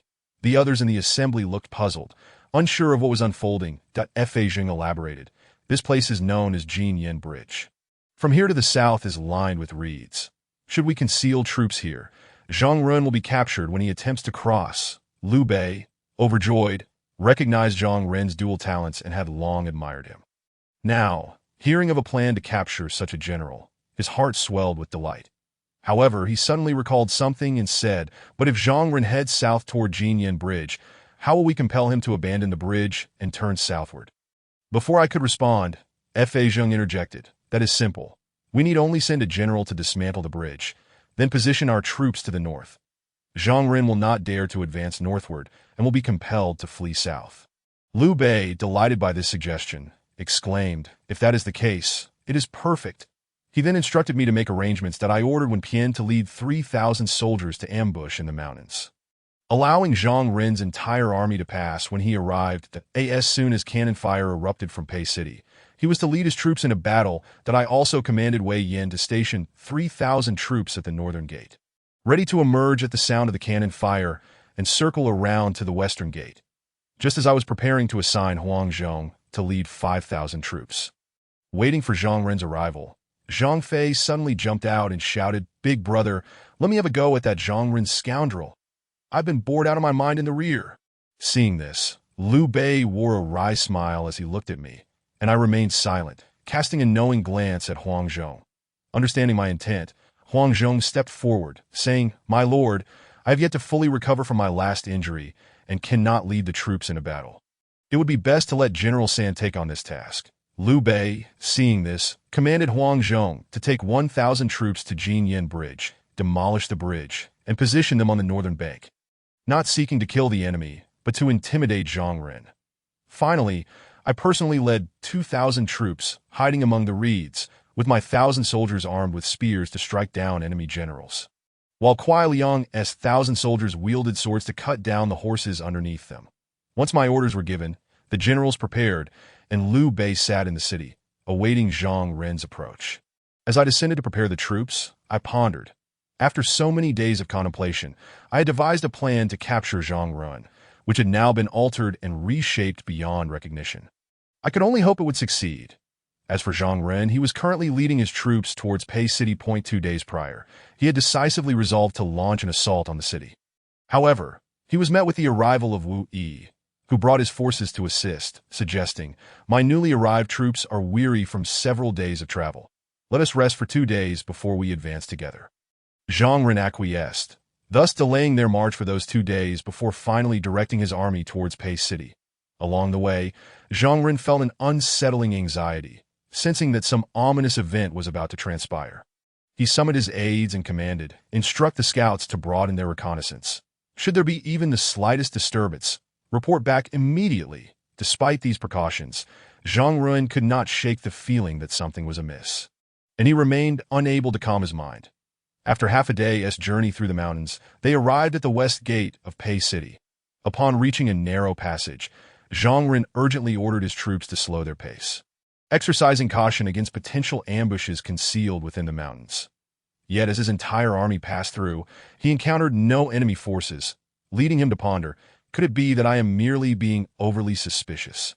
After advancing a little further, his army finally reached the foot of Pei City, where word of their arrival had already been conveyed. Upon receiving the news, he joyfully exclaimed, "You have finally arrived." Zhang Fei had long awaited at the city gate, ready to unleash a sortie as soon as Zhang Ren's troops approached. There he was, the third master, halting his steed before the gates, with 5,000 soldiers standing resolutely behind him, but he muttered to himself, come forth, little Zhang Ren, the pretty boy, has already prepared a trap for you. Now we merely await your grand entrance." Just as he was lost in thought, a shout rang out from atop the city wall. "Zhang Ren's troops have arrived." Hearing this, Zhang Fei bellowed, "Open the city gates." With a creak, the massive gates began to swing open. However, Zhang Fei appeared unhurried, remaining seated upon his horse, poised to launch an attack only after the gates were fully ajar. Slowly, the gap before him widened. Zhang Fei's gaze pierced through the gates, where he could discern the approaching army in the distance.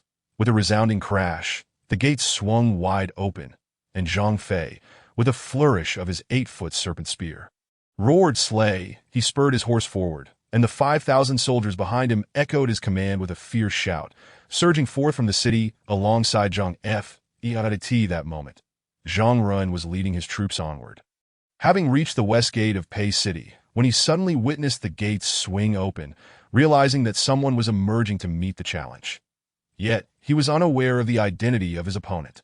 He strained his eyes to assess the situation and saw a black-faced general charging forth. Zhang Ren's heart tightened instantly, and he inwardly mused, could it be him? He quickly ordered his aides to prepare for battle. "Zhang Yidao of Yin is here. Does little Zhang Ren dare to engage me in combat?" Zhang Fei's voice rang out. Cold sweat trickled down Zhang Ren's back, but retreat was no longer an option. In the blink of an eye, the two armies clashed. Amidst the chaos, Zhang Fei wielded his spear with unrelenting ferocity, thrusting, slicing, and jabbing. The serpent spear danced through the fray, each strike claiming a life. Not a single soldier from Zhang Ren's contingent could approach him. In the initial moments of his charge into the enemy ranks, a junior officer attempted to strike Zhang Fei amidst the tumult. Hoping to achieve a significant feat, however, he was met with a swift thrust from Zhang Fei, which cleaved half his skull, splattering blood and brains across the battlefield. Even Zhang Fei himself found the sight somewhat nauseating. Initially, Zhang Fei aimed to penetrate deep into the enemy's center to capture Zhang Ren, thereby circumventing several ambushes. However, Zhang Ren's position was too fortified, surrounded by protective soldiers.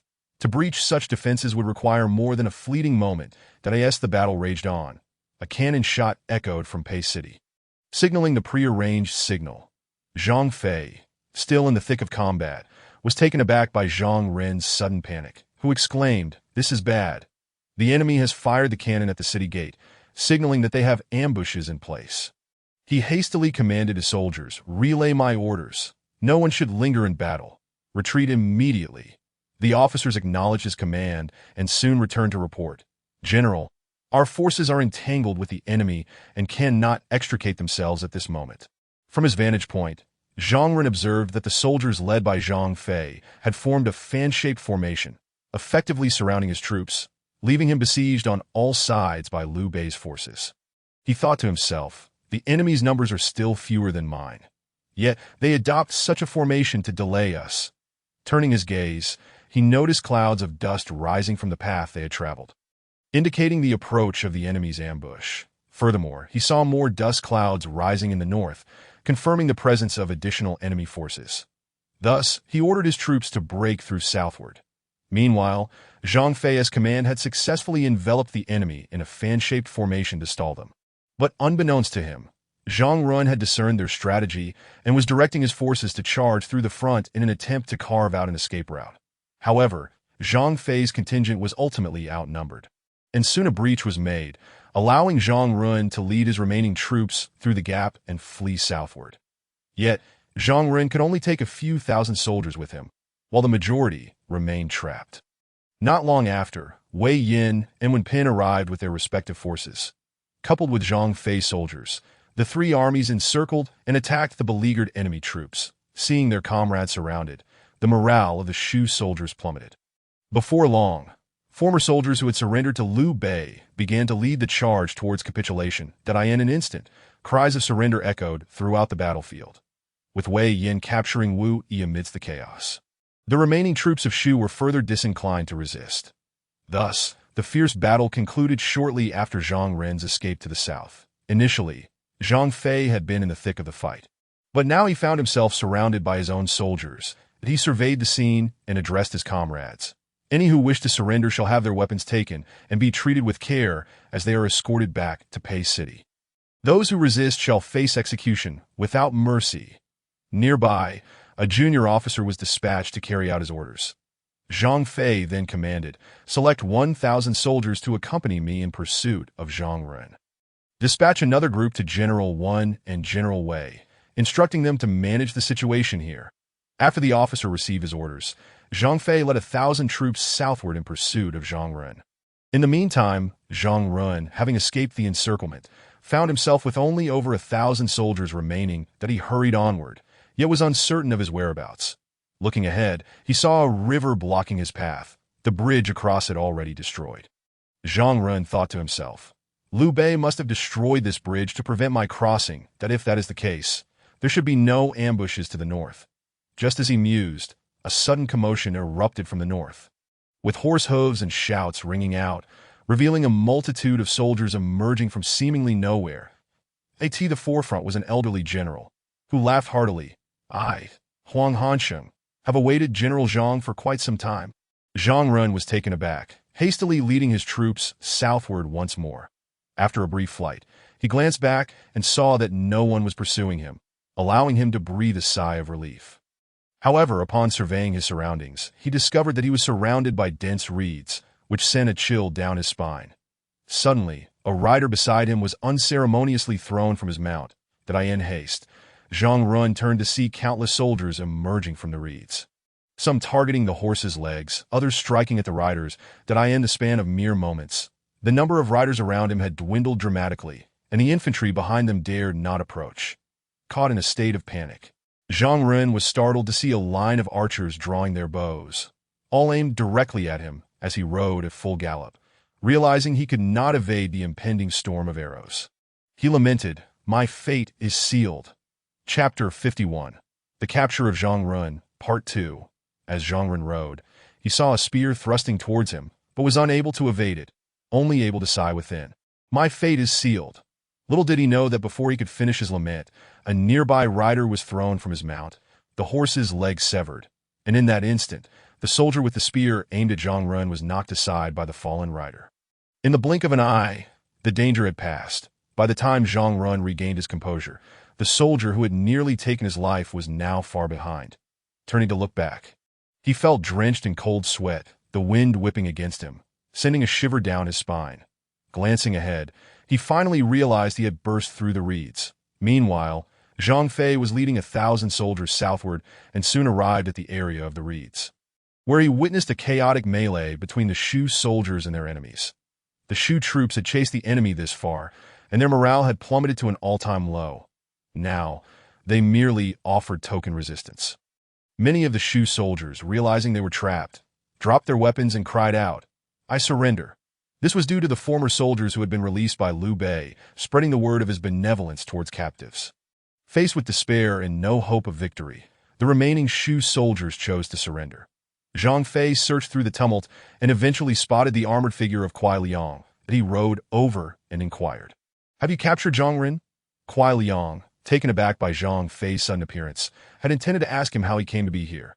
However, before he could speak, Zhang Fei interjected, "Have you captured Zhang Ren?" Kuai Liang had no choice but to reply, "Not yet." He then asked the nearby soldiers, "Has anyone seen Zhang Ren?" A soldier responded, "I saw Xiao Junshi pursuing a general in silver armor who dashed out, leading several dozen riders towards the mountain path." Upon hearing this, Kuai Liang exclaimed, "Why was I not informed sooner?" But Zhang Fei had no time to address Kuai Liang further. He merely stated, "Leave this place to you. I shall pursue Zhang Ren." That he then led his soldiers towards the mountain path in hot pursuit. Returning to Zhang Ren, in his frantic flight along the mountain path, he believed that once he entered the mountains, he could evade his pursuers and subsequently head back to Luo City, that he saw that he was but moments away from disappearing into the mountains. That very moment, a loud shout echoed from behind. Zhang Ren turned to see that someone had indeed pursued him. Realizing that Zhang Ren was fleeing, I abandoned the main force, disregarding my own combat prowess, and brought a handful of light cavalry to hastily chase after him. Now, I had caught up with him. However, Zhang Ren had been running for quite some time, and his horse was now fatigued. Observing from behind, I realized I had already closed the gap with Zhang Ren, but then remembered my own lack of martial skill. With a quick thought, I shouted, "Zhang Ren, do not flee. If you have the courage, face me in battle." As I called out, I inwardly prayed, "Please do not turn back. I am no match for you." Unfortunately, Zhang Ren seemed to think I was a formidable adversary, ignoring me entirely as he continued his desperate flight forward. Just then, I heard a shout from behind, "Pretty boy, get out of the way." Upon hearing this, I was taken aback, raising my gaze to behold the formidable Zhang Fei, who had galloped forth on horseback. With hands as large as fans, he drew his bow and aimed an arrow directly at Zhang Ren's steed. The arrow flew like a shooting star, striking the horse, which reared in pain and threw Zhang Ren to the ground. Seizing the opportunity, Zhang Fei charged forward, intent on capturing him. Yet Zhang Ren, a renowned general of Sichuan, was no stranger to combat. He quickly reacted, dodging to the side just in time to evade Zhang Fei's grasping hand. However, Zhang Fei had anticipated this move, and with a swift motion he swept his spear towards Zhang Ren, who, at that moment, found himself unable to move, suffering the brunt of the blow. He felt as if he were soaring through the air before crashing to the ground with a resounding thud. As Zhang Fei laughed heartily at having sent Zhang Ren sprawling, he called out, "Bind him!" Turning around, he noticed that Zhang Ren's numerous riders had dismounted, crying out in surrender, "We are willing to yield." Zhang Fei then commanded his men, "Bind them all." At this juncture, I approached Zhang Fei and remarked, "Third brother, what fortuitous timing. I pursued him for over half a day, yet you have claimed the credit." Zhang Fei chuckled. "Little pretty boy, do you truly care whose glory it is when our bond is so strong?" I replied, "If that is the case, then allow me to take this credit. Would that be agreeable?" Zhang Fei immediately objected. No. This man was captured by me. How could I cede him to you?" As we conversed, Zhang Ren began to regain his senses, after being struck by Zhang Fei's spear and sent sprawling. He had momentarily lost his wits, taking a good while to recover. Upon noticing his return to lucidity, I addressed him. As the saying goes, a fine bird chooses the right tree to perch upon. General Zhang Ren is indeed a fine bird. How can he rest upon a decayed tree?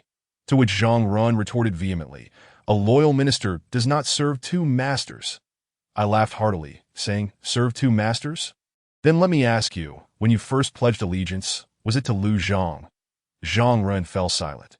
Initially, he had served Liu Yan, and after Liu Yan's demise, he assisted his son in ascending to power. However, I did not pursue this further, merely inquiring if he had initially pledged to Liu Zhang, that if he answered in the negative, he would inadvertently condemn himself. If he affirmed it, such blatant falsehood would be beyond him. Just as he was about to retort, I did not allow him to speak and continued, "Since you have already served two masters, do not pretend to be a loyal minister. Why not switch your allegiance to my lord? Would that not be best?" Zhang Run, upon hearing this, widened his eyes in anger and exclaimed, "You insolent child! How dare you distort right and wrong? I, Zhang Run, live as a soldier for Lu Gong and shall die as a ghost for Lu Gong." Realizing his words were misplaced, he looked up and saw the smile at the corner of my mouth, that I then said, "So it seems General Zhang has long harbored the intention to serve my lord. Since that is the case, I shall certainly convey your intentions to my lord." Zhang Ren was nearly driven to the brink of bloodshed by my unreasonable words, wishing to cleave me into 1,000 pieces with his sword. Yet, bound securely, he could barely move, let alone strike me down. After speaking, I instructed my men, "Come, assist General Zhang onto his horse." The men complied, hoisting Zhang Ren up, while others flanked him to prevent any escape. I observed this with satisfaction, nodding approvingly, and instructed Zhang Fei, "Let us depart for Peicheng." Zhang Fei, upon hearing this, muttered from behind, "I wonder whose army this truly is." Chapter 52. Directly to Chengdu, Zhang Fei and I conversed as we rode back to Peicheng. Along the way, we encountered the 1,000 soldiers I had previously commanded, merging our forces with Zhang Fei's contingent that we also met with Kuai Liang, to whom I recounted the events of capturing Zhang Ren. And together we marched towards Peicheng with a grand army. Upon reaching Peicheng, I led Zhang Fei and Kuai Liang directly to meet Liu Bei at a tea that moment. Liu Bei was in the hall. Attempting to persuade Wu Yi to surrender, he asked, "You have been captured by my forces. Do you wish to yield?" Wu Yi replied, "How could I not surrender, having been captured?" Liu Bei was overjoyed and moved to personally untie him. Just as Wu Yi was about to rise, he heard a furious shout from behind. "Wu Yi, how could you, as the Lord's uncle, betray your master by surrendering to the enemy?" Startled, Wu Yi turned to see Zhang Ren being escorted into the hall, bound tightly. Seeing Zhang Ren secured, Wu Yi felt a slight relief and said to him, "As defeated generals, what does it matter if we surrender? You and I are now of the same fate. Why berate me?" Zhang Ren retorted, "Do not conflate my loyalty with your treachery." Liu Bei, seeing Zhang Ren's defiance, approached him and personally began to untie his bonds, asking, "Now that you have been defeated, do you wish to surrender?" As the ropes fell away, Zhang Ren quickly moved his hands and replied, "A loyal minister cannot serve two masters." As soon as he spoke, I coughed heavily beside him, reminding Zhang Ren of my earlier words, causing him to fall silent. Liu Bei, puzzled by the exchange, continued, "General Zhang, you possess great talent. How can you ruin your future because of Liu Zhang?" Just as Zhang Ren was about to respond, I interjected, "My lord, General Zhang has stated that he lives as a soldier for Lu Gong and shall die as a ghost for Lu Gong. It appears he has long intended to serve my lord, which is why he is being tested here." Liu Bei was overjoyed at this revelation, exclaiming, "Is that true?" Just as Zhang Ren was about to speak, he was interrupted by Zhang Fei, who declared, "Of course it's true." I was right beside him when he said it. Zhang Fei had noticed my subtle gestures and thus spoke up. Zhang Ren, caught between the two of us, felt his temper rising. Liu Bei observed the situation and realized that Zhang Ren was not inclined to surrender. However, seeing both Zhang Fei and me acting in concert, he understood that we must have a plan. That he then said, "Please, General Zhang, take some time to rest. Once I am finished with my matters, I will share a drink and converse with you." He instructed his men to take Zhang Ren away to rest and ensure he was well attended to, secretly ordering them to keep a close watch to prevent any escape. After giving these instructions, he turned to me and asked, "Why did he return with you?" I then recounted my pursuit of Zhang Ren, the unexpected turn of events that allowed Zhang Fei's troops to catch up. And Liu Bei laughed, saying, "I did not expect Ida to arrive and achieve victory so quickly." "Third brother, would you dare to undertake another great feat?" I inquired from the side. "He, who would scorn an abundance of achievements? Pray tell, what grand task do you propose?" Zhang Fei responded, "There are many strongholds along the route from Jingzhou to Sichuan that our army has yet to conquer, that I wish to send you to capture them. What do you think? We shall see who arrives in Chengdu first," he suggested. That I replied, "Humph, let me go and subdue Yin Yin." "Very well, elder brother," Liu Bei said, "if my brother has such intentions, it is certainly commendable. You should listen to Zi Jian's arrangements. Time is of the essence. Third brother, you must set out tonight. The gateway between Jingzhou and Sichuan rests upon you. We shall meet again in Chengdu," I declared. "Ha ha, little pretty boy, I will surely arrive in Chengdu before you." Zhang Fei laughed. Third brother, I fear you may be too slow to catch up, I smirked. What? Do you doubt my speed? He retorted. Very well, I shall depart immediately. Brother, I am off. Without looking back, Zhang Fei went to muster his troops. Meanwhile, Liu Bei conferred rewards upon the generals, and once all matters were settled, he turned to me and said, Shi Yuan has been injured. All tasks fall to you, Zijian. I quickly replied, to relieve my lord of his burdens is the duty of a subordinate. Liu Bei said, You are too humble, Zijian. He then pulled me into the inner hall, ordering the attendants to bring wine and food for us to share. As we were drinking, word arrived that Fa Zheng had brought Zhang Run to see the Lord. Upon hearing this, Liu Bei was elated and immediately instructed. Quickly, let him in. I hastily congratulated Liu Bei, saying, Congratulations, my lord, on acquiring another great general. Liu Bei smiled. To gain Zhang Run is also your accomplishment. Zijian, I chuckled, thinking that if Zhang Fei had overheard, he would surely have grumbled. Brother only remembers Zijian. After all, it was I who captured Zhang Run. However, there was no opportunity for him to voice this. As we spoke, Fa Zheng entered with Zhang Run. Zhang Run first bowed low, saying, The defeated General Zhang Run, having received the Lord's favor, is willing to serve loyally, both in the saddle and in the field. Liu Bei, descending the steps, helped Zhang Run to his feet and said, I am overjoyed that you wish to surrender, General. Thus, I commanded someone to prepare cups and chopsticks once more, treating it as a gesture of hospitality for Zhang Run and Fa Zheng. Zhang Run, seated beside me, felt exceedingly uncomfortable, thinking that I must surely look down upon him, a defeated general. Hence, his gaze remained averted from Xue Bing, fearing to catch a glimpse of my disdainful eyes upon him. However, as soon as the food and wine arrived, I addressed him first. General Zhang, I previously may have caused you some offense. I hope you will not take it to heart. Zhang Run was taken aback by my words and quickly raised his cup, saying, In earlier times we were adversaries, so there is no talk of offense. Upon speaking, he felt a sudden lightness in his heart, as if a burden had been lifted, and together we drank the contents of our cups. Witnessing this, I couldn't help but chuckle inwardly, thinking, How can I not discern your petty thoughts? Meanwhile, Liu Bei, observing Zhang Run to his left and Fa Zheng to his right, joyfully proclaimed, With the presence of both of you upon my journey to Shu, this endeavor has not been in vain. He raised his cup, inviting everyone to join in the revelry. Thus, the gathering continued in the hall, filled with laughter and conversation, until the night grew deep and they finally dispersed. At dawn, the troops advanced directly towards Luocheng. Upon perceiving the inevitability of defeat, Liu Yi, the commander within the city, chose to surrender. Consequently, Chengdu lay before us. Chapter 53. The capture of Li Yin in Mianzhu in Chengdu. At the city guard's headquarters, Zhang Run was ensnared by Xiao Yu's scheme, while Liu Bei's army pressed forward towards Luocheng. Yet, before Liu Bei's forces could reach the city, Luocheng had already fallen into their grasp. Upon witnessing Zhang Ren's capture, Liu Yi surrendered the city. Liu Zhang, upon realizing this, felt darkness envelop him and fainted. Within Liu Bei's camp, I turned to Zhang Run, who stood beside me, and inquired, now that Luocheng has fallen, what obstacles remain on the path to Chengdu? Zhang Run pondered briefly before responding. Only Li Yin, Li Jingfang, and Fei Guan. Fei Mu's stronghold in Mianzhu is not easily breached. Other than that, there are no impediments. I nodded thoughtfully and asked, What do you think of the two generals? Zhang Ren's expression turned contemplative.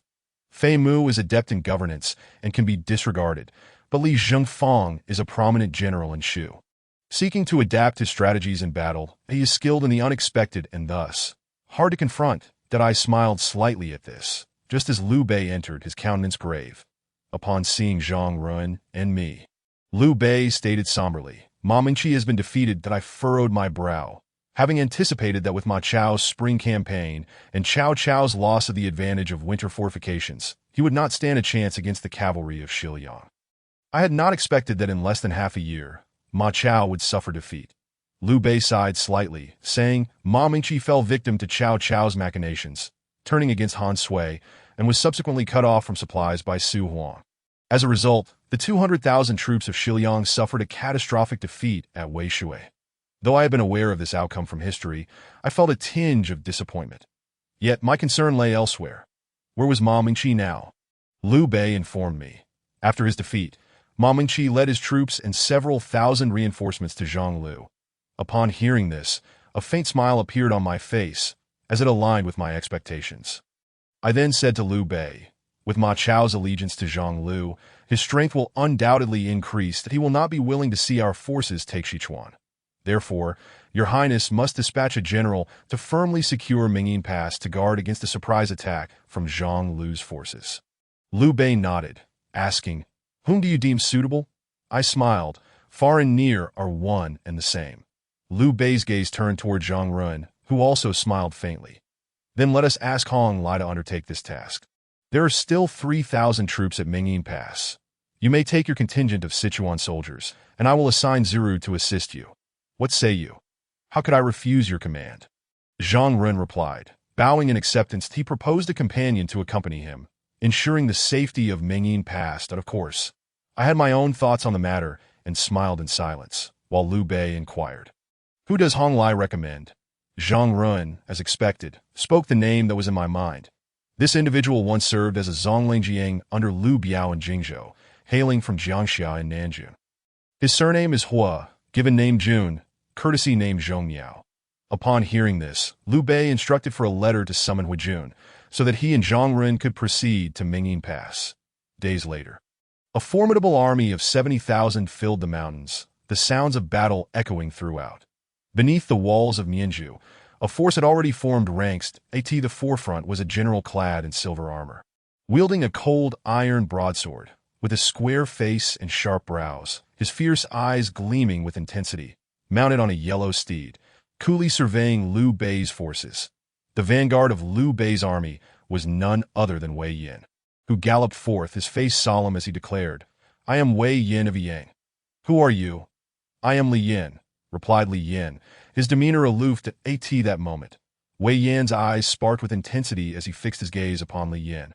Both warriors exuding overwhelming presence, clashing with palpable energy in the air.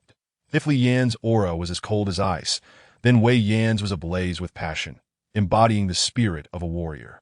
Though the sun shone brightly, the soldiers around felt a chill envelop the battlefield, as if veiled in mist. "That I have heard you are one of the 3 renowned generals of Shu, pray tell. What of your martial prowess?" Wei Yin inquired. Li Yan's expression grew even colder. "You may inquire of this blade at that moment." Both warriors had reached the zenith of their power, their energies surging like a tempest. Soldiers from both sides were cast back several paces as they prepared for the imminent clash. Then Li Yin swung his cold iron blade towards Wei Yin, the chilling wind following in its wake. The grass and trees on the ground seemed to wither instantaneously, yet Wei Yin stood resolute, unwavering as he locked his gaze upon Li Yan. Li Yan's mighty sword neared the point of cleaving Wei Yin in two. Wei Yin finally moved. His copper-long sword traced a beautiful arc, expertly deflecting Li Yan's cold iron blade to the outside. And though his weapon was but ordinary iron, it stood firm against Zhao Yun's rainstorm pear blossom spear without a scratch. How could Li Yan's cold iron blade hope to harm it? The generals of Liu Bei's army each wielded their unique martial arts. Guan Yu's green dragon crescent blade was the king of blades, cutting through foes with ease, compelling them to yield without battle. Zhang Fei's spear was a stark contrast, brimming with ferocity, overwhelming the city with his might, often seizing the initiative and instilling fear. Zhao Yun's rainstorm pear blossom spear excelled in illusion, ethereal and deceptive, capable of overcoming the strong, while Huang Zhong's cloud-winding blade triumphed in speed, leaving no doubt among those who witnessed his strikes that they were the swiftest in the realm. Wei Yan's copper longsword comprised only 64 moves, yet the first 3 were the most formidable. Even Zhao Yun had nearly faltered. Each strike appeared as if heaven sent, flowing like a mighty river. Li Yin, despite his relentless attacks, could not penetrate the circle of Wei Yan's blade. Thus he faced defeat. That Li Yin, though proud, was not arrogant, and when Liu Bei and I led the main forces to encircle him, he promptly retreated with the Shu army into Mianzhu. Chapter 54.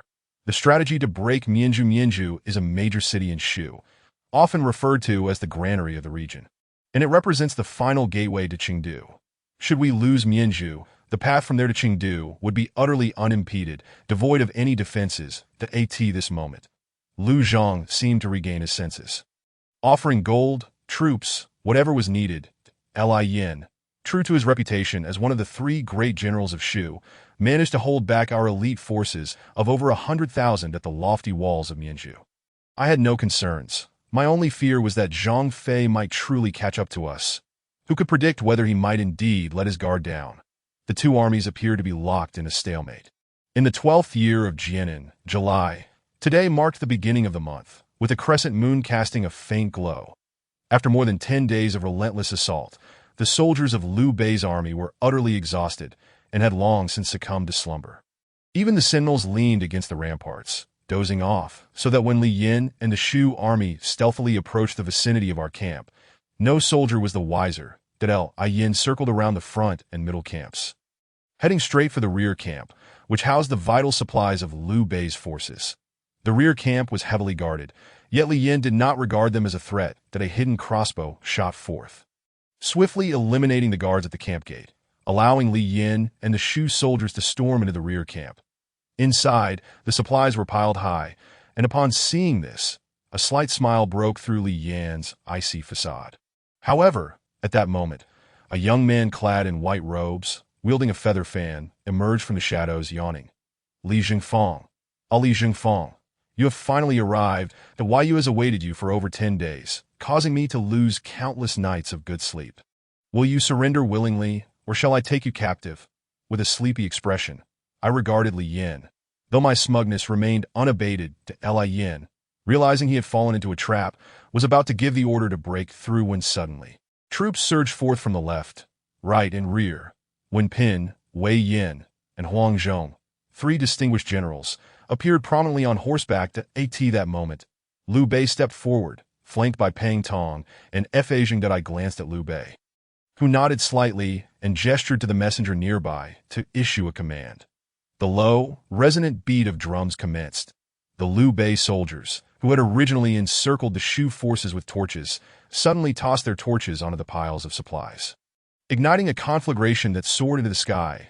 Li Yin stared in shock at the Liu Bei soldiers, momentarily forgetting his perilous situation, while the Shu soldiers stood frozen, bewildered by the actions of Liu Bei's men. Not only that, but fires also erupted throughout the front and middle camps, creating an atmosphere of chaos within the encampment. Li Yin's face turned ashen as he grasped the implications of Liu Bei's actions.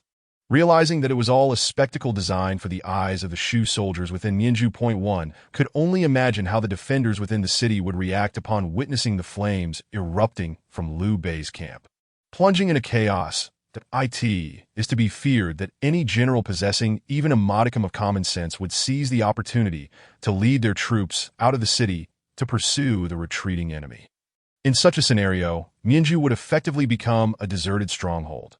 Should Liu Bei's forces take advantage of this moment to launch a surprise attack on Mianzhu, Li Yin could almost certainly ascertain that the city would fall into Liu Bei's hands.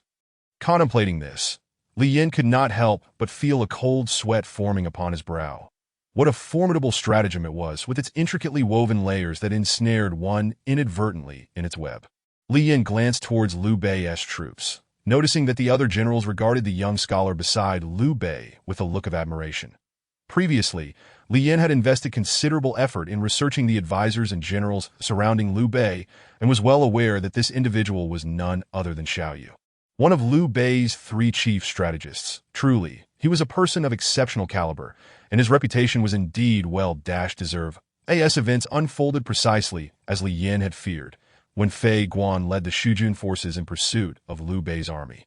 They were caught unawares by the soldiers of Liu Bei's camp, who had been waiting in ambush. Poor Fei Guan, a mere scholar, found himself utterly outmatched in the eyes of these common soldiers. He was bound before he even had the chance to draw his sword. Meanwhile, the recently surrendered Wu had also brought his troops to occupy the nearly deserted Mianzhu. When Wu Yi brought Fei Guan before Liu Bei, Li Yin could only lower his head in despair. At that moment, Fa Jing stepped forward and remarked, "Zhengfeng, given the circumstances, why did you not surrender sooner? Liu Zhang is hardly a worthy sovereign to serve." Filial and upright, Li Yin raised his gaze towards Yan Yin and could not refrain from exclaiming, "If I have surrendered, what reservations can you possibly hold?" After a prolonged silence, Li Yin dismounted and knelt before Liu Bei, declaring, "Li Yin has surrendered at last. the final gateway to Chengdu had fallen into Liu Bei's hands. Apart from the Yizhou Commandery, where Chengdu was located, and the southern Jianwei and Yu Commanderies, the remaining territories of the 8 commanderies of Sichuan, Bajuan, Guanghan, Shujun, and Yongchang would likely have succumbed to Liu Bei's forces by the time Zhang Fei arrived. The fate of Sichuan was now sealed. Only one final step remained: the impregnable city of Chengdu. As Liu Bei's troops deliberated on how to besiege this formidable stronghold with minimal losses, news arrived from Mengyin Pass of Ma Chao's offensive against Shu. Zhang Lu had finally taken action. Beneath Mengyin Pass, Zhang Run trembled slightly as he gripped his spear, gazing at the imposing figure of a man before him, a purple-faced giant with fierce, bulging eyes, wild hair tied into a chaotic knot. Wielding a dark iron blade, its edge serrated, Wei Yin had no doubt that it could easily rend armor, for just moments ago, Hu Jun had verified this. The purple-faced warrior stood there with an air of arrogance, his gaze radiating fervor. That moment, Hu Jun had been rescued from dire straits, bearing a deep gash on his back, nearly exposing the bone. Only moments earlier, Hu Jun had been incited to fury by the soldiers of the Hanzhong army, charging forth with his great sword to confront Ma Chao in battle. The clash at Weishui had seen Ma Chao wielding his flying silver spear in a fierce contest with Su Zhu for a day and a night, before ultimately escaping the encirclement of Su Zhu and the ferocious Dian Wei, thus earning renown across the land. Fearing for Hu Jun's safety, Zhang Run hastily followed suit, as Hu Jun charged towards the aloof Ma Chao. The latter did not even lift his shining silver spear, for emerging from behind him was the purple-faced giant. Zhang Run was well aware of Hu Jun's martial prowess. Had it not been for his own recommendation to Liu Bei, he would have assumed that a mere subordinate of the Shiliang army would not stand a chance against Hu Jun yet.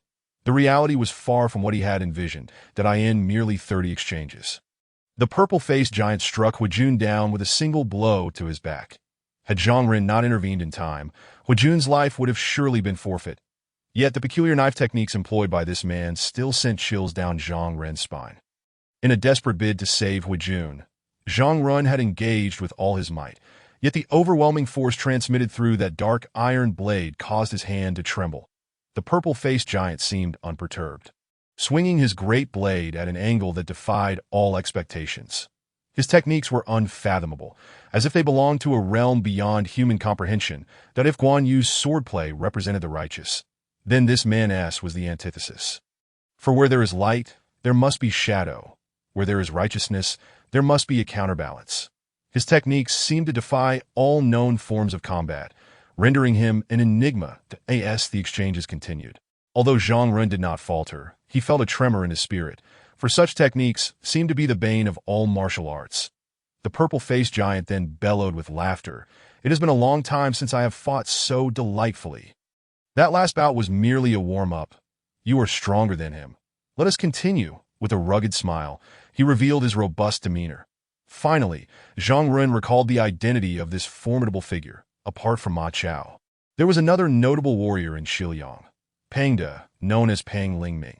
When Zhang Ren's urgent dispatch reached the military headquarters, I, along with Liu Bei, had already accepted Liu Zhang's surrender in Chengdu. Zhang Fei had also joined us, having arrived at Chengdu's gates with 50,000 troops just ahead of the city's capitulation, accompanied by the seasoned General Yan Yan. When Liu Bei inquired why Zhang Fei had arrived at Chengdu so swiftly, Zhang Fei recounted the events in Bajuan in detail, concluding with, "The passage through the 45 passes was entirely due to the efforts of General Yan Yan. Hence we did not expend any effort." Upon hearing this, Liu Bei turned to Yan Yan and said, "My brother's early arrival is entirely thanks to your merits." He then ordered that his own personal chainmail be presented to Yan Yan. Gratefully accepting the armor, Yan Yan replied, "I thank you for your generosity, my lord." Seeing Yan Yan receive the reward, Liu Bei proceeded to bestow honors upon all the generals. Once the rewards were distributed, he left Yan Yan, Fa Zheng, and Wu Yi to guard the region of Shu, pacifying the populace and local officials of Sichuan, while he led the remaining troops, 10,000 elite soldiers from Jingzhou and Yizhou, to advance towards Mengyin Pass. In the early morning, as Liu Bei and I hastened towards Mengyin Pass with the Jingzhou army, I could scarcely recognize the grand fortress that had stood 2 months prior. The darkened walls, Tattered banners and scattered arrows alongside charred siege engines painted a grim picture. The walls bore several large cracks, and had it not been for the sight of Liu Bei's banners still fluttering atop the ramparts, I might have believed the stronghold had fallen to the enemy dead on the battlements. We encountered Zhang Run, blood-soaked and weary, his forehead dripping with perspiration that stained his already darkened visage a deep crimson. Beside him, Hu Jun's once proud expression had turned dejected. It became evident that I had underestimated the might of the Xiliang army. I had not anticipated that their cavalry could drive Zhang Run and Hu Jun to such a desperate state. It was no wonder that even Cao Cao had been compelled to abandon his beard and robe in the face of such adversity. Upon seeing Liu Bei and us approach, Zhang Run finally exhaled in relief. Clasping his fists in salute, "I am fortunate not to have failed my mission." Liu Bei, expressing concern, stepped forward to pat Zhang Run on the shoulder. "Hong Lai, you have been injured. Go rest for a while." Zhang Run was touched by Liu Bei's inquiry into his well-being before discussing the military situation, replying solemnly, "This minor injury is of no consequence that Mr. Zuru was struck by an arrow recently, but the wound is not deep, and he is currently recuperating in bed. However, the Xiliang army is exceedingly fierce, and our Shu forces have long been unpracticed, proving to be no match for them. Thus, I have no choice but to defend the city.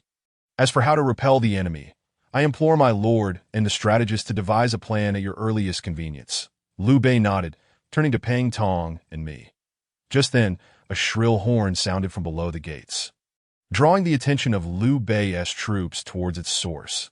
Zhang Run, seemingly unwilling to concede, remarked, "In recent days, Ma Chao has challenged me daily at the gates that my skills are insufficient, and I have yet to secure a victory in our encounters."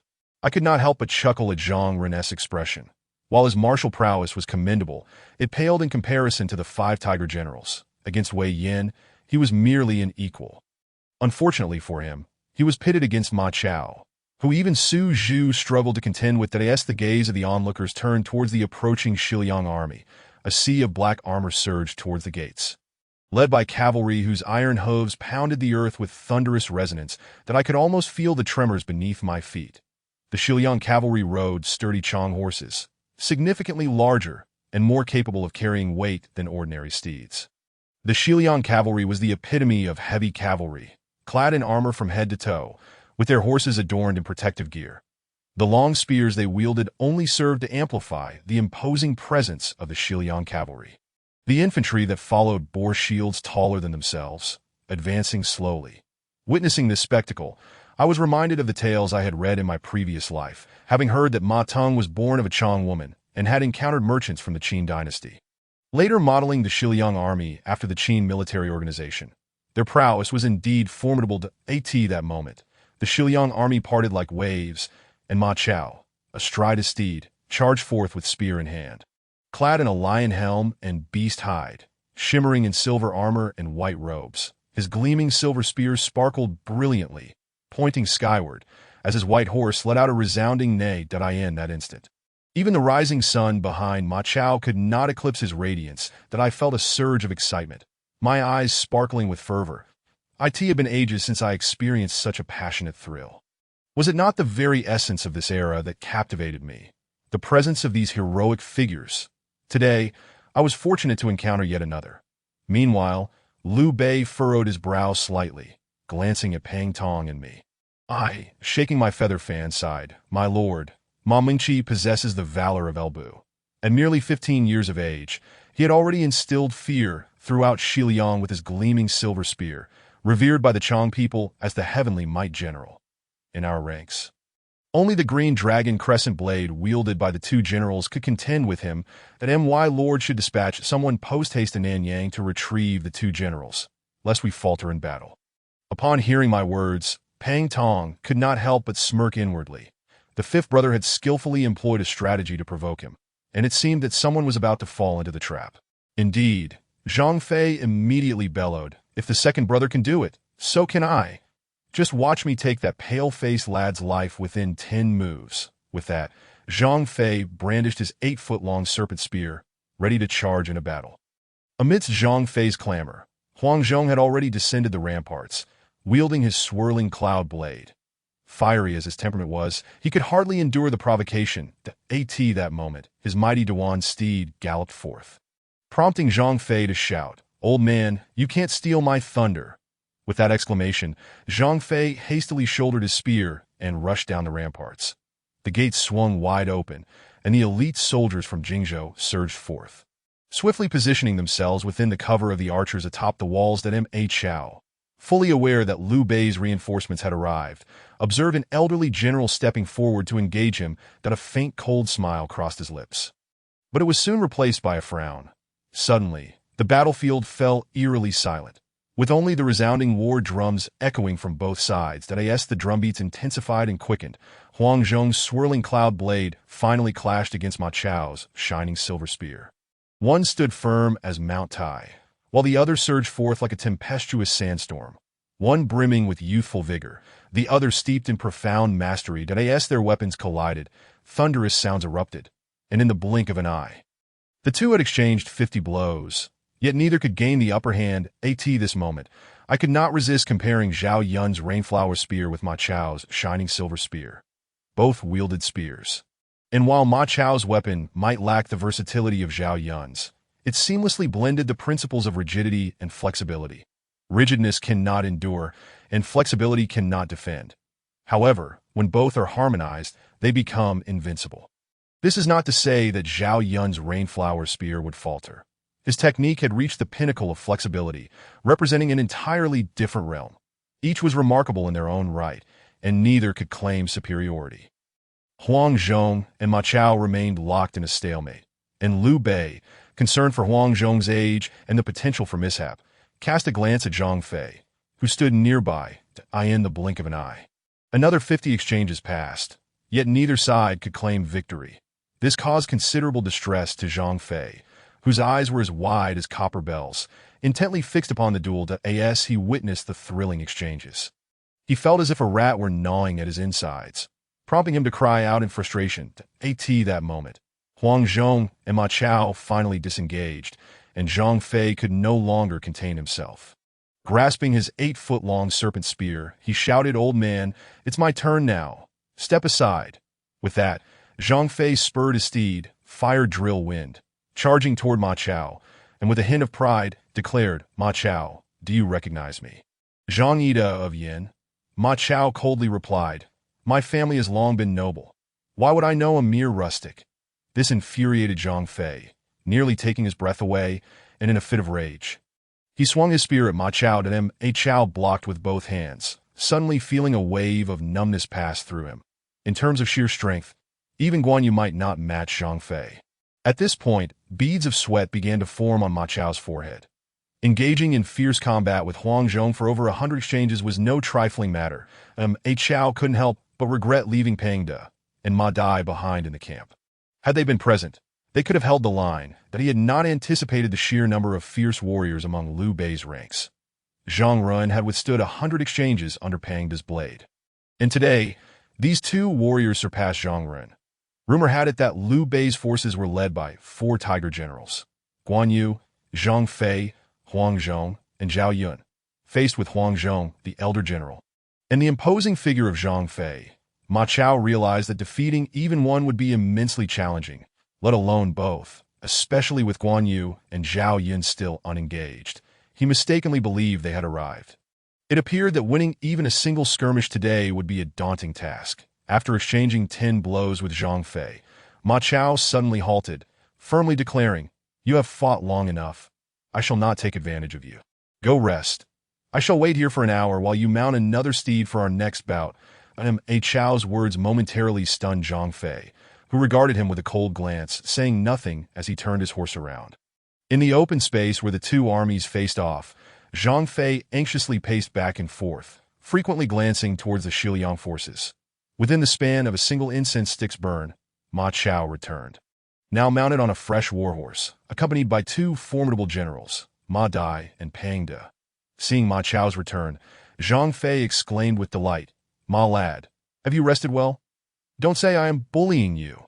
This provoked exasperated reactions from those around. Ma Chao raised his shining silver spear and coldly retorted, "Spare me your nonsense. Let us settle this once and for all." with a roar of excitement. Zhang Fei charged at Ma Chao. The winds howled, and dust swirled as the two clashed fiercely, exchanging blows until the heavens seemed to darken. Yet, after countless exchanges, neither could claim victory. Just then, a piercing gong resounded from Mengyin Pass. Upon hearing it, Zhang Fei paused, casting a lingering glance at Ma Chao before retreating. Although he was enjoying the fight, he dared not defy military orders. Once, he had lost control and struck a slacking soldier, violating the command against punishing troops, resulting in the loss of a prize bottle of wine gifted to him, leaving him to watch in envy as Pang Shuan indulged alone. Since then, Zhang Fei had never dared to disregard military commands again. Upon returning to the ramparts, Zhang Fei, fuming, exclaimed, "I was in the midst of an exhilarating battle. Who rang the gong?" Liu Bei, observing Zhang Fei, prompted him to fall silent. Standing nearby, I smiled and remarked, "Third brother, did you not claim you would resolve matters with Ma Chao in 10 exchanges? It appears we have surpassed hundreds." Yet Ma Chao's head remains firmly on his shoulders. Upon hearing this, Zhang Fei's face turned a deep shade of purple as he stammered, "That fellow possesses some skill. I may need a few more moves." Laughter erupted among the onlookers. Meanwhile, Liu Bei furrowed his brow, silently observing the Shiliang troops as they gradually withdrew. Pang Tong approached Liu Bei, smiling as he inquired, "My lord, you appear troubled. Do you harbor concerns?" Liu Bei turned to him. "How can I not worry when Ma Chao can single-handedly confront Han Sheng and Ida with such ferocity?" At that moment, Liu Yu also approached, glancing at the smiling Pang Tong before cheerfully addressing Liu Bei. "My lord, rejoice." Liu Bei, taken aback, asked, "What joy is this? Such a formidable general has descended upon you, my lord. How can you remain unaware?" I said with a slight smile. Liu Bei's expression brightened. "Zijian, do you have a strategy to persuade this general to submit?" I laughed heartily, pointing at Pang Tong. "Then my lord must consult my third brother." Liu Bei, eager, turned to Pang Tong, who, with a gentle wave of his feather fan, replied, "This task is quite feasible. My lord may send an eloquent and persuasive individual to convey the principles of righteousness to him. Ma Chao will naturally yield, though someone must also venture to Hanzhong." Liu Bei regarded his subordinates and inquired, "Does anyone wish to undertake this mission?" At that moment, Zhang Ren spoke up, "I recommend a certain individual, a man from Jianning named Li Hui, styled Dong, who excels in strategy. Previously, he offered Liu Zhang 10 strategies to counter the enemy, but alas, Liu Zhang did not heed his counsel. Upon realizing my lord's virtue in Shu, he sought to ally with us. Hence my recommendation." Upon hearing this, I brightened at the prospect, for Li Hui was indeed a remarkable figure. Historically, he had risen to the position of governor of Jiaozhou and general of Annam, playing a significant role in ensuring that Shu did not face threats from the southern tribes in later years. Liu Bei nodded in agreement, preparing to issue orders for Li Hui to persuade Ma Chao to surrender. However, Pang Tong smiled and interjected, "Ma Chao is a fierce tiger, without confining him in a cage. He will be difficult to tame. Thus, we still have another matter to attend to. Nanjing, the capital of Hanzhong, nestled between the Qinling and Beishan Mountains, was the most fertile land in the Three Qin region. In ancient times, Liu Bang, the founder of the Han dynasty, rose to prominence in Hanzhong, ultimately establishing a foundation that would last for centuries. At this moment, Nanjing could still be deemed a grand city, bustling with a multitude of inhabitants and thriving shops, exuding an air of prosperity that in the dead of night, a carriage came to a halt at the rear gate of the Yang residence in the eastern part of the city. Two figures swiftly slipped inside, in the inner hall. Yang Song regarded the visitors with mild curiosity, clad in a blue scholar's robe and wearing a felt hat that obscured much of his face. He was accompanied by a servant holding a box. Today, the proprietor of the treasure workshop on East Street mentioned he had something for me, but this person does not appear to be a bearer of gifts. Yang Song pondered. That moment, the visitor removed his hat, smiling as he addressed Yang Song. "Has the Chancellor been well?" Yang Song's eyes widened in surprise as he recognized the visitor. "It is indeed Mr. Zero."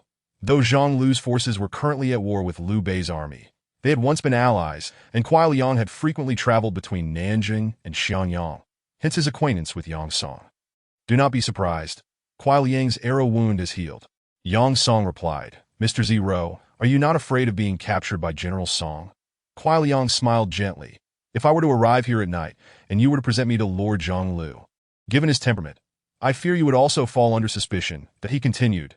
"I merely wish to understand why our two families, once interdependent, have suddenly come to blows with Zhonglu's attack on Mengyin Pass."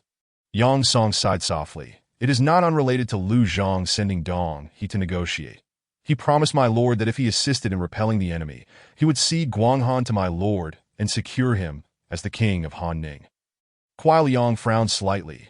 Why does Lord Zhang Lu lack discernment? Lu Zhang is hardly a trustworthy individual. To sever ties between our two families for such trifling gains is truly not worth it. My lord wishes to restore our former friendship. I implore you to speak favorably of this to Lord Zhang Lu. Yang Song, upon listening, displayed an expression of difficulty and said, "This matter poses quite a challenge." Kuai Liang, interrupting, declared, "It is said that Ma Mengqi made things difficult for the Changsha while in Hanzhou. Our lord is willing to assist the Changsha in eliminating him, and regardless of the outcome. Our lord insists on expressing gratitude towards the Changsha." As he spoke, he revealed a pair of translucent jade lions from the box carried by a servant behind him. Upon witnessing Yang Song's avaricious gaze, Kuai Liang's heart was already assured that his mission had been accomplished. Chapter 56. Ma Chao surrender outside Mengyin Pass. In the camp of the Shiliang army, Pang De knelt silently on the ground, his armor soaked in blood. This humble general has failed, unable to secure provisions. Yang Ren guards the pass tightly, and no matter how I plead, he refuses to allow me entry. It is said that it is Yang Song. At this moment, Ma Chao raised his hand to halt Pang De's further words, his piercing eyes radiating a chilling, murderous intent, his hand deeply embedded in the table before him. Standing beside him was his sister, Ma Wenyuan, who with sorrowful eyes and a bitten lip remarked that Yang Ren is the younger brother of Yang Song. "It must be because of me that I shall not speak further," to Ma Chao, filled with righteous fury, exclaimed, "No matter what, I will never allow you to marry that beast, Yang Song." Upon witnessing Ma Chao's wrath, the others in the tent fell silent, bowing their heads. After a long while, Ma Dai, noticing Ma Chao's expression gradually softening, finally spoke. "Currently, the army's provisions will last no more than 10 days. Without supplies, I fear the soldiers may revolt." Seeing that Ma Chao remained silent, Ma Dai suddenly lowered his voice, saying, "In truth, we have another path we can take." That Ma Chao abruptly lifted his head to stare at Ma Dai, who, summoning his courage, declared loudly, "When our uncle encountered misfortune, he once said that the only one capable of restoring the Han dynasty and saving the common people is Liu Bei. Moreover, Liu Bei has treated us well. At least he has not made things difficult for us. Why do we not seek to ally with him? He will surely accept us." That Ma Chao, upon hearing these words, fell into contemplative silence, slowly turning away as if pondering something.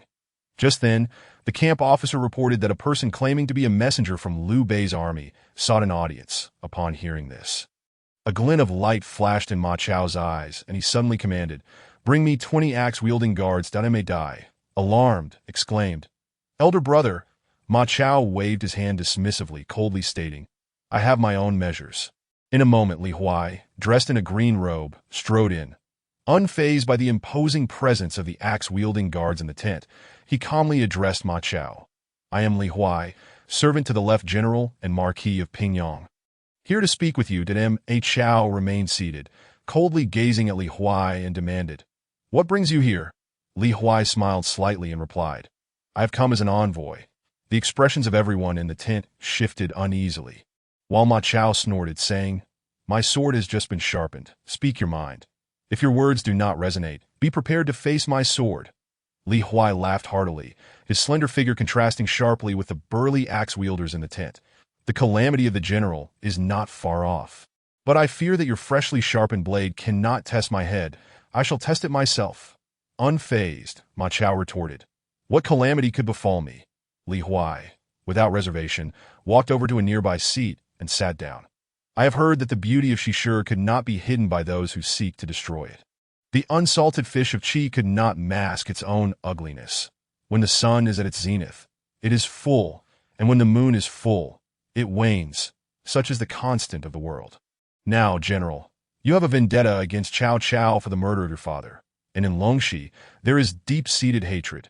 You cannot rescue Lu Zhang and withdraw from Jingzhou's forces. You cannot control Yang Song and yet seek an audience with Zhang Lu. Currently, the world cannot accommodate you, and you are left without a master. Should you suffer another defeat like at Weiqiao, General Ma Teng's lifelong legacy would be lost at your hands. Moreover, when General Ma Teng was alive, he had an agreement with my lord at Hulao Pass to jointly restore the Han dynasty, Dede son. To betray your father's oath and turn against your friends is a disgrace. Failing to uphold your father's ambition and restore the Han dynasty is disloyalty. Failing to avenge your father and falling into peril is unfilial. Such disloyalty and unfiliality, I ask you, General, how can you face the world? Upon finishing his words, Li Huai wore a solemn expression, while the members of the Shiliang army in the tent grew increasingly tense, fearing that Ma Chao might indeed draw his sword against Li Huai. Ma Chao, with a faint sigh, waved his hand to dismiss the axe-wielders. I acknowledge that this camp is not a dragon's lair or a tiger's den, yet it is not a place one can enter at will.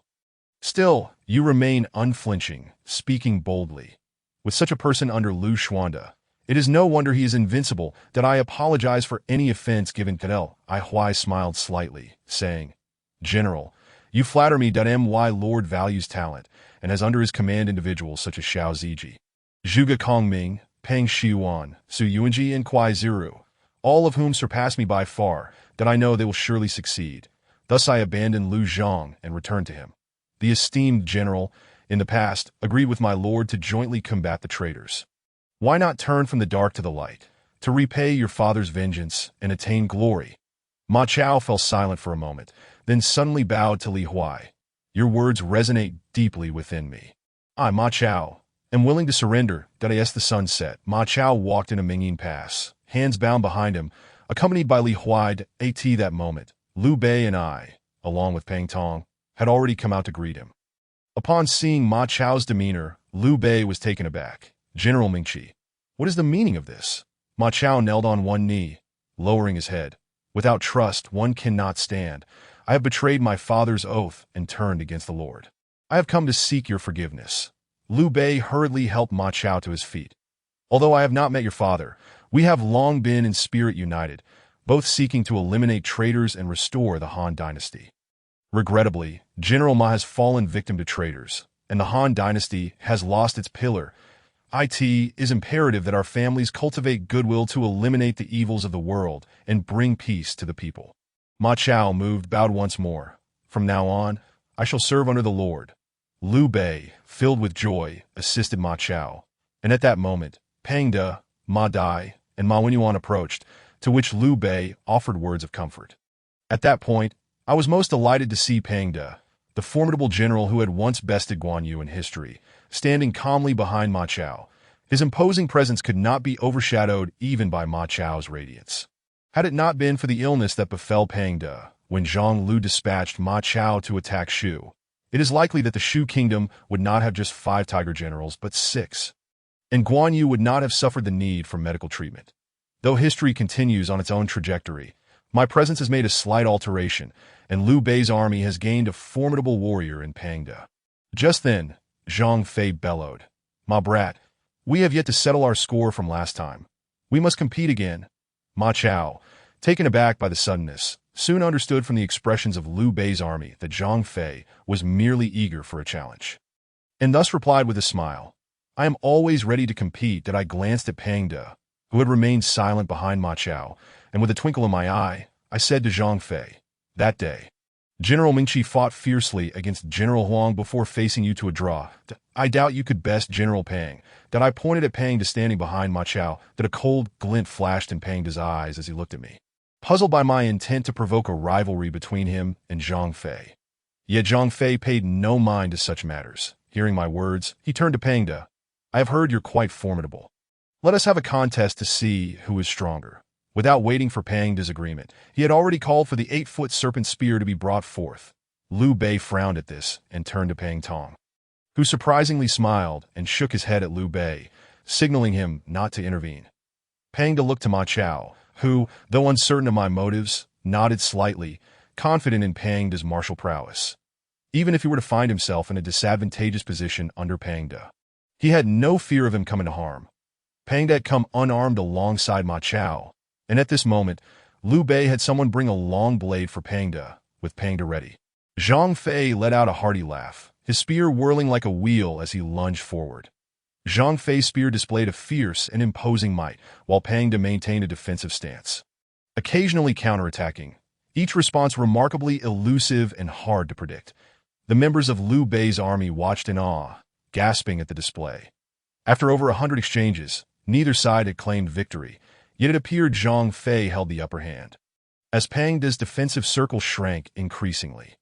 However, as Pang De was not using his preferred weapon, the outcome could not be determined solely by this encounter.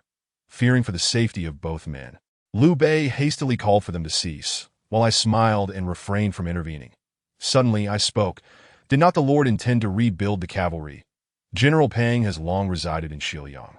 Well-versed in cavalry warfare, and with such martial skills, he is the best candidate for a cavalry commander. Upon witnessing Pang De's prowess, Liu Bei was elated and turned to him. Would you be willing to serve under me? Pang De, unsure of why I held him in such high regard, felt a surge of gratitude at receiving such trust so soon after arriving. He dismounted and bowed deeply to Liu Bei. Thank you, my lord. Everyone watched with delight at Pang De's joyful expression, while I cast a glance at the stoic Ma Chao, thinking, I apologize, Ma Chao, for taking away your capable general. However, Pang De's strength will undoubtedly stand on its own. Historically, it was after leaving Ma Chao's service that Pang De truly began to showcase his talents. Ma Chao then inquired about the situation in Shu, learning that only Chengdu had surrendered, and he said I, lacking in talent, had hoped to capture Chengdu for my lord to atone for my earlier transgressions, but it seems Liu Zhang has already submitted.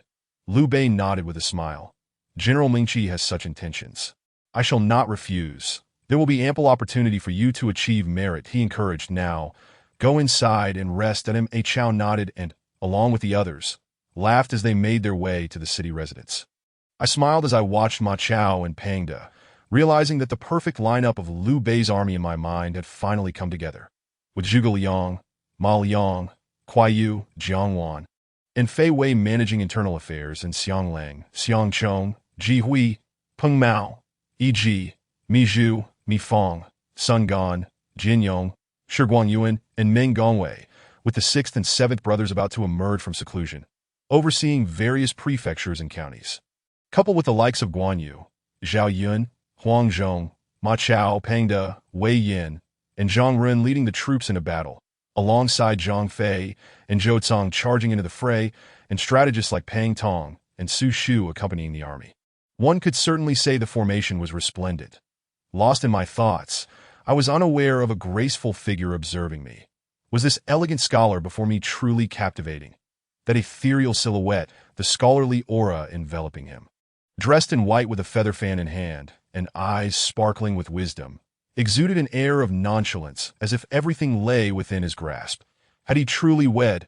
Ma Wenyuan pondered for the first time about a man she did not know well. At this moment, everyone else had already moved ahead, leaving only 2 of us stationary. That I glanced toward Ma Wenyuan, who was looking at me, and nodded with a smile, acknowledging her presence. That Ma Wenyuan possessed a beauty that was both striking and vigorous. Her healthy complexion complemented by a physique sculpted through rigorous training. Yet, all this merely elicited a fleeting glance of appreciation from me, having encountered the likes of Diao Chan and Sun Shangxiang. What woman could truly stir my heart? Ma Wenyuan approached me with a cool demeanor, slightly bowing as she said, This humble girl, Ma Wenyuan, pays her respects to the gentleman. That I politely replied, Please refrain from calling me gentleman. I am not that old.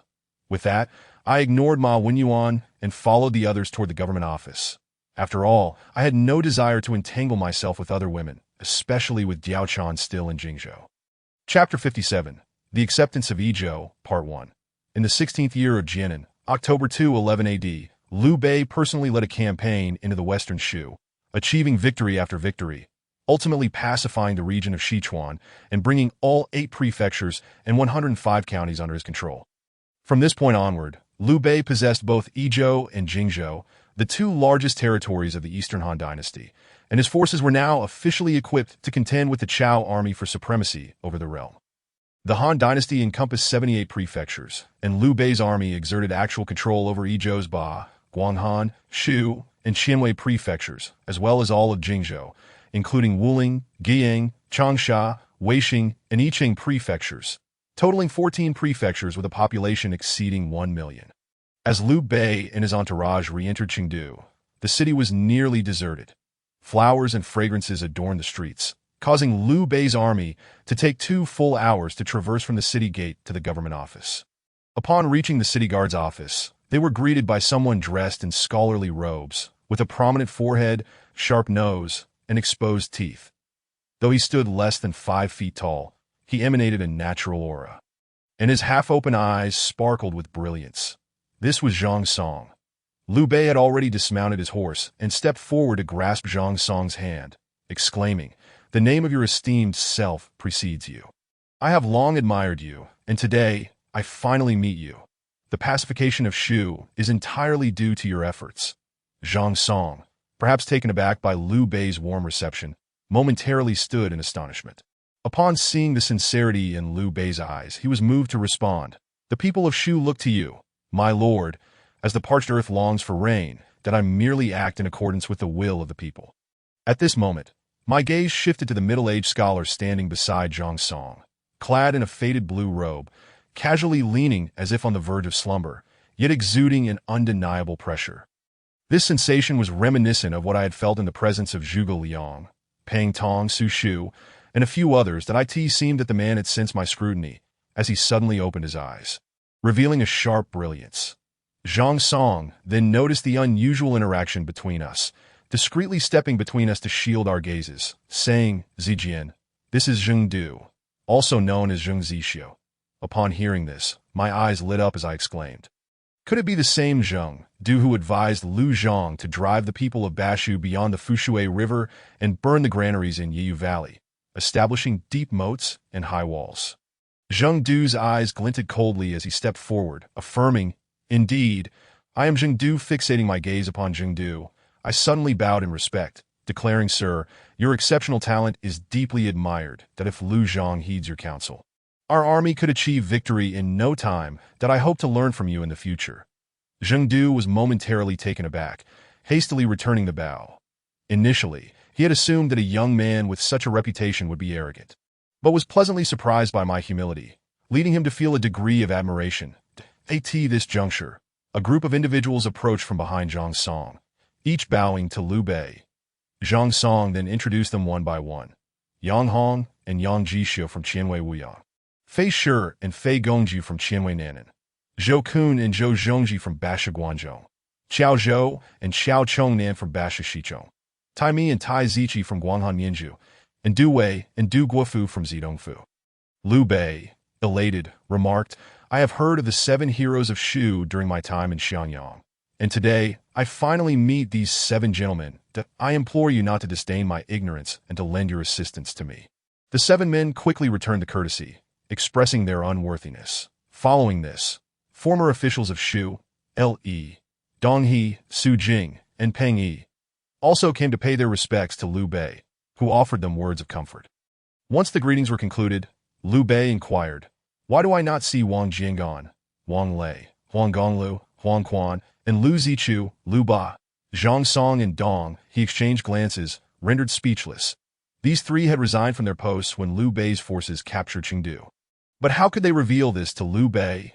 Liu Bei swiftly discerned the truth from their expressions, smiling gently, "I shall personally go to invite them." The pacification of Sichuan was finally achieved. Yet the subsequent tasks left my men utterly exhausted. That on the surface, Sichuan appeared prosperous, yet it was a house of cards, fraught with innumerable issues. The foremost concern was the matter of officials. The prominent families in Shu wielded nearly all the power. Yet those offspring were mostly engaged in indulgence and frivolity. Only a handful, like Wang Lei, Huang Quan, and Zhang Song, were truly capable, while the few with talent hailed from common lineage. That it was no wonder that, historically, Shu experienced a dearth of talented individuals in its later years. That as Liu Bei's influence continued to expand, the administrative structure originally established in Jingzhou became increasingly insufficient. With Liu Bei's support, I resolved to reform the administrative institutions, establishing 3 provinces at the central level: the Ministry of Personnel, the Ministry of the Interior, and the Ministry of Justice, with Zhuge Liang, Kuai Yu, and Fa Zheng appointed as their heads, respectively. The Ministry of Personnel would oversee the issuance of orders, evaluation of officials' merits, and matters of diplomacy and education. The Ministry of the Interior would manage the implementation of orders, budgeting and accounting for the Treasury, development of commerce and agriculture, as well as infrastructure projects. The Ministry of Justice would handle the review of orders, intelligence collection and filtration, military mobilization, and the adjudication of criminal cases across the prefectures and counties. Such a heavy workload could not be shouldered by just 3 individuals. In addition to some aides, each ministry would also have deputy officials, designated as left and right historians of the Ministry of Personnel, left and right historians of the Ministry of the Interior, and left and right historians of the Ministry of Justice. After careful consideration, I ultimately determined the candidates for the 6 historians. The left historian of the Ministry of Personnel, responsible for evaluating officials' merits, would be Jin Yong. Jin Yong was a fellow townsman of Liu Bei, having accompanied him on his campaign since Ping Yuan, that he was typically reticent but meticulous in his work, upright and loyal. Entrusting him with the evaluation of officials would certainly put Liu Bei's mind at ease. The right historian of the Ministry of Personnel, responsible for diplomatic affairs, was an unexpected choice. I recommended the previously obscure historian Deng Zhi from Shudada. You are undoubtedly unaware, but I know Deng Zhi's discernment is unparalleled. Historically, he was instrumental in persuading Wu to maintain the alliance. The left historian of the Ministry of the Interior, overseeing finances and commercial development, would naturally be Ma Liang, who historically was the architect of Shu's economic prosperity. The right historian of the Ministry of the Interior, responsible for major national projects and agricultural development, would be Kuai Yu, who eventually recommended Tai Mi for the position that I had no objections. Tai Mi's capabilities in internal affairs should suffice, and balancing the powers between Jingzhou and Yizhou would be prudent.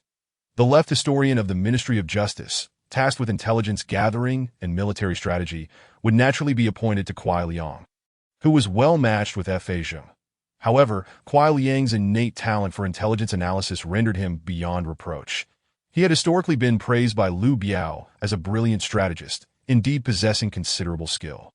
The right historian of the Ministry of Justice, responsible for reviewing criminal cases and impeaching officials, was Wang Lei, known for his unwavering integrity. Historically, when Liu Bei entered Shu, Wang Lei risked his life to advise against it, ultimately staining the city walls with blood, leading future generations to pen verses lamenting his sacrifice.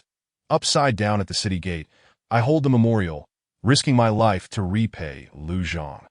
How could Huang Quan's capitulation compare to Wang Lei's steadfastness? After Liu Zhang surrendered to Liu Bei, Wang Lei resigned from his official position and left that it was only after Liu Bei personally rode out for 200 miles that he was persuaded to return, ensuring that everyone under his supervision would not dare to act recklessly.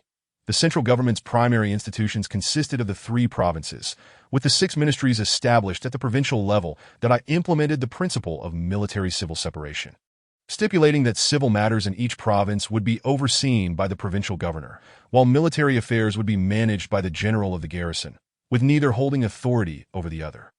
Beneath them lay the 6 ministries, with the Ministry of Works, Ministry of Revenue, and Ministry of Rights governed by the provincial governor, while the Ministry of War and Ministry of Justice fell under the jurisdiction of the general of the garrison. The Ministry of Personnel was directly managed by the central government. This division ensured that the provincial governor possessed wealth but lacked military might, while the general of the garrison commanded troops without financial resources. The appointment and oversight of officials resided within the Ministry of Personnel, creating a system of checks and balances that effectively prevented the emergence of regional warlordism. Jingzhou served as the foundation of Liu Bei's military strength, with Su Shu as the provincial governor and Zhao Yun as the general of the garrison. The talents and temperaments of these 2 individuals complemented each other perfectly, leaving no openings for the enemy to exploit.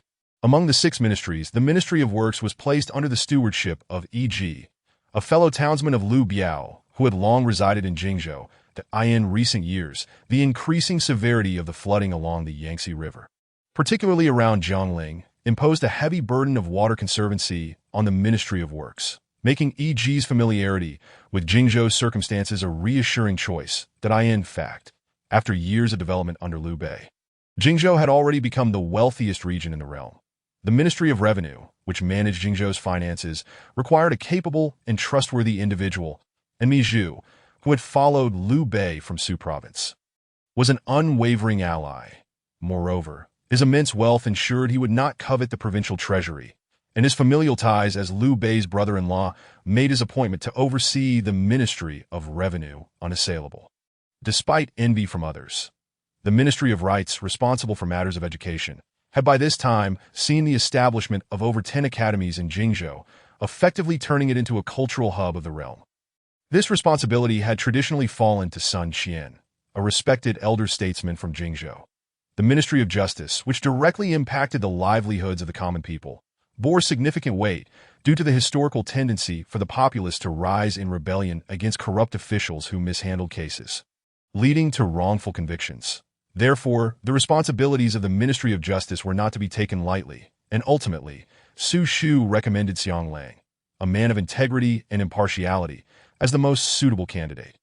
Jingzhou was constantly under the threat of Cao Cao's forces, rendering the Ministry of War's responsibilities paramount. Such an important position was naturally entrusted to Pang Tong, who would assist Zhao Yun, thereby leveraging the Pang family's reputation in Jingzhou for added convenience.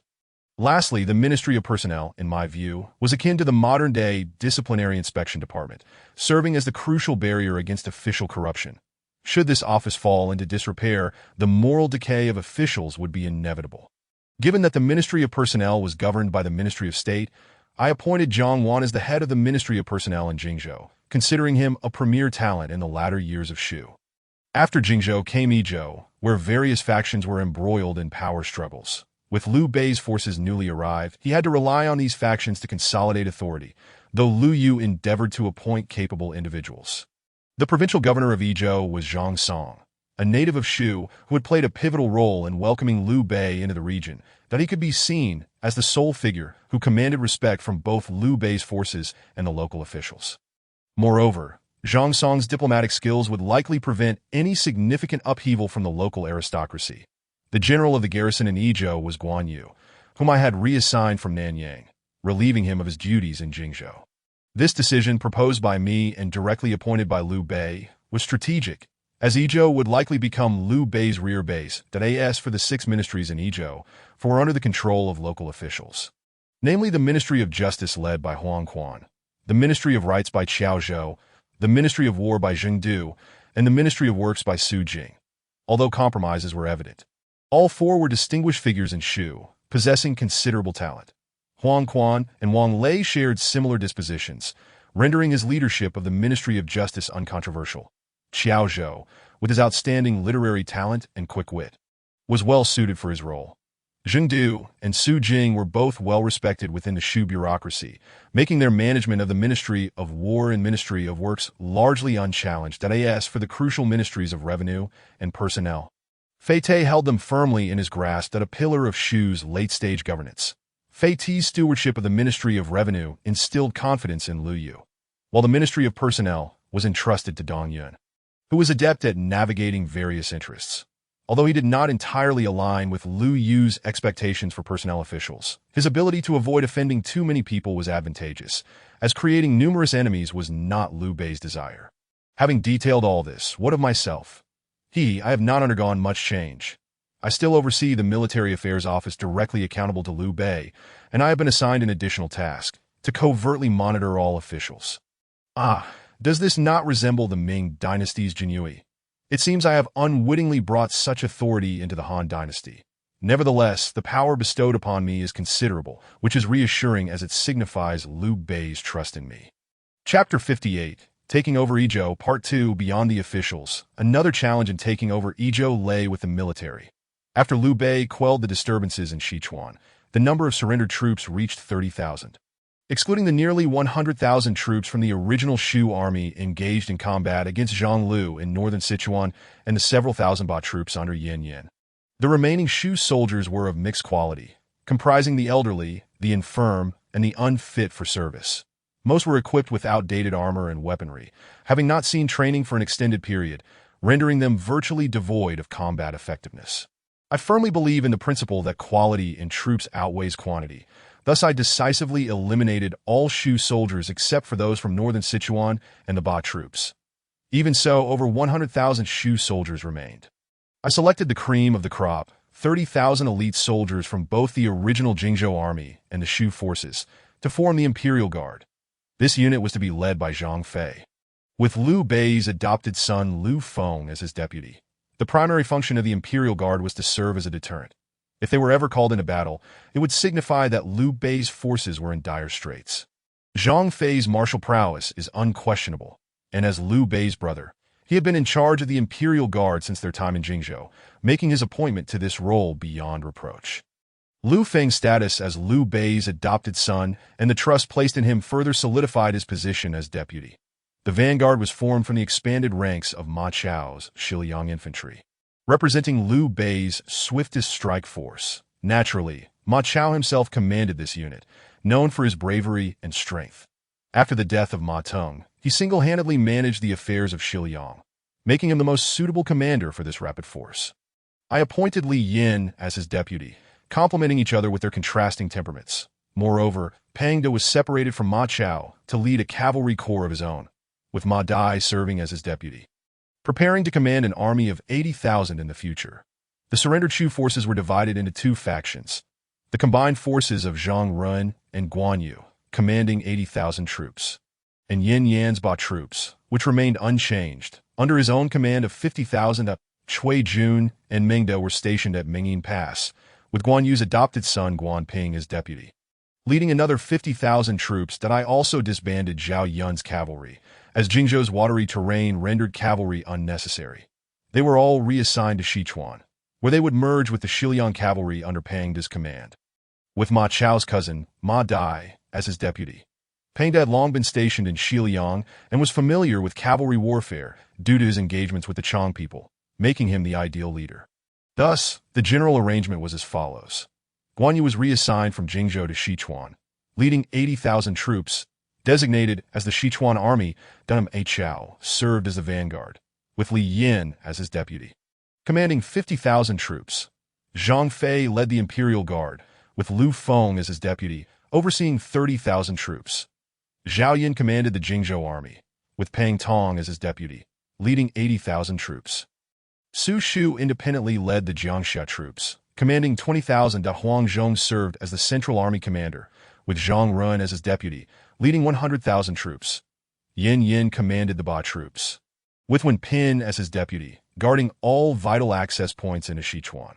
The remaining soldiers without assigned tasks were distributed to new posts, resulting in a Liu Bei army of 500,000 after a round of elimination.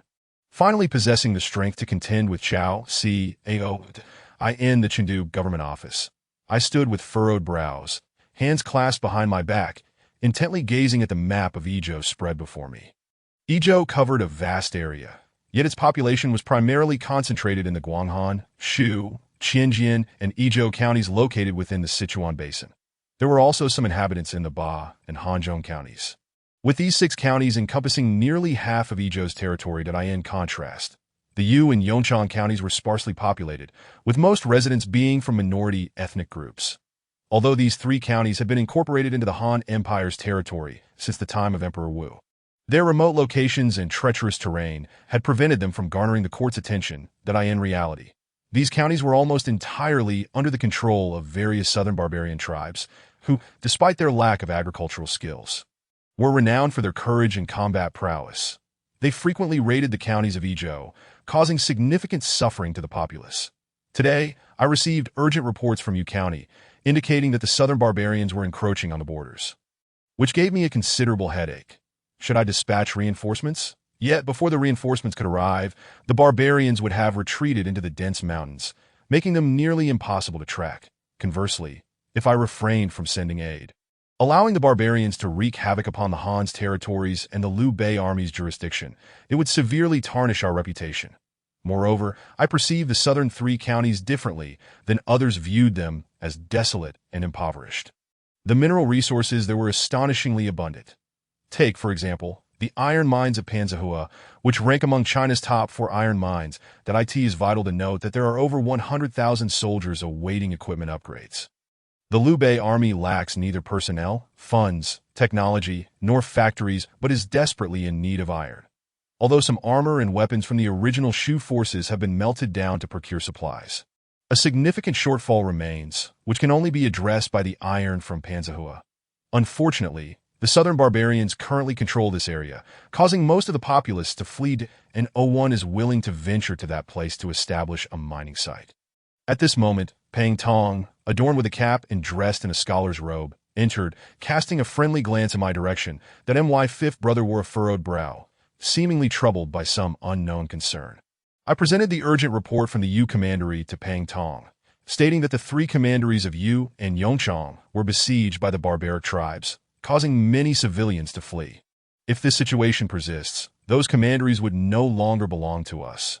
However, given that the newly established Shu lacks stability and the people's hearts remain unsettled, it is not yet the opportune moment to dispatch troops to quell the southern barbarians. General Pang Tong perused the report and pondered for a moment, remarking, "The issue with these three commanderies arises from their vastness and sparse population, that if several 100,000 residents were settled in the border commanderies, the southern tribes would dare not act so audaciously that I furrowed my brow in response, saying, yet the populace currently fears it like a tiger, who would willingly migrate to these three commanderies. If we were to force their relocation, it would only incite widespread resentment. That at this juncture, Pang Tong smiled mysteriously and said, "How could you forget about the over 100,000 troops of Shu?" Upon hearing this, clarity dawned upon me. How could I have overlooked those discarded troops? Relocating these soldiers to the three commanderies to cultivate the land would not only develop those regions, but also balance the population ratio. With the profound and rich culture of the Han, it would not take long for the local ethnic minorities to be assimilated. Though these troops may lack combat prowess, they are still of military origin and would not be as defenseless as ordinary civilians. Provided they are allowed to wield weapons, they could effectively resist the southern barbarians and might even be trained into a formidable force. As I contemplated this, my worries dissipated, and I turned to Pang Tong with a smile, asking, "By the way, what brings you here, third brother?" Pang Tong replied with a grin, "Your fourth brother has sent word that your young wife is due to give birth next month, urging you to return to Xiangyang soon." I couldn't help but think of Diao Chan, the woman who now carries my child, as well as son Shangxiang. Chapter 59. The birth of Diao Chan's child, my lord. Kongming has written that Diao Chan is nearing her time. In hopes you can return, I arrived at Liu Bei's quarters only to find Zhang Fei present as well. Indeed, Diao Chan is about to give birth. Ziji, you should hurry back to Xiangyang. There is little to attend to here in Chengdu. Xiaoji can assist me with matters here. You must return quickly. Brother, I shall accompany the pretty boy to ensure his safety. What do you think? Zhang Fei boisterously interjected from the side. Did I ask that so? Ziji, what Ida said is also true. The world is not peaceful, so let Ida accompany you back, Liu Bei advised me. Very well, I appreciate the trouble, third master, I responded to Zhang Fei. Zhang Fei, in his exuberance, slapped his hands together, exclaiming, we are so familiar. There is no need for such formalities, right, pretty boy? Regrettably, I instantly wished I hadn't brought him along. It was evident he was merely bored in Chengdu. My lord. Is there anything else you wish to command? I chose to ignore Zhang Fei's antics. Yes, let Kongming return with you, and have Shiwan go back to Jingzhou to assist this Zilong. How about this? Let the families come over to Chengdu? Liu Bei pondered for a moment. Agreed. I will take care of it once I return, I affirmed. When Zhang Fei and I finally set foot in Xiangyang again, it had been half a month since our departure. We journeyed down the Yangtze River, but due to the less developed transportation of the ancient times, we encountered some delays that, fourth brother has come personally to greet us. As Zhang Fei and I disembarked, we spotted Zhuge standing anxiously on the shore, pacing back and forth. Fourth brother, what brings you here? I called out at Zhuge. Haha, villager, have you missed me? Zhang Fei chimed in. Fifth brother, you have returned. Quickly, follow me back. Your wife is about to give birth today, Zhuge exclaimed upon seeing me. Really? Let us go, I shouted, immediately grabbing a horse from my entourage and racing homeward. Upon our hurried arrival, the courtyard was already filled with people. I saw Lady Gan, Lady Mi, and son Shangxiang present. Upon seeing me return at last, they quickly pulled me inside. Why have you returned so late? Son Shangxiang questioned. The roads were perilous. What can I say? I replied. They have been inside all day, and she still hasn't given birth. Son Shangxiang said, it hurts so much. Diao Chan's cries echoed from within the room, tightening my heart. Without hesitation, I rushed inside. Despite their attempts to restrain me, Zhuge held them back. Upon entering, I found Diao Chan lying pale on the couch, her complexion waning. The physician, upon seeing me, remained silent, merely preparing the necessary items that I approached the couch. Leaning close to her and whispering, "Can you hear me?" Diao Chan nodded with great difficulty, clutching my arm tightly, as if hoping to alleviate her excruciating pain. Seeing her in such agony, I wished to bear her suffering myself. My face etched with deep concern. "Relax, do not fear." The physician spoke with a calm tone that I your abdomen in great pain. Diao Chan seemed too fatigued to respond verbally, merely nodding her head that it coming in waves. "And growing more intense?" The physician inquired gently. Diao Chan nodded again. My voice trembled as I pleaded, "Doctor, please save my wife and child. I shall kneel before you." "Do not do that. Rest assured, I am here. And I guarantee their safety. Just await the arrival of your child." The physician reassured me, steadying my frame. His calm demeanor alleviated much of the tension for both Diao Chan and myself, unbeknownst to us that a stable emotional state for the mother greatly benefits the birthing process. "Breathe out, do not think of anything. Breathe out, relax. Giving birth is not as painful as it seems. Just let go that moment." The physician suggested, "My lord, perhaps you should step outside. Rest assured, I will handle everything here."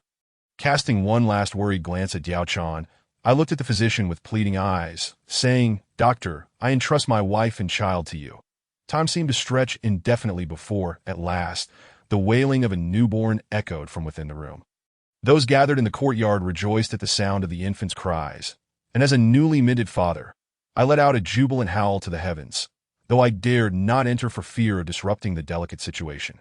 Shortly after, another cry of a baby resonated from within. "What, two?" My vision blurred as I nearly swooned. Before long, two maidservants emerged, each cradling an infant, and approached me in unison, saying, "Congratulations, my lord. It is a pair of siblings. A dragon and phoenix." Oh, how blissful I felt. Tears welled in the corners of my eyes. "Pretty boy, quickly name the two little ones." Zhang Fei urged softly from the side, likely fearing his booming voice might startle the children. "All right, names. What should they be called?" "The boy is the elder brother. The girl is the younger sister." "Very well, let us name the boy Xiao Bang, representing peace and stability, and the girl in homage to her beauty. Xiao Lian det last. I have children of my own in this era of the Three Kingdoms. Admittedly, I feel this chapter lacks finesse. I hope everyone will forgive me." Chapter 60.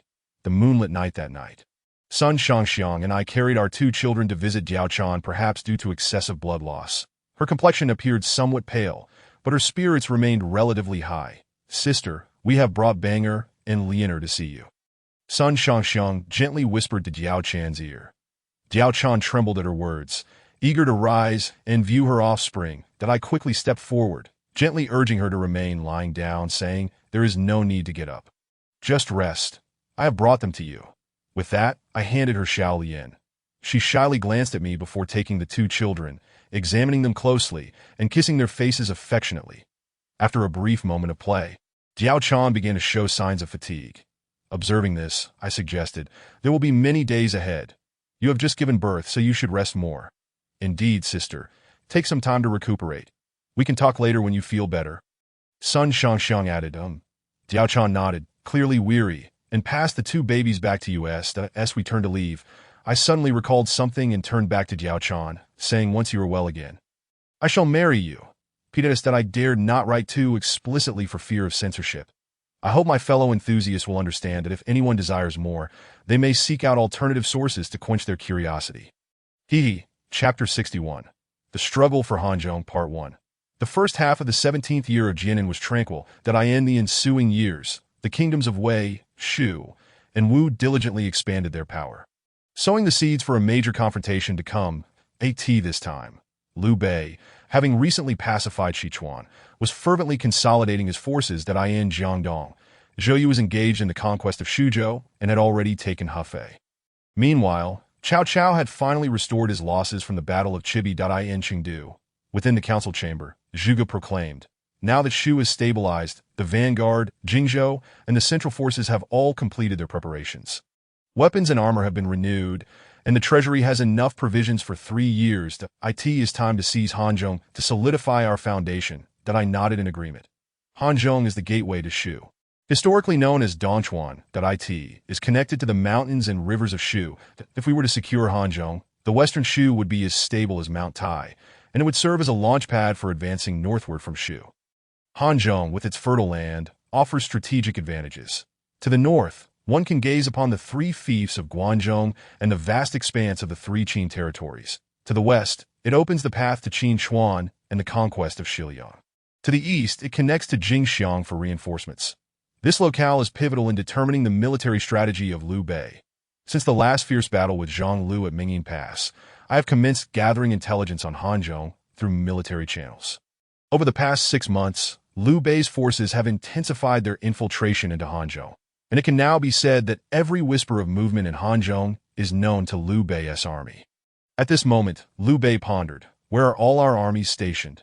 Kuai Liang, responsible for military strategy, stepped forward and reported, the vanguard, consisting of 50,000 soldiers, is currently led by Ma Mengqi at Mingyin Pass, ready to mobilize at a moment's notice. Zhao Zilong commands the troops stationed in Nanyang, while Pang Lingming's cavalry from Xiliang holds position in Guanghan, poised to support the vanguard. The remaining forces, led by Yi, are stationed in the central region. In addition to these 3 legions totaling 210,000 men, we also have nearly 200,000 troops comprising the Imperial Guard, Central Army, Jiangxia, and Ba, all awaiting your command. Cao Cao has recently engaged in fierce battles with Zhou Yu. Though victorious, his forces are significantly weakened, making this an opportune moment for you to advance into Hanzhong. At this juncture, Zhang Song and Fa Zheng urged Liu Bei to take action. Fa Zheng remarked, Hanzhong is the birthplace of our founding emperor's uprising. He established his foundation there, leading to the Han dynasty's 4 centuries of dominance. Currently, Zhang Lu's tyranny has left the people of Hanzhong resentful, making it the perfect moment for you to quell rebellion with righteousness. That if we secure Hanzhong, the prospects for Chang'an will be within reach. With Chang'an in sight, the revival of the Han dynasty is but a matter of time. I implore you to make a decisive choice, and the soldiers shall fight to the death in gratitude. However, Liu Bei remained troubled, stating, Zhang Gongqi is the appointed governor of Hanzhong by the court. While he may have his faults, they are not grave. Moreover, an unprovoked attack would invite scorn upon us from the world. At that moment, Zhuge Liang chuckled softly. My lord need not worry. I have a strategy that could induce Zhang Gongqi to willingly surrender Hanzhong to you. Upon hearing this, Liu Bei's eyes sparkled with intrigue as he turned to Zhuge Liang. What brilliant scheme do you propose? Zhuge Liang gently waved his feather fan, his deep, ocean-like eyes radiating wisdom, as he elegantly addressed the assembly. Zhang Lu possesses great ambition and has long desired to declare himself king. If you subtly suggest your willingness to support his ascension to the throne of Hanning, he will undoubtedly seize the opportunity to proclaim himself. Cao Cao has always regarded himself as the legitimate authority of the court. Should Zhang Lu declare himself king, Cao Cao would be compelled to intervene to maintain the court's dignity. With Chao's vast army, Zhang Lu would stand no chance against him, and thus he would seek your aid. We could then boldly march into Hanzhong under the pretense of reinforcing him. Once we control Nanjing, Hanzhong would be firmly within our grasp. I could not help but exclaim. This way, we could pass through the numerous checkpoints between Sichuan and Dongchuan without shedding blood. And we could justifiably send troops into Hanzhong. Furthermore, with Cao Cao still recovering from his losses, he would not be in a position to mobilize a large army against us. This truly represents a threefold advantage. Liu Bei nodded slightly and inquired, Kongming, how do you plan to orchestrate this? Zhuge Liang smiled gently. First, we shall disseminate rumors throughout Shu, claiming that the southern tribes threaten Yangchang and the 3 prefectures are in peril, prompting you to dispatch Yi's troops southward. Zhang Lu will undoubtedly believe this without question. Next, we shall send agents to Hanzhong to bribe Zhang Lu's advisor, Yang Song, who, though greedy for wealth, is deeply trusted by Zhang Lu as he is his brother Dash and Dash Law, by bestowing riches upon him. We can persuade him to advocate for you, leading Zhang Lu to fall into our trap. Once he proclaims himself king, our grand scheme will be realized. The members of Liu Bei's army displayed expressions of delight upon hearing this plan, ultimately deciding to send the familiar Kuai Liang to infiltrate Hanzhong. in the 17th year of the Jinan era of the Eastern Han. 212 AD. By this time, apart from Hanzhong, which was under Zhang Lu's control, the 14 prefectures that once belonged to the Han had largely been divided among Cao Cao, Liu Bei, and Sun Quan, with only Jiaozhou remaining a desolate territory. The three leaders endeavored to expand their influence. Yet this delicate balance was finally disrupted that year, with Hanzhong standing as the last variable in the equation in Xuchang, within the prime minister's residence. Cao Cao sat high upon the steps of the council hall, which had 8 tiers. Matching the number of the coiling dragon pillars within point 8 is the second largest number after 9, which signifies the emperor's status in ancient China. While 8 implies being above all, but 1. Cao Cao's gaze flickered as he perused a military report, hastily dispatched by the governor of Chang'an, Zhong Yao. The report indicated that Zhang Lu had proclaimed himself king at this critical juncture. Despite his victory in Xuzhou, the heavy toll on his own forces, particularly the near-total loss of Zhang Liao's troops and the devastating impact on Cao Ren's army in Runan, rendered this an inopportune moment for mobilization. Pondering, Cao Cao turned his attention to the 6 individuals standing at the foot of the steps. Jia Su, Sun Yu, Cheng Yu, Sima Yi, Lu Yi, and others, divided into 3 groups. Lu Yi and Cheng Yu stood together, as did Sima Yi with Jia Su, while Sun and Sun Yu formed another pair that a flicker of insight crossed their eyes as they regarded Cao Cao. The 6 represented the 4 largest factions within his ranks. Sun and Sun Yu were aligned with his eldest son, Cao Ong, while Jia Su and Sima Yi supported the second son, Cao Pai. And Lu Yi and Cheng Yu favored the literary prowess of his 4th son, Cao Ji. Each faction held its own interests, yet all 6 were trusted advisors, and Cao Cao was intimately aware of their capabilities. Jia Su, with a dark disposition and a penchant for cunning, executed schemes that left his adversaries utterly devastated. Sun, being his earliest follower, was steadfast and loyal, possessing the talents suitable for a chancellor. Sun Yu excelled in governance and public welfare, while Cheng Yu, known for his resilience and military acumen, consistently salvaged dire situations. Sima Yi, the most enigmatic among them, was nonetheless a figure of undeniable intelligence. Next, the first grand confrontation between Cao Cao and Liu Bei, following the strengthening of their respective forces, is set to unfold. Stay tuned for more. Chapter 62. The Struggle for Hanzhong, Part 2. The intricate relationships among these 6 were largely crafted by Cao Cao himself. Their mutual checks ensured that none could threaten his authority. At this moment, Cao Cao spoke slowly. What are your thoughts on this matter? Sima Yi, a cold smile gracing his lips, bowed and responded, Prime Minister. Zhang Lu is but a petty local tyrant, ambitious yet lacking the strength to oppose you. Were it not for Liu Bei's backing, I would not believe he would dare to challenge the court. Furthermore, reports from Hanzhong indicate that Liu Bei's forces have repeatedly entered, leaving no doubt of their collusion. Cao Cao frowned slightly. What is Liu Bei's intent with this maneuver? Sun Yu interjected. Liu Bei's purpose is not difficult to discern. As the ancients said, having gained long, one looks to Shu. Hanzhong serves as the gateway to western Shu. Now that Liu Bei has secured his position in Shu, he must first acquire Hanzhong to advance northward. Given its strategic location between Beishan and Qinchuan, it is easily defensible, yet challenging to assault. Zhang Lu, being the governor appointed by the court, cannot be easily attacked without incurring the label of a rebel. Thus, Liu Bei covertly supports Zhang Lu's claim to kingship, intending to use the prime minister's forces to eliminate him. At that point, with your army encamped at Nanjing, Zhang Lu would be compelled to seek aid from Liu Bei, allowing him to enter Hanzhong without conflict. Jia Su nodded in agreement. Indeed, that a chill crossed Cao Cao's face. Then are we to allow that Zhang Lu to proclaim himself king without consequence? Sima Yi shook his head. That cannot be allowed. The prime minister holds the authority of the court and represents its dignity. Should we permit Zhang Lu to declare himself, the court's credibility would be irreparably damaged, and other lords would surely follow suit, undermining the very purpose of your initial efforts to curry favor with the emperor. Therefore, it is imperative to act against Zhang Lu, and speed is of the essence. Zhang Lu and Liu Bei are not without their own conflicts. Zhang Lu will not easily concede Hanzhong to Liu Bei as long as you can secure Nanjing before Liu Bei's forces arrive. His ambitions will be thwarted. This battle hinges on timing.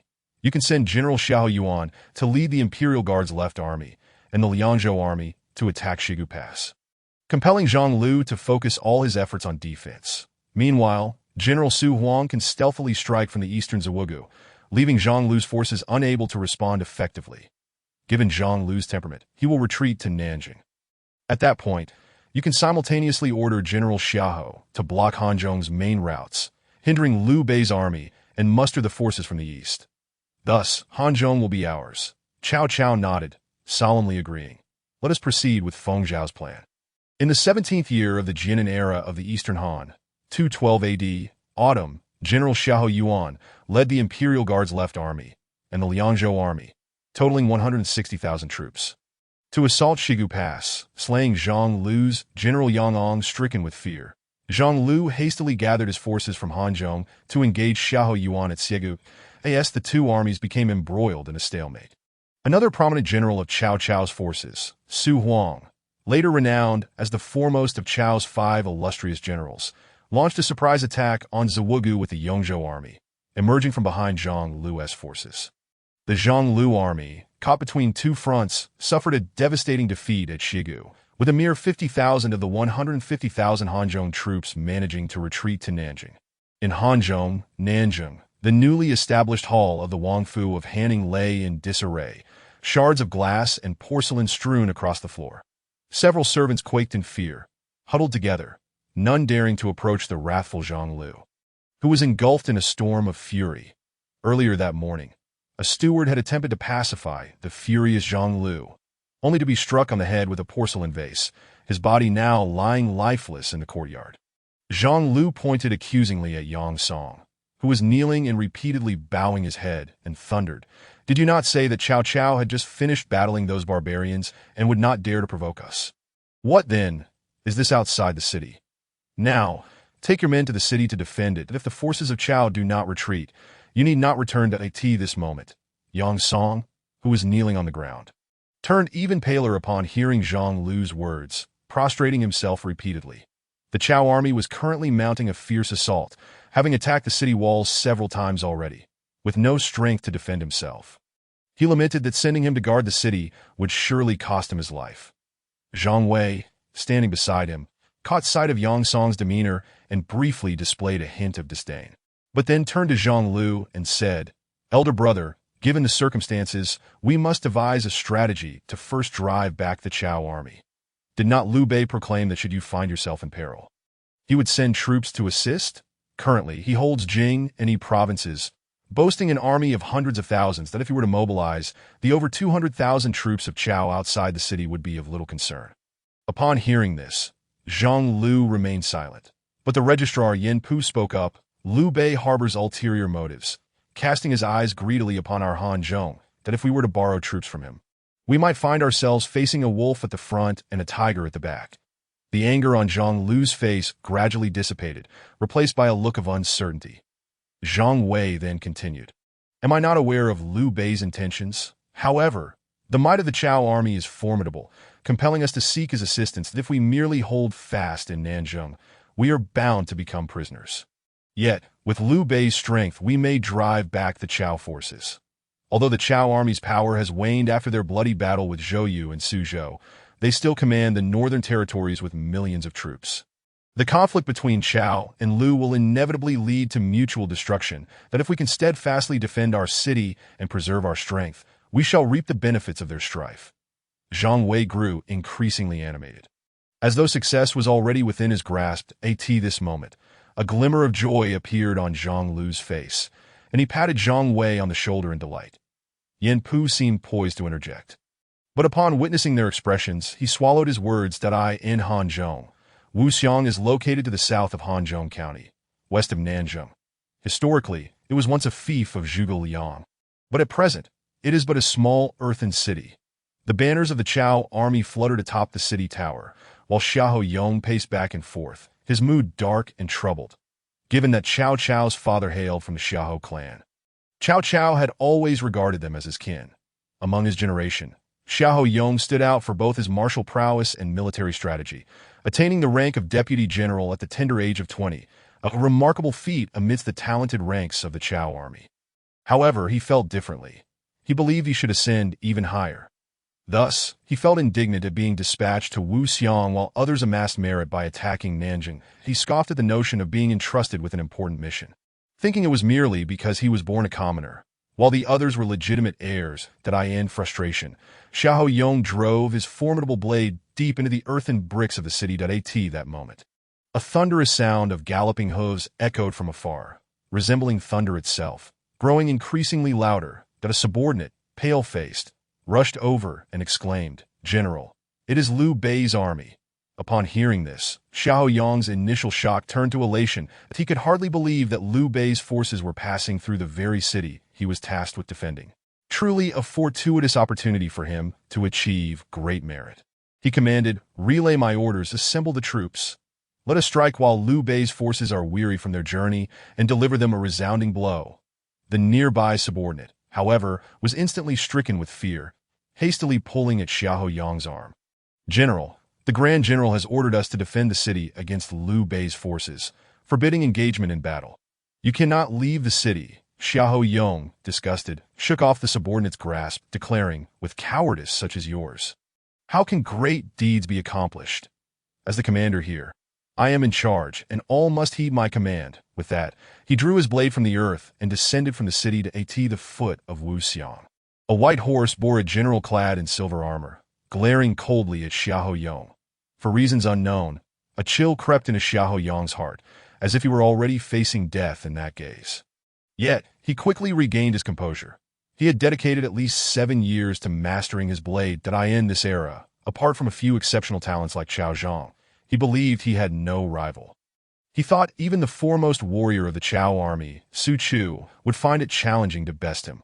The imposing figure before him, a man with a purple face, appeared formidable. Yet Xiahou Yong reasoned that he could not possibly be his equal. However, the gray-armored cavalry behind the purple-faced general captured Xiahou Yong's attention. Clad uniformly in gray leather armor with iron protection only at vital points, their mounts, though not particularly large, stood in silent formation, a testament to their rigorous training. These cavalrymen were exceptional. When Xiahou Yong had charged out from the city, intending to catch Liu Bei's forces off guard, they had promptly arranged themselves into a wedge formation, enveloping him like the outstretched wings of a goose, leaving him no opportunity to exploit. It was evident that should he venture into the range of their flanking attack, the archers on horseback would not hesitate to turn him into a pincushion. Cavalry formations demand not only impeccable riding skills, but also countless hours of training and coordination, which is why cultivating an elite cavalry is such a challenging endeavor. Xiahou Yong couldn't help but feel a twinge of envy towards the white-faced general, who commanded such exceptional cavalry. He, on the other hand, led fewer than 10,000 infantry, and he felt little confidence in facing a force like that head-on. Doubts began to cloud his earlier decision to engage in battle. Yet he could not simply retreat without losing face. Determined, Xiahou Yong pointed his blade at the white-faced general, declaring, "State your name." "I am Xiahou Yong, Deputy General of the Han forces under the command of the great general in the West. Do you dare to engage me in combat?" The silver-armored general cast a cold glance at Xiahou Yong and replied, "Let's talk, come forth." Seeing the impatience in the white-faced general's demeanor, Xiahou Yong felt a sneer form within him. Soon he would learn what it meant to plead for mercy. He would pay for this encounter. Xiahou Yong spurred his steed, the blade arcing towards the white-faced general like a crescent moon, clearly indicative of the effort he had invested in that strike. A thunderous clash erupted, resembling a muffled thunderclap that reverberated across the sky. Xiahou Yong's body trembled violently, and he staggered back 3 steps, both himself and his horse quaking. Had he not witnessed it firsthand, he might have doubted whether his hands still belonged to him, for they trembled uncontrollably, numb from the impact. When Xiahou Yong finally turned his gaze to the white-faced general, he saw him casually waving the reflective silver spear with a single hand. How could this be? He was using only one hand. Xiahou Yong's face drained of color. The might of that single strike had proven so overwhelming. If this general chose to take his life, it would be as easy as breathing. Yet the white-faced general made no move, simply watching Xiahou Yong with cold indifference. Gradually, feeling returned to Xiahou Yong's hand. Just then, the white-faced general acted. Xiahou Yong perceived the spear thrusting toward him. Yet he found himself at a loss as to how to evade it. The spear seemed to possess a form of sorcery, almost compelling him to present himself as a target. Instinctively, Xiahou Yong raised his blade to block the strike. But the iron blade shattered into two pieces. The spear left a grievous wound across his body, piercing him deeply. Xiahou Yong collapsed to the ground. He gazed at the white-faced general with a sense of unwillingness, his final breath escaping as he asked, "Who are you?" The white-faced general flicked the blood from his weapon and coldly uttered, "Shi Liang, Ma Chao Dudem A Chao," to one who wielded a spear daily for the past 20 years. Rendered Xiahou Yong's 7 years of sword training utterly insignificant, especially when considering his natural talent. Xiahou Yong then realized how laughable his belief that he could challenge Su Chu truly was. And thus he died with his eyes wide open, never to close. Chapter 63. The Struggle for Hanzhong, Part 3, Nanjing, the capital of Hanzhong County. The earliest records in history refer to it during the Qin conquest of Ba and Shu. Yet it remained a wild and untamed land until the rise of Liu Bang, the founder of the Han Dynasty, who transformed its fate. At the end of the Qin dynasty, various rebel armies surged forth. And after the downfall of the most formidable Chen Sheng and Wu Guang, the Chu leaders Xiang Yu and Liu Bang initiated their campaign against the Qin. They advanced from the north and south into the heart of Qin's dominion, ultimately leading to its demise. Since Liu Bang was the first to enter Xianyang, he was expected to be granted the fief of Guanzhong as per their agreement. Guanzhong, fortified by the mountainous terrain, was rich and fertile, serving as the core of Qin's conquests over the 6 states. Following the victory at Julu, Xiang Yu, fearing Liu Bang's growing power, sought to avoid the disgrace of breaking their agreement. Instead, he awarded Liu Bang the relatively remote territory of Hanzhong as his fief. Liu Bang, the illustrious founder of the Han Dynasty, not only accepted this designation with composure, but also burned the supply routes from Hanzhong to Guangzhou, signaling his willingness to remain in Hanzhong and not emerge, thus placating Xiang Yu. Simultaneously, he reduced taxes in Hanzhong, fostering agriculture and commerce, transforming it into a verdant land and laying a solid foundation for his future conquests. Nestled between Qinchuan and Beishan, Hanzhong formed a natural valley, which helped it evade much of the turmoil of war. The Green Forest Army uprising at the end of the Western Han and the Yellow Turban Rebellion at the close of the Eastern Han did not reach these lands. After 4 centuries of development under the 2 Han dynasties, Hanzhong had become a populous and prosperous district, a granary for the Guangzhou region. Yet now, this place, long untouched by conflict, finally faced the baptism of war. Above the skies of Nanjing, countless fire arrows illuminated half of the night sky. It was evident that the protective moat surrounding Nanjing had been filled insignificantly. The ladders leaning against the city walls were densely packed with soldiers from the Chao army, their thunderous battle cries mingling with the clashing sounds of metal. In the midst of this cacophony, the cries of startled children from within the city could be heard. The glint of swords and the flash of blades seemed to obscure the moon's light in the sky. And if an artist were to capture this moment, it would surely become a timeless masterpiece. At the city guard's office, Zhang Lu anxiously addressed a young man clad in white. "Mr. Zhejiang, are your troops ready to ascend? The Chao army is on the verge of breaching the city gate." The young man was, of course, me dead at that moment. I replied to Zhang Lu, "Rest assured, Master Zhang, I shall arrange for it immediately. You may confidently await the good news from me." With that, I turned to the side to speak to Zhang Fei. "Third Master, are you prepared?" "Haha, little white, hurry up. I can hardly wait." Zhang Fei called out eagerly. "Let us proceed to the city gate." "General, look, the city gate is opening." A young soldier informed Chao army's commander. "Xiahou Yuan Dado." It seems Zhang Lu is determined to fight to the death. Xiahou Yuan scoffed. "Such a character is hardly worthy of my attention." "Send the order down. Let the entire army charge the city gate." "General, look. The troops emerging from the city are dressed differently."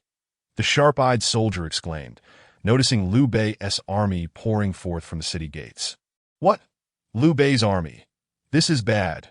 Withdraw immediately. Hurry, retreat." Xiahou Yuan, not one to lack wit, quickly recognized that they had fallen into Liu Bei's ambush. Just then, a thunderous voice boomed from within the city of Nanjing. "I, Zhang Ida of Yin, am here. Xiahou, come forth and meet your demise." Upon hearing that voice, Xiahou Yuan nearly fell off his horse. "Oh no, it's that Zhang Fei." "Who is Zhang Fei?" "He is the commander of Liu Bei's elite guard." which means Liu Bei himself is inside Nanjing, that if the elder brother is present, the younger brothers will not be far behind. Without a moment's hesitation, he brandished his great sword and spurred his horse to flee. Shouting, "All troops retreat to Dingjun Mountain, quickly!" At that moment, countless soldiers clad in Liu Bei's armor surged forth from the surroundings of the Chao army's camp. Leading them was a figure in white armor, wielding a gleaming silver spear, and behind him flew a banner emblazoned with Ma Chao's insignia. This was indeed Ma Chao's vanguard. It seems things are getting a bit chaotic here, I thought, that day. I had advised Liu Bei to send Ma Chao's vanguard to swiftly seize Wuxiang, cutting off communications between Wuxiang and Xiahou Yuan's forces, and then to move behind Xiahou Yuan. Meanwhile, the Central Army and the Elite Guard, totaling 130,000 troops, were to secretly depart from Mengyin Pass to Nanjing at that time. Zhang Fei could charge out of the city while Ma Chao struck from Xiahou Yuan's rear, setting the stage for the Chao army's downfall. Upon seeing Xiahou Yuan, Ma Chao's eyes turned bloodshot. Cao Cao slaughtered his whole family. Naturally, I shall avenge them by killing Cao Cao's kin. He bellowed. Xiahou, where do you think you're running? With no escape in front and pursuers behind. Xiahou Yuan had no choice but to raise his sword and strike at Ma Chao. To speak of Xiahou Yuan's martial prowess, it was no mere boast. At least he wasn't as arrogant as Xiahou Yuan. As Ma Chao met Xiahou Yuan's attack with a spear, he swiftly countered. Xiahou Yuan quickly arched his back on horseback, executing a maneuver that even today's Olympic champions would struggle to replicate. Impressive indeed. Just then, Zhang Fei, that raucous fellow, came up from behind, brandishing his spear to stab down. Suddenly, a bowstring twanged from a distance, indicating an ambush, forcing him to abandon his strike and dodge the incoming arrows. Observing this, Ma Chao took the opportunity to strike at Xiahou Yuan. But Xiahou Yuan, quick on his feet, shouted, "Look out for hidden weapons." Ma Chao instinctively raised his hand to block, only to find there were no hidden weapons coming his way. Upon realizing this, he cursed, "Blast it, Xiahou Yuan has already fled." Ma Chao vented his frustration, hurling insults at Xiahou Yuan's ancestors. Meanwhile, Zhang Fei turned to the direction from which the arrows had come, spotting a general on horseback with a banner reading Su Huang. With a scoff, he called out, "Hey, old Su, can't you be a bit more considerate? Must you shoot arrows at me without warning?" As I stood atop the city tower, I was compelled to lie down in disbelief. Zhang Fei had become increasingly foolish with his words. Su Huang, having fallen off his horse, thought to himself, "Great, old Zhang, how am I supposed to live if Xiahou Yuan hears this? We'll be quite familiar with each other in the future." Ma Chao, meanwhile, rolled his eyes at the spectacle. Chapter 64. The Struggle for Hanzhong. Part 4. Previously, we left off with Xiahou Yuan nearly losing his life under the combined assault of Ma Chao and Zhang Fei, only to be saved at the last moment by Su Huang's timely arrow. However, Xiahou Yuan, a capable general, hastily returned to the camp to regroup his remaining forces and retreat to Dingjun Mountain, leaving Su Huang to cover their rear. As Ma Chao prepared to pursue, I called out to him from the city tower, "Mingqi, hold on a moment." Upon hearing my call, Ma Chao halted his horse and waited for me to descend. After all, it was impractical to shout from the tower, "Did you not pursue the Chao army?" I instructed him. "Military advisor, you see that old rascal Xiahou is in full retreat. Why not let me chase him down?" Ma Chao inquired eagerly, his eyes fixed on Xiahou Yuan's vanishing troops, fearing he might miss the opportunity. "Do not be hasty, General Mingqi. You know Xiahou is a seasoned warrior, having fought alongside Cao Cao for decades. Even in defeat, he is surely prepared. Have you noticed that just 3 miles ahead lies a valley surrounded by dense forest? If Xiahou leads his troops there, he may have hidden ambushes waiting, just for you to walk into a trap. Indeed, you make a valid point. What should we do now?" Ma Chao pondered for a moment before asking. "First, let us send scouts to investigate before making any decisions." I replied after a brief contemplation. Not long after, the scouts returned with news that indeed there were ambushes in the valley, but they had retreated upon noticing the scouts' approach, with an estimated 5,000 troops observed. "Humph, that wretched Xiahou Yuan. Even in retreat, he must put on a show. Thank goodness you are capable, little white," Ma Chao chuckled.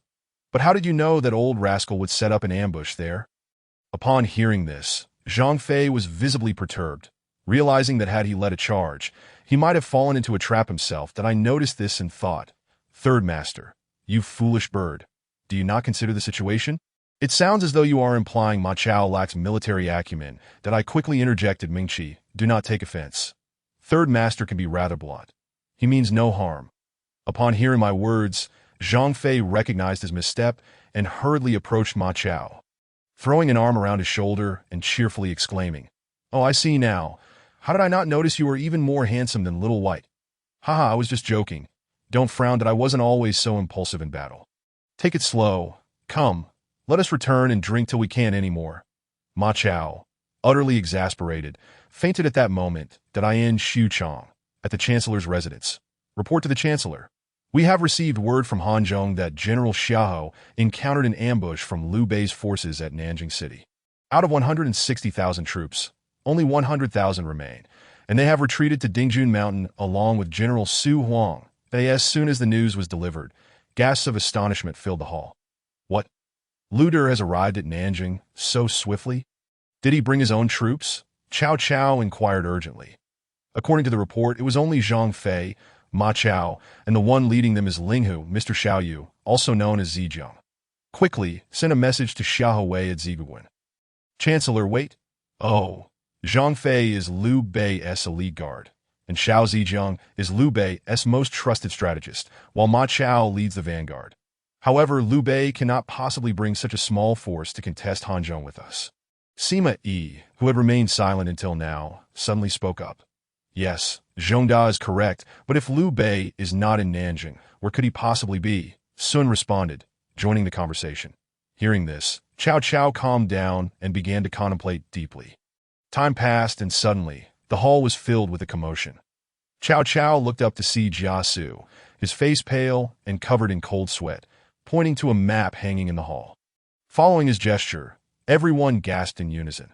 Cao Cao followed Jia Su's finger, and his countenance darkened, exclaiming, "I am undone." He then spat out a mouthful of blood and collapsed. Before losing consciousness, his gaze remained fixed on the location Jia Su indicated, Zawugu. Chang'an, Xiahou Yuan is finished. This thought crossed Sima Yi's mind. From the very start of this conflict, Cao Cao had lost the initiative. Liu Bei personally leading the Central Army, with fierce generals like Huang Zhong, Zhang Run, and Wei Yin, was no small threat. Although the Central Army's 100,000 troops might not be enough to capture Chang'an, they were more than capable of preventing reinforcements from reaching Xiahou Yuan from Guangdong and Chang'an. Moreover, it remained uncertain who commanded the strategist, and I am unable to assist with that.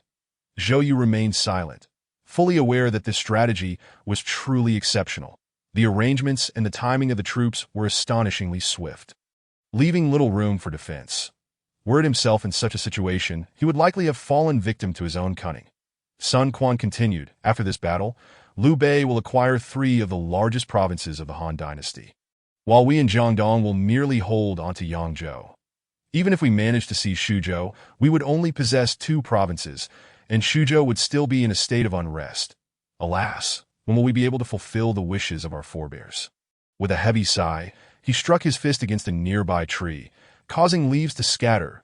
"I am of no use," he lamented, "and cannot alleviate the burdens of my lord."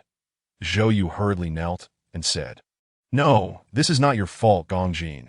Before my brother passed, he entrusted me to treat you as my own elder brother. You are indeed my kin.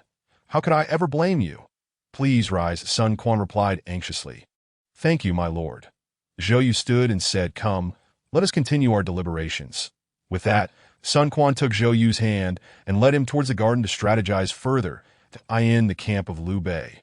At Dingjun Mountain, Zhang Fei was furiously exclaiming, "That old rascal from the Xiahou family is too well fortified. After days of siege, we still cannot capture Dingjun Mountain." "Third Master, can you not remain calm?" I said, covering my ears. "How can I possibly be calm, you white-faced fellow? We have been attacking for over 10 days and cannot even take a hill. It drives me mad." Zhang Fei shouted again, "Indeed, Commander, if we cannot breach it soon, the morale of our troops will falter." M.A. Chao interjected, "Alas, do I not know that if we cannot succeed, our soldier spirits will wane? But Xiahou Yuan's prowess on the battlefield is not to be underestimated. The Chao army's encampment is exceptionally well organized, utilizing the mountainous terrain as a natural fortification, with traps laid throughout. Our soldiers frequently fall into these snares, significantly affecting our morale. Yet, what can we do? Dingjun Mountain is Cao Cao's stronghold in the northwest. Fortified over many years, and with Xiahou Yuan's experience, it is akin to an impenetrable fortress. Though we have cornered Xiahou Yuan, many believe we have him at our mercy, yet who understands my current distress? I wave my hand, dismissing them. Let me ponder a solution. Water attack. What nonsense. This is a mountain, not a plain. We would only drown ourselves. Fire attack. That could be worth considering. Did I recall reading about the mountain being set ablaze in a novel? Suddenly an idea struck me. Yes, water? Fire? I remember how Masu lost Jieting. He was trapped in the mountains. I laughed heartily. Third master, come back quickly. I called out, I've thought of something. Zhang Fei, upon hearing my call, scampered back eagerly. What is it, little white-faced? Have you figured out how to deal with that old Xiao? I nodded and said earnestly, Ida, heed my command, at your service. Zhang Fei replied, his demeanor serious, for he never trifled with important matters. You are to lead the Imperial Guard to seize the water source on the mountain and cut off their supply. You have 3 days to secure it. Failure will result in military punishment.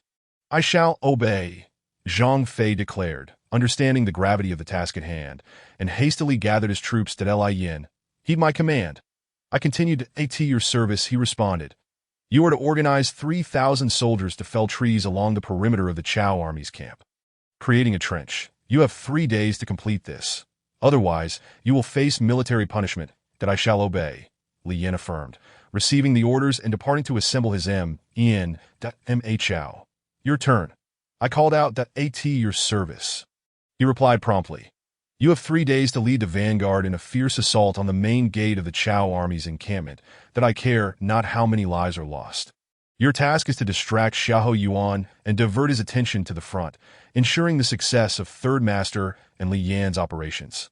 Otherwise, you will face military punishment. That I shall obey, Ma Chao affirmed. Taking the command token at Ma Dai. Accompany your brother for some training, I suggested, acknowledging his potential as a future general of Shu. I shall obey, Ma Dai cheered, rushing out to join Ma Chao. Xiahou Yuan. This time I shall defeat you even without Huang Zhong. Chapter 67. The Struggle for Hanzhong 7. Outside Chang'an City, in Liu Bei's camp. My lord, Zhejiang has sent word. Zhuge Liang swiftly entered the tent. Oh, what news? What is the state of the battle? Liu Bei inquired urgently. Zhuge Liang replied, I have devised a strategy to counter Xiahou's formidable forces. Within 10 days, we shall succeed, provided we can hold off the coalition forces at Chang'an. Zhuge Liang continued, however, how do you intend to do that? The Chao forces are advancing with great ferocity. Liu Bei passed the question to Zhuge Liang. With a slight smile, Zhuge Liang stated, My lord, our 100,000 troops cannot hope to capture Chang'an, but we can certainly create some disturbances. Reporting to my lord, the Chao generals Su Chu, Eugene, and Zhang He are challenging us from outside. A soldier announced, they come swiftly. My lord, you should lead the troops in a battle, Zhuge Liang suggested. Very well. Liu Bei nodded. As they emerged from the camp, they saw Cao Cao across the field, flanked by 2 middle-aged men in black, who were none other than Jia Su and Sima. Upon seeing Liu Bei, who was accompanied by a scholarly figure in white, they recognized him as Zhuge Kongming, renowned alongside Xiao Zhejiang. They realized this battle would not be easy. While Liu Bei and Cao Cao exchanged pleasantries, it was evident to discerning minds that their words masked deeper intentions. As Cao Cao signaled for his troops to advance, chaos erupted. Suddenly, an arrow whizzed through the air, aimed directly at Cao Cao. As he turned back to his main camp, he had no time to evade. Witnessing the arrow hurtling towards him, in his heart, he cried, This is the end. Just then, another bowstring twanged behind him, shooting an arrow not at him, but at the incoming arrow. With a sharp crack, the arrow targeting Cao Cao shattered upon striking the shaft of the first, falling to the ground. With me, Zhang He here, who dares to shoot arrows from ambush, he declared. Readers familiar with the romance of the Three Kingdoms know that Zhang He was renowned for his remarkable archery skills, surpassing even the likes of Cao Xiu, thus earning his place in history. However, in this moment, he was indeed formidable. His intervention saved Cao Cao's life. Well done, Zhang He. Excellent marksmanship, Cao Cao exclaimed. Zhang He replied, "My lord, there is no need for thanks." He then scanned the battlefield, searching for the archer responsible for the earlier ambush. However, the chaos made it impossible to identify the culprit. Zhang He scoffed quietly to himself. Anyone daring to shoot arrows in the midst of battle must possess confidence in their skill, even if they cannot match me. They cannot be far behind. I shall entice them to reveal themselves for a challenge. He retrieved 2 wolf-teeth arrows, placing one with a whistle on his bowstring, aiming it at Zhuge Liang, who was directing the battle. As the bowstring twanged, the arrow flew toward Zhuge Liang with a piercing shriek, and with their proximity, it was sure to injure him, if not kill him outright. Just then, another bowstring was heard from the Liu Bei army. An arrow was shot in response. With a crack, it struck Zhang He's arrow, sending both to the ground. Zhang He, undeterred, readied another arrow that he looked up to see a middle-aged general, robustly built and clad in the finest armor, shooting down the arrow aimed at him. Zhang He scowled, preparing another shot, this time targeting the formidable general. The general, undaunted, drew 2 arrows, placing both on his bowstring. Zhang He felt a pang of disappointment in all his life. He had never met an equal in archery, and he longed for a worthy opponent, that if this man were a true marksman, he would not have drawn 2 arrows at once. This is because if a master archer were to face a multitude of foes, he would unleash as many arrows as he desired simultaneously. However, should he encounter another master archer, he would be compelled to knock only a single arrow, though 2 arrows on the same string may numerically prevail. Their accuracy would significantly falter in a contest between 2 master archers. Accuracy is paramount. One cannot afford to be careless and risk their life. Zhang Ge mused, if this individual only had 1 arrow knocked on the string while holding another in hand, prepared to unleash a volley, then he might be considered formidable. But in the present scenario, with a flick of his finger, Zhang Ge released the wolf-tooth arrow, not aimed at the Tiger General, but seemingly directed at the man beside him. The Tiger General also let loose, sending 2 arrows soaring towards Zhang Ge, one aimed at his face and the other at his steed. Zhang Ge deftly deflected the arrow aimed at him with his iron bow. Yet his horse's hooves could not wield a bow, and he was unable to shield against the oncoming arrow. It struck his mount, which fell to the ground with a pained whinny. Zhang Ge tumbled off his horse, seething. "You disregard the rules. We are engaged in a contest of archery. Why target my steed?" The Tiger General, equally disheveled, could not decipher the trajectory of Zhang Ji's arrow. Fortunately, he leapt from his horse just in time, rolling on the ground to evade the projectile. Rising to his feet, he shouted, "In a fight of life and death, who cares for rules? Have you lost your mind?" Zhang Ge, infuriated, retorted, "You are no hero. Resorting to underhanded tactics, dare you reveal your name?" The Tiger General chuckled. "Your archery surpasses mine. I would not humiliate myself by revealing my name. However, I do know you are Zhang Ge, a fool with a broken mind."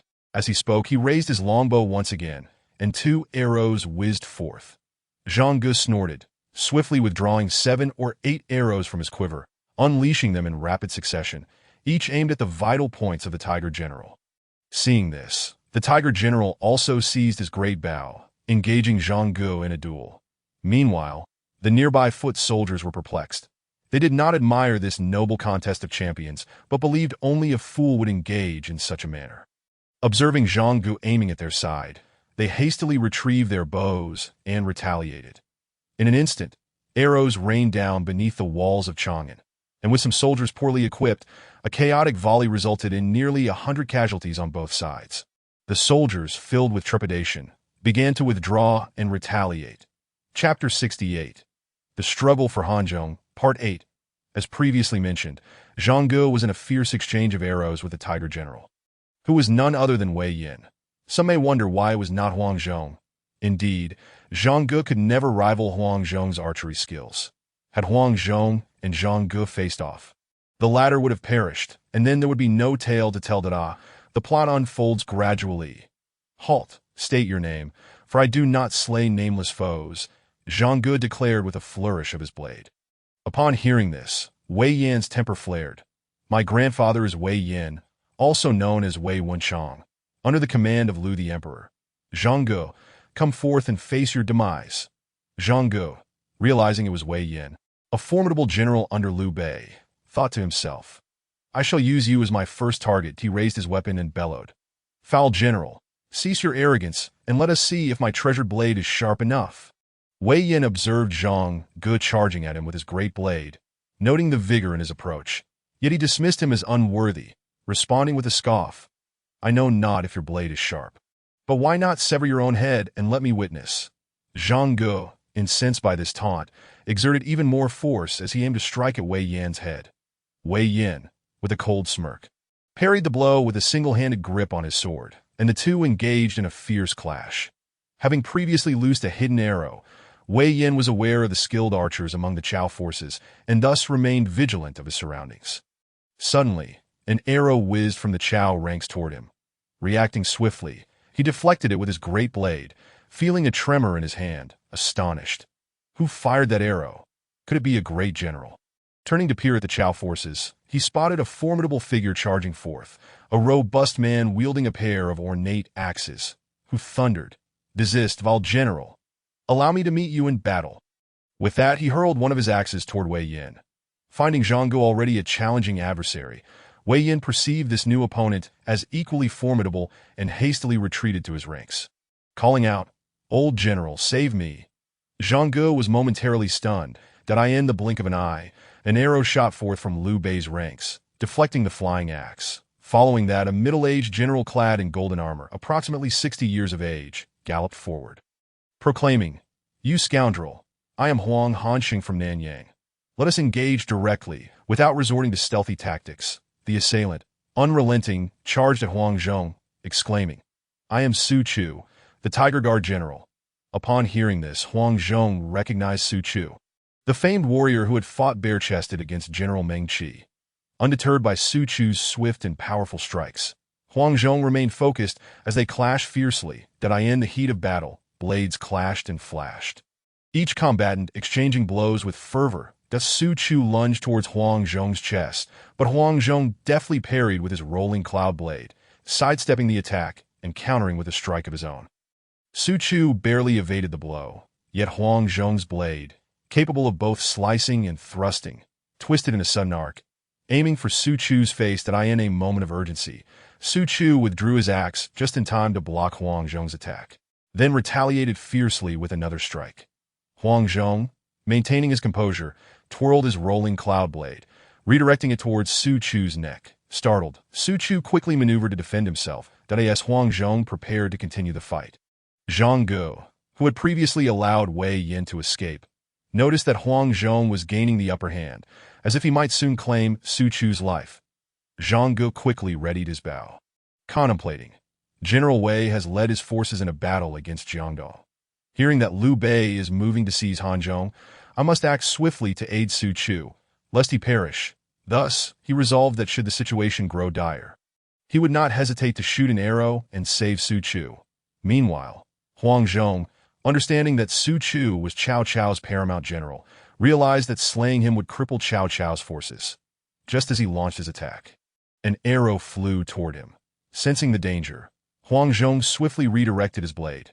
Simultaneously, he seethed with anger, shouting, "Cao Cao's ranks are filled with shameless knaves, repeatedly launching sneak attacks against me. If you possess any courage, send forth your generals to fight." However, this display proved excessive. Su Chu, having been battered by Huang Zhong's earlier barrage, was gasping for breath and had no intention of launching a counterattack. In truth, Su Chu was not this weak. He had merely suffered from a bout of indigestion the previous day, leaving him drained and barely able to move. Only after Huang Zhong's tirade and subsequent retreat did he regain his composure. Firmly gripping his axe, ready for battle, as Huang Zhong concluded his tirade, he turned his gaze to Zhang Ge, who stood poised with his bow, having just released an arrow. It was clear to Zhang Ge that this individual was none other than Huang Zhong, the mightiest warrior in Liu Bei's ranks. Chapter 69. The Struggle for Hanzhong, Part 9. Su Huang, you should surrender quickly. If you do not, I shall advance, and you will face dire consequences. Zhang Fei shouted from below the mountain. If you wish to sever my army's water supply, you must first step over my corpse, Su Huang retorted from above. Today marks the final day of Zhang Fei's 3-day ultimatum. After the Imperial Guards suffered nearly 5 000 casualties in their relentless assault. They have finally breached Su Huang's defenses surrounding the water source, encircling the last 3,000 troops of the Chao army. Come down, Su Huang. If you are a man, face me in single combat rather than cowering up there, Zhang Fei challenged. Zhang Fei, that raucous fellow, grew impatient. Today marked the final deadline, that if we do not mount an offensive soon, we shall face military discipline. Zhang Fei is acutely aware of my identity. Should he fail to act, I would truly unleash a torrent of blows upon him. Su Huang, too, understood the vital importance of the water source. If we lose it, the entire army would indeed find itself parched. Thus, he called out with a laugh from above, Zhang, you brash fool, if you possess any courage, come up here and face me in single combat. No sooner had he spoken than he drew his bow, aimed at Zhang Fei's head, and loosed an arrow. Startled, Zhang Fei recoiled, for archery was not his forte. He could not compare to Su Huang's prowess. Infuriated, he bellowed, his voice echoing so loudly that even I could hear it from within my tent. Charge! Everyone rally forth. If we fail to take this stronghold today, no one shall eat. Zhang Fei roared at I in that instant. The fierce and formidable Imperial Guards surged forward, eager to assault Su Huang's last bastion. Realizing the urgency, Su Huang knew that his remaining soldiers stood no chance against Zhang Fei's relentless assaults. Resolutely, he raised his mighty blade and proclaimed to his soldiers, loyal warriors, the time has come to serve the Chancellor with unwavering devotion. Charge! With that, he descended the hill, engaging in fierce combat with the Imperial Guards. Meanwhile, the battle raged on with equal ferocity. Dame Chao received my military orders to disregard the casualties and, by any means necessary, to ensure that Xiahou Yuan remained firmly drawn to the main camp. Alas, the vanguard's 50,000 troops had nearly been decimated over the past few days, and even Ma Chao himself had sustained an arrow wound to his arm. Emerging from the tent to assess the situation with Ma Chao, I noticed him leading the charge. He shouted, I am Ma Chao of Shiliang. Xiahou Yuan, dare you face me in battle? His voice echoed 3 times across the mountains, resonating far and wide. Xiahou Yuan, hearing this in his ranks, bellowed angrily, you barbarian from Shiliang, having previously suffered a crushing defeat at the hands of Meng De, and now having invaded my territory, you remain oblivious to your peril. I shall make you rue this day. With that, he spurred his horse and charged forth, blade in hand.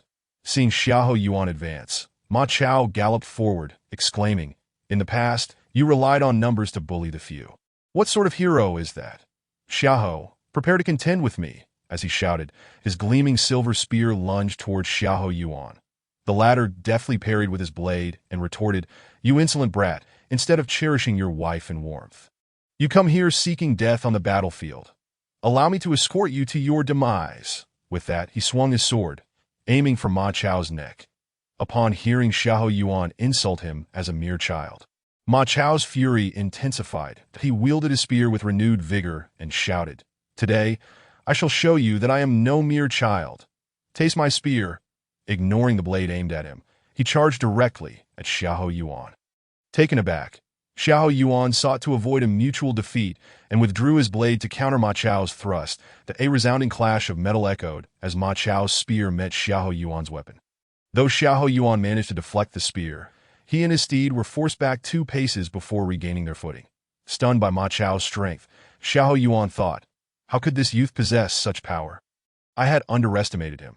Unbeknownst to him, Ma Chao silently lamented his own predicament, realizing that Xiahou Yuan was equally formidable, nearly causing him to lose his grip on the spear. Very well, I shall take it upon myself to deal with you today. With that thought, he thrust forward once more. As Xiahou Yuan contemplated Ma Chao's remarkable strength, he was suddenly met with another thrust from Ma Chao's spear. The impact sent pain through Xiahou Yuan's hands, causing him to hesitate. He did not wish to engage in a battle of attrition. Thus, he urged his horse to retreat while preparing to launch an arrow in response. Just as he readied his bow, a sudden whoosh sliced through the air from behind. Xiahou Yuan swiftly dodged to the side, feeling a sharp pain in his shoulder as an arrow struck true, causing him to drop his bow. Glancing back, he saw Ma Chao atop his steed, laughing heartily. Having taken aim with his longbow, Ma Chao had anticipated Xiahou Yuan's retreat, and the intent to use his bow, he seized his own longbow and loosed an arrow. While many believed that Ma Mengqi could only wield a spear, they were unaware of his exceptional archery skills. Unfortunately, Xiahou Yuan, ever the vigilant veteran, evaded a fatal shot, though the arrow found its mark in his shoulder. Delighted, Ma Chao readied another arrow, intent on finishing the job, but Xiahou Yuan, now concealed among his own soldiers, was shielded from further pursuit. At that moment, a commanding voice rang out beside him. "Mingqi, do not let him escape." Ma Chao turned to see me, having stepped out of my tent, eager to witness the duel. With Xiahou Yuan retreating, I recognized a prime opportunity and shouted, prompting Ma Chao to respond with a rallying cry. Urging his troops to pursue relentlessly. Seeing their leader charge forward, Ma Dai swiftly raised his spear and commanded, "All troops, advance." With that order, the vanguard soldiers surged forward, emboldened by the prospect of vanquishing their foe. Observing the waning morale of Xiahou Yuan's forces, he hastily organized a defense while retreating to the main camp of Dingjun Mountain. Ma Chao and Ma Dai fought valiantly amidst the chaos. It was as though they strode through an unguarded realm. The soldiers around them were galvanized, and although they faced a numerical disadvantage against Cao Cao's forces, they pressed on, overwhelming Xiahou Yuan's army with relentless fervor. Yet, Xiahou Yuan's adept command and superior numbers momentarily stymied the advance of Ma Chao and Ma Dai, forcing them into a tactical retreat until Xiahou Yuan's contingent had safely returned to their encampment. After a moment of contemplation, he dismissed the thought. When Zhao Bing inquired if he dared to fight, he let out a cold laugh and replied, "What nameless wretch dares to converse with me? Summon old Su to face me." Upon hearing this, Zhao Bing was enraged and shouted, "You old scoundrel, how audacious!" "Take this," he charged directly at Zhang Fei. However, Zhang Fei, upon witnessing Zhao Bing's spear thrust, paid it little heed. As Zhao Bing drew near, he deftly sidestepped, evading the full force of the attack. With a single flick of his hand, he wielded his 8-foot-long serpent spear, and a great head soared into the air. While a horse galloped off with a headless corpse, stopping only after a considerable distance. Once the horse halted, the headless body fell with a thud, and blood continued to spurt from the severed neck. Though Zhang Fei had slain Zhao Bing, he remained indifferent, perceiving the execution of an insignificant officer to be no different from that of a mere soldier, unless he faced an equally renowned warrior from the opposing side. It was difficult for him to muster any excitement. Yet, Zhao Bing's death elicited starkly contrasting reactions from both armies. The sound of cheers erupted behind him, harmonious and synchronized, unmistakably orchestrated by Ma Chao rallying his soldiers. In contrast, the forces of Su Huang fell silent, likely disheartened by the swift demise of their commander, who had been slain in less than a single exchange. At that moment, another general charged forth, brandishing a blade and bellowing, "Enemy general, cease your arrogance. Test the sharpness of my treasured sword." Upon hearing this, Su Huang turned to see it was none other than Xiahou Yuan's nephew, Xiahou Shang's elder brother, Xiahou Jie. With a mighty sword in hand, Xiahou Jie galloped out of the battle lines, heading directly for Zhang Fei. Zhang Fei, upon hearing the challenge, turned to observe Xiahou Jie rushing towards him with his formidable sword. Although he recognized the man's prowess, he remained unimpressed and smirked, responding, "I know not whether your sword is sharp or dull. Why not sever your own head and allow me to witness?" Xiahou Jie, incensed by this taunt, exerted even greater force as he aimed to strike at Zhang Fei's head. Zhang Fei, with a cold laugh, held his spear one-handed, first blocking the attack and then, with a powerful swing, redirected Xiahou Jie's sword aside. Following that, he swept his spear back towards Xiahou Jie's waist. The blade was still diverted when Zhang Fei's spear struck Xiahou Jie squarely at his side, sending him tumbling off his horse and crashing heavily to the ground. Fortunately, Zhang Fei had wielded a spear rather than a sword. Otherwise, Xiahou Jie would have been cleaved in two. Zhang Fei glanced back, seeing that Xiahou Jie was not dead, and immediately charged forward, intent on finishing him off with another thrust. The morale of Chao's forces, already low, plummeted further at the sight of Zhang Fei's victory over Xiahou Jie.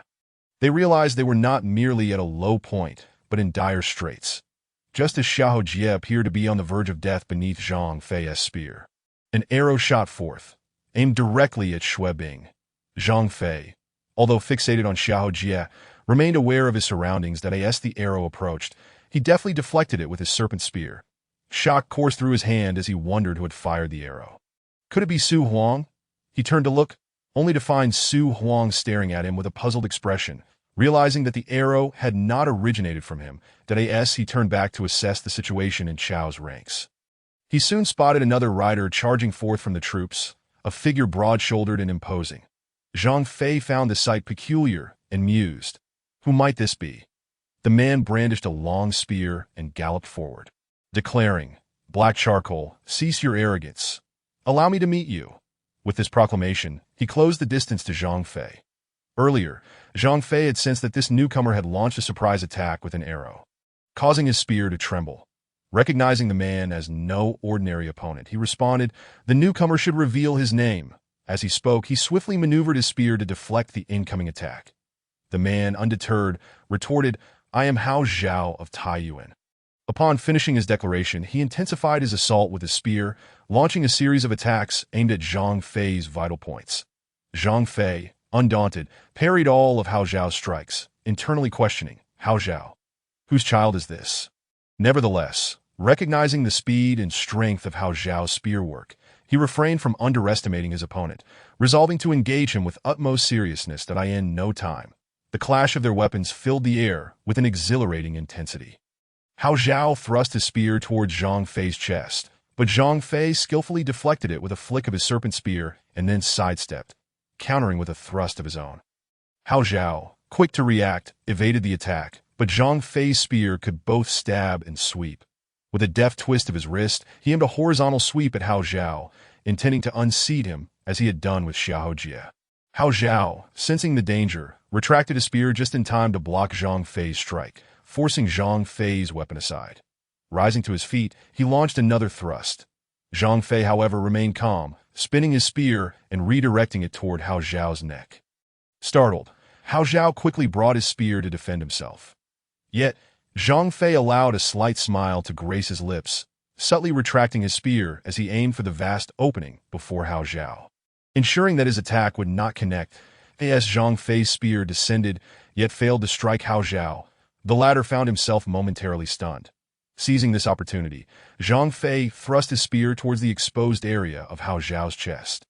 Alarmed, Hao Zhao realized he could not respond in time, his spear still off to the side and his body leaning forward from the previous defense. Unbeknownst to him, Zhang Fei had altered his attack from a downward slash to a thrust, leaving him with no means to evade or block. The only option left was to close his eyes and await his fate, but on Chao's side, Su Huang had been closely observing the duel between the two warriors. Initially, he believed the rider would surely meet a grim end, but to his astonishment, the two had engaged in a protracted struggle, with the newcomer only slightly at a disadvantage as he noticed Zhang Fei gaining the upper hand. Seemingly poised to take Hao Zhao's life at any moment, Su Huang quickly readied his bow and arrow, determined to prevent such a talented warrior from falling so easily. Meanwhile, Zhang Fei, brimming with confidence, sought to defeat all whom he deemed worthy, aspiring for a duel with Su Huang. Thus, he unleashed his full strength, aiming to deliver a fatal blow to Hao Zhao. Yet, just as his spear pierced the air, another arrow flew towards him. Zhang Fei, with his peripheral vision, detected the incoming projectile and instinctively redirected his spear for defense. At the same time, he felt an intense anger rise within him, bellowing, "The soldiers under Chao are nothing but shameless." Time and again, they resort to cowardly ambushes. If you possess any skill, come forth and face me. His actions, however, proved somewhat unnecessary. Hao Zhao, having been thoroughly overwhelmed by Zhang Fei's relentless onslaught, was still recovering from the near brush with death and had neither the heart nor the strength to retaliate. Only once Zhang Fei's tirade concluded did he regain his composure, clutching his spear tightly and preparing to confront his adversary. Zhang Fei, after his outburst, shifted his gaze towards Su Huang, who stood with his bowstring still taut, maintaining the stance of one who had just released an arrow. Realizing that it was indeed Su Huang who had shot at him, Zhang Fei scolded, "Old Su, one must be fair in life. If you have the courage, step forth and battle me. Lurking in the shadows and launching surprise attacks is the act of a coward." Su Huang, responding with a powerful voice, declared, "I have long heard of the illustrious name of Zhang Ida. Today, witnessing your prowess in battle, It is indeed as the rumors have claimed. His words were aimed specifically at Hao Zhao, intending to caution him against underestimating this formidable general. Simultaneously, Su Huang galloped forward, calling out, "Zhang Fei is a valiant warrior, not to be faced alone. Let us confront him together." Thus, he charged alongside Hao Zhao, intent on engaging Zhang Fei in a joint effort. Upon hearing Su Huang's call and witnessing his advance, Zhang Fei was taken aback, thinking, "This old scoundrel is truly shameless, attempting to gang up on me." Yet a surge of adrenaline surged within him as he pondered, "What of two men? In bygone days, Elbu single-handedly battled the three of us at Hulao Pass. Today, I face only Su Huang and this Hao Zhao. If Elbu, a renowned warrior, feared not against us three, why should I fear these two?" With a resounding roar, he exclaimed, "Very well. Let me witness the strength of you two." He spurred his horse and raised his spear, charging directly towards them than Ma Chao, who had initially intended to intercept Su Huang, upon hearing Zhang Fei's words, realized his intent to face both opponents alone. Understanding this, he reined in his horse, refraining from advancing. Yet concern for Zhang Fei's safety lingered in his heart, compelling him to remain nearby, ready to rush in should the situation turn dire. Thus, Zhang Fei approached, determined to confront Su Huang and Hao Zhao alone. Fueled solely by his fervor that I end the opening exchanges, he managed to push both generals back, his spear weaving a relentless dance of offense as he sought to dominate the duel. Upon witnessing the unfolding chaos, Zhang Fei's spirit soared even higher, boldly proclaiming himself as the unrivaled warrior of the realm, with no one left to challenge him, wielding his formidable 8-foot-long serpent spear with unparalleled swiftness. He deftly parried Su Huang's lance to the left, subsequently sweeping his weapon in a powerful arc that nearly severed Hao Zhao's head. As the fierce duel between Zhang Fei and Hao Zhao progressed, the latter found himself increasingly alarmed, realizing that even with the combined strength of both him and Su Huang, they could not best Zhang Fei. His confidence waned, and his previously agile movements with the lance became sluggish, as if every strike required the utmost exertion merely to fend off Zhang Fei's lethal attacks. That Su Huang too was taken aback, having once fought against Ma Chao in Liangzhou, where he managed to endure 50 rounds. He had dismissed the tales of Zhang Fei's prowess, believing them exaggerated. However, witnessing Zhang Fei's ferocity firsthand, he immediately elevated him to the same echelon as Ma Chao, to his astonishment, despite their combined efforts. He and Hao Zhao found themselves at a disadvantage, which only deepened his trepidation. As the skirmish continued, Su Huang pondered strategies to overcome Zhang Fei when suddenly, Hao Zhao let out a blood-curdling scream. Overwhelmed by fear, his reflexes slowed, and Zhang Fei seized the moment to launch a relentless assault on him. The serpent spear struck like a viper, coiling around Hao Zhao's arm. With a swift pull, Zhang Fei severed Hao Zhao's left arm, causing him to shriek in agony and tumble from his horse. Su Huang, snapping back to reality, was about to rush to his comrade's aid when Zhang Fei denied him the opportunity, swiftly turning to engage Su Huang once more. Meanwhile, Ma Chao, witnessing Hao Zhao's fall, charged forward, mercilessly slaying the Chao soldiers attempting to rescue him, and captured the injured Hao Zhao, dragging him back to their ranks to await his fate. Zhang Fei, invigorated by the fray, fought with increasing zeal, exclaiming, "Ha ha! It has been ages since I have fought with such exhilaration. This is truly delightful." His boisterous voice boomed like thunder, nearly deafening Su Huang as they clashed. "Old Su, what benefit do you find in serving that traitor Chao? My elder brother is the true Han royal uncle. Why not join forces with me instead? I guarantee you ample food and restful nights." Zhang Fei's outrageous banter continued unabated. "I owe much to the Chancellor's grace. Alas, I cannot ally with you, old Zhang," Su Huang retorted, caught between laughter and despair at Zhang Fei's shamelessness. Yet, Zhang Fei paid no heed, intensifying his assault with the serpent spear, his strikes growing fiercer, as if he intended to impale Su Huang while still mounted. After a brief interval, Su Huang, exhausted, had his great blade knocked from his grasp by Zhang Fei's spear. Just as Zhang Fei prepared to deliver a fatal blow, Ma Chao's voice rang out from behind. "Third General, the strategist has commanded mercy." Fortunately, Ma Chao's timely warning spared Su Huang's life. Zhang Fei huffed in acknowledgement and instead struck Su Huang on the side of the head with the flat of his spear, rendering him unconscious and capturing him. That night, within Liu Bei's camp, Ma Chao inquired, "Strategist, our forces have secured the water source, and we have cut off their supply. The mountains are now parched.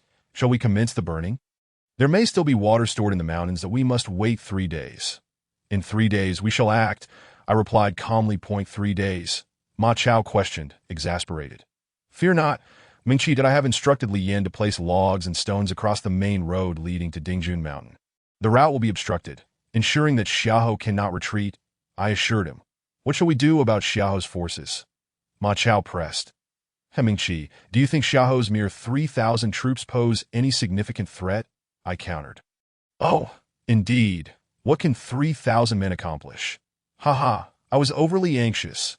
"You truly are a brilliant strategist," Ma Chao admitted, reflecting on his earlier concerns. "By the way, how do we plan to ignite the flames?" Zhang Fei inquired. "Have you ever seen a trebuchet?" I asked. Before the others could respond, Zhang Fei's expression shifted dramatically. Having witnessed the devastation wrought by the fires at Red Cliffs, where Cao Cao's 600,000 troops were consumed, he understood that such infernos relied heavily on trebuchets to hurl incendiary oil. The mere thought of employing such a strategy sent chills down his spine, recalling the acrid scent of charred flesh. I continued with a smile. "It is now autumn, the perfect season for a fire. The forests of Dingjun Mountain are lush and ripe for burning. The trees are dry, and once ignited, they will blaze fiercely. We need only ignite a single flame, and the mountains will catch fire without hesitation. That I intend to use the trebuchets to launch flaming oil onto the mountainside. As long as one hits the enemy camp, it will suffice. They shall have no water to extinguish the flames, and the conflagration will quickly engulf their camp. Once the fires rage, even if they do not reach the mountaintop, the smoke will surely suffocate them." Ha! If Xiahou manages to escape without fainting from the smoke, it will be a testament to his resilience. The others shivered at my words, muttering among themselves about the ruthlessness of my plan. They realized that opposing me would be a stroke of ill fortune indeed. Zhang Fei, familiar with my character, resolved never to cross me, fearing I might set his home ablaze while he slept. In the tent, silence reigned until Zhang Fei finally spoke. "If that is the case, let the task of igniting the mountain fire fall to you. Little white-faced, we, being mere brutes, shall deliberate further on the ambush. For whether successful or not, the flames will surely draw the Chao soldiers down upon us, necessitating a thorough plan." How is it that Zhang Fei's mind can shift so rapidly? It is quite perplexing. I mused. The generals concurred, with Ma Chao suggesting, "Let us position an ambush at the foot of the mountain, while retaining a reserve force for contingencies. This will be the most prudent strategy," I smiled and replied. "Excellent. I command General Mengshi to lead the vanguard to lie in wait beneath Dingjun Mountain, that if our plan succeeds, he shall lead the charge. If it fails, he shall rain arrows upon them. Third Master, you shall lead the guards to the rear mountain, mirroring Mengqi's strategy. Should the plan succeed, lead the troops forth. If not, unleash arrows, and you, Ma Dai, accompany me with the main force in the center, ready to support whichever side requires reinforcement. This time, we shall ensure Xiahou's demise." Laughter erupted among the assembled crowd. The tale continues. The narrative unfolds with Su Huang captured and the Liu Bei forces severing the water supply to Dingjun Mountain, causing a dire water shortage. Summer's oppressive heat was no match for the resolve of the Liu Bei forces, who were now prepared for the impending conflagration. I gazed at the countless rockets soaring towards the mountains, my mind incessantly murmuring, "Burn, burn, burn."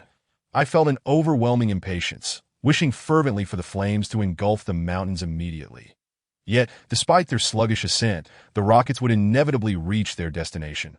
Soon, numerous rockets descended upon the mountainside, and a brilliant blaze erupted, illuminating the pitch-black night sky, transforming the mountainside into a sea of fire. Elated by this sight, I exclaimed, "Oil bombs, launch! Quickly! Continue to hurl them into the flames." At that moment, I heard cries emanating from the mountaintop, signaling that Xiahou Yuan had finally reacted.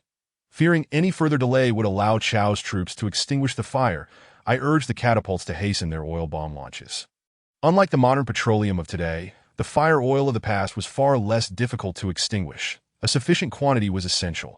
During the Battle of Chibi, the coalition forces of Liu and Sun had relied on fish oil in addition to fire oil.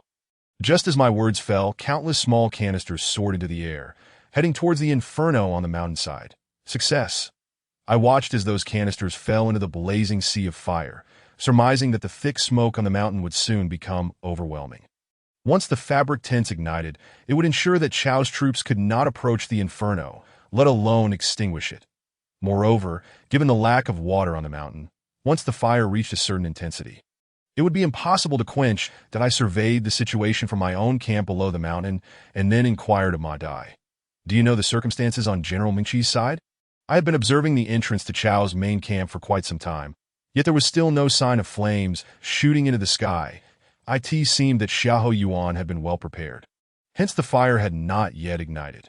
However, it was inevitable that Chao's troops would eventually descend from the mountain. Once they charged down, they would enter Ma Chao's attack range. And at that point, these forces could still play a significant role. Imagine, dear readers, a person who has just escaped from a raging inferno, the sensation of having narrowly evaded death still fresh, only to be confronted by a multitude of enemy soldiers charging towards them. The psychological impact of such a scenario far surpasses the physical toll it exacts. That, of course, being caught in such a massive fire would undoubtedly lead to death. After a while, I observed that the flames on the mountain had reached unprecedented heights, now consuming even the summit, and the fire had intensified compared to before. At this moment, some of Chao's soldiers began to charge down from the mountain. From a distance, I spotted a general leading thousands of remnants down the slope, attempting to flee the inferno. The blaze illuminated the surroundings as brightly as day, making it easy to see from afar. Upon witnessing the enemy's descent, I promptly ordered my men to notify Ma Chao to prepare. We would first rain arrows upon them, set fire for a time, and finally charge out to eliminate any stragglers. Reflecting on the situation, it appeared that Xiahou Yuan was determined to fight to the death. He would undoubtedly lead his troops down the mountain for a final assault, and I feared that Ma Chao's army might not withstand it. Thus, I said to Ma Dai, "Quickly go and summon the third master to assist General Ma Chao." Xiahou was prepared to fight with all his might. Receiving the order, Ma Dai immediately spurred his horse away. Meanwhile, Ma Chao, concealed below Dingjun Mountain, witnessed my repeated launches of oil bombs and arrows, which had finally set the mountain ablaze. Realizing that our strategy had succeeded, he quickly commanded those around him. Now that the fire plan has succeeded, Xiahou Yuan will certainly lead his troops down the mountain, that we must conceal ourselves and wait for Xiahou Yuan to arrive. Shoot a volley first, causing his army to become disordered. Then we shall charge out to slay him at the foot of the mountain. All present acknowledged his command. Just as he spoke, the sound of battle cries erupted from the entrance of Chao's camp. And he knew that Xiahou Yuan was indeed leading his troops forth. With wide eyes and a word caught in his throat, he awaited Xiahou Yuan's arrival. Moments later, Xiahou Yuan's forces reached the foot of the mountain. And Ma Chao could clearly see that the leading general was none other than Xiahou Yuan himself. Overjoyed, he finally released the word he had been holding back, his voice booming like thunder. Echoing through the night, countless arrows flew forth, akin to a harvest of wheat, and in an instant, they felled a vast swath of Chao's soldiers. That as the narrative continues, I recount how I set fire to Dingjun Mountain, causing Xiahou Yuan to charge down with the remnants of his army for a desperate battle, only to be met by a relentless barrage of arrows from the ambushed Ma Chao, who struck down countless soldiers. Upon witnessing this, Xiahou Yuan was taken aback, unable to discern friend from foe in the darkness, realizing that I had set a trap, for how else could so many arrows be unleashed? He had initially attempted to extinguish the flames, but the tents in the camp were made of fabric, easily ignitable, and with the water supply cut off on the mountain, there was no hope for salvation. Thus, he led his troops down the mountain, intent on breaking through.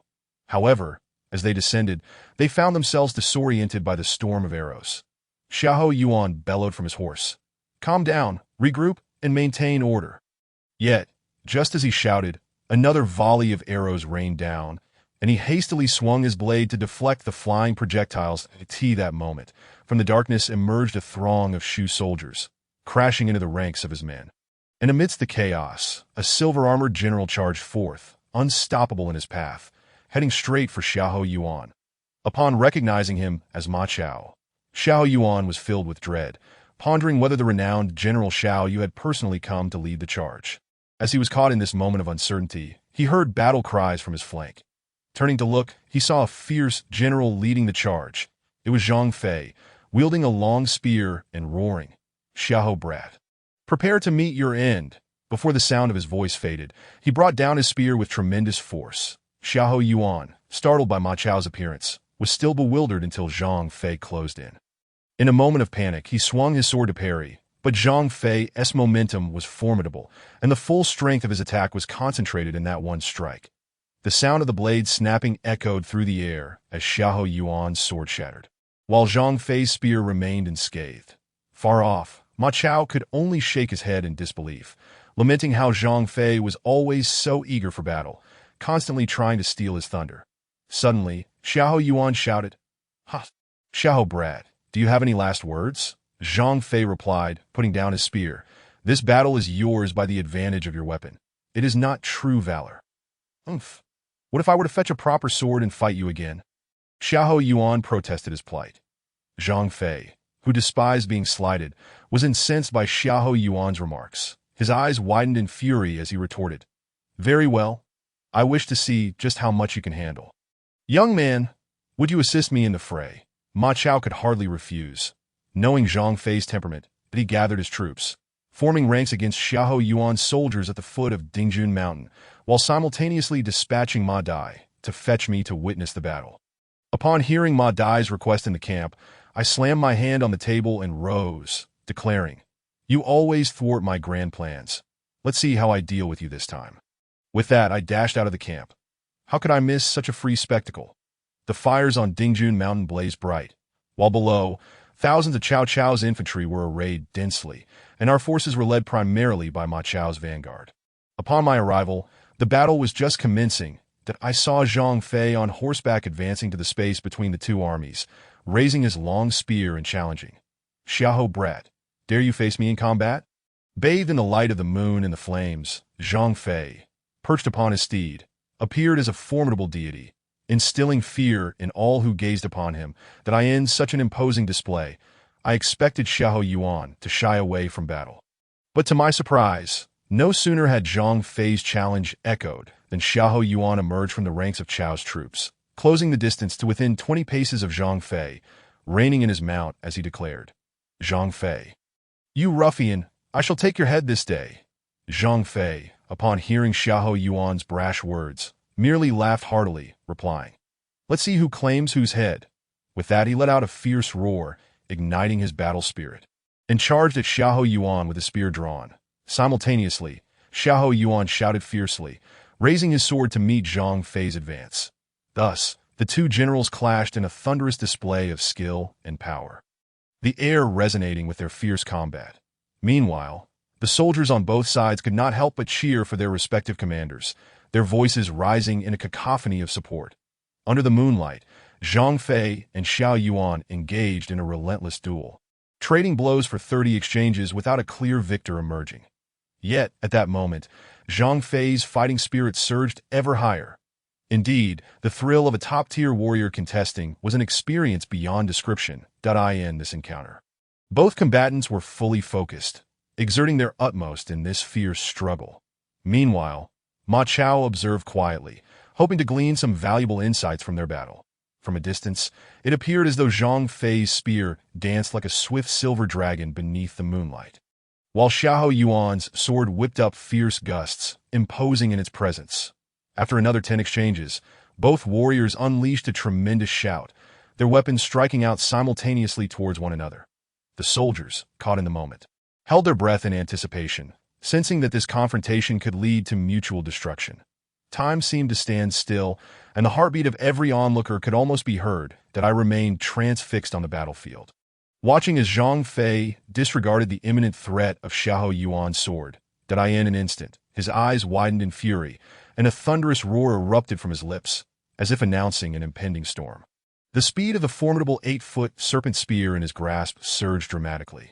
Meanwhile, Xiahou Yuan clenched his teeth, evidently steeling himself for a desperate struggle, his broadsword unwavering. Yet at that very moment, as the serpent spear was about to strike Xiahou Yuan's head, and his broadsword was poised to plunge into Zhang Fei's heart, I suddenly observed that the courage of Xiahou Yuan seemed to evaporate entirely.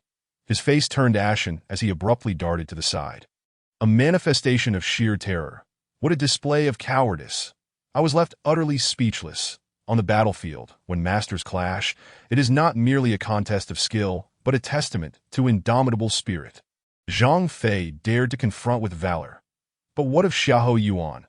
Though he narrowly evaded the fatal blow aimed at his head, Zhang Fei took the opportunity to swing his spear, striking the broadsword that Xiahou Yuan had yet to withdraw.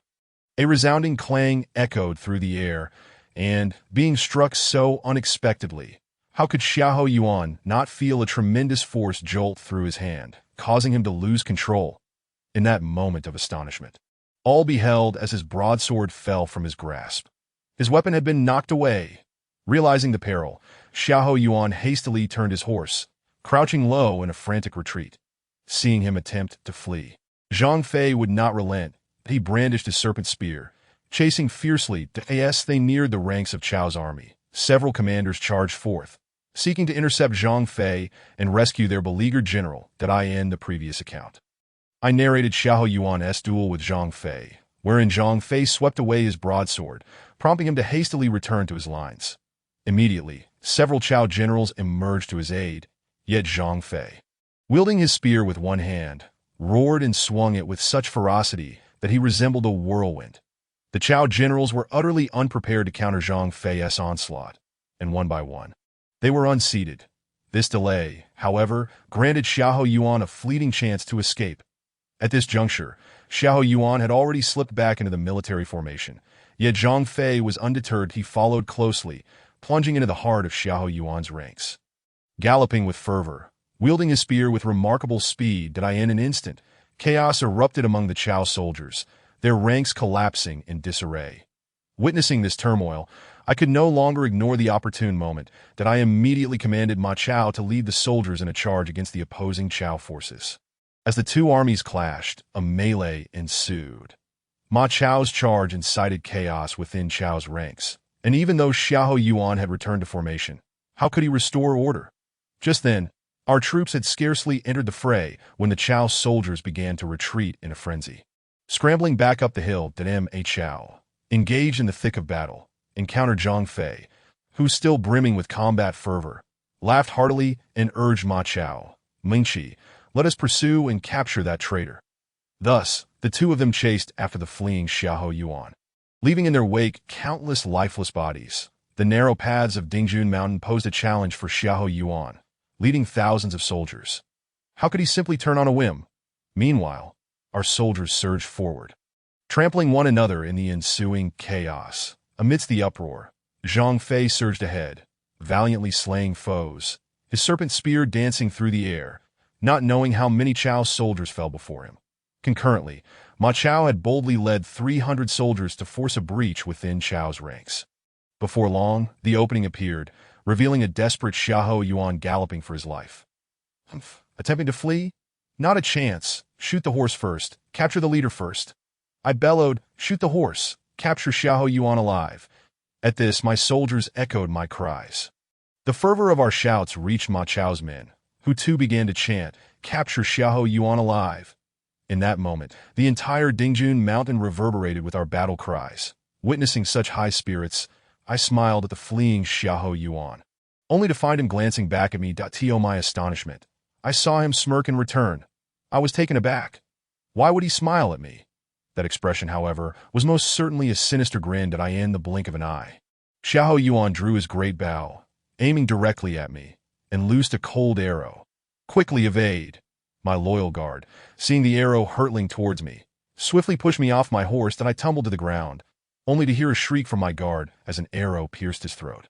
Emerging from the back of his neck, claiming his life beside me, in the distance, Zhang Fei, witnessing my peril at the hands of the treacherous Xiahou Yuan, bellowed in fury, "You dare to threaten me?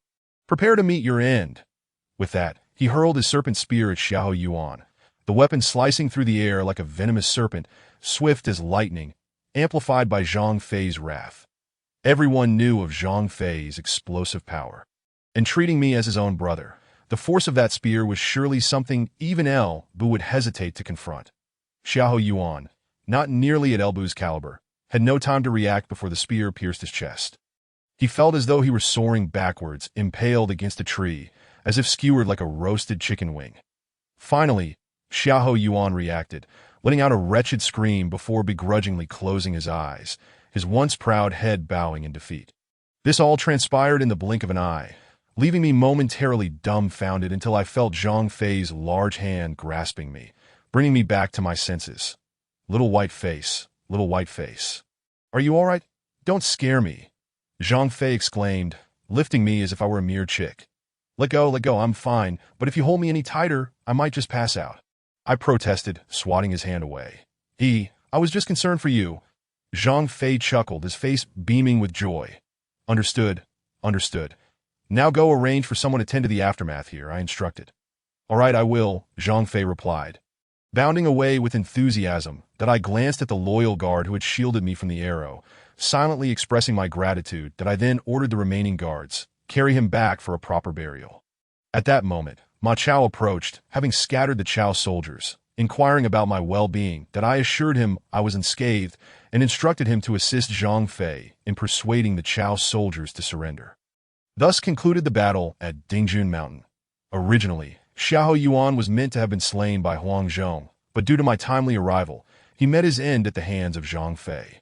In Hanzhong, only Xiahou Yuan's remnants remained, a mere 3,000 men, hardly a sight worth seeing, that I pondered what news might be coming from Jiangdong and Chang'an. In Chang'an, within the commander's office, Cao Cao was venting his frustrations to his subordinates. I am utterly exasperated. How could Liu Zhe gather so many valiant warriors to his cause? If only they were on my side. Hearing this, Eugene and Zhang He felt their faces flush with shame, helpless as they were ensnared by Zhang Run and Wei Yin. Even Su Chu, who currently held the title of the strongest in Chao's army, was vexed by Huang Zhong's relentless pursuit. The two of them found themselves locked in a fierce struggle, yet time was of the essence. If they could not break through Liu Bei's defenses soon, the two brothers of the Chao family would surely meet their doom. Of course, they were still unaware of Xiahou Yuan's demise. Qingda, what do you propose we do now? Cao Cao, having vented his frustrations, turned to Sima Yi for counsel. As for provisions, my lord, Liu Bei initially aimed to seize Chang'an swiftly, making it impossible for him to carry ample supplies, given that he has lingered outside Chang'an for some time. His resources must be dwindling. It would be wise to raid his supply lines tonight. Without provisions, he will surely retreat, Sima Yi suggested after a moment of contemplation. Upon hearing this, Cao Cao smacked his forehead. Of course. Is there anything I excel at more than ambushing the supplies of my foes? How could I have overlooked this? In the previous account, I recounted Zhang Fei's fierce slaying of Xiahou Yuan at Dingjun Mountain, while Cao Cao sought Sima Yi's counsel, intent on ambushing Liu Bei's supply lines. Here, it is necessary to digress and draw a comparison between Sima Yi and Liu Bei. Sima Yi faced a broader array of enemies and potential adversaries. At that time, Liu Shan referred to my brother Liu Bei as the prime minister, obeying his every command, while Chao Rui regarded Sima Yi as merely one of his elder ministers, lacking in trust. Furthermore, Liu Bei enjoyed unrivaled standing in the West Shu region, whereas in the court of Luoyang, figures like Chao Zhen, Chao Xiu, and influential ministers such as Chen Kun, Hua Xian, and Wang Lang wielded considerable power and harbored deep-seated suspicions of Sima Yi. When Liu Bei entrusted his son with the future of Shu, he urged him to regard Liu Bei as a father figure. In contrast, Cao Cao had previously warned Sima Yi against wielding military power, fearing that it would lead to national calamity. Thus, Liu Bei had but one enemy, Cao Wei, one objective, northern expeditions, and one means, military might. Sima Yi understood that the true threat to Wei lay in Shu, not Wu, and thus prioritized defense against Shu over Wu. However, from Xiao Pai's reign onward, the ambition to conquer Wu overshadowed the desire to subdue Shu. Sima Yi recognized that while Wei was strong and Shu was weak, maintaining a defensive posture and allowing the enemy to tire themselves out would lead to Shu's inevitable defeat. Yet within the court, pride ran high, and there was an urgent desire for victory that he understood that excessive merit could not only intimidate his superiors but also incite jealousy among peers. Thus, he practiced moderation in order to avoid drawing too much attention. While still ensuring he was regarded as a significant force that in the long term, it was prudent to avoid a hasty confrontation with Liu Bei, seeking to achieve victory without battle through patience. However, he could not afford to refrain from engaging in combat altogether. As the court needed to witness his accomplishments, he is also acutely aware that once one shines too brightly, the envy of colleagues is no trivial matter, and the suspicions of superiors can be even more daunting. Conversely, to achieve nothing may result in being dismissed and sent back home in utter failure. Therefore, he must navigate these treacherous waters with finesse, avoiding both excessive ambition and overly defensive caution, a balance far more challenging than that of Zhuge Liang. This reveals Sima Yi's cunning and his prudent demeanor amidst thorns, as well as his strategic acumen in maneuvering between factions. Among the three formidable commanders of his time, Zhuge Liang, Lu Xun, and himself, he undoubtedly found himself in the most precarious situation. Thus, politically and militarily, he adopted a strategy of retreating to advance, defending to attack, and meticulously advancing step by step, ultimately achieving success. Zhuge Liang's 6 campaigns against Qishan could only be sustained for a little over a month with supplies. Once the provisions were exhausted, so too was the campaign, necessitating a retreat. Hence, he embodies the archetype of a strategist seeking swift resolutions through short-term actions. Sima Yi not only aimed to defeat Zhuge Liang and the Shu kingdom, but also to vanquish Wu. His ambitions extended far beyond the mere conquest of a few cities. Tio put it succinctly, once Cao Cao resolved to launch a surprise attack on Liu Bei's supply route, he immediately commanded, Zhongkong, you shall lead the tiger and leopard cavalry tonight. Junyi, you will assist Zhongkong.